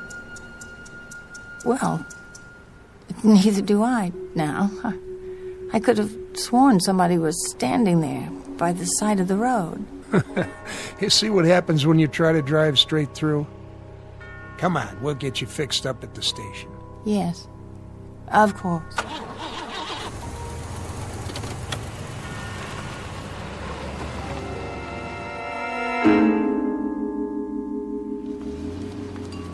Let's see. 45 for a new tire, plus 5 for the mounting and balancing, and the tax. That doesn't seem nearly enough. What about the service call? No charge. I was on my way back anyway. Make it $53.50.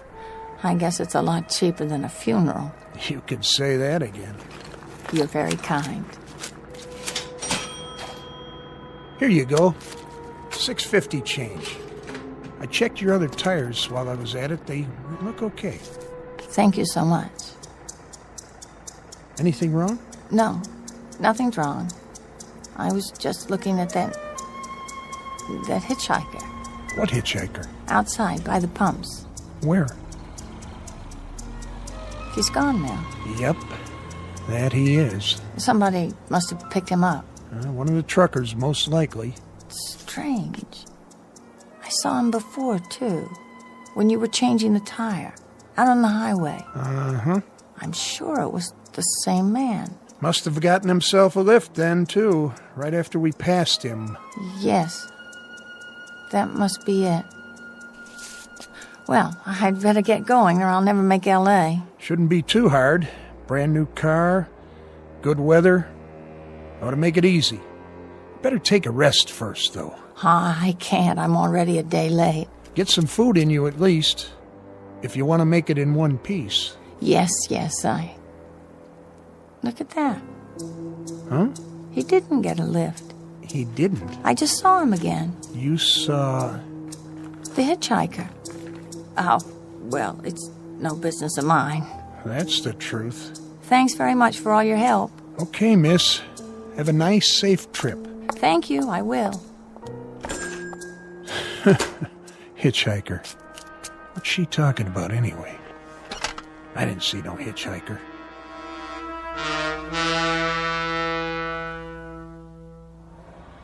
Oh, it can't be the same man. It can't. Who is he? I saw him again 50 miles farther on. It was impossible, of course, but I did. And then again on a long, straight stretch through Virginia. Not menacing, really. An ordinary man. If anything, drab. A little mousy. Just a shabby, silly-looking scarecrow man. I shouldn't even think about him at all. But it's the coincidence of the thing. The fact that wherever I go, there he is. And I think he sees me. His eyes are always turned my way. Is he smiling? Why? Whenever I stop, I see him. No matter how far I travel or how fast I go, he's ahead of me. He's always ahead of me.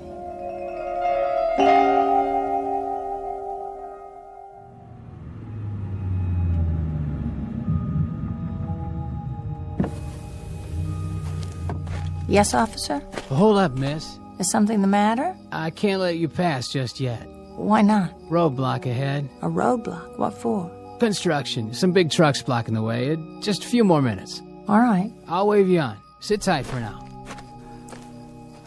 This could take all night. Where's my map? I can't believe it. There is no other way. This is the only road west. Oh, no. It can't be, but it is. It's him. Going west, you say? I didn't say anything. I thought I heard. No, I'm not going west. I'm sorry. I'm just going up the road a little ways. I'm really very sorry, but I can't help you. Are you sure? Oh, please. Please. It has to stop. That's true. Miss. Miss, please. You can't go through yet. It isn't safe.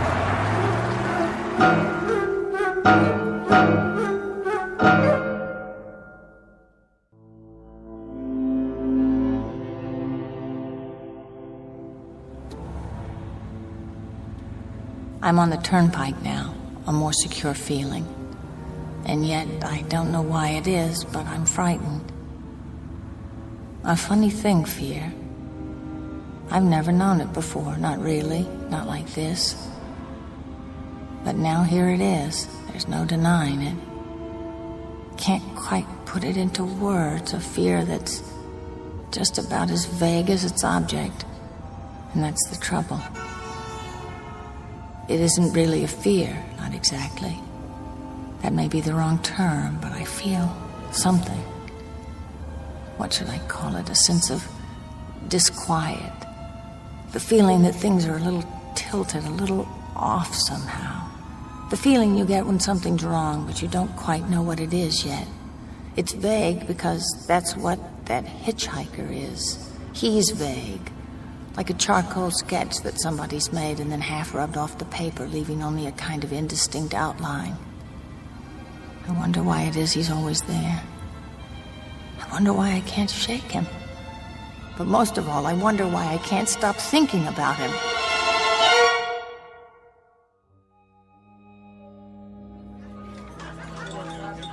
It was the kind of place you never expect to find in the middle of the night. Bright lights, people, ordinary people, talking about ordinary things, even making jokes.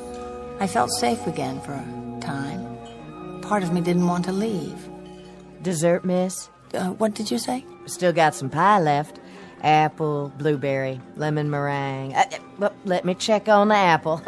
Trucker came through a little while ago, ordered 3 pieces with ice cream. I'm sorry, No, thank you. Sure? It's mighty good. More coffee? Sure. Ought to have more than coffee, though. I guess I don't have much of an appetite. Driving alone? Yes, I am. Where to? All the way to California. Whew, no kidding. That's a haul. Couldn't get me to drive all that way, at least not by my lonesome. Actually, I was looking forward to it. You were? In the beginning. You see... End of the counter, Angie. 2 burger baskets to go. Coming up.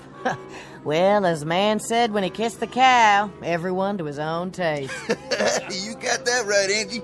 Yeah, that's a good one. Yeah, I keep telling her she ought to be on television. How much do I owe you? Let's see. Here you go.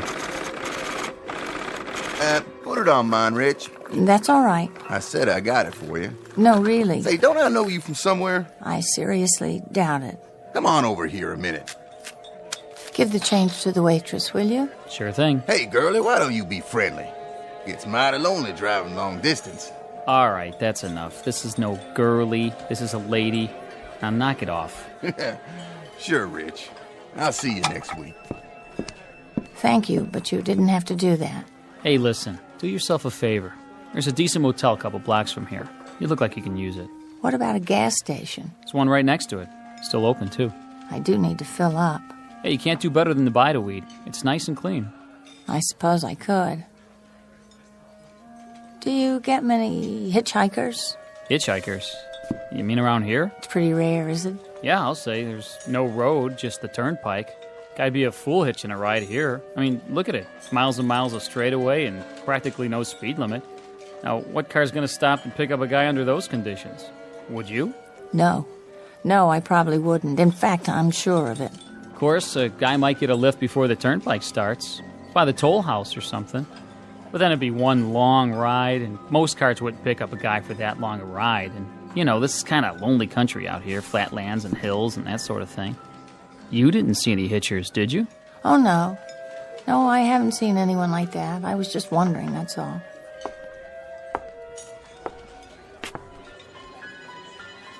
Anything wrong, miss? Oh, I don't know. I was just thinking. Something on your mind? I was just thinking how good it'll be to stop driving. It's getting so that I actually hate that car.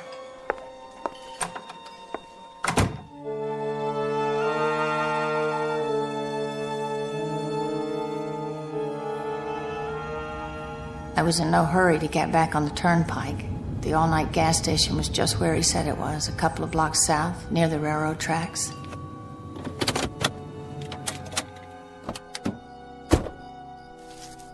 There was no one around, no one at all. To tell the truth, I felt relieved, even if it was self-serve.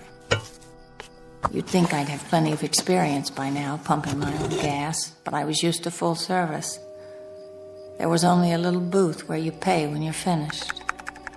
It's not working. Can someone please show me how to start the pump? Hello? Hello in there? Please, I want to buy some gas. If there was a night man on duty, he must have taken a break. There was nothing for me to do but wait until he came back. The lot was bright enough with those, what are they called, sodium vapor lights? There was absolutely nothing that didn't show. And maybe that was why I began to get the feeling again. Part of it was the way everything beyond the station was pitch black. I was in an island of light, and the light wasn't normal. That was the other part. Sodium vapor bulbs put out a kind of orange glow instead of white, so some things take on a different color. My skin, for instance, it was, well, a sickly green. I stood there looking at my arms and hands and listening to the traffic on the turnpike, and I felt it before I saw it, felt it and heard it. It's him. I know it is. Where is he? Where? Get away from me! Do you hear me? Stay back!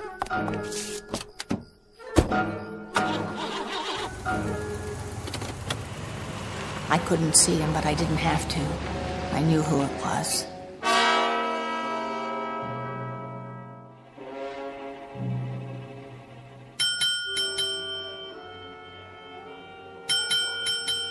Yeah, can I help you?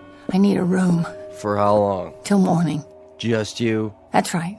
Fill out this card. I wonder, could I see the room? Huh? What for? They're all the same. If you don't mind. Come on, then.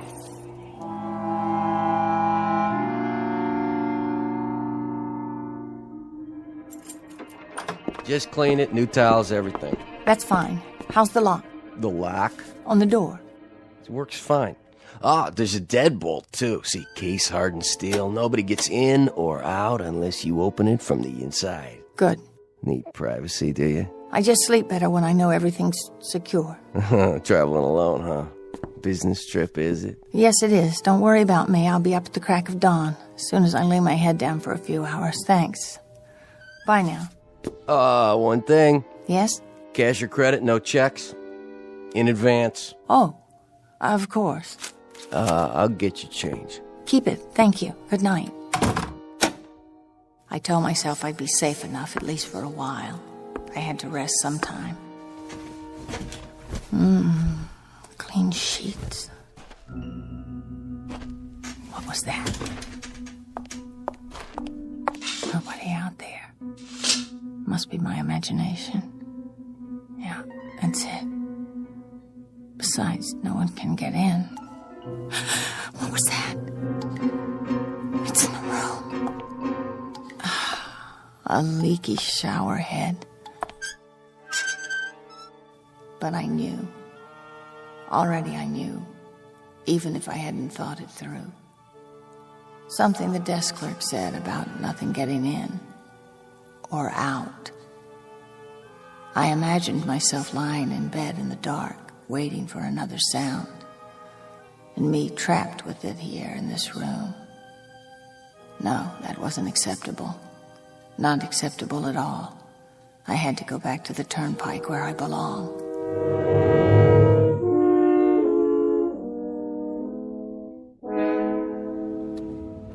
Good, the on-ramp. All I have to do is cross the tracks. No, there can't be a train at this time of night. It's ridiculous. I have to get across. Come on, I can make it. There's plenty of time.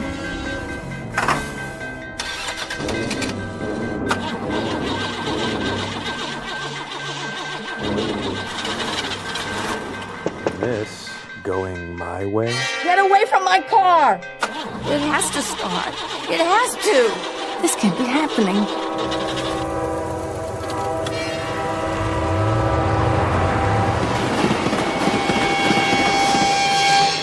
It was him. It was. Where are you? What do you want from me? The fear is no longer vague. The terror isn't formless. It has a form. He was beckoning. That drab, skinny man in the cheap, shabby suit. He was beckoning me. He wanted me to start across the tracks, for the car to stall. He wanted me to die. Now I don't know what to do. Whether I should turn around and go back to New York or go on. Thoughts stab at my brain. Ugly, frightened thoughts. Projections of tomorrow and the next day, driving through plains, driving through the desert, unspeakably, nightmarishly alone. And I know I'll see him again. I'll see him at detours, at other railroad crossings. He'll be looking at me at stoplights. If I stay at another motel, I'll glance through the window and see him outside, waiting. I don't know what to do now. I just don't know.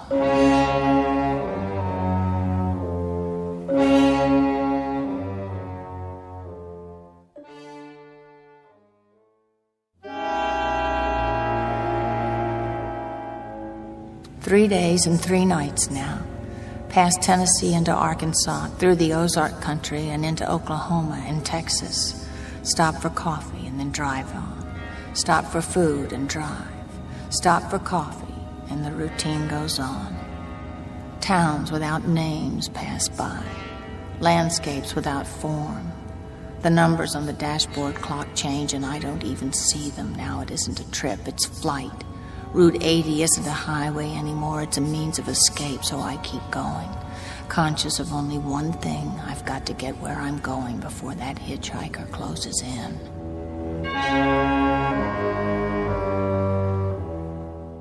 Halfway across Texas, 10 o'clock at night, the 4th day.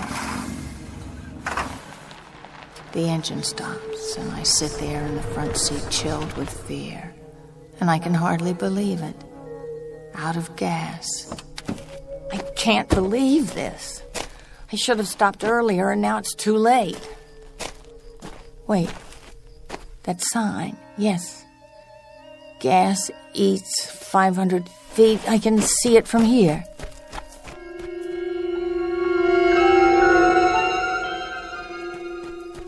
Please, someone. You can't be closed. Yeah, what is it? What do you want? I ran out of gas. I'm just a quarter of a mile down the road. Come back in the morning. Please, I can't stay here till then.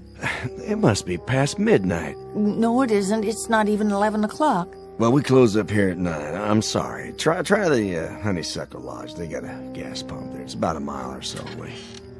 Please, I can't walk any farther. Little lady, I'd like to help you, but I've been up since 5 this morning, and I'm just dead. Now, like I told you, it's only a mile or so to the Honeysuckle Lodge. But I've got to have a can of gas. I can't stay out here by myself. You see, there's a man. There's a very suspicious-looking man. Henry? Henry, who is it, Henry? It's nobody, Mother. Just a gal in a fancy suit. Go back to bed. Now, what about this man? What was he doing? Nothing. Nothing, huh? Well, then what of it?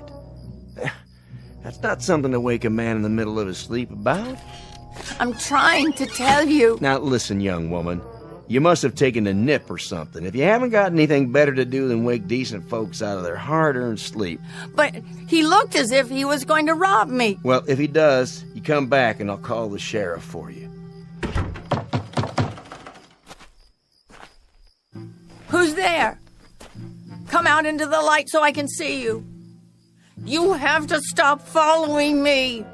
Stop right now or I'll scream. There are people inside. They'll hear and... Lady? What did you say? I said, what's the matter, lady? Yes, that's what I am. That's exactly what I am. A lady. What are you doing out so late? What am I? You work here? This your place? No. My car's just up the road. You see, I ran out of gas. The man won't give me any. I saw the car. You left your keys in it. I turned the lights off, though, so the battery wouldn't run down. Do you live around here? Nope. I'm coming back from leave. Leave? Of course. The uniform. Are you in the Navy? Sure am. Ever see a fella in a sailor suit that wasn't? No, I guess I haven't. Where are you headed? Going back to my ship. She's in San Diego. That's where I'm heading. San Diego, California. Would you like a ride? You kidding? No, I mean it. I'll take you all the way to San Diego. Will you drive with me? You don't have to ask me twice, lady. You've got yourself a rider. I don't have any gas, though. We'll fix that. You tried already? The man's in bed. He can't be bothered. Well, let's get him out of bed. All he needs a couple of gallons. I seen some all-night gas station signs. There must be plenty up ahead. Let's go, Pop! You got some customers out here.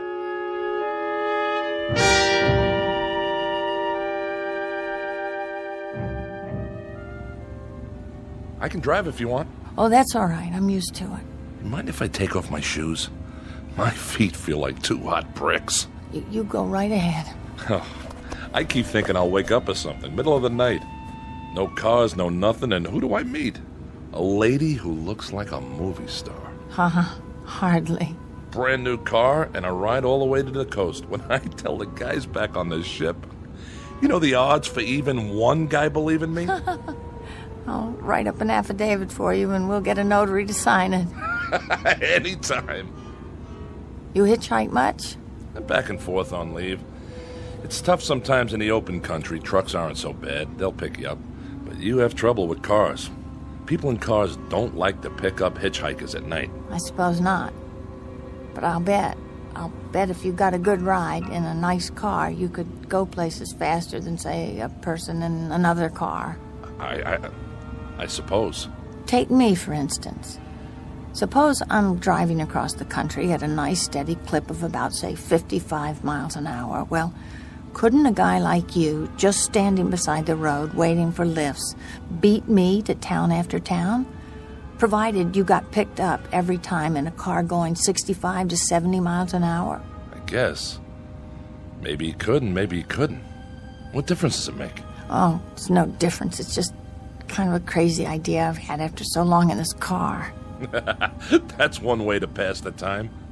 Oh, no! Oh, what's going on? What's the matter? Did you see him? See who? That man. What man? The one who was standing beside the barbed wire fence. I didn't see anybody.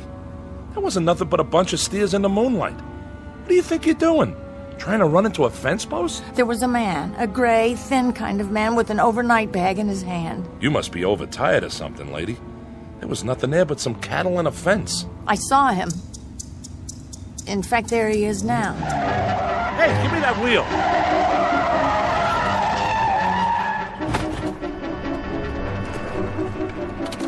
Lady, I'm taking charge of the keys. Maybe you'd better let me drive after all. You must have seen him that time. I didn't see anybody. What were you trying to do? Hit him. Huh? That's right, I was trying to hit him. Maybe if I could kill him, I could make him stop. You see, what are you doing? What does it look like? Where are you going? No place in particular, lady. Just out of plain sight. Any place that puts some distance between me and this automobile. Please don't get out. I'll drive more carefully from now on, I promise. No way, baby. I'd kind of like to get back to my ship in one piece. And driving with you? That's a pretty lousy guarantee I'd ever make it. Please, I'm sorry. I don't know what came over me. Please don't go. I'm sorry, lady. You'll have to excuse me. You can't go. You don't understand. You can't. Look, I'll take you right into San Diego. I'll take you to the docks. I give you my word. Sure. Seeing elephants, skyscrapers, and make-believe people all the way. Thanks, but no thanks. Look, I like you. I like you very much. That's the reason I picked you up. We could be friends. Good friends. I'd like you to take me out. Really. Please. Sorry, lady. Believe me, you'll never know how sorry. Listen, I know you think I'm out of my mind or something, but this man, I've been seeing this man all the way across the country. He's been following me. If you could only help me, stay with me until I reach the coast. Honey, what you need is a good night's sleep. You don't need a boyfriend, just a good night's sleep. Here's your keys. See you around. Please, come back!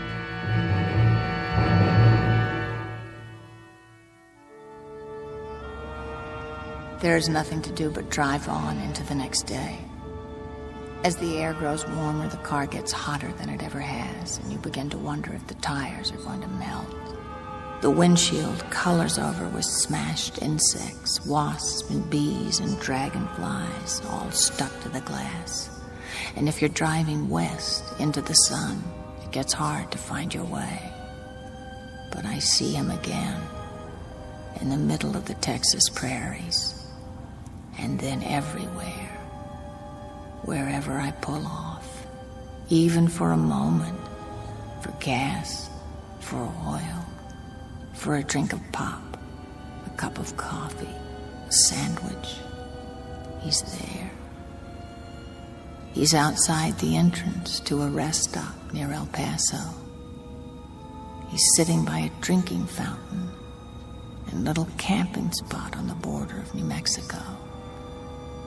He's waiting for me outside the Navajo reservation where I check my tires. I see him again when I buy 12 gallons of gas in Arizona. He's everywhere I go, always ahead of me, always looking at me, always waiting for me. Now I'm outside a diner near Tucson. There's a phone booth, and I'm going to call home. Back to New York.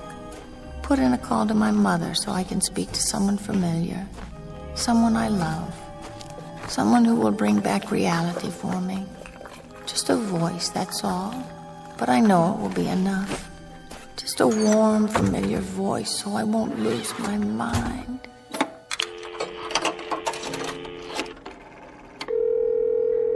Operator. I'd like to make a call to my home in New York City. What is the number, please? Trafalgar 41098. Thank you. That'll be $3.60 for the first 3 minutes. Oh, I seem to be short. I thought I had enough. $3 and... I could go inside and get change.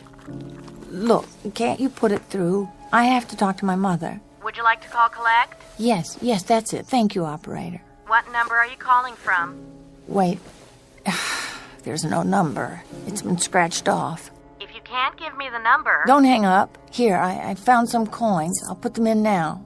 50 cents more, please. Yes, I know. I've got it. Thank you. Go ahead, please. Mrs. Adams' residence. Hello? Hello, Mother? This is the home of Mrs. Adams. Who did you wish to speak to? Who's this? This is Mrs. Whitney. Mrs. Whitney? I don't know any Mrs. Whitney. Is this Trafalgar 41098? Yes. Where's my mother? Where's Mrs. Adams? Well, Mrs. Adams is not at home. She's still in the hospital. The hospital? Who's calling? Is this a member of the family? What's she in the hospital for? She's been bedridden for 5 days. Nervous breakdown. Who is calling? Nervous breakdown? But there's nothing wrong with my mother. She's never had any problems. It's all taken place since the death of her daughter. The death of her daughter? What are you talking about? What do you mean, the death of her daughter? Who is this? What number is this? It's all been very sudden. Nan was killed just 5 days ago in an automobile accident in Pennsylvania. A tire blew out and her car turned over. Please deposit 60 cents more if you wish to continue this call. Please deposit 60 cents. Please deposit 60 cents. Please deposit 60 cents. Very odd, but the fear has left me. I'm numb now. I have no feeling.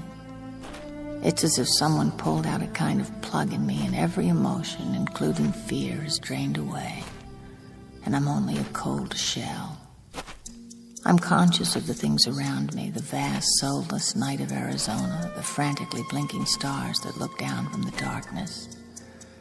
Ahead of me stretches 1,000 miles of empty mesa, mountains, prairies, desert, and somewhere among them, he's waiting. Somewhere I'll find out who he is and what he wants.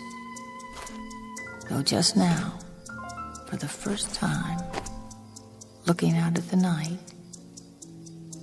I think I know. I know that he's here now, without even looking in the rearview mirror. I believe you're going my way. Yes. Yes, of course I am.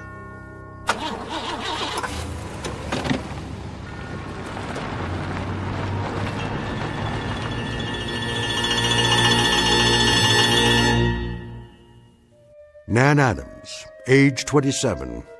She thought she'd take a drive to California, to Los Angeles. She didn't make it because of a detour through the Twilight Zone. More from the Twilight Zone after this.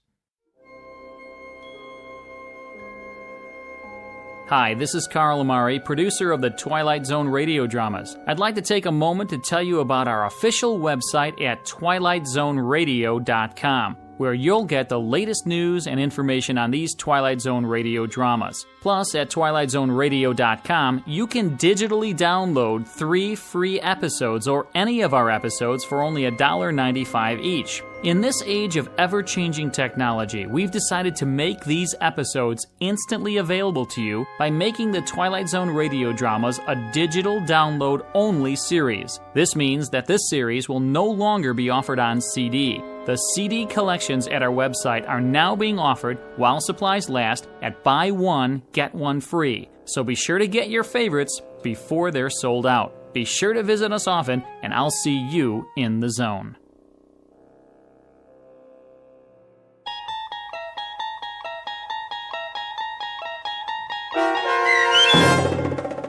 The Hitch Hiker, starring Kate Jackson, with Stacy Keach as your narrator, was adapted for radio by Dennis Etchison and based on a script by Rod Serling from a story by Lucille Fletcher.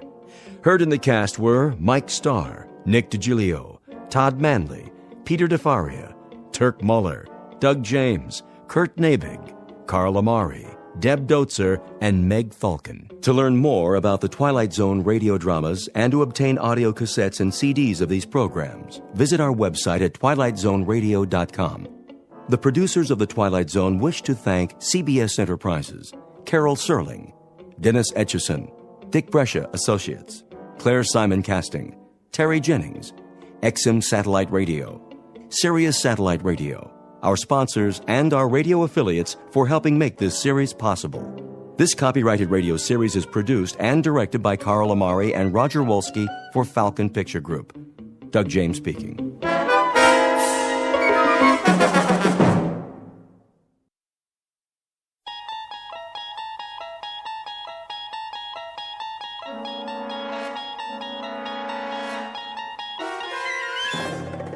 You unlock this door with the key of imagination.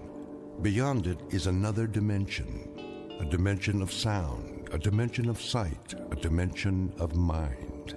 You're moving into a land of both shadow and substance, of things and ideas. You've just crossed over into The Twilight Zone.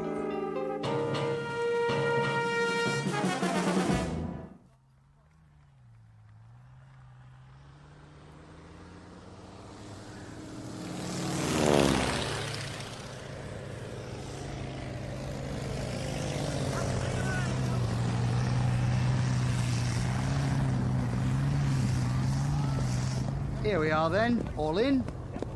Well done, chaps. In time for tea. Rather have a pint. Which one is this? Lieutenant Jones, sir. None the worse for wear. All back then, are they? Not quite, sir. Let me see. Campbell, McCudden, Rhys Davids. Who's still in the air? That would be Captain Mackay and... Not Mac. What about him, sir? Oh, I'm sure he'll make it. The man's an absolute ace. It's just that ever since we lost Ball, well... Yes, that business with the cloud. Cloud, indeed. It was the Jerrys that got him. Bloody butchers. Well, no clouds in the sky this morning, sir, and not a German plane in sight. He should be setting down any time now. Flying alone, is he? On patrol with another scout. Good plane. Decker, I believe. Ah. Seen his share of dogfights? And they both have. Where are they, then? Where?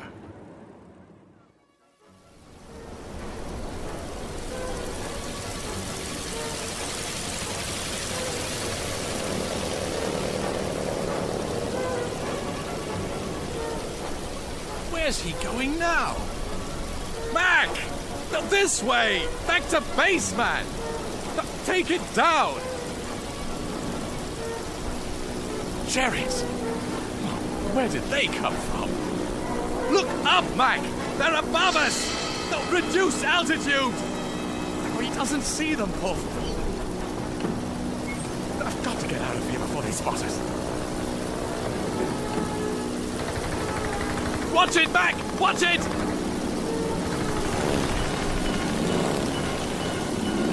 We can't fight them all. Mac! Mac, come on! Let's get out of here! We've got to lose them. We've simply got to... What's this? A cloud? Can't see a blasted thing. Where's the base? Oh, flying blind! What's happening? I can't hear anything either. Mac? Mac? Where are you? Where am I?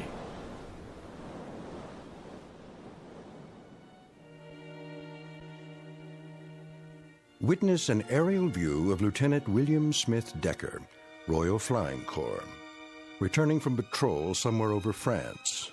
The year is 1917. And at this given moment, Lieutenant Decker has just discovered that he is lost.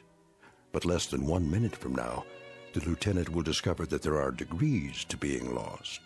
Degrees not only to be measured in miles, but perhaps in eternities. That is, if one has flown into the Twilight Zone. And now, The Twilight Zone and our story, The Last Flight, starring Charles Shaughnessy, with Stacy Keach as your narrator.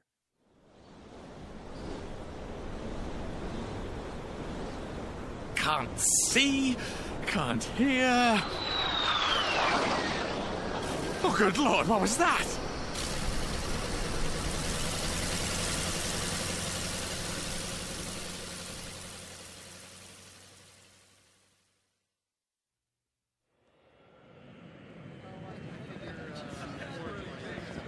Hey, take a gander at that.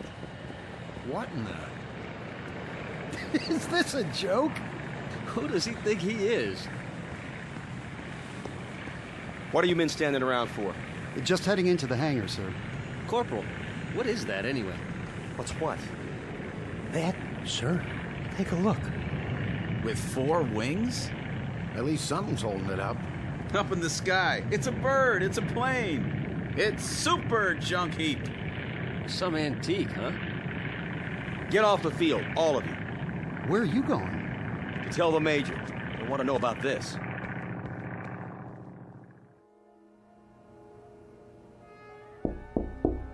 Major Wilson? Yeah? Major, have Have you? Have I what, Corporal? If you don't mind, sir, I think you should take a look outside. Something wrong? I'm not sure, but I thought you should know. It sounds like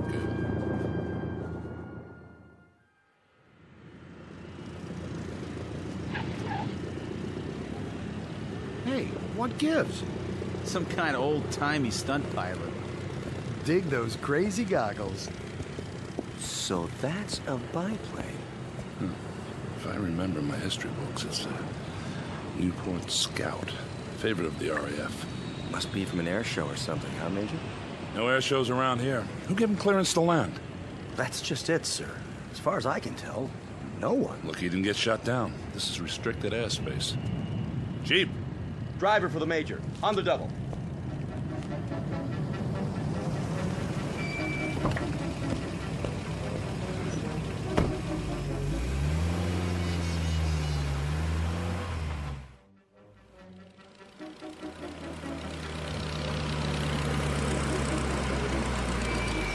Shut it off! Now! We can't hear you, sir.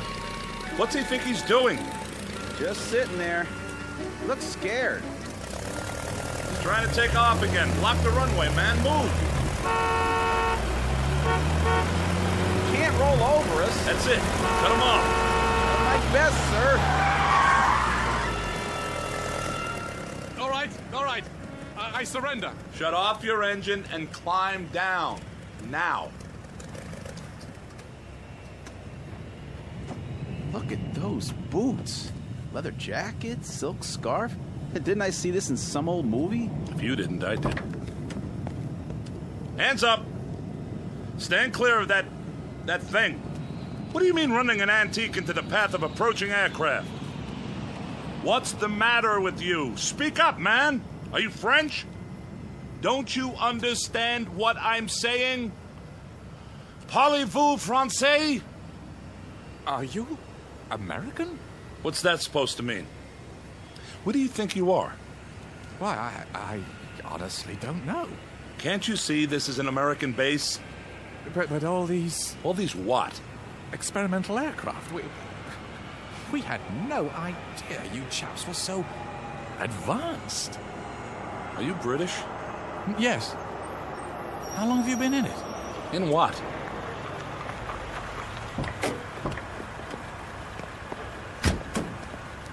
What's going on, sir? Get it out of here. How do we do that? Tow it. I don't care. But get it off the runway. Yes, sir. You'd better come with me. Oh, of course. Get in. Extraordinary vehicle. It's a Jeep, all right? Back seat. Oh, yes. Administration building. Yes, sir. Whoa! Hold on, flyboy. You'll fall out. I just can't believe it. Believe what? Well, an airstrip so close to the lines. How long? I don't follow you. What lines? How long what? Why the war? How long have you chaps been in it?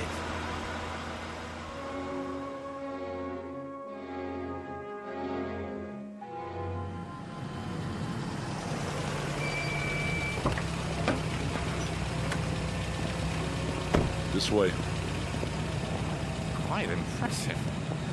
I have to hand it to you, Yanks. Major. Lieutenant. I say, what's she doing in uniform? She's a WAF. How's that? Women's Air Force. I see.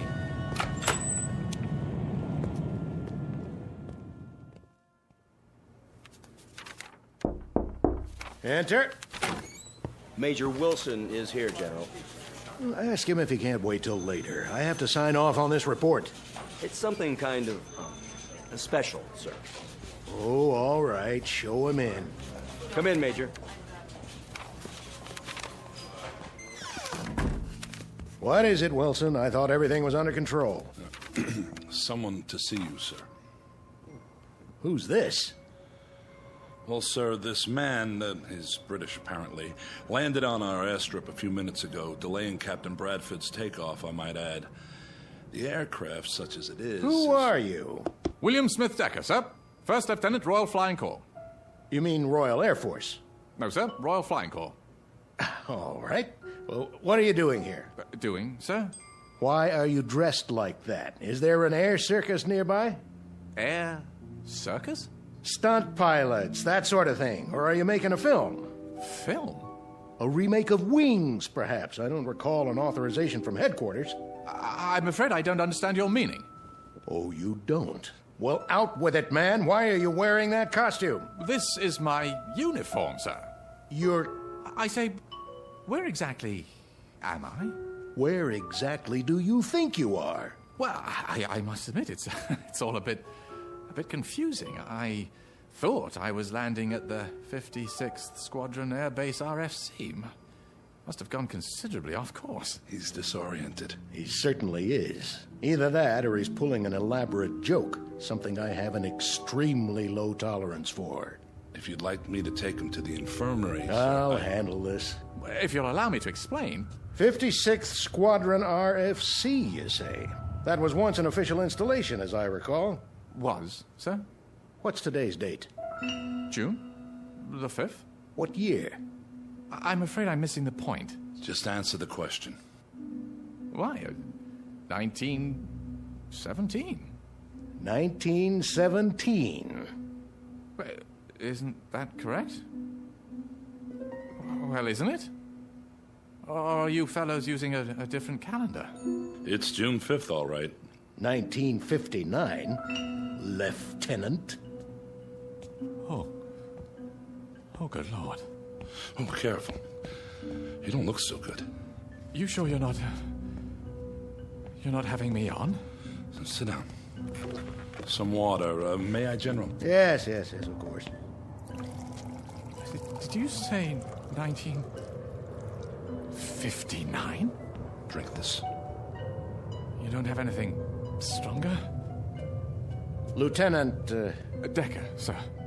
You don't seriously expect us to believe... But it's true. When I took off this morning, it was 1917. Then... the cloud. Cloud? It was suddenly there, in a clear sky. And while I was passing through it, I couldn't hear my engine. It was like being swallowed up. Oh, come now, man. Yes, the same sort of thing happened to Geinmeyer. Who? Geinmeyer.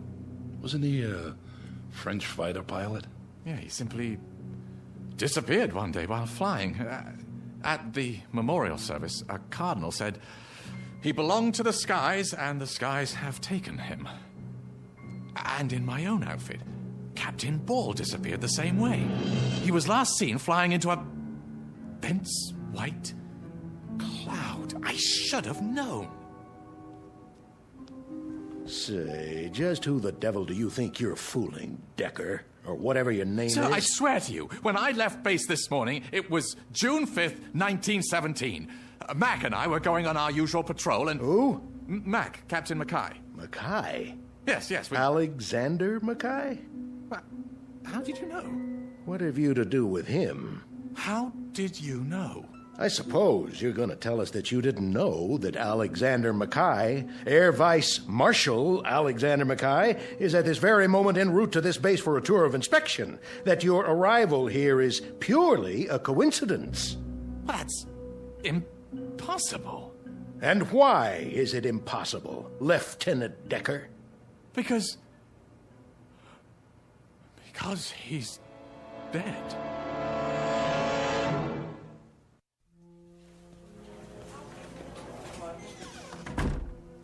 Well, Major?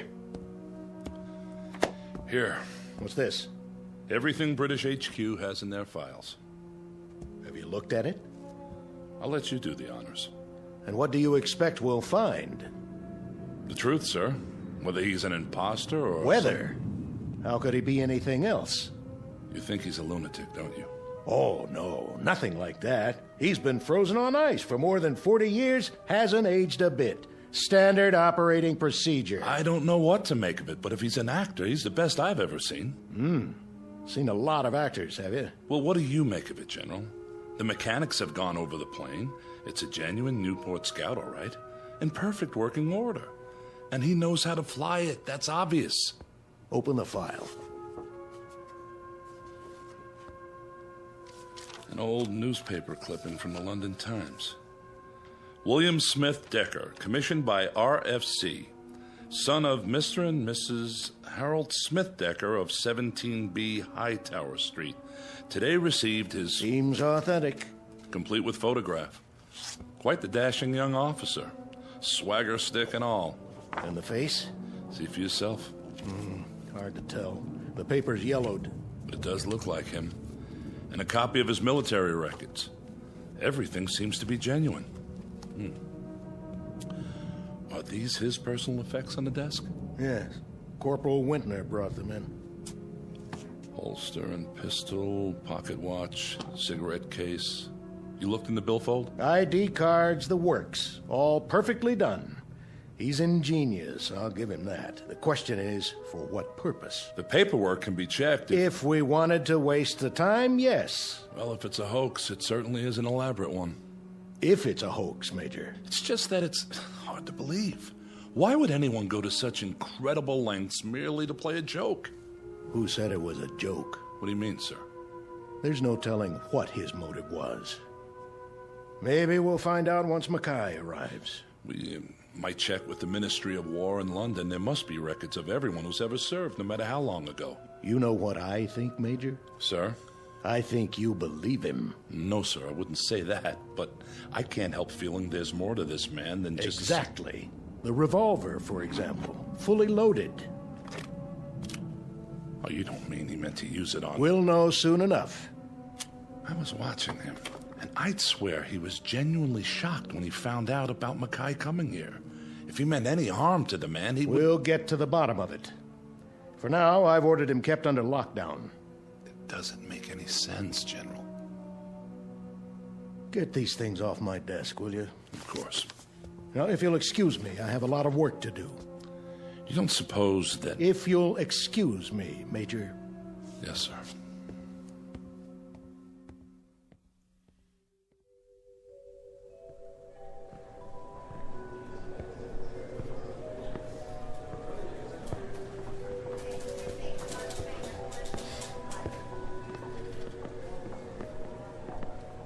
Major? Corporal Wintner? Sir? Yes? I was just wondering, what are you going to do? Do? With the airman. Decker, is that his name? So it would appear. We're checking him out. Oh. Is he a prisoner? Not officially. He's being detained. Until we question him further. What do you make of him, sir? I don't know yet. The General thinks he's out of his head. Some plane, though, huh? A regular museum piece. I saw what they took out of it. What? Well, the World War I flight map. I mean, it looks real. I wonder where he got it. That's the question. But we'll get to the bottom of it. Yes, sir. Oh, and Corporal? Sir? Don't talk to the men about this. Not till we have the whole story. I understand, sir.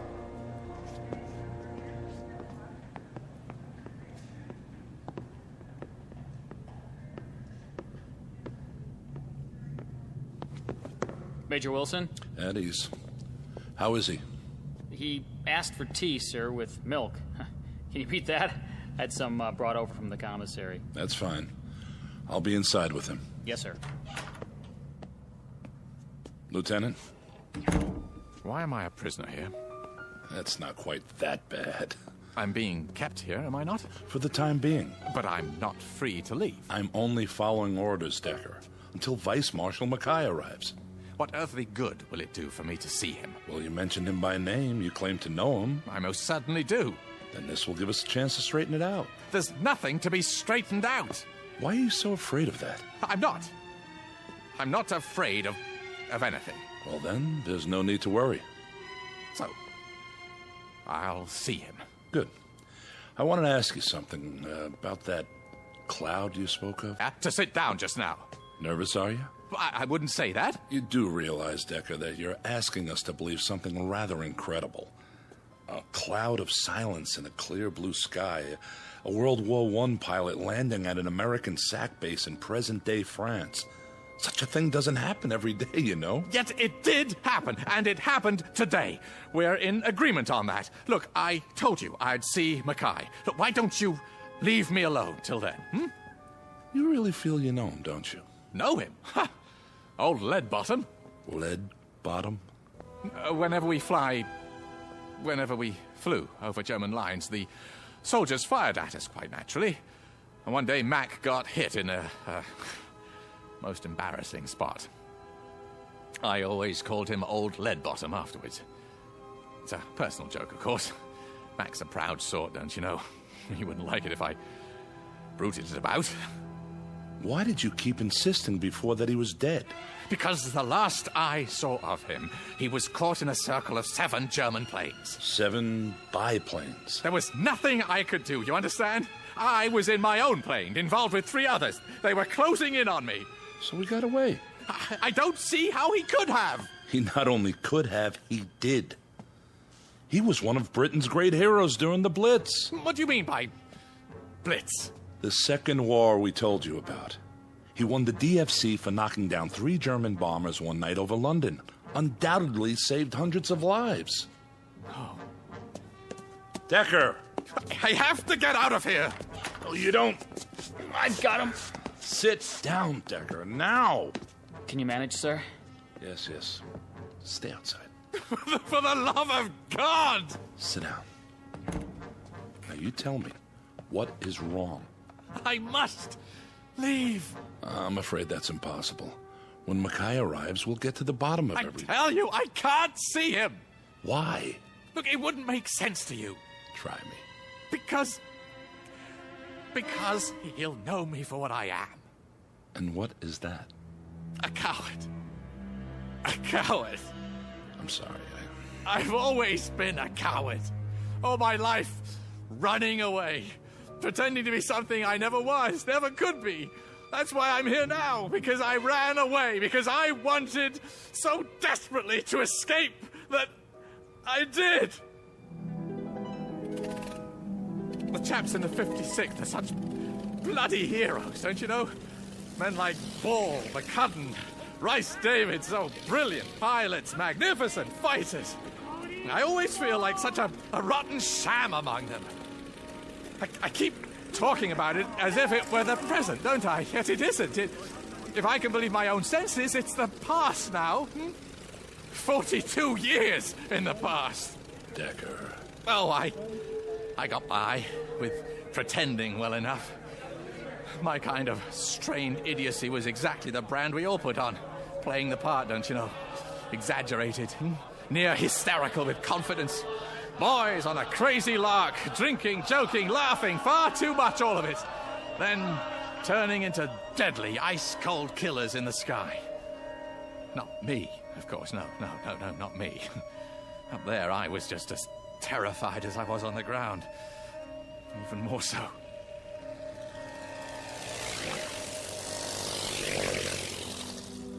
Mac and I were supposed to go on patrols together, flying backup for each other. Most of the time, I talked him into splitting up, but he didn't mind. I believe he actually hoped he'd run into trouble. Me? I'd just linger in the clouds, if there were any, flying back and forth around in circles, dreading the possibility that I'd see an enemy ship. Waiting for enough time to pass so I could go back and pretend I'd flown the course. Sometimes I even thought I'll land behind the German lines, let myself be captured. Their pilots always get the best of treatment as prisoners of war. Except I've been afraid of doing even that. Afraid that somehow the truth would come out and I'd be discovered.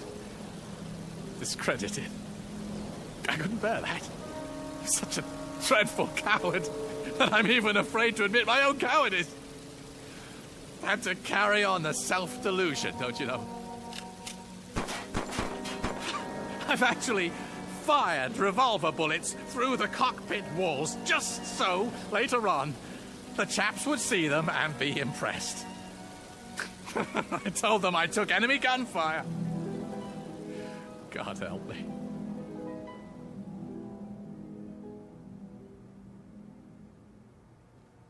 Fear isn't a crime, Lieutenant. Every pilot's been afraid at one time or another. Mackay would understand that. No.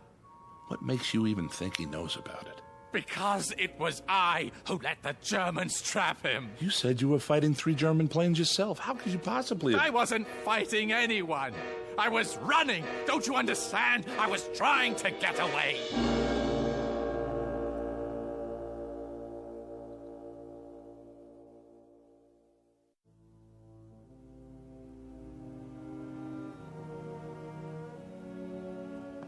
Easy, Lieutenant.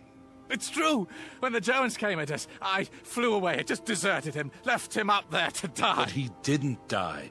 Listen to me. I don't understand what you're saying. I mean, it's not possible. Perhaps he got help. What? How's that? What is it? What you just said. I only meant that... That he got help. Well, could it be? Well, it's certainly in the realm of possibility. Then don't you see? See what? Maybe I'm the one who helped him. Maybe... Decker, when I said he got help, I was referring to other pilots in the area, other fighter planes. But there wasn't anyone within 50 kilometers who could have helped him. Decker, what do you... Well, maybe it wasn't just an accident that made me land here. Maybe I was brought here for a purpose. To find out that Max survived. To find out that time has given me a second chance. I'm not sure You've got to let me go. I can't do that. You must! Don't you see? It's the only chance I have. The only chance he has. But he's alive, Decker. He's on his way here now. How can you be sure?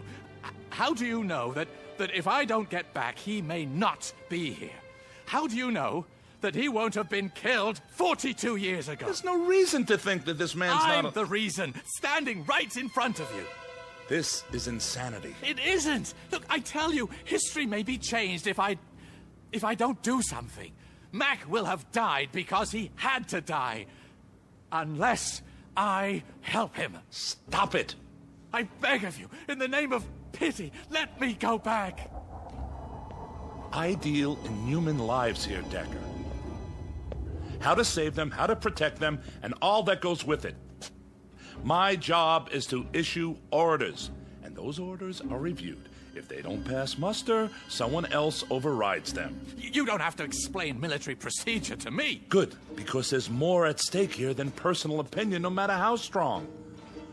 What goes down under my command is subject to scrutiny, very close, rational scrutiny. I follow your logic. The problem is it doesn't jibe with reality, military or otherwise. I'm talking about something much more important. Are you? Take a look out the window, Lieutenant. Those are jets out there, fueled and ready to go at a moment's notice. We're the DEW line for security in this part of the world. You won't know what I'm talking about, but there are bombs now that can destroy entire countries. Enemy forces held in check only by our presence. Not by feelings or emotions, but by the threat of mutual annihilation. Say I wanted to help you. Say I believed your story, no matter how outlandish it sounds. Even so, there's nothing, absolutely nothing I can... Well, maybe you can't, but I still can. Where's Major Wilson? Out of my way. What are you... I said, get out of my way. Here now, you can't... Stop it! Someone, please! Yeah, where are the hangars? Help! The prisoner's escaping! For the love of God, woman, I only want to see my plane. Where? The South Field, but... Thanks. You've just changed the course of history. Cheers! Hey, stop him!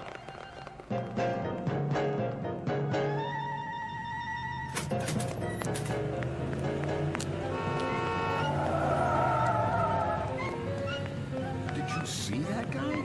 Something out of an old movie. What in the rosy hell?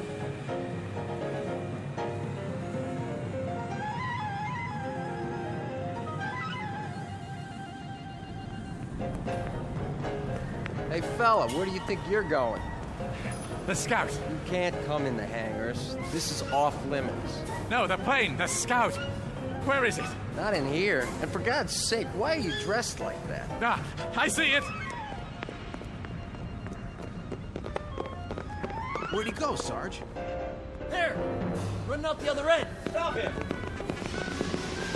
Will you get a load of that? Chasing some guy in a white scarf and breeches. What is this, the Dawn Patrol?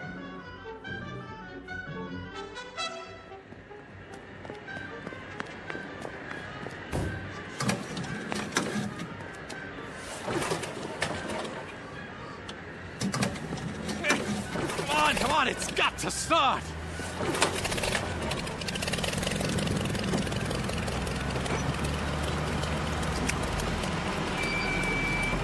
Turn it off, Decker! No! Right now! Get your hand off the switch! Out of the plane.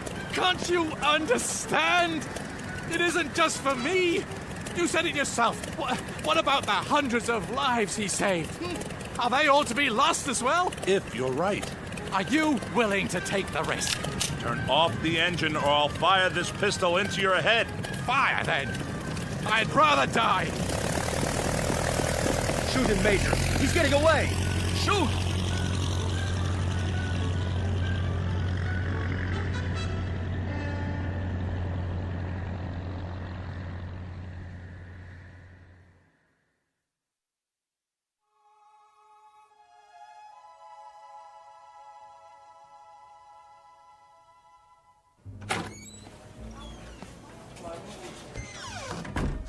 General. You're in trouble, Major. I hope you know that. I understand, sir. Well, what do you have to say for yourself? I don't know how to explain it. I just couldn't pull the trigger. Your thought processes elude me, Wilson. They positively elude me. Letting that maniac loose. Yes, sir. I'm trying to understand. You had him. How could you? Yes? Air Vice Marshal Mackay, sir. Fine. We were supposed to meet him when he landed. I know, sir. I'm sorry. Marshal Mackay. How'd you do, General? Very pleased to meet you, sir. I trust you had a comfortable flight. Oh, yes. Splendid. Good, good. This is Major Wilson. Honored, Major. The honor is mine. Now then, shall we begin the inspection? Or perhaps you'd care to have a meal first. Not really. I'm on a bit of a schedule this afternoon. Sir, may I ask you a question? Not now, Wilson. But what is it, my boy? Well, sir, do you know a man named William Smith Decker? Really, Major? Smitty? Why, yes. You do? I should know him. He saved my life. What? Then he did go back. How, sir? If I may ask, how did he save your life? Well, we were out on patrol together. This was back in the Great War, of course. Usually we split up, covered different sectors. But that day, our planes were side by side, for a while at least, when a formation of Germans dropped down on us. You fought them off, both of you? Not at first. What do you mean? Well, for a time, I thought old Smitty was lighting out on me. Can you imagine? He flew away? So it seemed. He climbed up high, disappeared. Into a cloud? How did you know? A white cloud from nowhere. Couldn't say. I suppose it was white. And then? Well, then, from out of the cloud, it seemed, Smitty came diving down, machine gun chattering away. Guess he'd been waiting for his chance. Knocked out 3 of the bandits before they got him. Saved my life, rest his soul. I say, what's all this about? How did you know? The Germans. Didn't they usually bring back the personal belongings of pilots who were shot down? Quite often. Did they bring back his? Why, now that you mention it, no. Are you sure?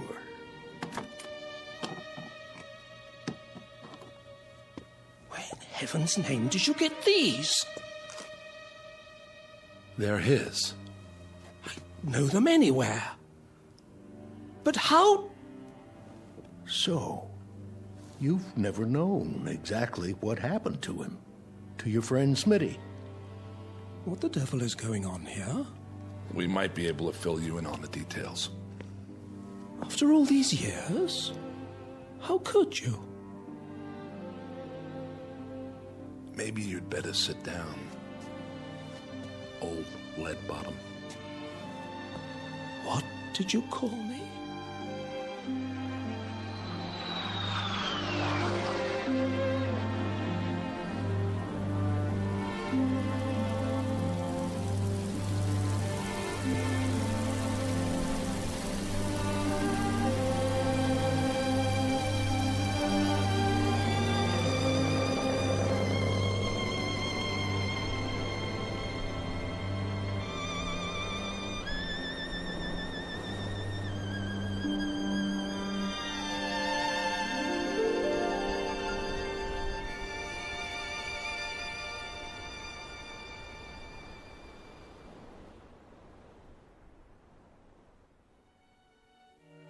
Dialogue from a play, Hamlet to Horatio.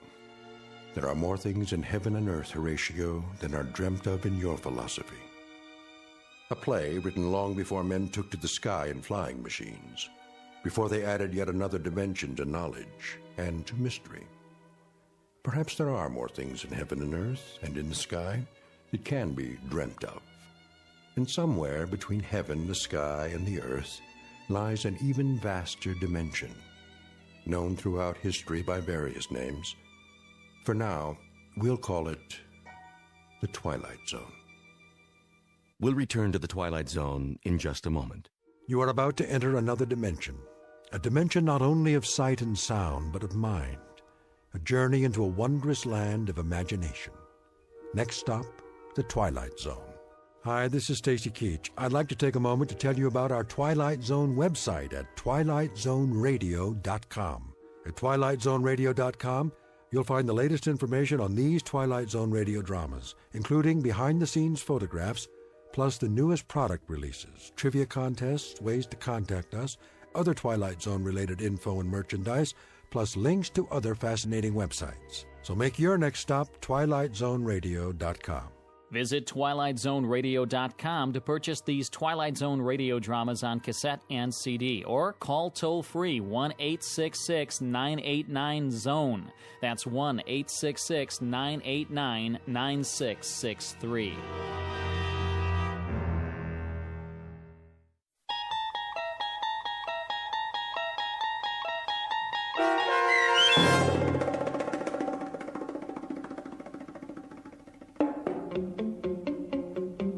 The Last Flight, starring Charles Shaughnessy with Stacy Keach as your narrator, was adapted for radio by Dennis Etchison and written for The Twilight Zone by Richard Matheson. Heard in the cast were Mike Starr, Roderick Peoples, Nigel Patterson, Doug James, Jeff Lupetin, Kurt Napig, Steve Kay, Carl Amari, Richard Hensel, Jamie Barron, and Linda Reiter. The producers of The Twilight Zone wish to thank CBS Enterprises and the Rod Serling Estate for making this series possible. This copyrighted radio series is produced and directed by Carl Amari for Falcon Picture Group. Sound design and custom Foley effects for The Twilight Zone by Cerny American creatives Bob Benson, Craig Lee, Michael Slaybach, and Matt Sorrow. To learn more about the Twilight Zone radio dramas and to contact us, visit our official website at twilightzoneradio.com. Doug James speaking.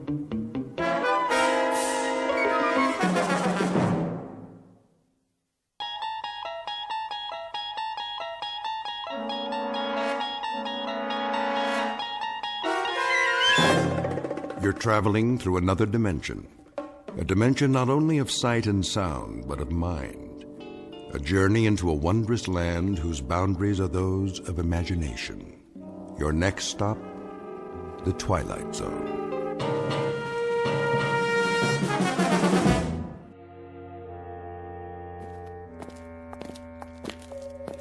God, you haven't answered my question. No questions.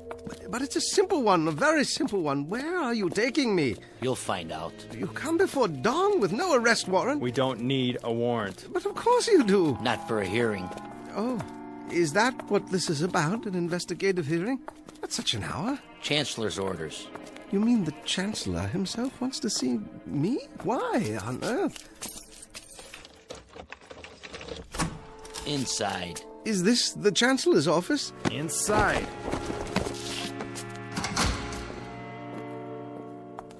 Hello. Hello. Oh, you'll forgive me, but it's so dark in here, my eyes. There's a bench along the wall. Why don't you sit down? And you are? Mary Lampert. Wordsworth. Lampert. You work in the Central Registry? I don't work anywhere at all now, but it wasn't in the registry. I was an English teacher. Oh, yes. Yes, you requested some books from me last semester. But what are you doing here? The same as you, I'm afraid, Mr. Wordsworth. You were summoned for a hearing? We all were. Oh, I beg your pardon. I didn't see you. I'm used to that. Hello there. Hello, Mr. Wordsworth. You're teachers, too? Something even less useful.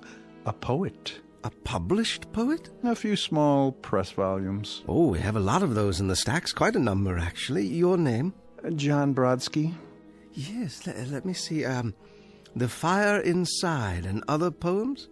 You're the only person outside of a few friends who's ever heard of it. Oh, no, you were very well reviewed. The Mid-Atlantic Prize, wasn't it? It was, but they don't exist anymore.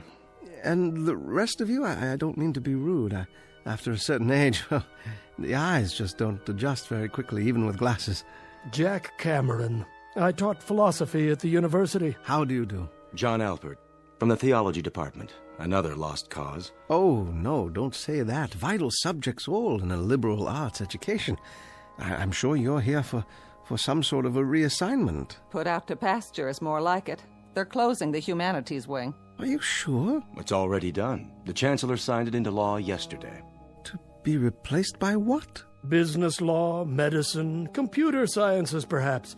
Something more practical. The word is they're not going to use human teachers at all anymore. I see. And what of books? They'll be obsolete too, what with the standardized software. In other words, will all be obsolete? That's the handwriting on the wall. But that's absurd. Well, what will they do with us? Pay us not to work? I think they have in mind something a bit more efficient. Such as? Lampert. Yes? This way. Yes, of course, I'm ready. I'll go first. Please, that's not necessary. Lampert, Mary, now. Now, wait a minute. Where are you taking her? Goodbye, Mr. Brodsky, Mr. Cameron, Mr. Alpert, and you, Mr. Wordsworth. I've enjoyed meeting you, however briefly. Well, we'll talk more later. When will I see you? Why, on television, perhaps. I'll hold a good thought for you. For all of you. Wait! Where are you taking her? You walk out of this room and into the next at your own risk, because it leads to the future. Not a future that will be, but one that might be. This is not a new world, brave or otherwise. It is simply an extension of what began in the old one. It has patterned itself after every dictator who ever planted the ripping imprint of a boot on the pages of history since the beginning of time. It has refinements, technological advances, and a more sophisticated approach to the destruction of human freedom. But like every one of the superstates that preceded it, it has one iron rule. Reason is an enemy and truth is a menace. This is Mr. Romney Wordsworth in his last 48 hours on Earth. He is a citizen of the state, but will soon have to be eliminated because he is built out of flesh and because he has a mind. Mr. Romney Wordsworth, who very shortly will draw his last breath in the Twilight Zone. And now, The Twilight Zone, and our story, The Obsolete Man, starring Jason Alexander, with Stacy Keach as your narrator. Who's next? Wordsworth, Romney. Wordsworth. Ah, yes. You should have the file on your desk, Chancellor. Mm-hmm. Field investigation finding, obsolescence. Yes. Agreed. Correct. Send him in. Yes, sir. Guards! This way. Thank you. You may approach the desk.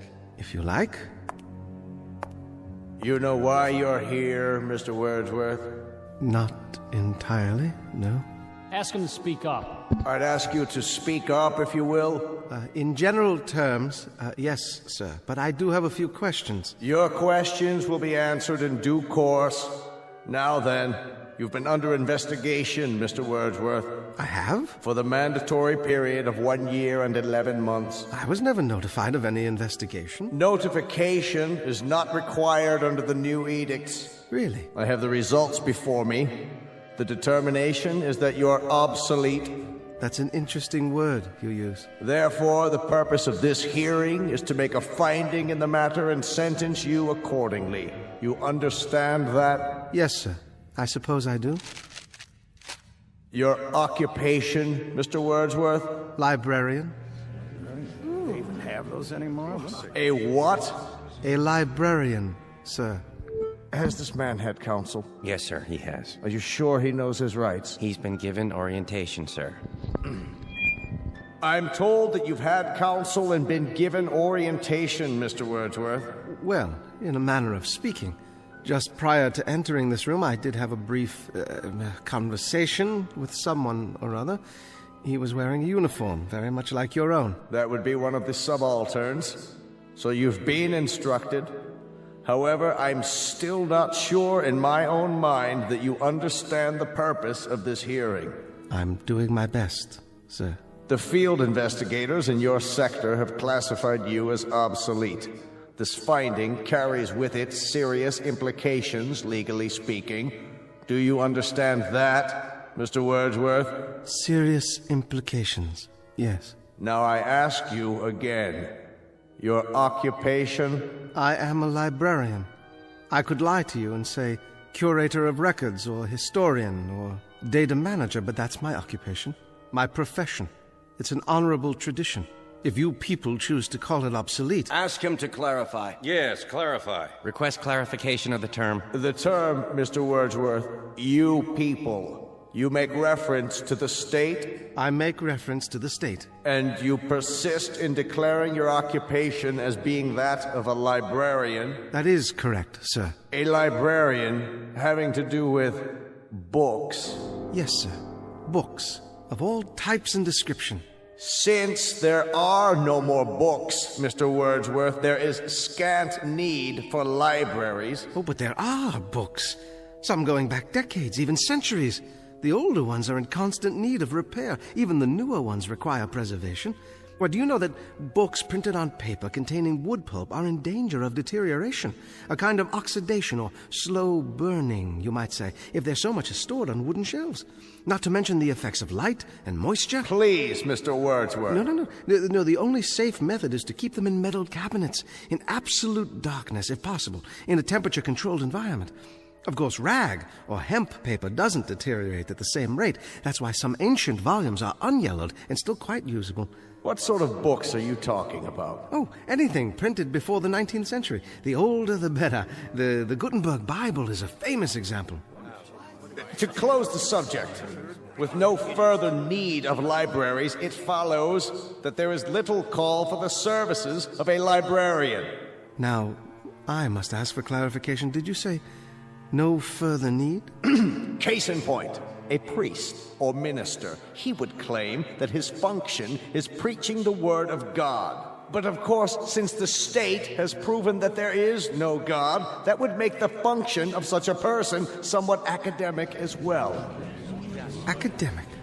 Meaning theoretical, without practical function. But there is a God. You're in error, Mr. Wordsworth. There is no God. You know that? The state has established it. Established it? How? By scientific proof, or the lack thereof. You cannot erase God with an edict. This is not a debate. It's not a matter of laws and proclamations. You are obsolete, Mr. Wordsworth. A lie. No man is obsolete. You have no function. You are an anachronism, a ghost from another time. I'm nothing more than a reminder to you that the state can't destroy words and the concepts they represent by burning pages. You're a bug, Mr. Wordsworth, a crawling insect, a bookworm. An ugly, misshapen little creature that has no purpose here, no meaning. I am a human being, as are you. A human being? Is that what you lay claim to? You're a librarian, Mr. Wordsworth. You're a dealer in books that no one reads, and 2-cent fines and pamphlets and closed stacks in the musty insides of a language factory that spews out meaningless words on an obscure assembly line called the printing press, whose time has long passed. Words, Mr. Wordsworth, that have no substance and no dimension. Like air, like the wind, like a vacuum that you make believe has an existence by scribbling index numbers on little cards. I don't care what you say. Don't approach the bench until you're told to. And I tell you I don't care. I'm a human being. I exist. And if I speak one thought aloud or in writing, that thought lives even after I'm shoveled into a grave. This I know beyond the shadow of a doubt. Delusions, Mr. Wordsworth. Delusions that you inject into your veins using a needle filled with printer's ink. The narcotic you call literature, the Bible, poetry, essays, all of it, just an opiate to make you think you have strength when you have no strength at all. You're unfit. You have nothing but spindly limbs and a dream, and the state has no use for your kind. You waste our time, Mr. Wordsworth, and you're not worth the waste. Let's end this. Now then. You've made your point. Instruct him. Romney Wordsworth, you will return to detention. Is that where I was? What a polite euphemism. Cell is more like it. To await the finding of this board. Very well. This way. One more question. What happened to Miss Lampert? Who? The school teacher. Her case has been decided. The result will be on this evening's telecast. I'm sure it will be, but I'm asking you, what was your decision? Take him away. Heretic. Obsolete. No function. No function at all.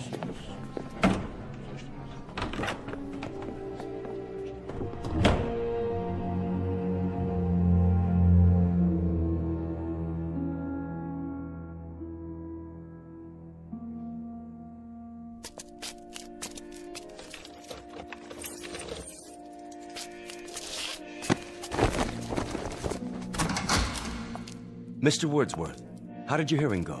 Well, I'm not honestly sure, but I have a pretty good idea. At least it hasn't been decided yet. Oh, no, not yet, but I don't think it will take them very long. Ambiguity, the devil's playground, and my stock in trade. Miss Lampert hasn't come back yet. That means her case has already been decided. That's what they said. Where would they take her in that case? Back to her living quarters, I imagine, to await the carrying out of the sentence. As for myself, I'd rather carry it out alone. Not thinking about hemlock, are you? Don't tell me you are. That's not what they use nowadays. Too hard to measure the dosage. Get me a bottle of good scotch. I'd like to go out on a bender. Just give me a pen and paper. But they'd only burn it. Not if it's televised. I can recite to the camera. A public reading at last. Some of it has to get through before they cut off the sound. They can't cut it off. It's an official edict. The equivalent of the condemned man's last words. No matter what those words are? Oh, they'll denounce the statement as soon as it hits the airwaves. But until then, for one shining, glorious moment, I'll have an audience. And someone somewhere may hear my words and understand. Gentlemen, you're dooming yourselves. As if you believe in the superiority of the system, in its right to exist at all. But it does, with or without moral justification. Do not go gentle into that good night. Dylan Thomas? But rage. Rage against the dying of the light. We can rage all we like, No one's going to hear it. No? Think about it. What are you driving at? I wonder if they've reached a decision yet.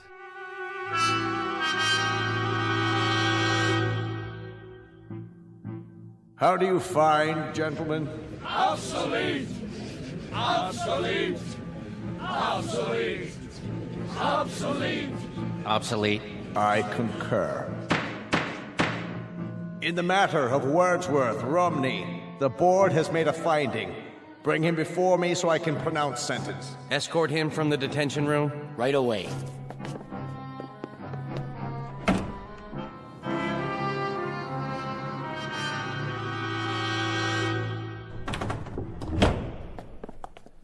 Approach the desk, Citizen Wordsworth. Yes, sir?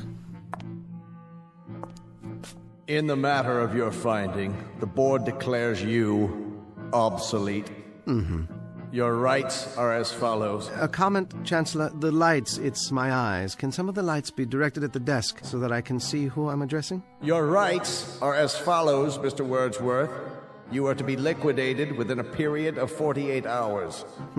They still use that word? Liquidated? But you have an option as to method and precise time. Could you be more specific?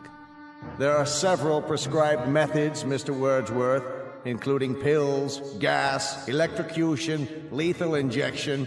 It can be done immediately, or an hour from now, or any other time that you request.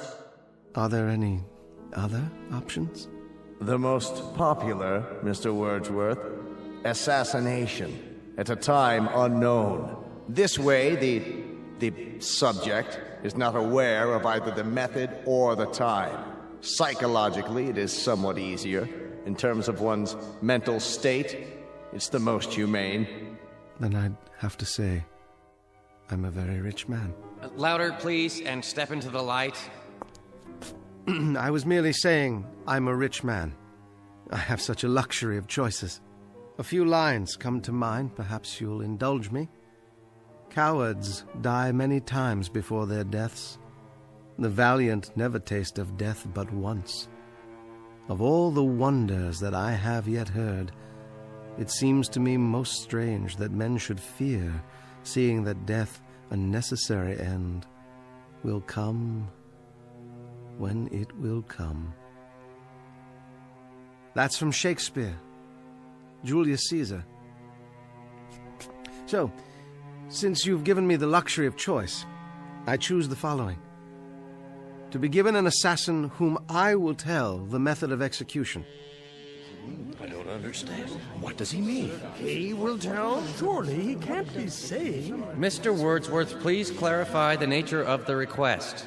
You will assign me an assassin, Chancellor, just as you stipulated. But only he and I will know the way in which I am to die.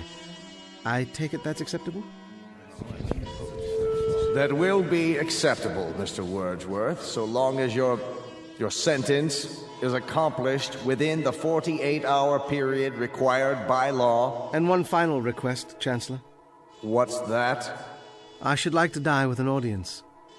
I would like my death to be televised. That, too, can be arranged, Mr. Wordsworth. Thank you.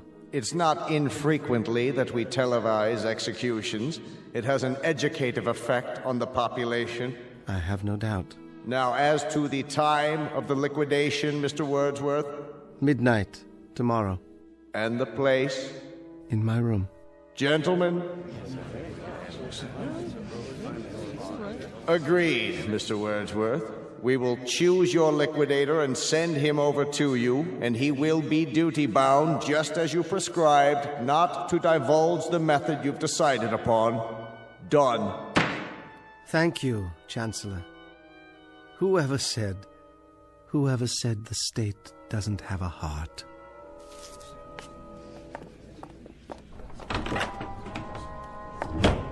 An odd one.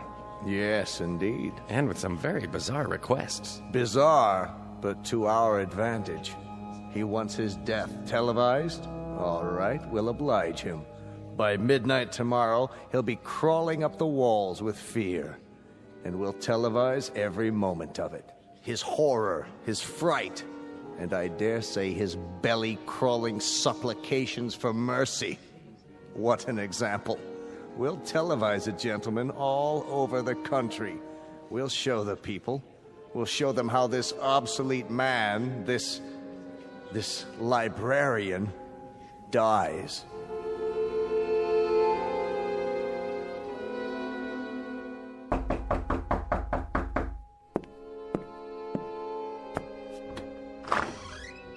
Yes? Wordsworth Romney? I am. I'm here to install a television camera. Oh, yes. Come in. Come in. Bring the equipment in, please, guard. Then wait outside. Yes, sir. I'll call you when I'm finished. Very good, sir. I'll be in the hall. Forgive the close quarters. A librarian can't afford more than a studio apartment these days. Librarian, sir? Never mind. Would you care for some tea? No, thanks. I'm on a schedule. Oh, of course, yes. Other installations. Alpert, is that one? How about Cameron? And the other, what was his name? Brodsky, the poet. I don't know. The guard has the manifest. Oh, yes, I see. Is this all the equipment you need? It's not very much. It doesn't need to be. It's miniaturized. See, all I do is mount this lens on the wall in the corner, and that's it. As long as it gets a wide angle of the whole room. Impressive, I must say.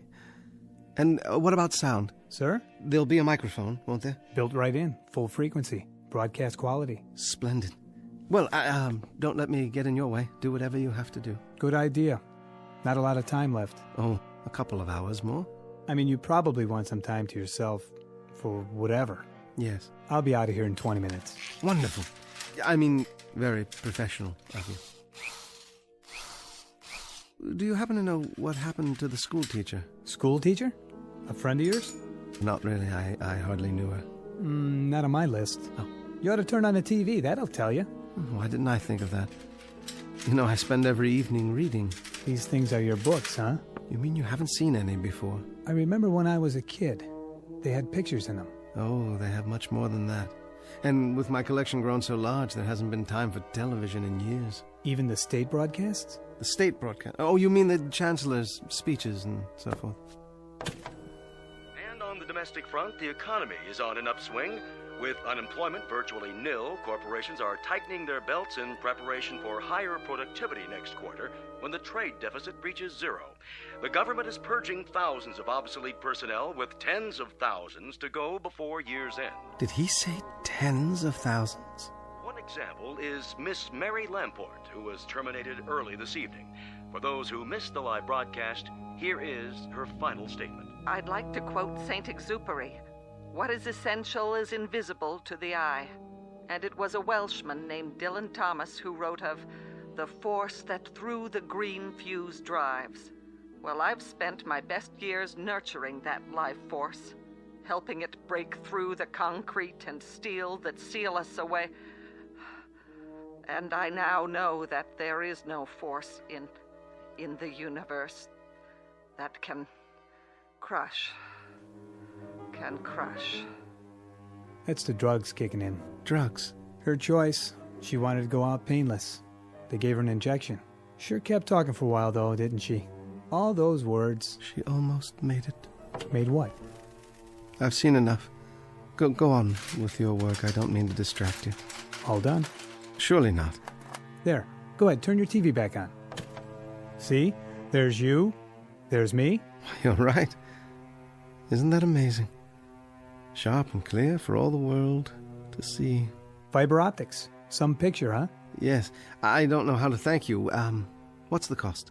No charge. A tip, then. Consider it a kind of bonus. One of my books, perhaps. No, thanks. You can take your pick. Any one at all.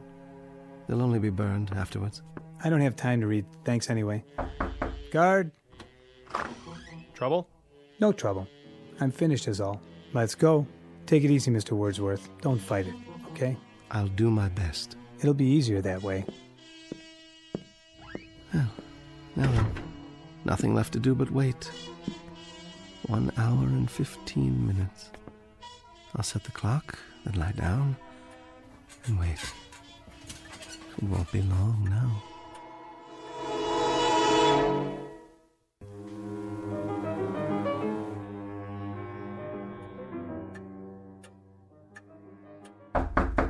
Mr. Wordsworth?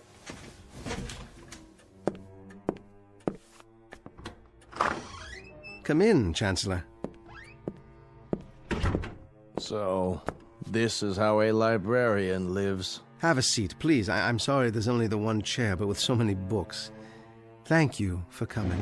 Very irregular, Mr. Wordsworth. Is it? Highly irregular. That you came at all? Do you know why I came? Do you? I invited you. By all means, you invited me. But why would I honor such an invitation? A cryptic note from a condemned man asking me to visit him during the last hour of his life. Not normal, I take it? Hardly the norm, Mr. Wordsworth. Hardly what I'm accustomed to. And somewhat suspect, too. How do I know I wasn't invited here for a last pitiful gesture of vengeance on the part of the condemned? Vengeance? After all, I'm more or less responsible for the finding in your case. Your demise in less than an hour. 45 minutes, actually. It can be attributed, at least in part, to my decision. Nonetheless, that was the finding. Do you mind if I smoke? No, not at all. You're my guest. I'll tell you why I came, Mr. Wordsworth. Please. Perhaps to prove something to you. And that is? To prove to you that the state has no fears. None at all. Well, you'll forgive me, Chancellor, but that has the elements of a joke. How so? Well, you come here to my room to prove that the state isn't afraid of me. What an incredible burden that must be, to prove that an obsolete librarian could have any effect at all on the state. I'll tell you why you came, though. I'll tell you the reason that you won't even admit to yourself. And what might that be? I don't fit your formula. Somewhere along the line, there's been a deviation from the norm. Your state has everything categorized, filed, and tagged. You are strength. People like me represent weakness. You control and order and dictate. My kind merely follows and obeys. But something's gone wrong. I don't fit, do I? Oh, you fit, Mr. Wordsworth. In a few moments, you'll be cringing and pleading just like they all do. Yes, indeed, you fit.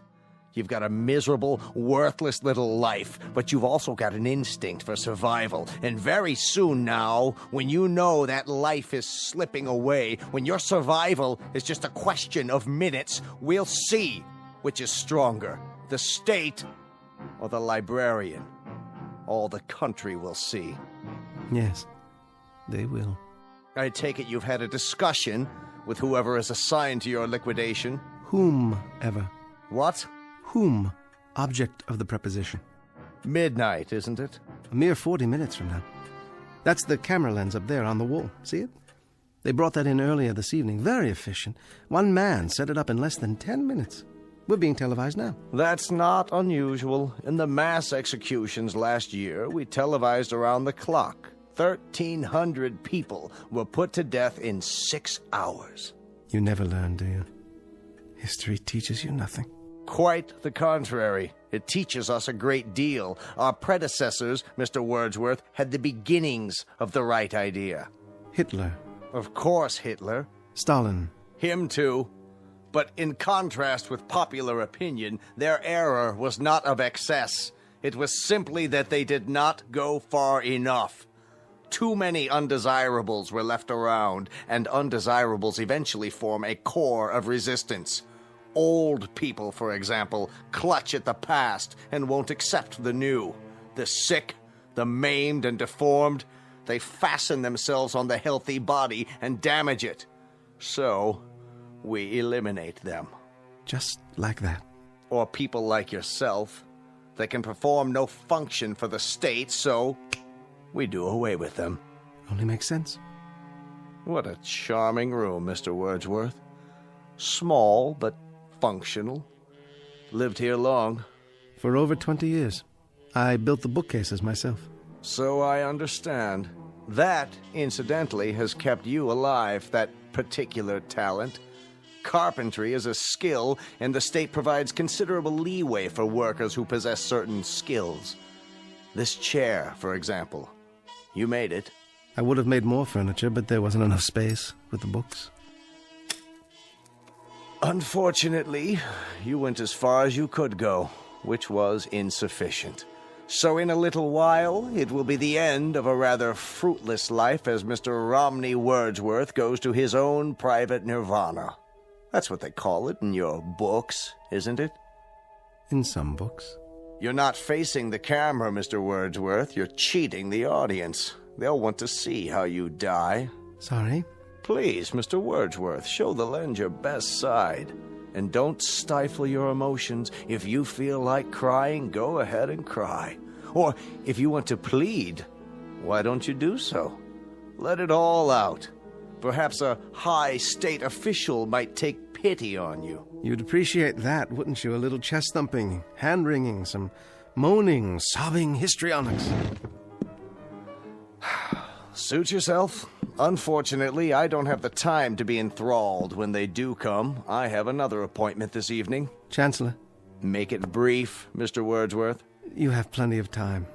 Smoke as many more of your cigarettes as time allows. How's that?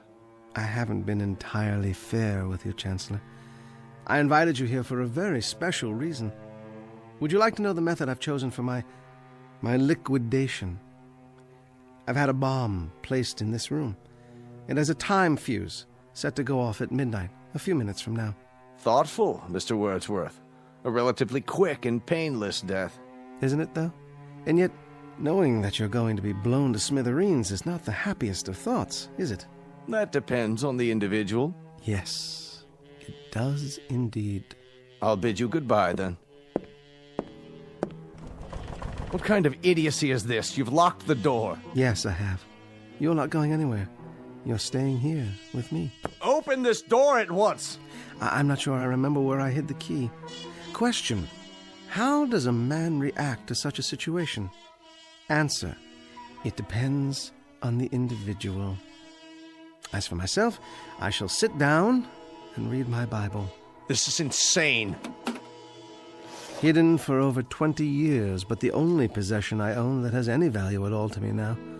And I intend to sit here and read it until the moment of my death. Let me out of here! Guards! Anyone! Don't waste your breath. There's no one out there. It's one of the rules. You isolate the person to be liquidated, so there's simply no one around. Why don't you face the camera, Chancellor? It's important, you know. You're cheating the audience. What are you talking about? You wanted the whole country to see the way a librarian dies. Why not let the whole country see how an official of the state dies, too? Will they see a contrast, Chancellor? Wordsworth! I order you, let me out of this room! Turn to the camera. Let the people see the strength of the state, the resilience, the courage. Let the people see how a man of steel faces death. I've underestimated you, Mr. Wordsworth. Sit down, Chancellor. You have a nirvana coming up, too. So, let's have a chat. Odd, isn't it? How equal we have become. Death is an exceptional equalizer. It takes a strong and handsome man like yourself, uniformed, bemedaled, and it places you alongside a skimpy thing like myself. But in the eyes of God, there's precious little to distinguish us. We are flesh, blood, muscle, limbs, and we are the same. Understand, Chancellor? We are the same. We are not the same. A man of the state dies with dignity. We shall see. That is, they will see. The Lord is my shepherd, I shall not want. He maketh me to lie down in green pastures. He leadeth me beside the still waters. He restoreth my soul. He leadeth me in the paths of righteousness for his name's sake. Yea, though I walk through the valley of the shadow of death, I will fear no evil.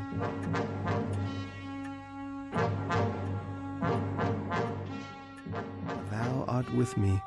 Thy rod and thy staff, they comfort me. Thou preparest a table for me in the presence of mine enemies. Thou anointest my head with oil. My cup runneth over. Surely goodness and mercy shall follow me all the days of my life, and I will dwell in the house of the Lord forever. Please! Please! There's only 1 minute left! Let me out! In the name of God, let me out! Yes, Chancellor. In the name of God, I will let you out. Here's the key. Goodbye, Chancellor.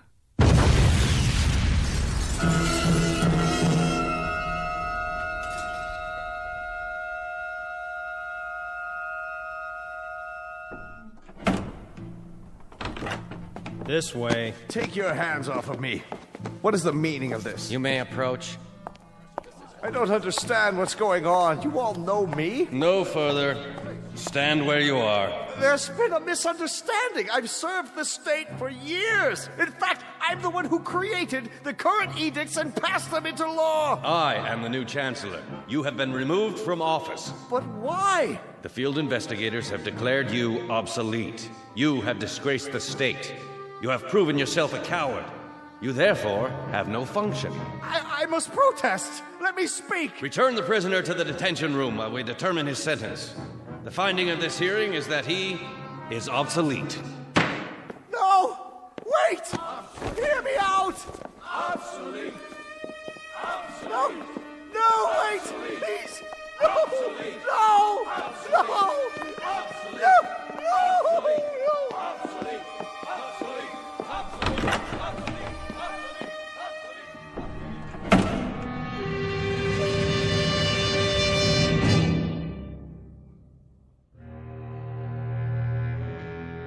The time is the future. Not a future that will be, but one that might be. Not just this story's lesson, but a lesson for all time. So long as men would speak their mind, and so long as tyranny would seek to muzzle them. File this case under M for mankind in the Twilight Zone.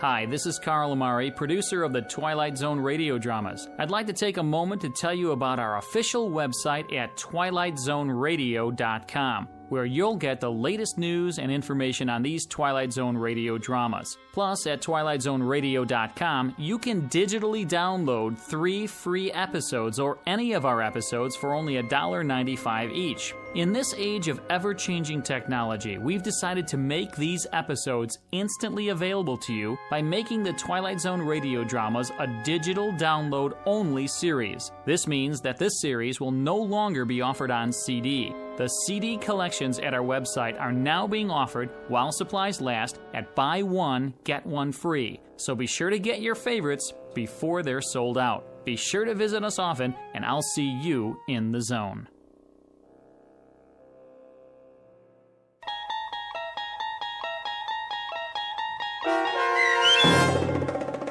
The Obsolete Man, starring Jason Alexander, with Stacy Keach as your narrator, was adapted for radio by Dennis Etchison and based on a script by Rod Serling.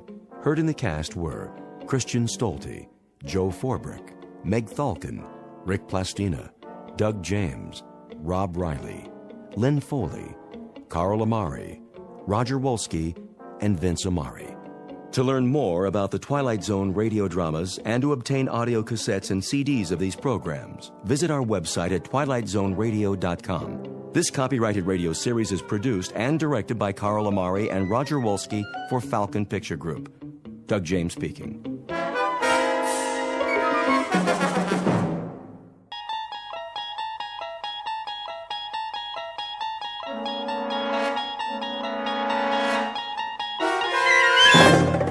You unlock this door with the key of imagination.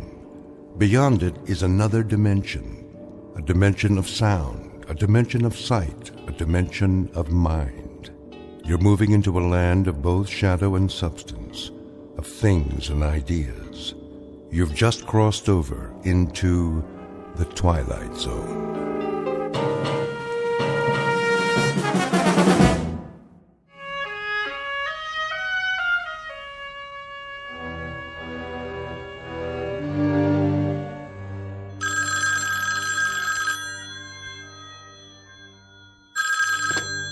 Yes? Oh, hello, Bill. Not really asleep, just sort of dozing, waiting. What time is it? 4:30 already. How is he? Mommy, who's that? Colonel Conacher, honey. Good. Well, Bill, tell him I wish him... But that's crazy, isn't it? That's gibberish. Just tell him we'll be waiting for him. Thanks, Bill. Yes, we'll be watching. That was Colonel Conacher, honey. He said Daddy's just fine. Is he going up soon? Probably within an hour, honey. That's what Colonel Conacher said. Do you want to go back to bed? No. I don't blame you. I can't sleep either. I'll tell you what. I'll make some coffee for me and some cocoa for you, and you get dressed in the meantime, okay? Then we'll turn on the television set. Okay, Mommy. And in this morning's news, all is set at the Cape for the big launch. Astronaut Robert Gaines will orbit the Earth alone, gathering vital information for the President's stepped-up space program. So far, Be safe, Bob. are clear, Be safe, darling. looks like a go. And come back In to world us. News, the stock exchange in London reports an opening gain, despite concern over yesterday's devaluation.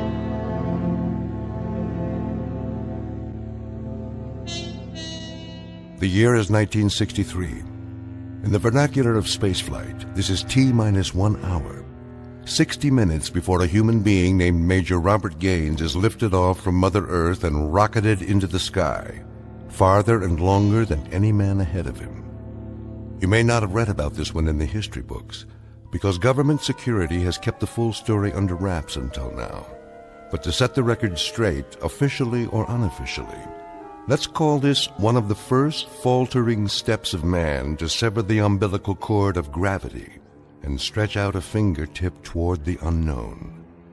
In a moment, we'll join this astronaut named Gaines and embark on an unscheduled adventure, because the environs overhead, the stars, the sky, the infinity of space, are all part of a vast question mark known as the Twilight Zone. We now continue with The Twilight Zone and our story, The Parallel, starring Lou Diamond Phillips, with Stacy Keach as your narrator.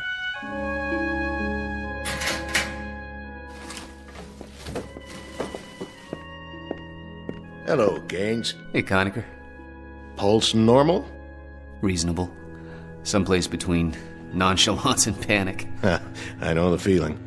I talked to Helen. She's fine. Says to tell you they'll be waiting. Bless you for that. Any messages for the angels? Well, you could give them a kiss for me. Any that you happen to meet. Well, on my last orbit around, I'll lasso a pair of gossamer wings and I'll ship them down to Air Express. Collect.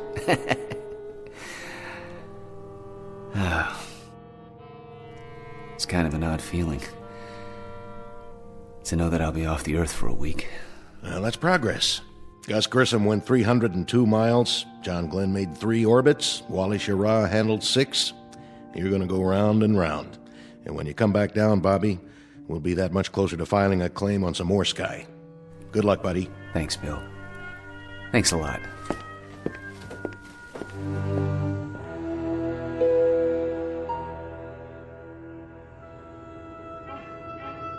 This is Capcom. The countdown for the MX-10 launch is T-minus 19 seconds. T-minus 19 seconds and holding.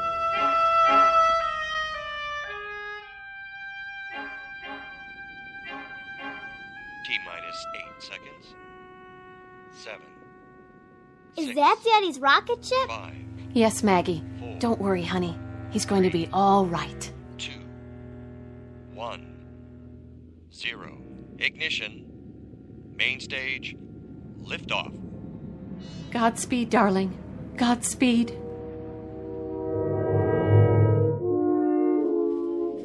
The MX-10 liftoff time is 5:30 a.m. Eastern Standard Time. All systems go. Astronaut Gaines reports his fuel and oxygen quantity steady, the cabin pressure decreasing on schedule. How's he feel up there?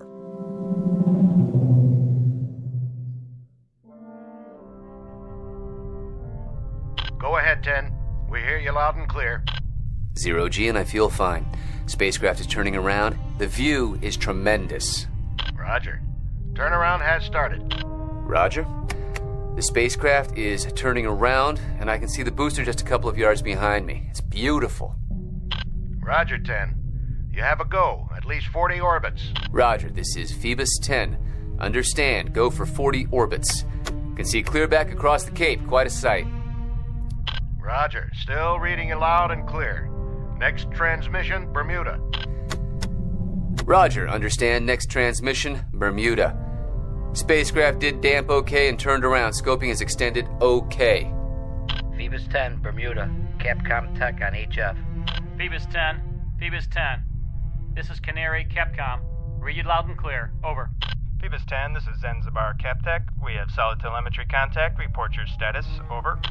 Phoebus 10, this is Kano, Capcom. I read you loud and clear. How do you read me?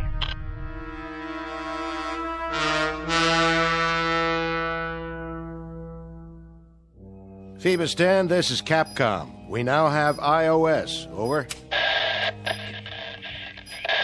Phoebus 10, your voice transmissions are starting to fade very badly. I've lost radar here. What? Let me see. I've lost radar. We don't have contact here either. No contact at all. Capcom Tech calling Phoebus 10. This is Capcom Tech. Capcom Tech calling Phoebus 10. Come in.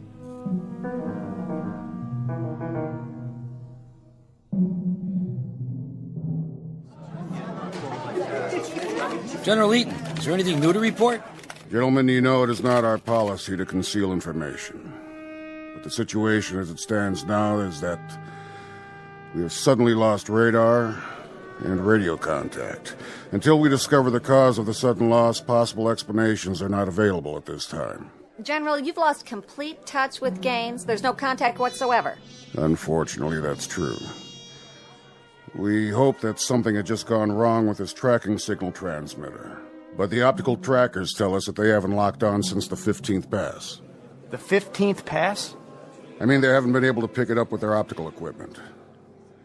In the hour before the signal went dead, we established it. Then it just disappeared. There's been nothing on radar. And even the solar cells, which should supply power for tracking for years, if necessary, have failed somehow. The batteries are obviously gone.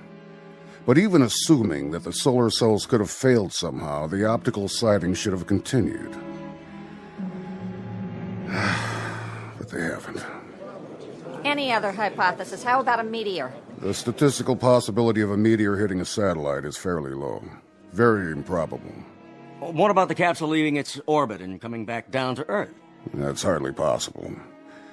There'd be no foolproof means of making it spiral in. The trick, once it reaches denser layers of atmosphere, is to slow it up enough so that it wouldn't burn like a meteor, and then have some means of depositing it on the ground. I don't think I'm violating any security by saying that Major Gaines's craft had no such equipment. You'll have to excuse me.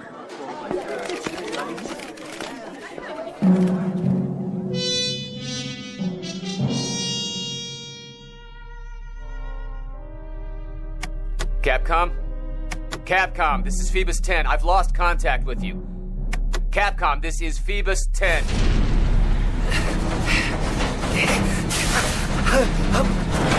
I'm blacking out!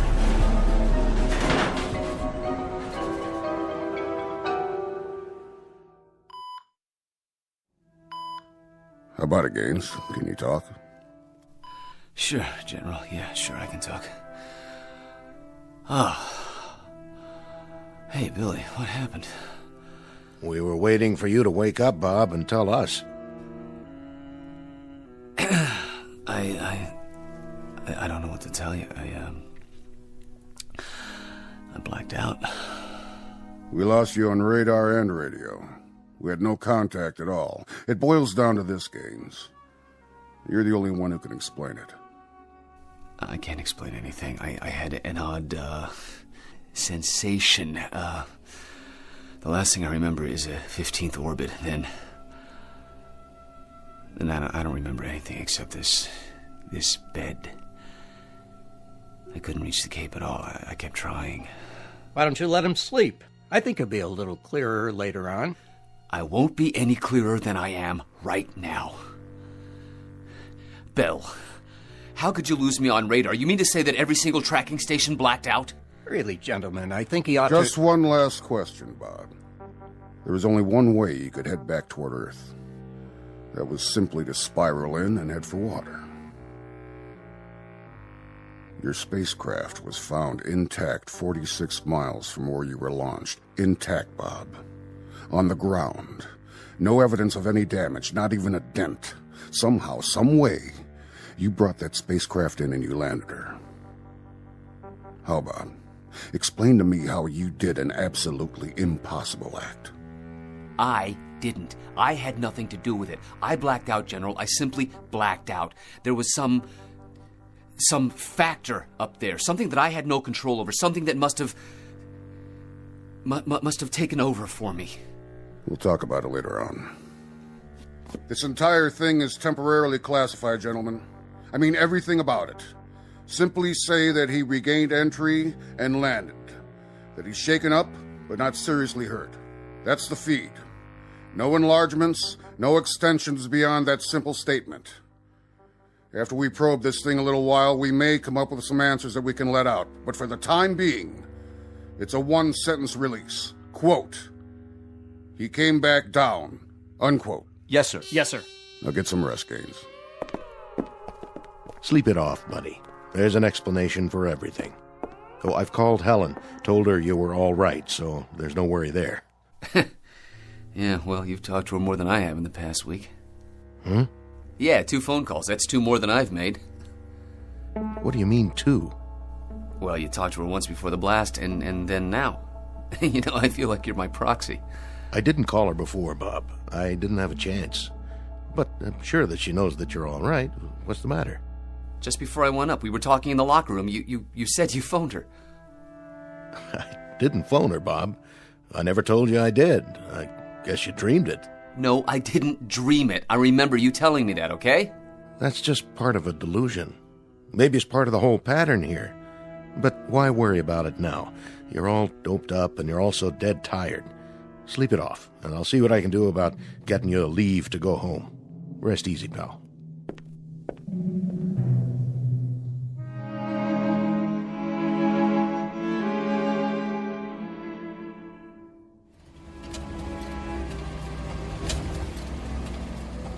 Need a hand with your bag? Nope, I got it. Now give Helen my love. And do me a favor. All your concerns, all your question marks, keep them in abeyance for a while. Stick them in a drawer someplace and bring them out one by one. But do it gradually. Give yourself time. And that's supposed to mean what? That's supposed to mean that all the mysteries of the universe don't have to get settled by one man in one morning. Those stars have been up there for a long time. I'll keep it in mind. Thanks for the services rendered. I'll talk to you later. No question about it.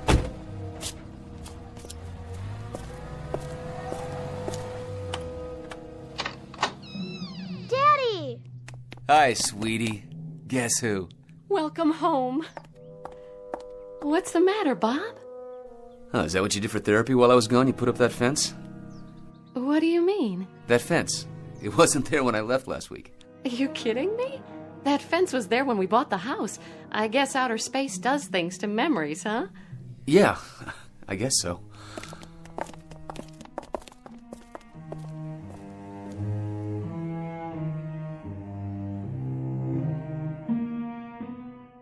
America's latest manned orbital flight into space ends on a note of mystery today, with a cloak of secrecy placed over the entire process. Got any more coffee out there? I'm making some. Be done in a minute. The Space Administration announced late this afternoon that the flight was a success, but admitted contact was lost at one point. Gaines landed safely, but as to where and how, that is what the Space Administration censored, and no further information has been forthcoming. I'm gonna go up and put on a bathrobe, okay? I'll be right down. Do you want Maggie to get it? Both of you have been treating me like a cross between a millionaire eccentric and a piece of Dresden china, okay? I'll be right back. Millions of Americans Americans watched the orbital flight when suddenly the pictures were interrupted and all major networks went back to their regular broadcasting schedules with an announcement that there would be no further coverage of the historic flight. General Stanley Eaton announced late this afternoon that for the moment, all aspects of astronaut Gaines's flight would continue to be... Bob, your coffee's ready. Want us to bring you a cup? I'll be right down. Look at that. What? Here's your coffee. Thanks. What are you laughing about? Oh, there's gonna be a chicken colonel back at the base running around in his undershirt. What do you mean? Look at this collar. The insignia. I walked off with somebody's shirt. A full colonel's, no less. But Bob, you are a full colonel. Helen? What, darling? What's the matter? All right, honey, tell me the truth. The absolute truth. No games. When I left, when I walked out of here, what was my rank? Your rank? Wasn't I a major? Haven't I been a major for 13 months? Bob, don't. You're scaring me. Well, without trying to scare you, honey, and without trying to make you wonder whether I still have all my marbles, I'd like you to answer my question. Are you serious? I'm not playing games, Helen, please. You've been a full colonel since last March. Last March? March. I want to say something to you now. I don't know what happened up there. I know you don't want to talk about it yet, and that's why we haven't said anything. But something must have happened, Bob. That's just it. I don't know what happened. Believe me, Helen, I have no idea at all.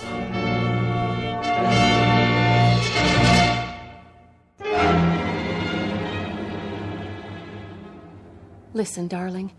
You told me once that there were whole areas of space medicine that had only been touched upon, phenomena and reaction patterns that could only be guessed at. I'm sure this is one of them. I'm sure that there isn't anything wrong with you except a couple of odd fixations that will go away with time. I don't know what happened, but I do know that I'm rational, Helen. I do know that I haven't changed at all, but in some crazy, unexplainable way, the things around me have. Nothing's changed. You've gone through some kind of trauma, and somewhere along the line, Bob, you've gotten a hold of some delusions? Huh?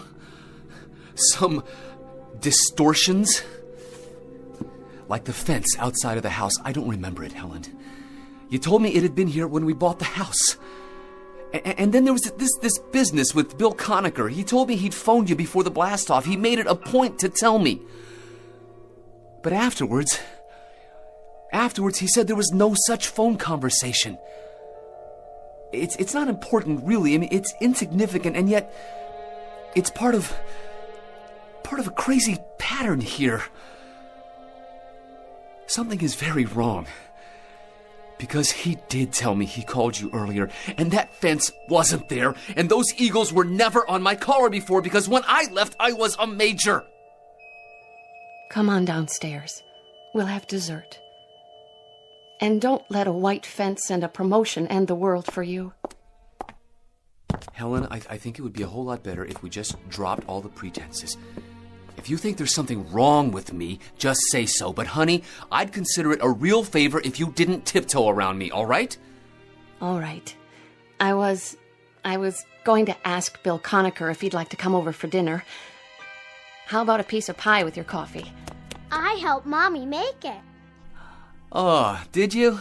I'll get it for you, Daddy. Thanks, sweetie. Careful, Mags. Don't break any more plates. I won't. So, why did you want to call Bill? I remember he said once that there were some aspects of prolonged weightlessness that can't be explained. Here you are, Daddy. You know, little girl, one day I'm gonna lose you to some Navy ensign who'll marry you for your father's fortune and your cooking. Come here, baby, give me a hug. Don't! Maggie, honey, what's the matter? Nothing. Maggie, tell me, what's wrong? He's different. How, honey? How? Tell me, how am I different? I don't know. I don't know, but you are. You are different. You're very different.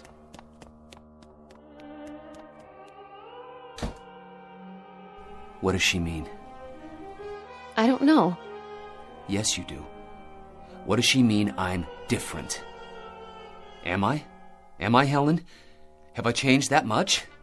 I can't explain it, Bob. I don't know how. But I have changed, haven't I? There's something different about me. The child sensed it, and you've sensed it too, Helen. Yes, I have. How? I don't know. It's just that you're not the same somehow. You didn't have to call Bill Conacher. That wasn't necessary. Tomorrow I'll report in, for psychiatric help. I don't know what it is that's happened, but something did. Something that's tearing us all apart, and until we find out what it is, it's going to keep on doing that.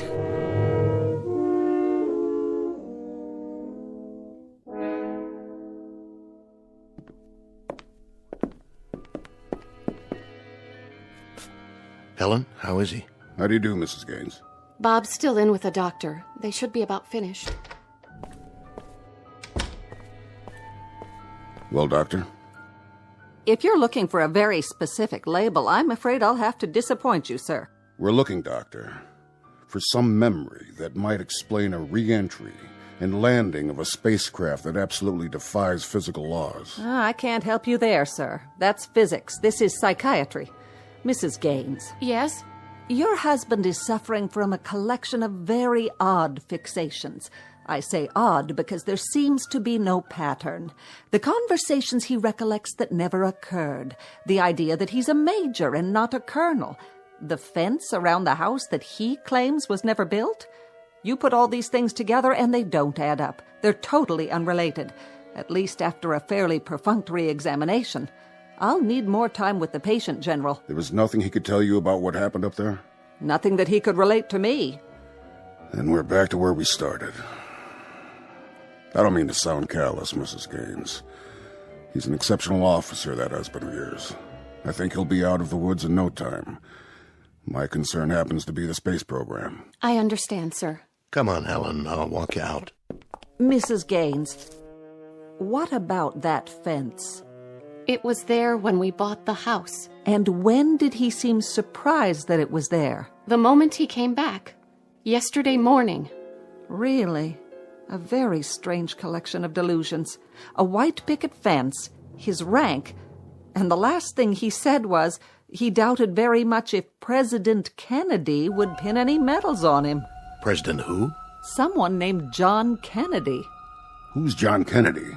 Someone who Colonel Gaines has decided is the President of the United States. And I share your bewilderment. I never heard of him either.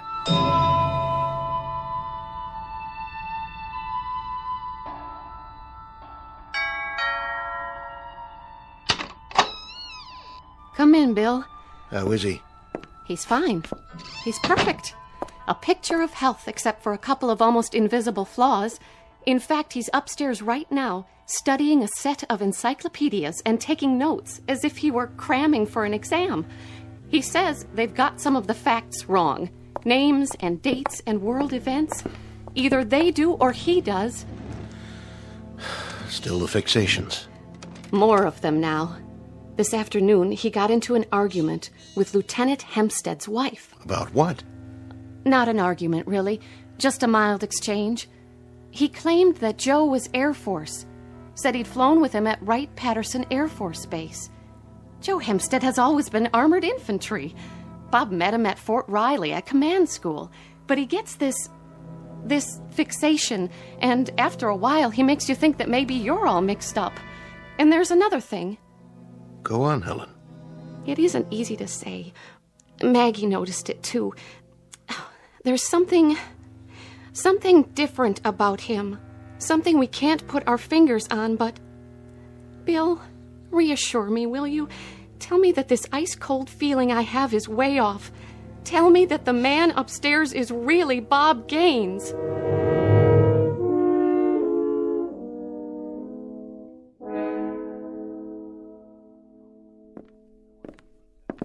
I'm sorry, General, but that's what we came up with. And you expect me to believe it? What you've told me is fantastic, incredible.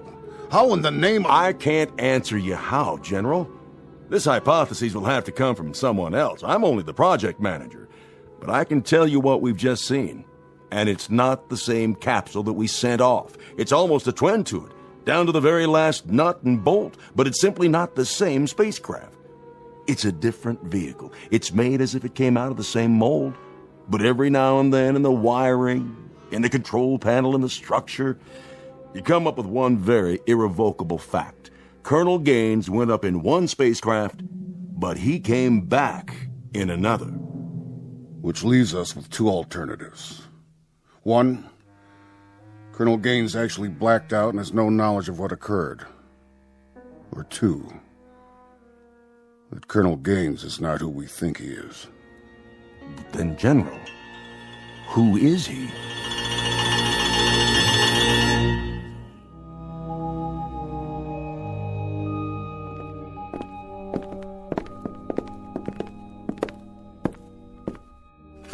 Now, Colonel, I want you to examine the vehicle carefully.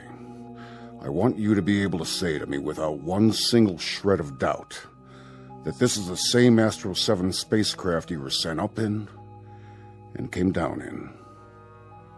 This is extremely important. I'll try, General. Phoebus 10. Phoebus 10. Good. Phoebus 10. I trust I've made my point. Well, have I? I'm sorry, what? What's the matter? Bob, what the General is getting at... Phoebus 10. Phoebus 10. We're not sure whether or not your landing bag is deployed. We feel it is possible to re-enter with the retro package on. We see no I don't... I can't. Bob, what's the matter with you? I said I'll try, okay? Just a minute. This is California CapTech. The weather in the recovery area is excellent. 3-foot waves, 10 miles visibility. Don't you hear that voice? Gaines, what's going on? What voice? Phoebus 10. Phoebus 10. This is California CapTech. Do you read? Over. Phoebus 10, we're recommending that you leave the retro package on during re-entry. Override the 0.05G switch, expected at 044353. Retract the scope manually. Do you read? Phoebus 10, recommend you go to re-entry attitude and retract your scope manually at this time.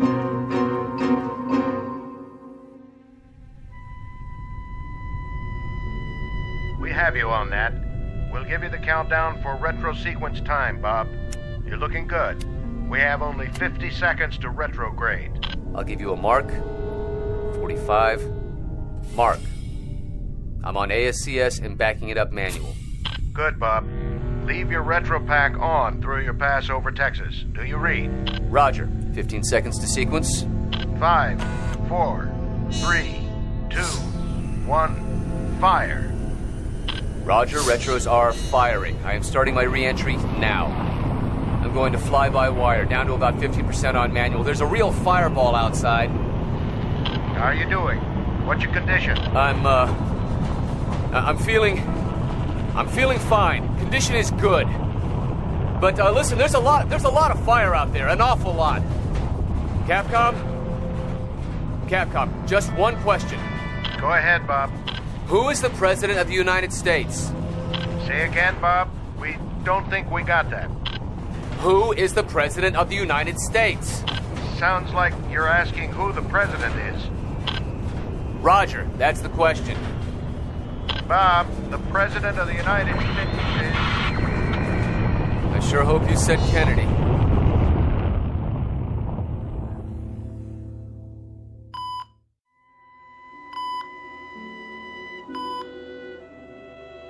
Our wandering boy is awake. Bill? I'm right here, buddy. How do you feel, Major? Well, that depends. Did you hear the question I asked up there, just before re-entry? You wanted to know who the president was. What was that, a gag? No gag. I didn't hear the answer. President Kennedy. You were gone 2 days, Major, not 2 years. What happened the second morning, Gaines? It was your 15th orbit. We lost you for a period of almost 6 hours. Lost? No radar, no contact.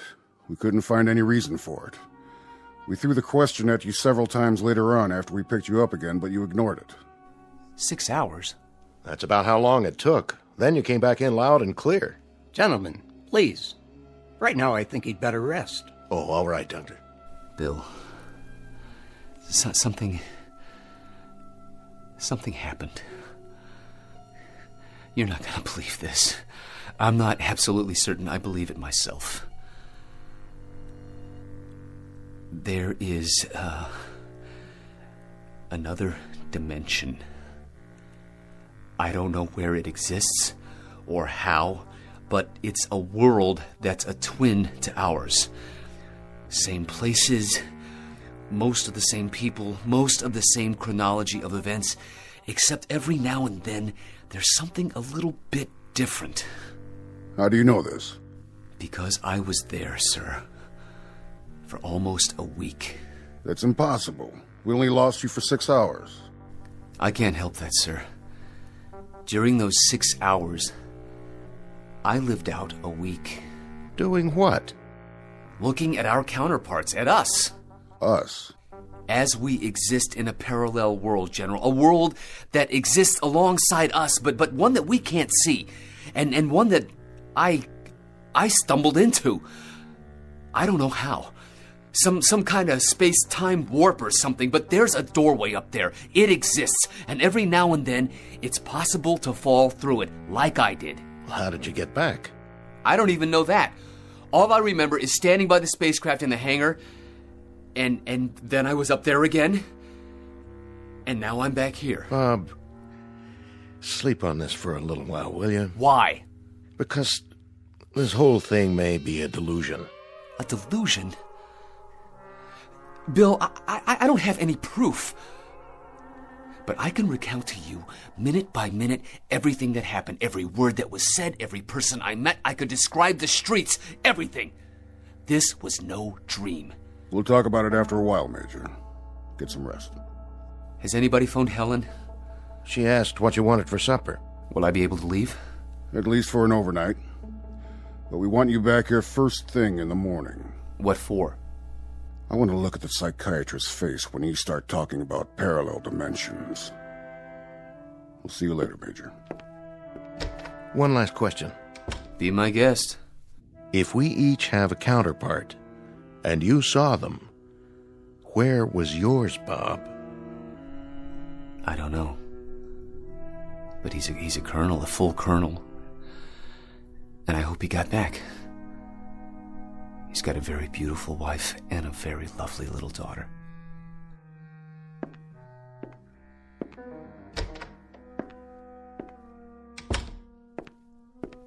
What do you think? I don't think. Not on this one, sir. Some kind of trauma. What else? Another dimension? Another world that's parallel to ours? Does that sound rational to you? Up there, who knows what's rational and what isn't? We don't even know the rules, sir, let alone the facts. We're little ants that have just made it to the desert, and now we say we've conquered the Sahara. But we haven't conquered anything. We're only starting to find the mysteries, General. We haven't even begun to solve them. We're going to do a lot of groping through a lot of dark nights, through a lot of space, before we find the answers. We've got a long way to go, sir. Sir. Yes? There's a message from Capcom, sir. It doesn't make much sense. I'll judge that. Capcom reports telemetry with an unidentified space vehicle. What? They had voice communication for about a minute and a half. The spacecraft identified itself as the Astro 7, and the person in it said... Said what? He identified himself as a Colonel Robert Gaines. He asked for re-entry data. Colonel Robert Gaines? Yes, sir. Then we got some garbled stuff, and then nothing. Then what? Well, then nothing, sir. We lost the visual sighting, and we lost all voice. The thing just disappeared. Get a transcript of everything that was said. Have it brought over to my office. Keep trying to raise... whoever it was. Yes, sir. We're still trying, sir. All right. Keep me in touch. Yes, sir. You're so right, Colonel Conacher, when you say that we've got a long way to go. A lot of questions to answer. And you are so right when you say that we haven't even begun. Anything on your mind? One thing. I'd like to tell Astronaut Gaines that his proof just showed up on a radar screen, however briefly. Be my guest. Yes, sir.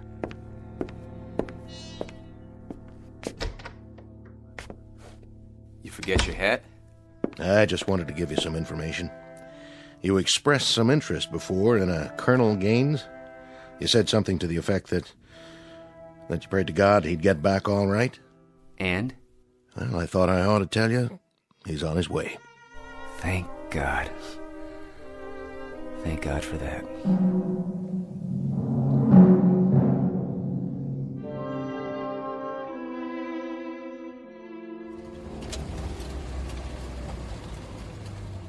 Hey, thanks for the ride. My pleasure, Bobby. I really mean that, you know. I do. I do know it, Bill. Daddy! Hey, sweetie. Do me a favor. What? Who am I? Why, you're my daddy, silly. Thank you, honey. That's all I wanted to know. Hey, where's... Mommy, come here. Bob? Yes. Oh, Bob, darling, welcome back. You don't know how glad I am to be back.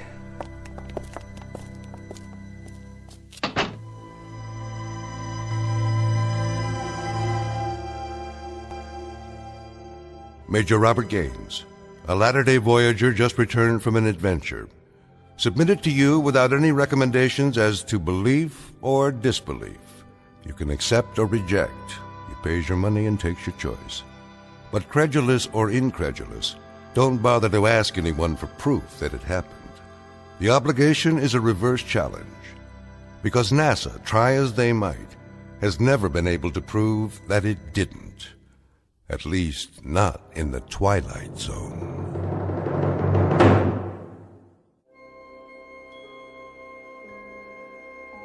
Hi, this is Carl Amari, producer of the Twilight Zone radio dramas. I'd like to take a moment to tell you about our official website at twilightzoneradio.com, where you'll get the latest news and information on these Twilight Zone radio dramas. Plus, at twilightzoneradio.com, you can digitally download 3 free episodes or any of our episodes for only $1.95 each. In this age of ever-changing technology, we've decided to make these episodes instantly available to you by making the Twilight Zone radio dramas a digital download-only series. This means that this series will no longer be offered on CD. The CD collections at our website are now being offered while supplies last at buy one, get one free. So be sure to get your favorites before they're sold out. Be sure to visit us often, and I'll see you in the zone.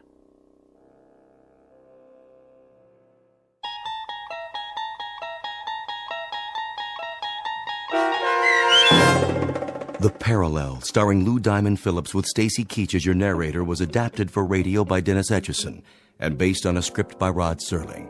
Heard in the cast were Maggie Carney, Lauren Patton, Roderick Peoples, Rich Kominick, Doug James, Guy Burrill, Meg Thalken, Carl Amari, Roger Wolski, and Mike Baccarella. To learn more about the Twilight Zone radio dramas and to obtain audio cassettes and CDs of these programs, visit our website at twilightzoneradio.com. This copyrighted radio series is produced and directed by Carl Amari and Roger Wolski for Falcon Picture Group. Doug James speaking.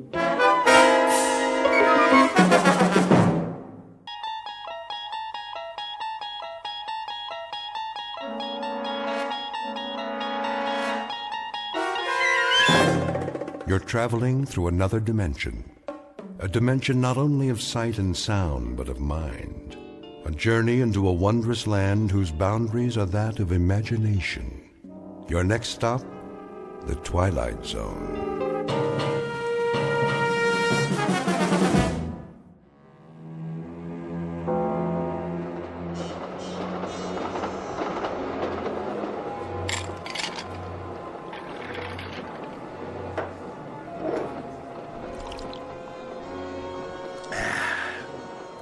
Sure make a smooth whiskey sour on this train.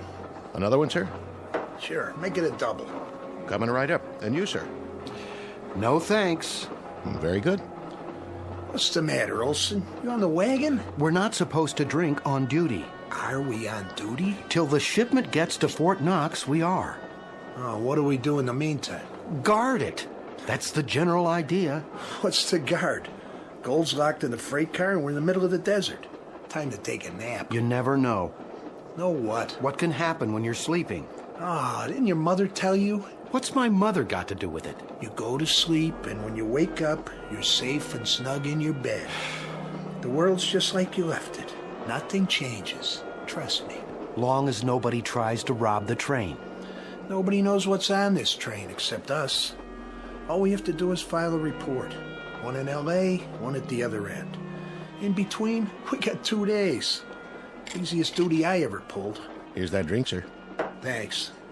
We should get some chow. One question. Yeah? Are you two cops? Of course not. Well, that bulge under your coat, are you packing heat? Well, if you really want to know, I'm Special Agent Martin. And this is my prisoner, Mr. Olson. I'm transporting him across country to Leavenworth. So that's why he doesn't get a drink. But why does he have the bulge under his coat? Cell phone. Oh, I get it. Go ahead, give him one. Take the edge off so I can relax. That's all right. Well, if he doesn't drink it, I will. Coming right up. You just blew our cover. Take it easy. So you're not carrying your weapon? Nope. Left it in the compartment. That's against regulations. Well, it wrecks the cut of my suit. Besides, it's not like I'm gonna need it. Here's his drink. How much I owe you? Nothing. It's on the house. You're a good citizen, pal. Anything I can do to help. Now, just let me sample it for Mr. Olson here. Whoa. Now that's a drink. What's happening? Must be the tracks. Hold on!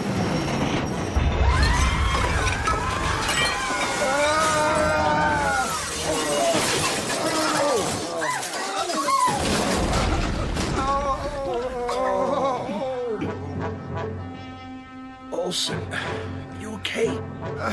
My arm's pinned. Here, take the gun.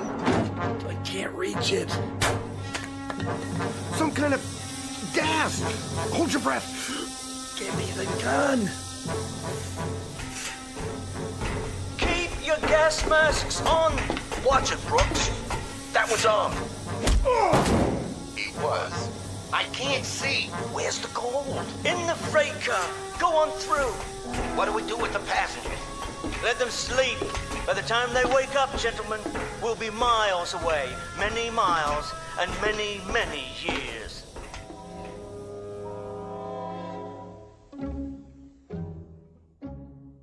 Exit 2 hapless federal agents and enter 4 experts in the questionable art of crime. Mr. Farwell, expert with noxious gases, former professor with a doctorate in both chemistry and physics.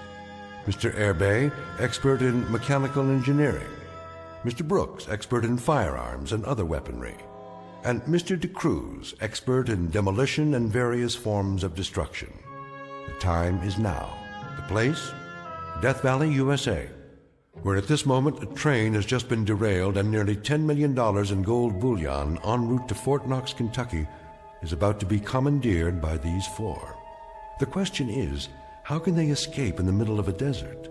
The answer is, they don't plan to escape, not in the conventional sense, nor will they turn their take into cold cash, at least not in the span of a normal lifetime. What they have in mind is something truly bizarre. They believe that 113 miles from this ruined railroad track is a certain cave that holds the key to their survival. What they don't know, of course, is that the cave is located not only in Death Valley, but deep in the Twilight Zone.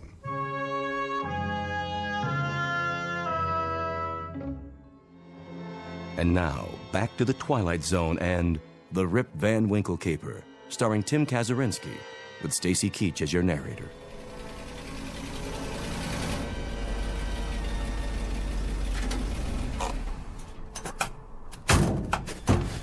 Hurry up. Get the bags in the cave. Here comes Farwell's car.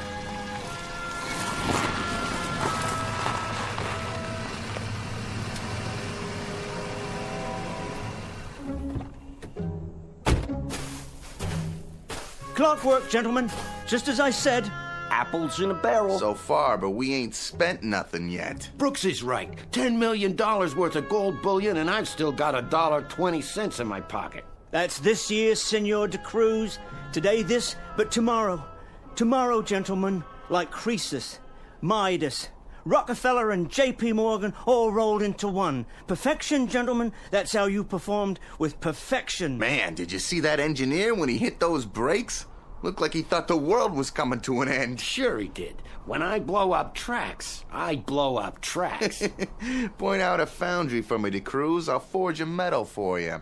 What's your trouble, Brooks? That wasn't an easy thing, tying up those tracks like that. You ought to try it sometime. There won't be another time. For me, neither. May we get on to business now? Sure, Professor. Whatever you say. Start unloading the truck.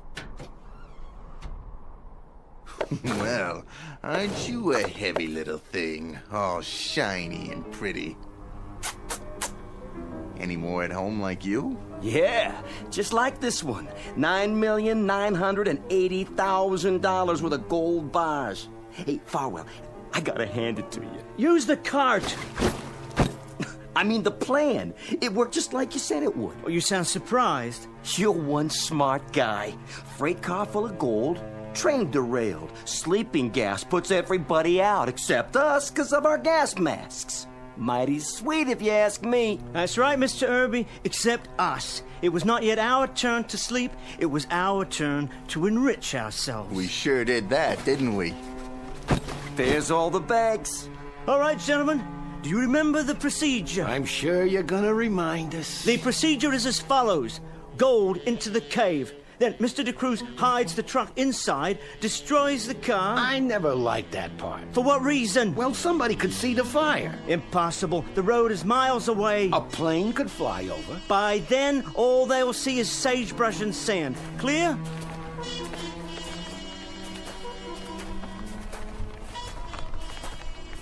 Man, I wouldn't have even seen a cave if I didn't know it was there. If you didn't tell us where it was. No one would. That's because it's perfectly camouflaged. The opening fitted with a reinforced door, and the door designed to match the cliff face. And now? I better give you a hand, Professor. Yeah, let me do it. Oh, all right. Open sesame!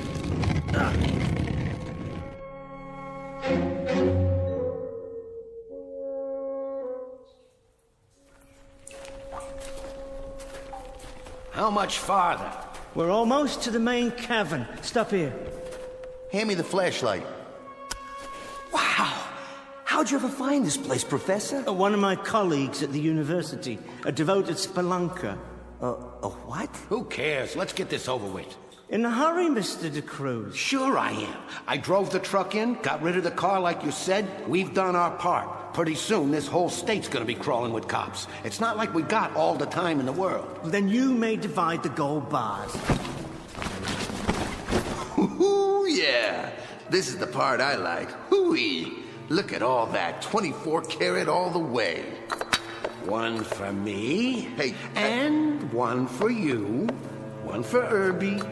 One for the professor. Two for me. Two for you. Hey, Professor, what's the first thing you're gonna buy with your share? A new life, gentlemen. A new life. Yeah.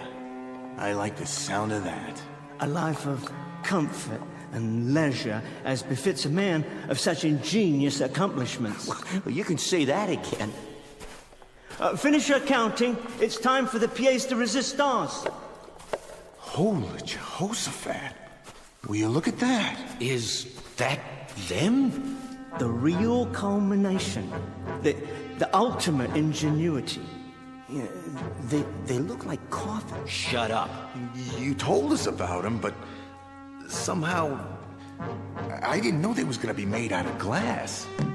A new type of plastic, actually, manufactured to my specifications. A completely inert material with no chemical interactions.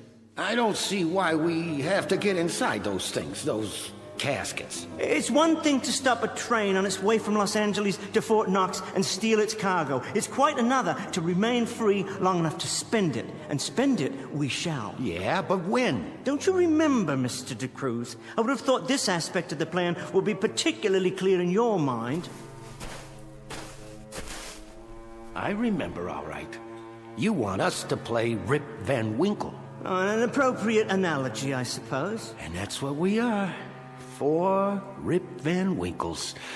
Only, I'm not so sure. What, aren't you sure of, Mr. De Cruz? The big sleep, Mr. Farwell. Just lying down in these coffins. I like to know what I'm doing. But you do know. I've explained it very precisely. The 4 of us will be placed in a state of suspended animation. Think of it as a protracted rest period, Mr. De Cruz, to gather our strength. And when we wake up, that's when we take our gold and enjoy it. I say everybody should take his cut now. And how far will we get with it? We got a vehicle, we got water. There'll be roadblocks. Yeah, and that guy with the gun on the train, maybe he was a Fed. If we killed a Fed... Not killed, put to sleep. I'll take my own chances. Hey, what's with the knife? Put it away, Brooks. You're not gonna stop me. That's what you say, De Cruz, but that ain't what we agreed on. Quite right. What we agreed on was that we'd stash the gold here and then do what the professor tells us. And so far, he ain't been wrong. The gold, the gas he used to put a whole trainload of people to sleep, everything. All we had to do was walk over a lot of horizontal folks while they was snoring and transfer a fortune like it was cotton candy. Amen to that. So, none of you mind being cooped up in here? No, De Cruz. None of us mind. How long, Farwell? When we each push the button inside and the gas comes out and this suspended animation thing takes over. How long? How long? I don't know exactly. I can only surmise. I would say that we would all wake up within 1 hour of each other, no longer. When? I would say approximately 100 years from today's date. 100 years, gentlemen, and we shall walk the earth again as rich men, however, as extremely rich men. 100 years. Just like Rip Van Winkle. And when we wake up, no one living will remember who we are and what we did today, except the 4 of us. We will remember and rejoice in our reward. What's that? The wind, gentlemen. The wind, obliterating the last traces of our existence.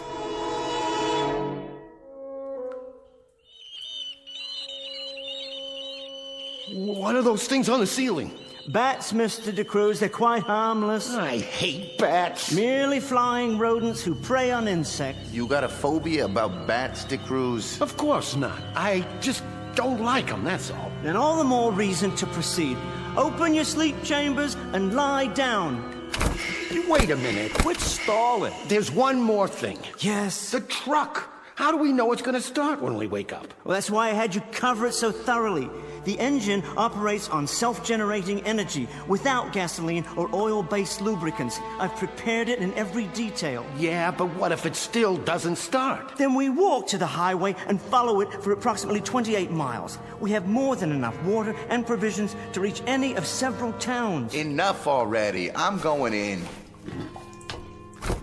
After you, Mr. Irby, and Mr. De Cruz. All right. Here goes nothing.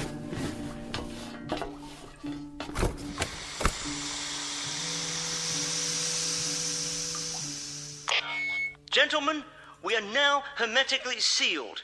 First of all, I want to know if you can all hear me. I hear you. Mr. Irby? Check. Loud and clear. Then the microphones are operating perfectly. Now what? Now I'm going to give you the exact sequence. First, check the airlock gauge located to your right. See it? You mean the dial? The red arrow should be pointing towards closed and locked. Once it is, you're to count to 10 very slowly. When you come to the end of the count, reach up with your left hand to the shelf just above your head. There's a small green button there. I see it. You're to press this button. When that's done, you'll hear another hissing sound. That will be the gas being measured into the enclosures. Ready over here. Next, take 3 shallow breaths, followed by a long, deep one. After a moment, you'll begin to experience a heavy, drowsy feeling. Don't fight this. Just continue to breathe regularly and try to remain as still as possible. Now, begin to count, and on 10, release the gas. You shouldn't mind it. It's quite odorless. Good night, gentlemen. Pleasant dreams and a good sleep. I'll see you in the next century.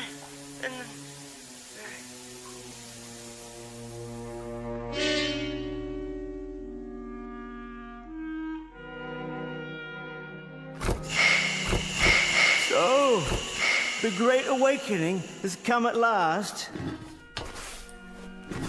It didn't work. My face, my hands. Look at yourselves. We don't have any beards. That means... He's right. Of course I'm right. Our fingernails haven't even grown. Hey, Farwell, with the big brain and all the answers, your plan was a dud. I don't understand. It was foolproof. It must have worked. Wait, yes, of course. All the bodily functions stopped. There wouldn't be any growth of beard, nails, or anything else. I tell you, it worked. One way to make sure. Yeah, let's have a look outside.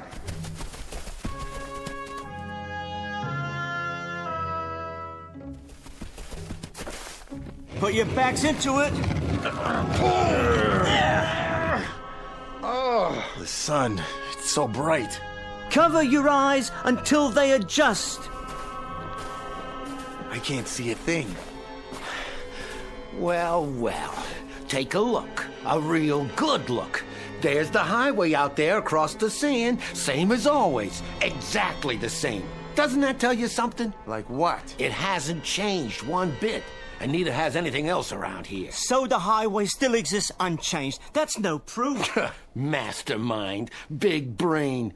So instead of 100 years, it's maybe an hour later. A lousy hour, which means every kind of cop you can think of is still after us. Thanks for nothing. A big fat zero. You don't know that... And all that gold in there is just so much garbage to us. Because everybody and his brother's gonna be looking for it. Hold on. Where's Irby? Huh? We forgot about Irby.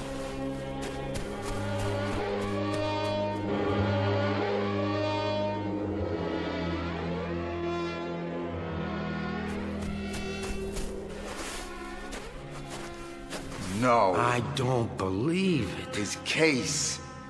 It's cracked. The air got in. And the gas escaped. And all because of this rock. I thought you said it was a special plastic. Well, the rock must have fallen from high overhead. It was those bats knocked it loose. So it's high enough to cause a hairline crack in the structure. Yeah, here, look. Just at the edge of the frame. Poor Mr. Irby. He has proven my point, however. A dramatic example, but nonetheless, he has most definitely proven my point. He sure did. There's nothing left inside but bones. There's his wristwatch, his ring. On a skeleton. Hey, Farwell, how long would it take for this to happen to his body? Autopsies are not my field of expertise, but it would take years, especially in this climate.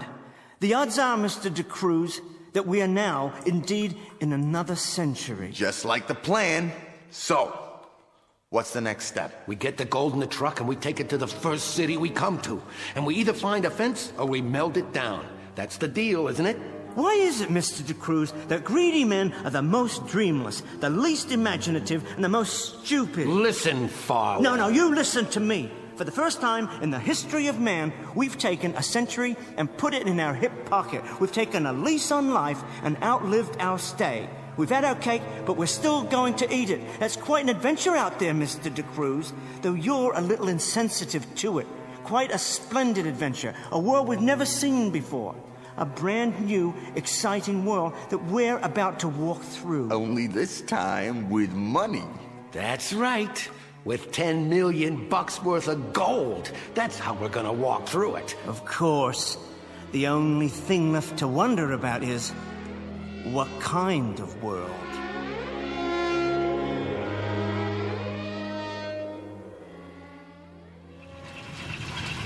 How's it sound?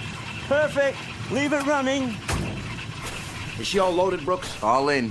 Where's the water can? We have to load that, too. By the grave. Mr. Brooks kindly dug it up for us when he buried Irby. Then I'll put it in and we can get going. You drive, Brooks. Farwell in the front seat next to you. Where will you be? I'll stay in the back and be sure none of the gold drops off. Well, aren't you the most thoughtful little bugger that ever come down the pike? You stay in the back and watch the gold, huh? Yeah. I wouldn't trust you with the gold if it was a filling in your mother's own tooth. No, buddy boy, no. You drive, I'll ride in the back. Soon as I get the water can.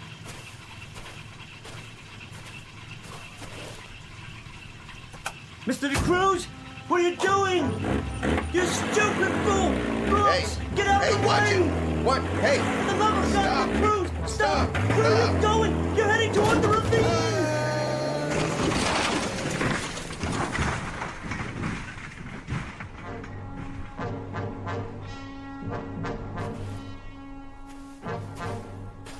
DeCruz? But I don't understand. I saw you drive over the edge. You didn't see me jump out the other side before it went over. I also see that Mr. Brooks had an accident. Is that what you'd call it? Yeah, a fatal one. Don't know how that could have happened. Guess the truck ran over him. Those brakes, they must have been bad.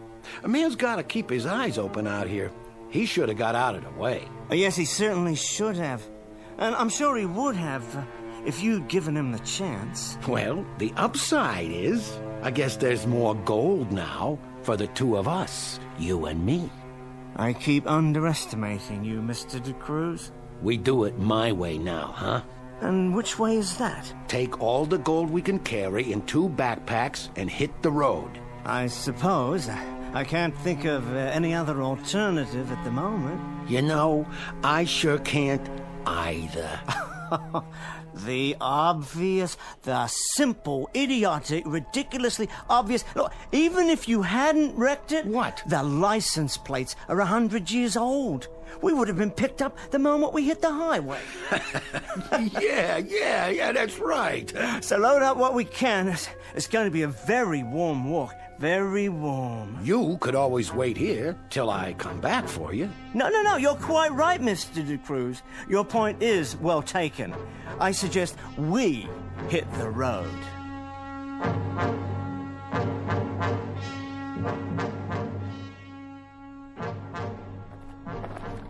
How you doing, Professor? You hold it, DeCruz. I've got to rest. Yeah, I figured.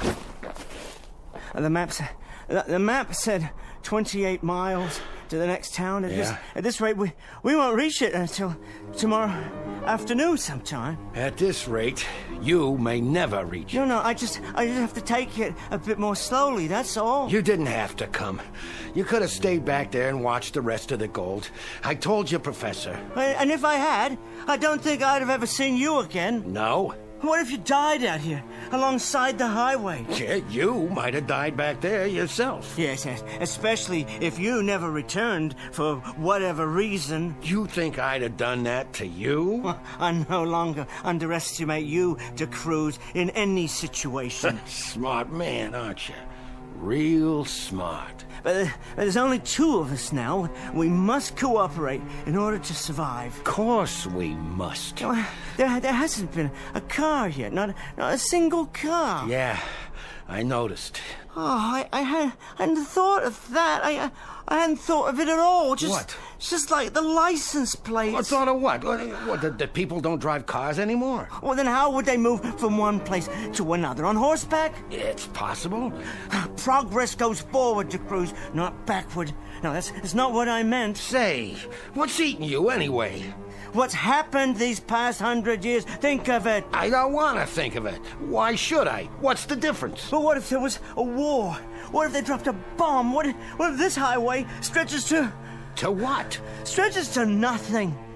To nothing at all. Hey, Professor, you don't sound like yourself, Mr. big-time plans. That don't sound like you at all. Maybe there isn't any town up ahead. Hey, knock it off, Farwell. Maybe there aren't any people. I told you to knock it off. You're a frightened little man, aren't you, Mr. De Cruz? You've always been a frightened little man. I said... It's because you're so greedy. You have no appreciation of irony, none at all. And wouldn't that be the irony of all ironies? To walk until our hearts burst, carrying all this gold. Yeah? Take a gander at that. What are you babbling about? That's a plane. Hey, look down here. It's merely a silver speck in the sky. It could be a flying craft of some sort, but of course the pilot didn't see us. If it had a pilot, a satellite perhaps, passing over... That was no satellite. I saw it, Farwell, and that's all I need to know. It's a sign. A sign of what? The world's still out there. Sure it is. And that means there's a city up ahead. We're gonna make it, buddy. We're gonna make it after all. Come on, let's keep moving. Water first. Sure, water. Well, what are you looking at? You got your own canteen. Yeah, of course I do, yeah. Hey, take it easy, Professor. Better make it last. That's all we got now. 2 canteens. We'll ration it. Yeah, sure we will. I figured it's just about enough to get us where we're going. All the way back to civilization. Just like you said, Professor. Just like you always said.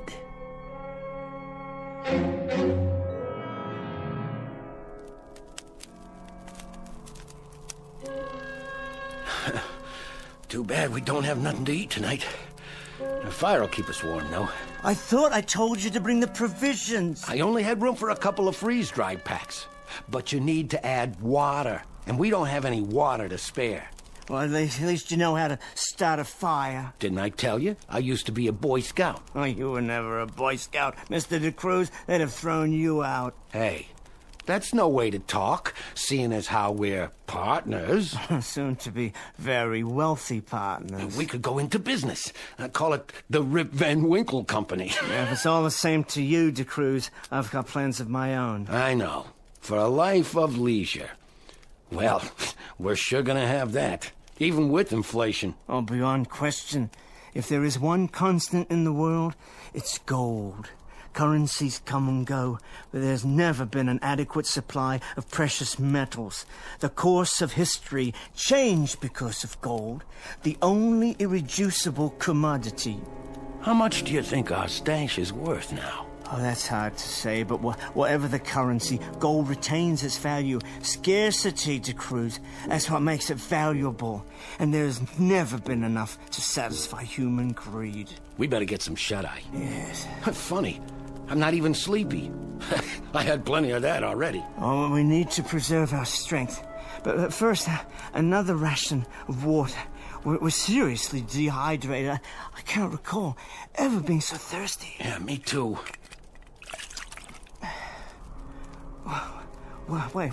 Well, where's my canteen? On your belt, same as mine. No, it's not there.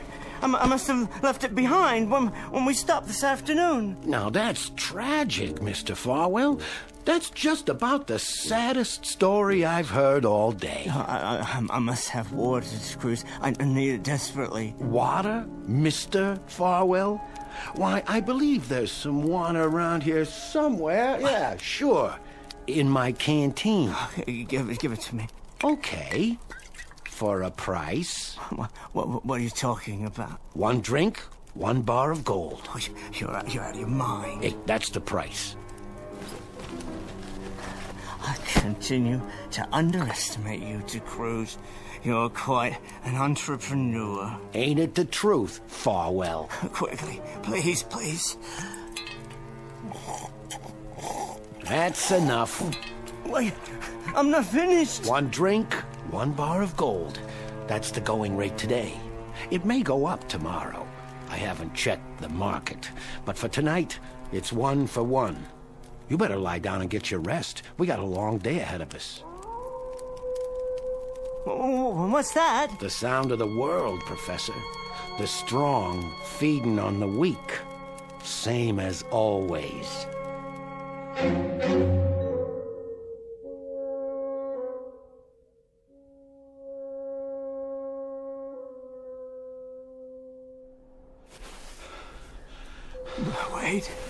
Wait. What's the matter, Farwell? You pooping out again? With water. Already? You had a good night's sleep, and we only been on the road a few hours. I can't go on without water. You ain't even carrying that much weight. I got most of it in my pack now. You're getting old, Farwell. Be a shame if you didn't make it to the next town so you can enjoy your share. What's left of it.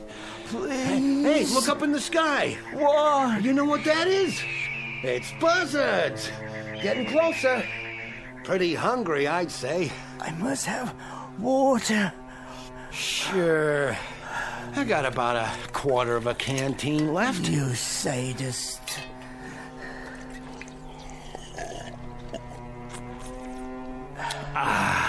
That's mighty good. Not cold, of course, but it's nice and wet. Nothing but a sadist. The rate of exchange just changed a little bit, Farwell. Now it's 2 bars of gold for 1 swallow. Worse than a sadist. A tormentor. An extortionist. If you don't want it. Yes, all right. Glad to see you're still a smart man. I'll just put these in my bag. No, DeCruz, those are yours. The ones in my bag. I'll hold on to these 2. That's all you got left? 4? Well, aren't you the generous one? Just give me my water. As soon as I pick up your bag. I guess I can carry both from now on. I'm sorry, I can't help you. I'm afraid you'll have to bend down and get it. No problem.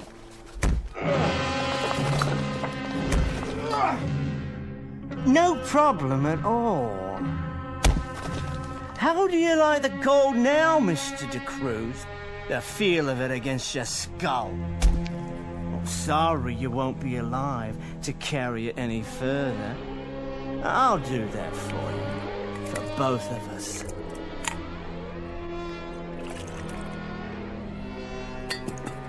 And now, time to go. According to the map, less than 1 more mile. Not too heavy. I'll come back for them. Now, only what I can lift. 2 miserable bars. One, but still worth a small fortune.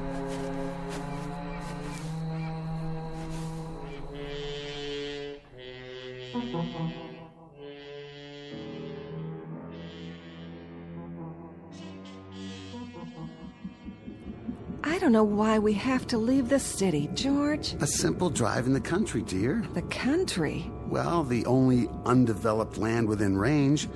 I thought it'd be nice to get away. If only for an hour or 2, but... But this is desert land. No one goes here anymore. That's exactly my point.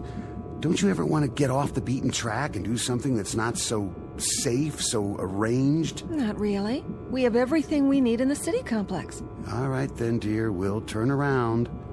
But the sunsets are beautiful here. Well, I suppose it's all right.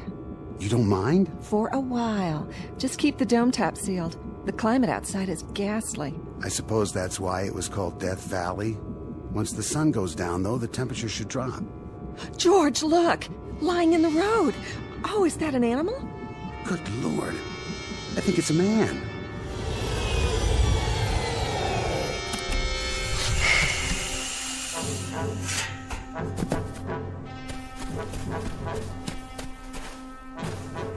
Hey, buddy, are you... Mister... He's alive! I'll call the med unit. Mister, this is gold here in my hand. Real gold. I'll give it to you if you drive me into town. Sure, fella. If you give me water, I must have water. I've got some in the Ion car. I'll bring it to you. No, don't leave me here. No, I won't leave you. This is solid gold. 0.999. I swear it is. I want you to have it, and there's more nearby. I tell you where. You can have it all if you just give me some water. Poor guy. Poor guy. I wonder where you came from.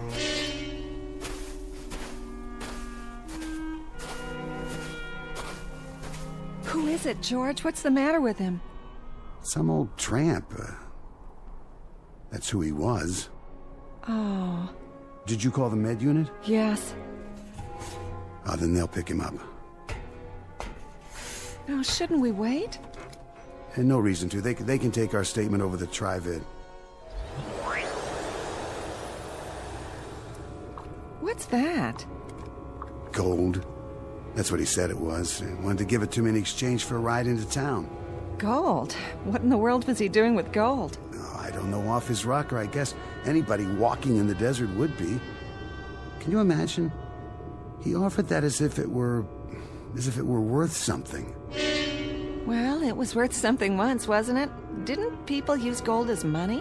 Well, sure, 100 years ago, before they found a way to manufacture it.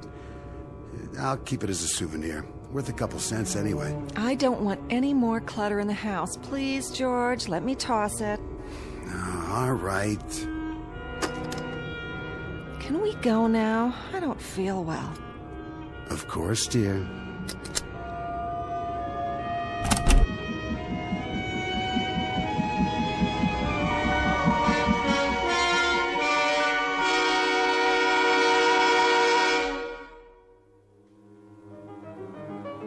Final scene. Final act for 4 Rip Van Winkles, whose lives were a protracted cheat and who ultimately had to die in precisely the same way they lived, chasing an idol across the hot, yielding sand of a miserable, valueless, and preordained life. Messieurs Farwell, Herbe, Brooks, and De Cruz, now bleached dry in the hot sun, and just as worthless as the gold bullion they built a shrine to. A lesson to remember in the Twilight Zone.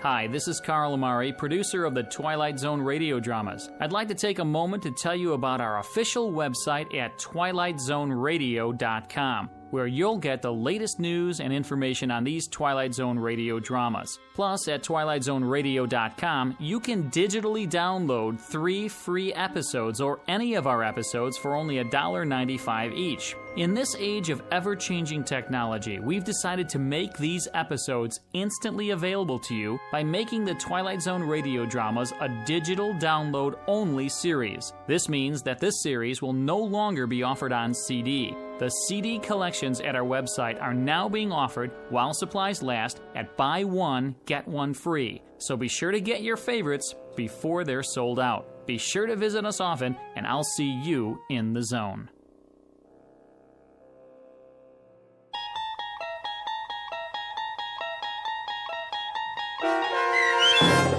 The Rip Van Winkle Caper, starring Tim Kazurinsky, with Stacy Keach as your narrator, was adapted for radio by Dennis Etchison and based on a script by Rod Serling. Heard in the cast were Richard Hensel, Doug James, Peter DeFaria, Roderick Peoples, Norm Woodell, Meg Thalken, and Turk Muller. To learn more about the Twilight Zone radio dramas and to obtain audio cassettes and CDs of these programs, visit our website at twilightzoneradio.com. This copyrighted radio series is produced and directed by Carl Amari and Roger Wolski for Falcon Picture Group. Doug James speaking.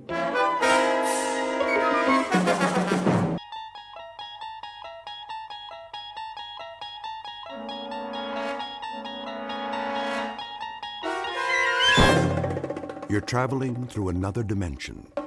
A dimension not only of sight and sound, but of mind. A journey into a wondrous land whose boundaries are those of imagination. Your next stop, the Twilight Zone. Okay, honey, sit down. Okay. I got a little gift for you. Here it you is. shouldn't have. It's heavy.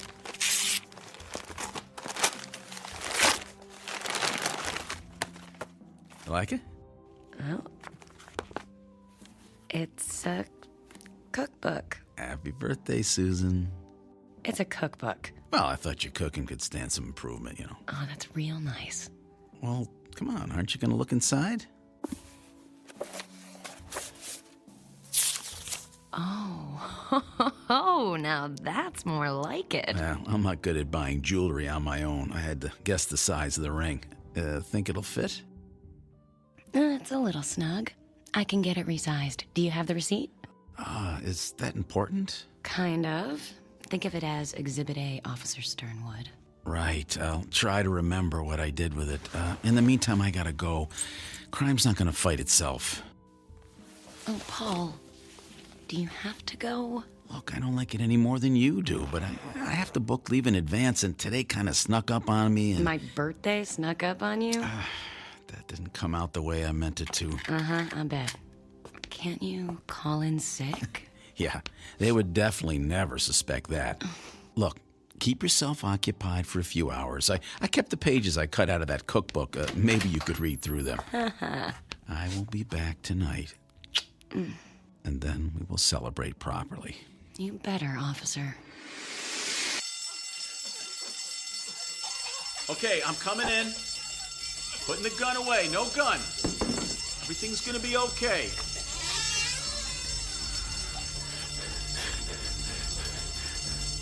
Now listen, Benny. Can I call you Benny? Look, I know you're not angry at these people. They haven't done anything to you. They just want to grab a burger and get on with their day. Now, whatever it is you're upset about, it's not right to take it out on them. Now, you're the one with the gun. You can do whatever you want. And I believe you are a decent man. You don't really want to hurt anybody. Look, we all just want to go home. You, them, me. Especially me. My wife's already mad at me for working on her birthday. And if I'm late for dinner, she's gonna kill me. Ah!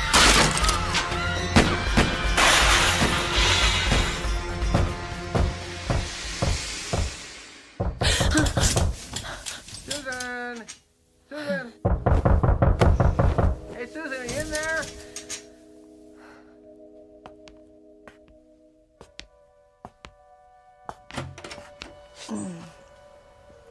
Oscar, what's the matter? Susan, your paper? It was on the porch. It looks like it might rain, and, well, I didn't want it to get wet. So, are you okay, Susan? Wow, you look awful. Oh, well, I was just... I overslept. Had a bad dream. Oh, man. Well, about Paul again? How do you know about that? Well, you told me. You know, on our date. We had one drink together, Oscar. That doesn't constitute a date. Well, maybe it should. Oscar, please don't do this. Look, Susan, Paul's been dead, what, 3 years now? 2 years, Oscar. Susan, we've all lost someone special to us. Oscar, I'm sorry about your mother. From what you've told me, she sounds like she was a lovely woman. Oh, she was. Yeah, she was everything to me. But I really think that... Hey, is that the phone ringing? I don't hear anything. Oh, yeah, that is definitely my phone. You better get inside before it rains. Bye now.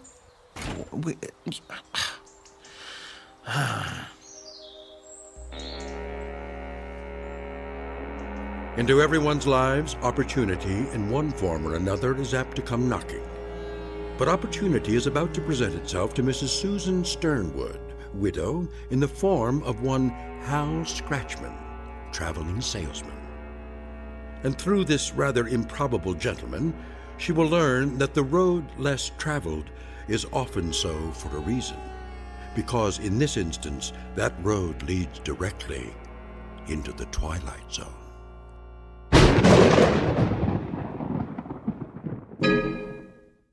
And now, The Twilight Zone and our story, The Time of Your Life, starring John Rhys Davies, with Stacy Keach as your narrator.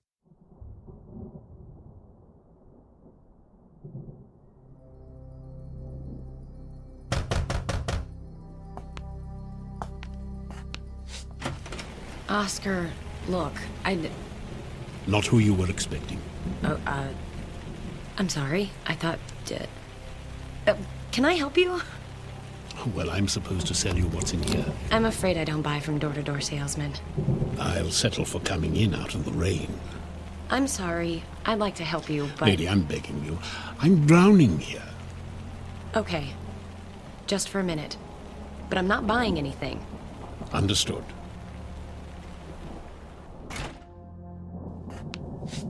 Thanks. Phew. Can't get used to the weather in this city. Oh? Not from around here? No, I come from some place warmer. Can I sit down for a few minutes? Well, actually... Oh, I won't ruin your furniture. I'll just sit on this newspaper. Thanks. You're welcome, Mr... Scratchman. You can call me Hal. Like the Paul Simon song. Hal. Hal. Hal.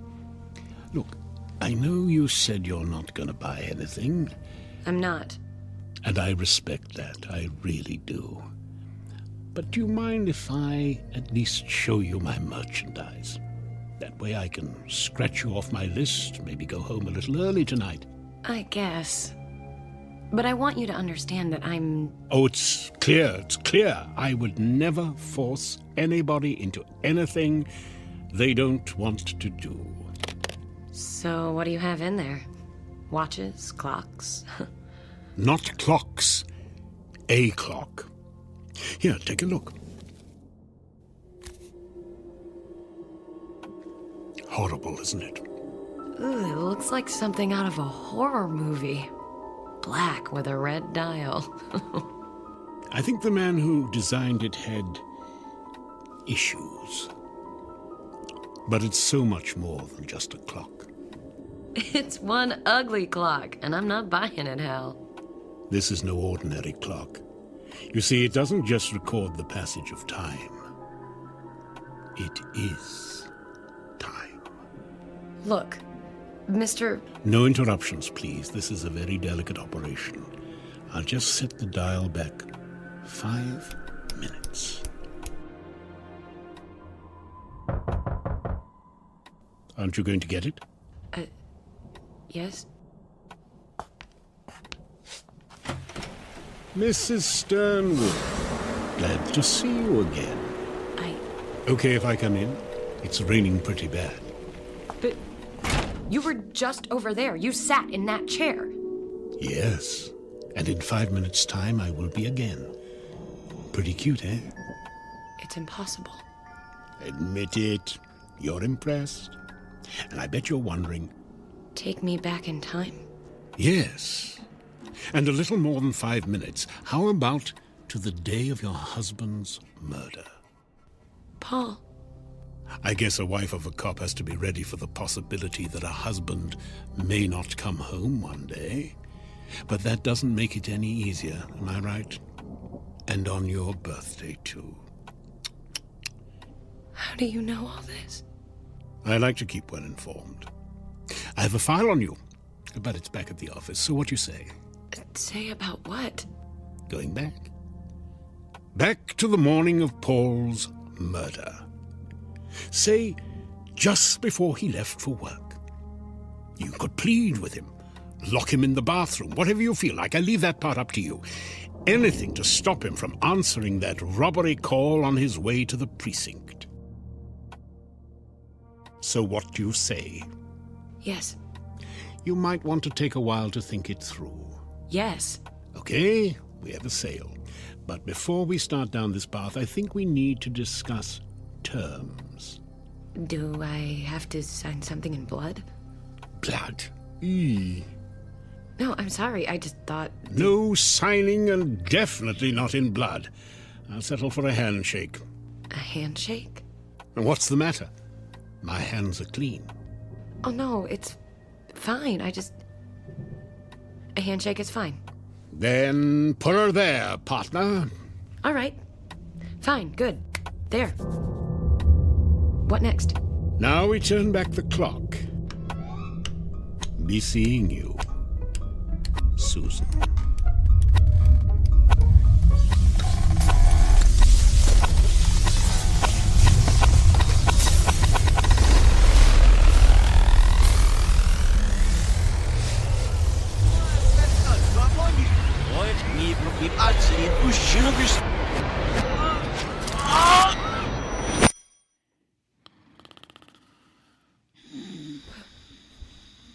Paul? Paul? Oh. What is it, honey? Was I snoring again? No. No, you weren't snoring. So what's the matter? Nothing's the matter. Nothing at all. You're fine, Paul. Everything's fine.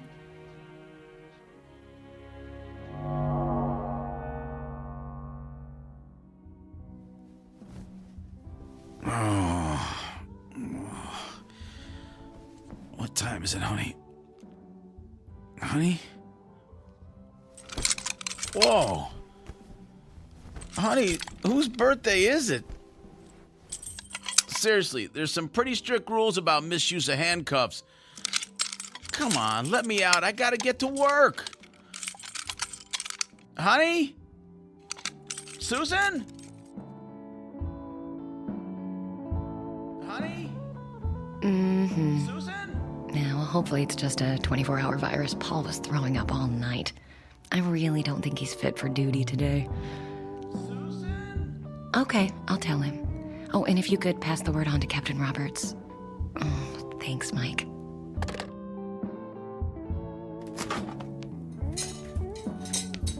That was not cool, Susan. Paul! Do you know how late I'm gonna be? I am so dead. How did you get free? Think I don't know how to open a pair of handcuffs? Was that supposed to be funny? Because I'm not laughing here. What's the idea? Paul, I just don't want you to go to work today. Look, I don't like it any more than you do, but I have to book leave in advance. And today kind of snuck up on you. I wasn't going to say that. Look, it doesn't matter. You're not going to work today, and that's final. Honey, crime doesn't fight itself. Stop saying that. What? I just thought of it. You always say that. I hear it every time I sleep. Man, I don't know what's up with you today. I didn't forget your birthday, but it's too late to give you your present. I gotta go. We'll pick this up tonight. Too late, Paul. I already called and said you were sick. You did what? Look, forget it. I have to go. You're not going anywhere. Get back, Paul. I mean it. Susan, what the hell? You're staying right Are you here. insane? If you go out of this house today, you are going to get yourself killed. Oh, okay. So you're gonna shoot me to stop me from being killed. Do you know how nuts that sounds? Paul, I am begging you. Don't go.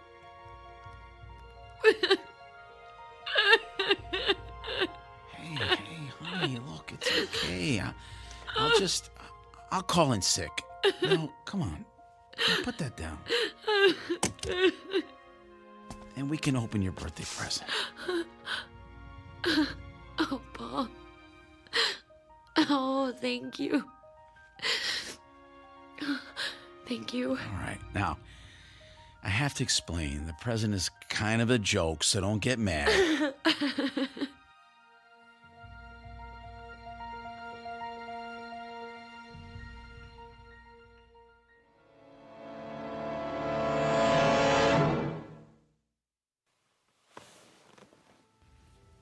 I know I must have looked completely crazy. I've never acted like that around him before. I've never done anything like that before.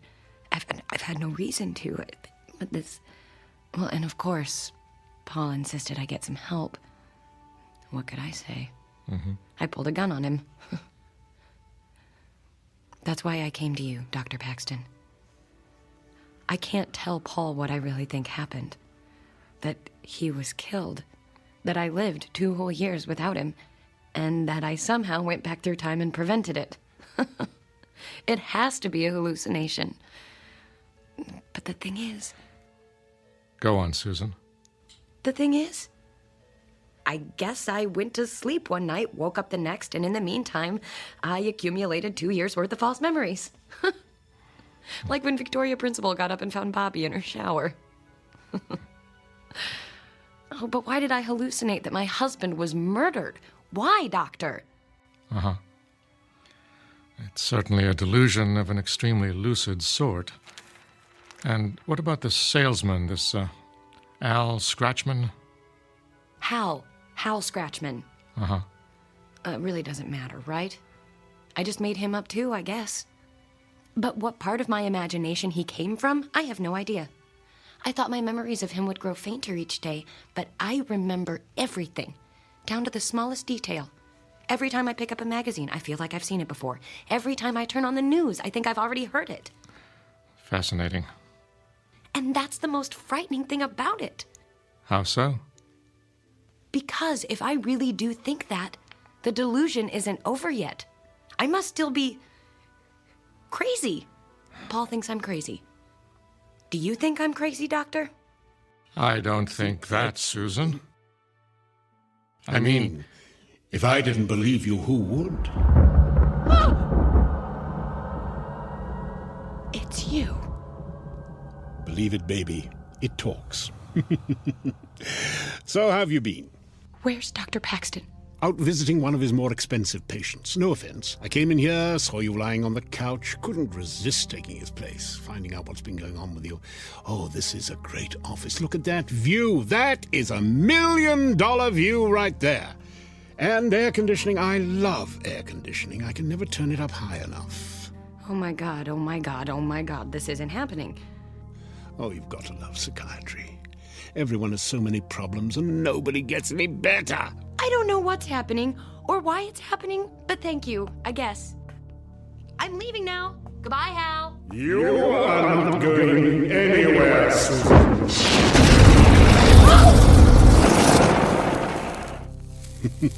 You like that? Sorry, did I send you a little then?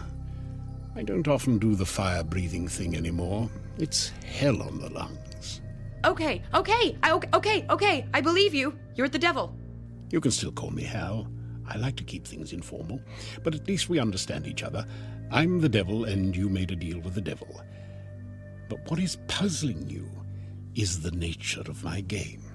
Well, if you don't want my soul... Oh, again with the soul. Look, I gave you your husband back, correct? I thought the clock did that. Yes, my clock. You get 1 life from me, so I want 3 back in return. 3 what? 3 lives. Weren't you listening? It can be anyone you want. People you know and dislike, people you don't know and don't care about. Wait a minute. You want me to kill somebody? 3 somebodies. 3. I can't kill anyone. Now, how can you say that? I bet you haven't even tried. I'm not going to do that for you or for anybody. Well, I hate to bring this up, Susan, but we had an agreement. We shook on it. Remember? I'm begging you. If there's anything else I can do for you, anything at all. I'm sorry, Susan. It looks like our time is up.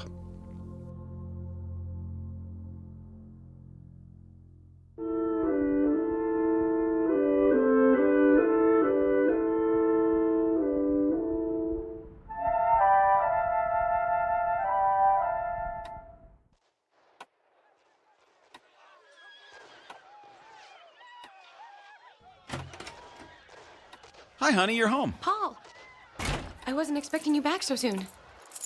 Why? Do you have Oh, plans? of course not. You okay? You seem a little jumpy. I'm just cold.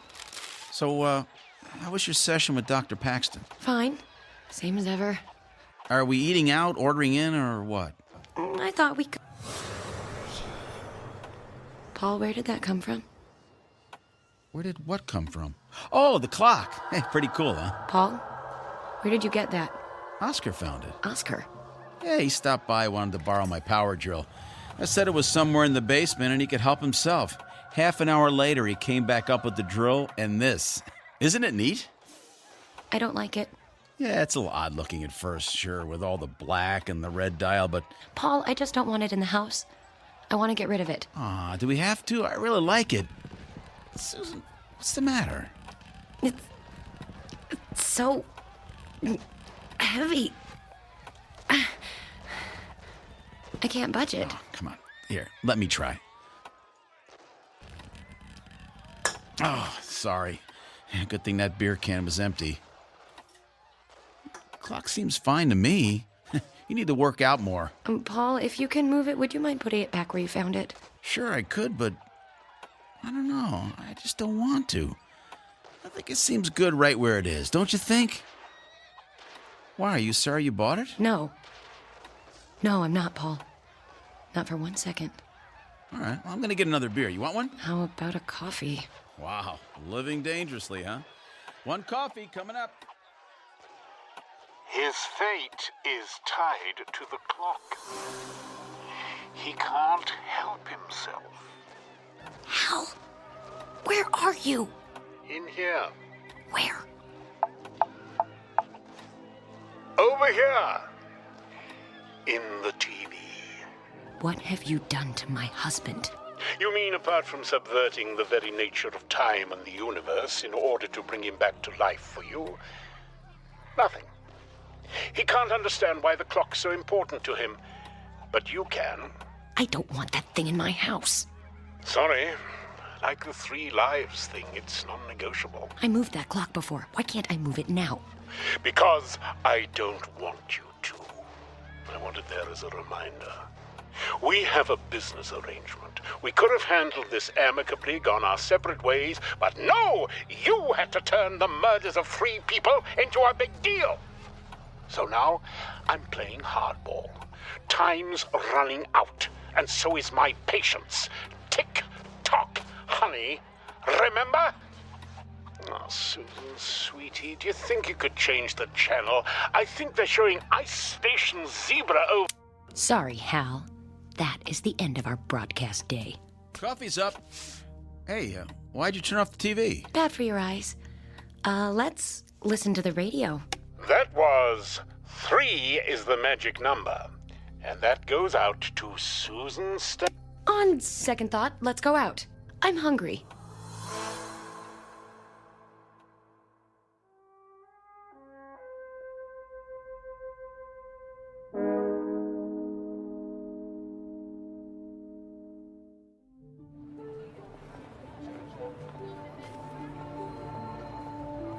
Hi, Susan.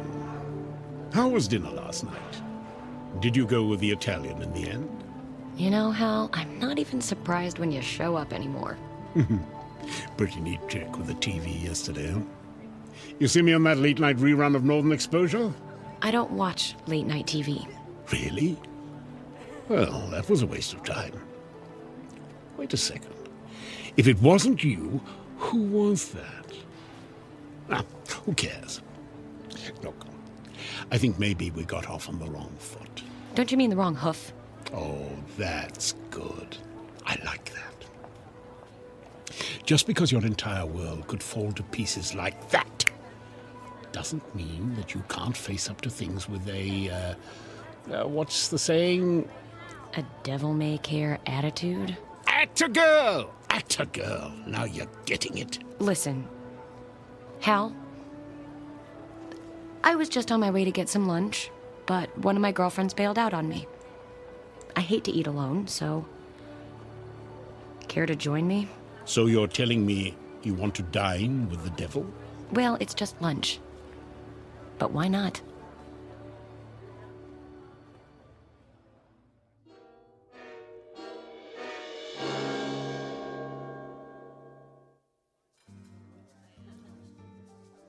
Are you ready to order?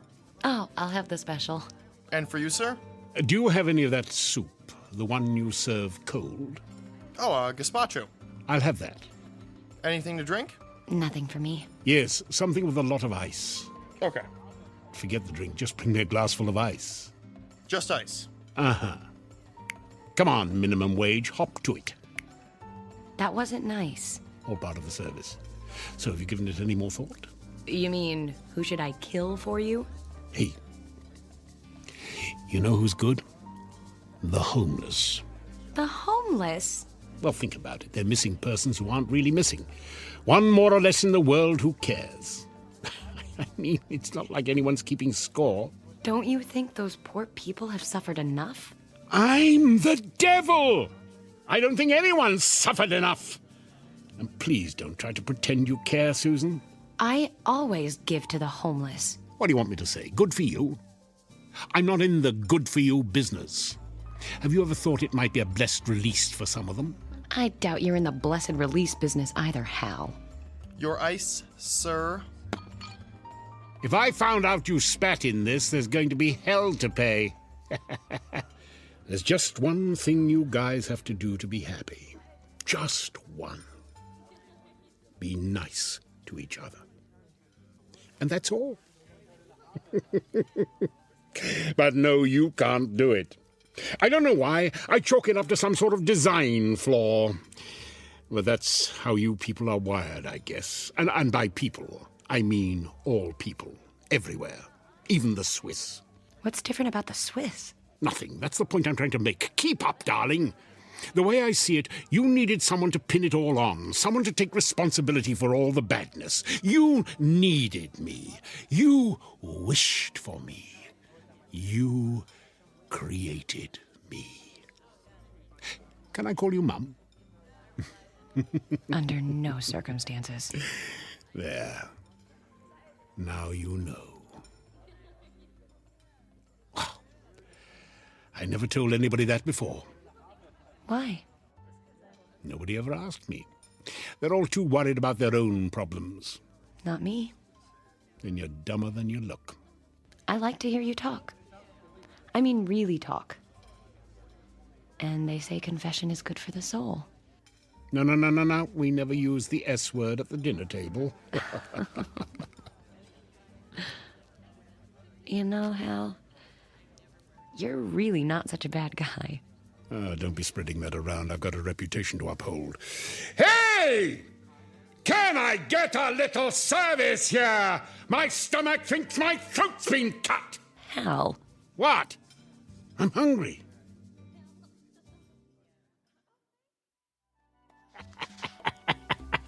It's funny because it's true. Oh, that's a great story. I got 1,000,000 of them. Literally 1,000,000. With you, it'll be 1,000,001. 1,000,000 sounds like a better number. What do you mean? Hal, I think we made a real connection here today. I think we could even be friends. And friends don't spoil things by letting business get in the way. You mean you want me to... Forget about the deal, Hal. Let Paul live. Give me a break. What do you say? Friends? I say... time's up, princess. What? 3 dead. You have 1 hour. Just 1. Or I take the clock, your husband, and your future. But... I told you I couldn't be conned, Susan. I'm not conning you. I really like you. Yeah, sure you do. The one time I let down my guard. The one time. You know how hard it is for me to open up to people? Hal, I'm sorry. I didn't mean to upset you. I'm going now. I hope you'll understand if I don't pick up the check. And if there is a shred of decency in you, you won't touch my lemon sorbet when it arrives. Hal, are you crying? No. I just have some brimstone in my eye. I have to go.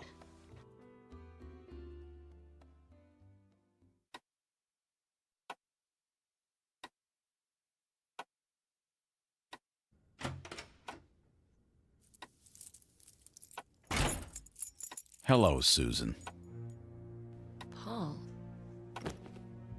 do you even go to work anymore? Who is he, Susan? Who is who? Paul, what are you talking about? Don't pretend you don't know what I'm talking about, okay? Just don't do it. I'm not pretending. I honestly have no idea what you're talking about. I know about the other man, Susan. Are you crazy? There is no other man. Oscar told me all about him. Oh. He's seen the two of you together. He's heard you talking. And you believe him, Oscar? Come on, Paul, I thought you were smarter than that. All right, deny you had lunch with him today. Look, it's nothing, okay? It's nothing. Then who is he? I can't tell you that. Why not? It's complicated. How complicated can it be? You have no idea. Then why don't you uncomplicate it for him, Susie? What the hell? Hal, what are you doing here? You never called. And after I gave you my number. You're out of ice cream, by the way. Is this him? Are you him? I'm him. Or do I mean I am he? Grammar. Paul, it's not what you think. This man, Mr. Scratchman Hal, he's a traveling salesman. He came to my door one day. It was raining, so I let him in. Oh, so you're kidding me, right? No, he was selling clocks. Or a clock. The clock over there. I bought it, and that's all. Do you think that's all, Paul? If that's all, why is he here now? How did he let himself in? Did you give him a key? No! See? Always thinking. Natural-born cop. Suspicious, too. I like that about him. We could do business sometime. Go to hell. Not until I'm done here. And you, Susan, you're a real disappointment to me. What is he talking about? Is he crazy? He's the devil, Paul. The Are you crazy? Now, don't make me do the fire breath thing twice in 1 week. It's a real killer. Paul, I know how this sounds, but Hal really is the devil. And I made a deal with the devil. For you. Huh? Have you lost your mind? This isn't happening. It shouldn't be happening. You should be dead. For what it's worth, Paul, your wife really does love you, but not enough. She'd be happy to die for you, but not to kill for you. So today, I'm the repo man. I don't believe in the devil, and I don't believe... Paul, shut up! What did you do to him? I stopped the clock, which stopped him. He was boring me. Paul? Can you hear me, Paul? He can't hear you. As far as he's concerned, there's nothing to hear. We're in a gap between seconds. Hal, we need to talk. I need you to understand. It's too late, Susan. You're out of time. I'm out of patience. We both know that you'll never give me those 3 lives. You're right. There's nothing I can say to you, is there? Anything that you could say that I'd want to hear would just be a lie, wouldn't it? I guess so. Just take the clock and go, Hal. Will I ever see you again? Probably not. Good. Now do what you have to do. I can't take this anymore. Do you just turn the hands forward again, or...? Something a little more final. Bye, Susan. Bye, Hal. Be good. Fat chance.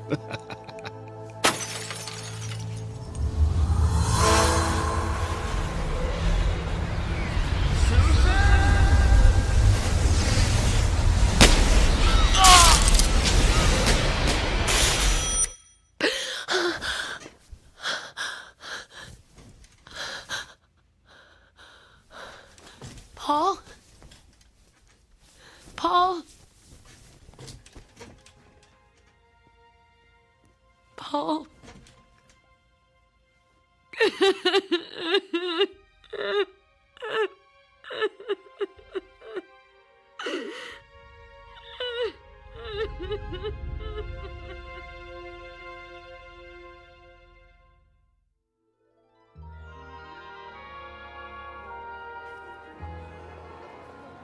So, how have you been?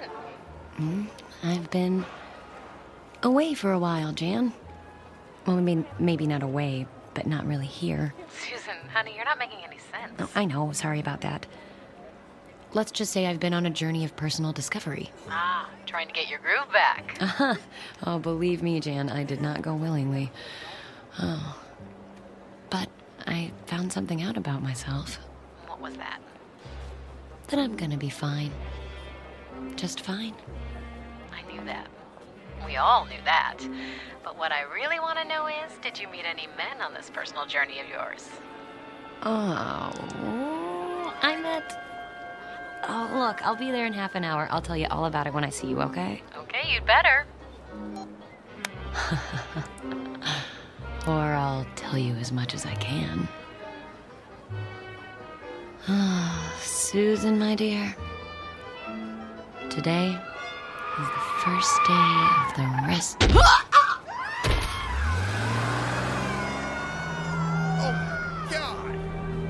He hit her. I don't believe it. He just hit her. Oh, my. Oh, my. I can't believe I really did it.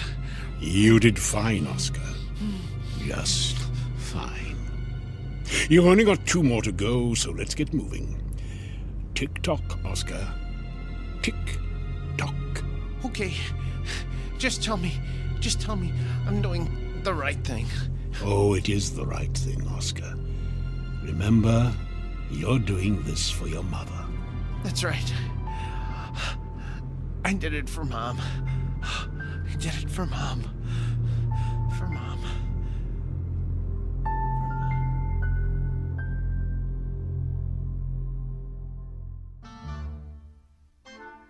A word to the wary. If you should happen to receive a visit from a man who makes you an offer that seems too good to be true, don't even think twice. Lock your doors, bolt your windows, and check your clocks, because the time of your life might just be the end of someone else's in the Twilight Zone.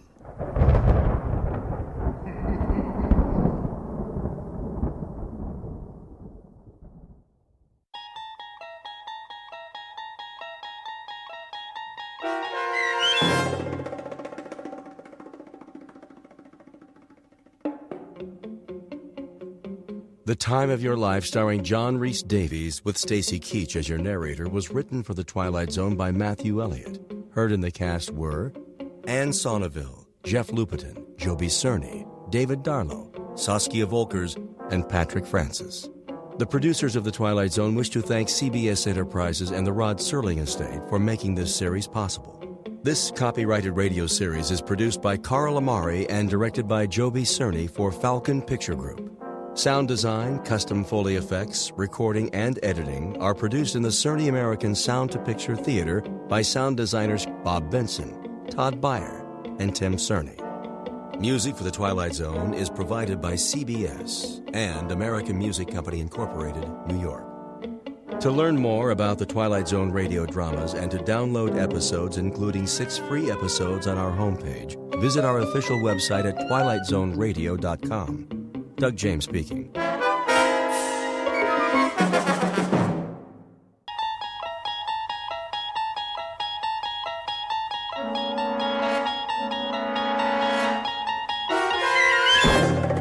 There is a 5th dimension beyond that which is known to man. It is a dimension as vast as space and as timeless as infinity. It is the middle ground between light and shadow, and it lies between the pit of man's fears and the summit of his knowledge. This is the dimension of imagination. It is an area which we call the Twilight Zone.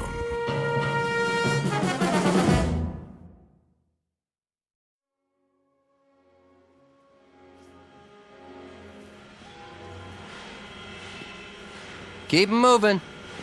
Here comes another one. Ready? Ready. Let's go. Gently now. I got it. Watch it. Oh, ah. Hold up. Hey, stop the line. I said hold it. There's a man down over here. What happened? It's Miller. One of the casings slipped off the belt. I'm all right. Get the line, boss, now. Sturka! Stand back. Lay him down flat. Sorry about that, boss. Take it easy, Rich. Can you move your leg? Yeah, nothing broken. Get him over to medical. I'm okay, I tell you. Just the same, let's be sure. What went wrong? I don't know. I told him to take his time. They're sending him down too fast, all day. Shouldn't have taken all the weight. My knee folded is all. It wasn't your fault. The whole base is working at capacity. They've got to slow it down. Slow it down? We're on condition red, you know that. This is my department now, and these are my men. I won't be responsible. That seems to me you've got it easy, Sturka. Beats testing the planes. Think about it. That's where you'd be, up in the wild blue yonder, if it weren't for... Regardless, this is my watch. Any more injuries? It's on my hands. Well, now it's academic, isn't it? Time to go home. Rich. Yeah? I want you cleared by the medics first. Okay. Here, lean on me, Miller. Hey, you need any help? No, I can shake it off. Come on, Sturka. Thank your lucky stars there was no payload in that assembly. I'll walk you to the gate. You don't mind, do you? End of shift. All employees, please clear the plant at this time. Proceed to the security gate. All employees... 5:30 p.m. Quitting time at the plant.